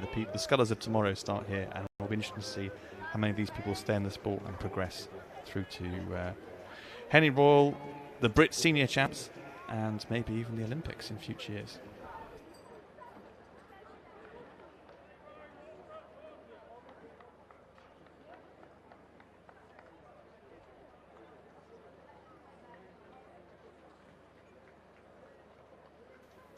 So we're down to the final 2 races of the evening here today. Right, on the course now though, underway is the boys J15 single B final.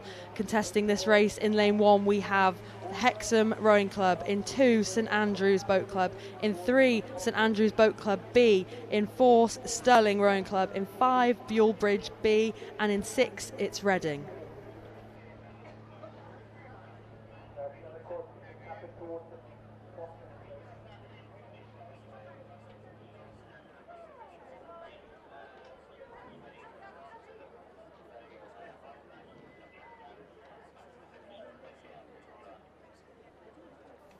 So based on the results of the semi-finals, it was the Reading crew who were fastest.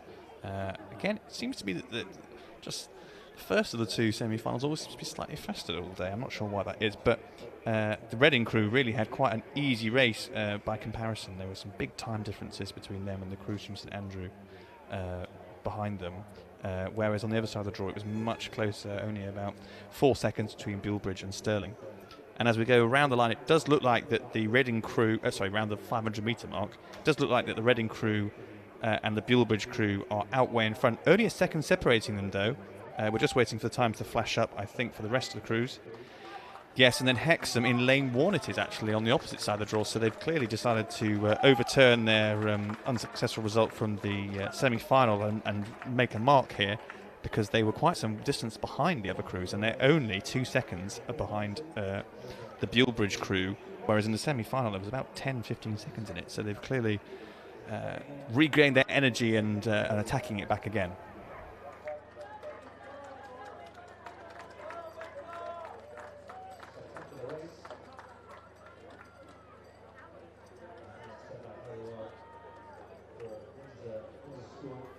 And again, with single sculls, anything can happen.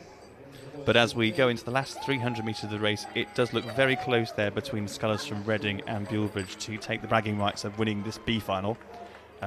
Probably about half a length advantage for the Reading crew, I would say, over Bulebridge.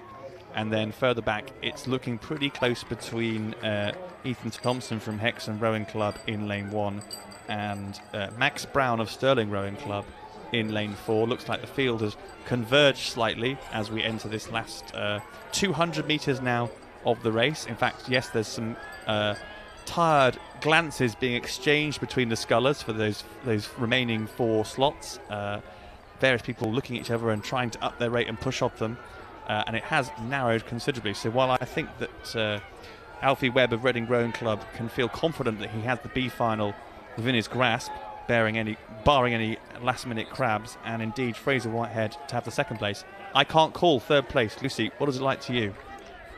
Same goes for me. This is another cracking finish right to the line. What great racing from these J15s. Reading secures the first, it looks like, then Bulebridge B, but on the line, I'm going to say it looks like the sculler from Stirling taking that 3rd spot, but so tough. Yeah, on our screens now we can see the time. Stirling look like they've taken 3rd, followed by Hexham, and then the 2 St Andrews scullers taking 5th and 6th in this B final. Yes, I thought the Hexham sculler there was going to go through the sculler from Stirling, but I think he just actually stopped before the line. I shouldn't say that too loudly, but just got it on the surge there from Stirling Rowing Club to just pip into 3rd place.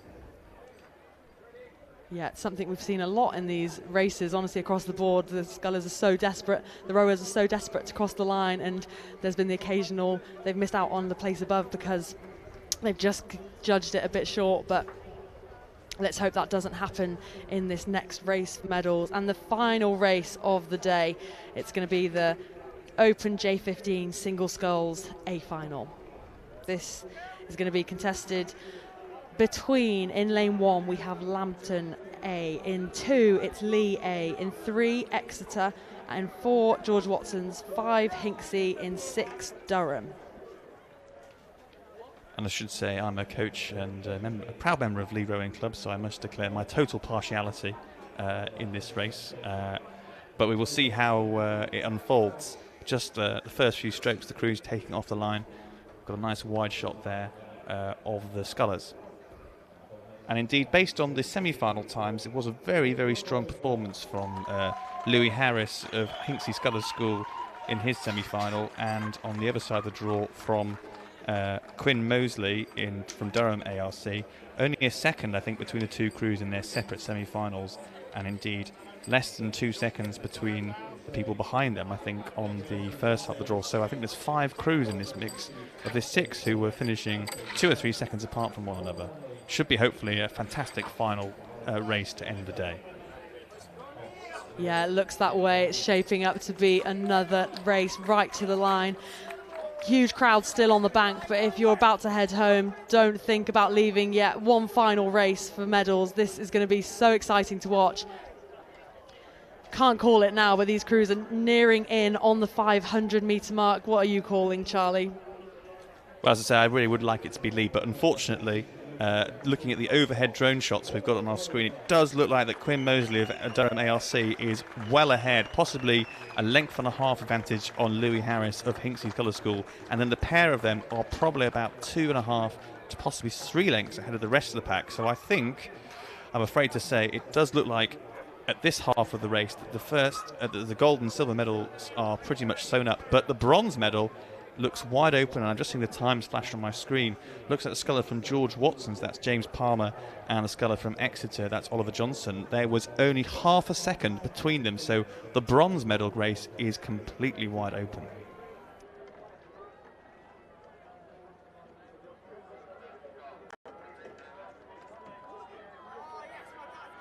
And the other thing, of course, is you shouldn't get too complacent with single sculls. Apart from the, barring any disasters, of course, which unfortunately we have seen 1 or 2 at the competition.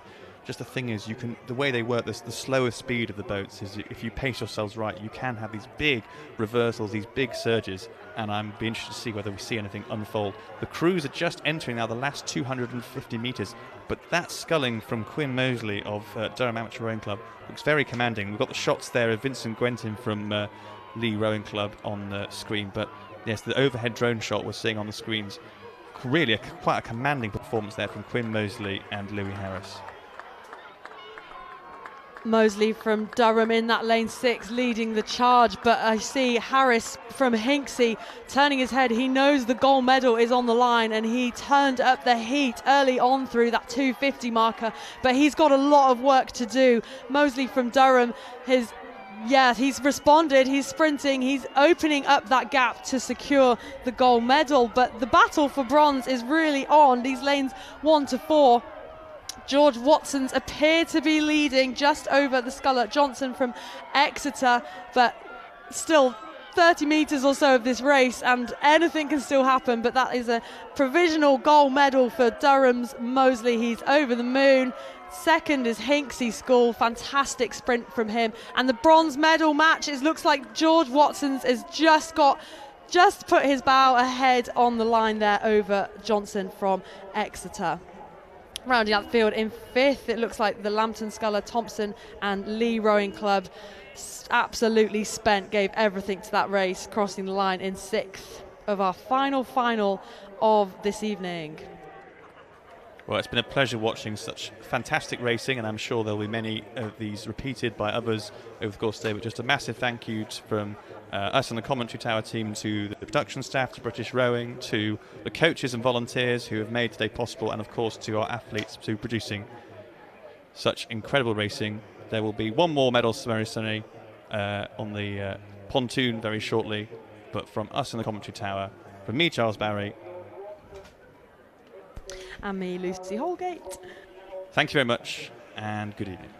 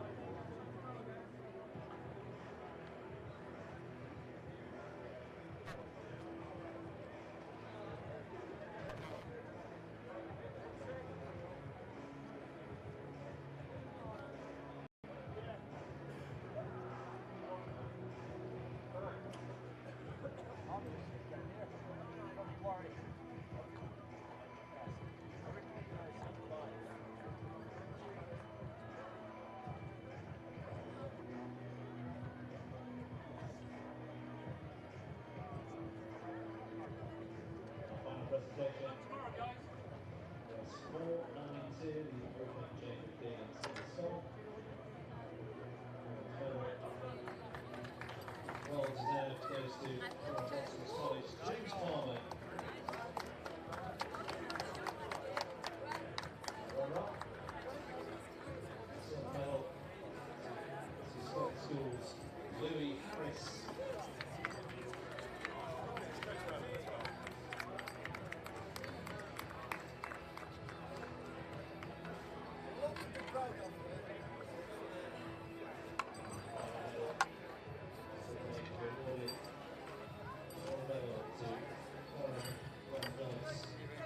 Mosley.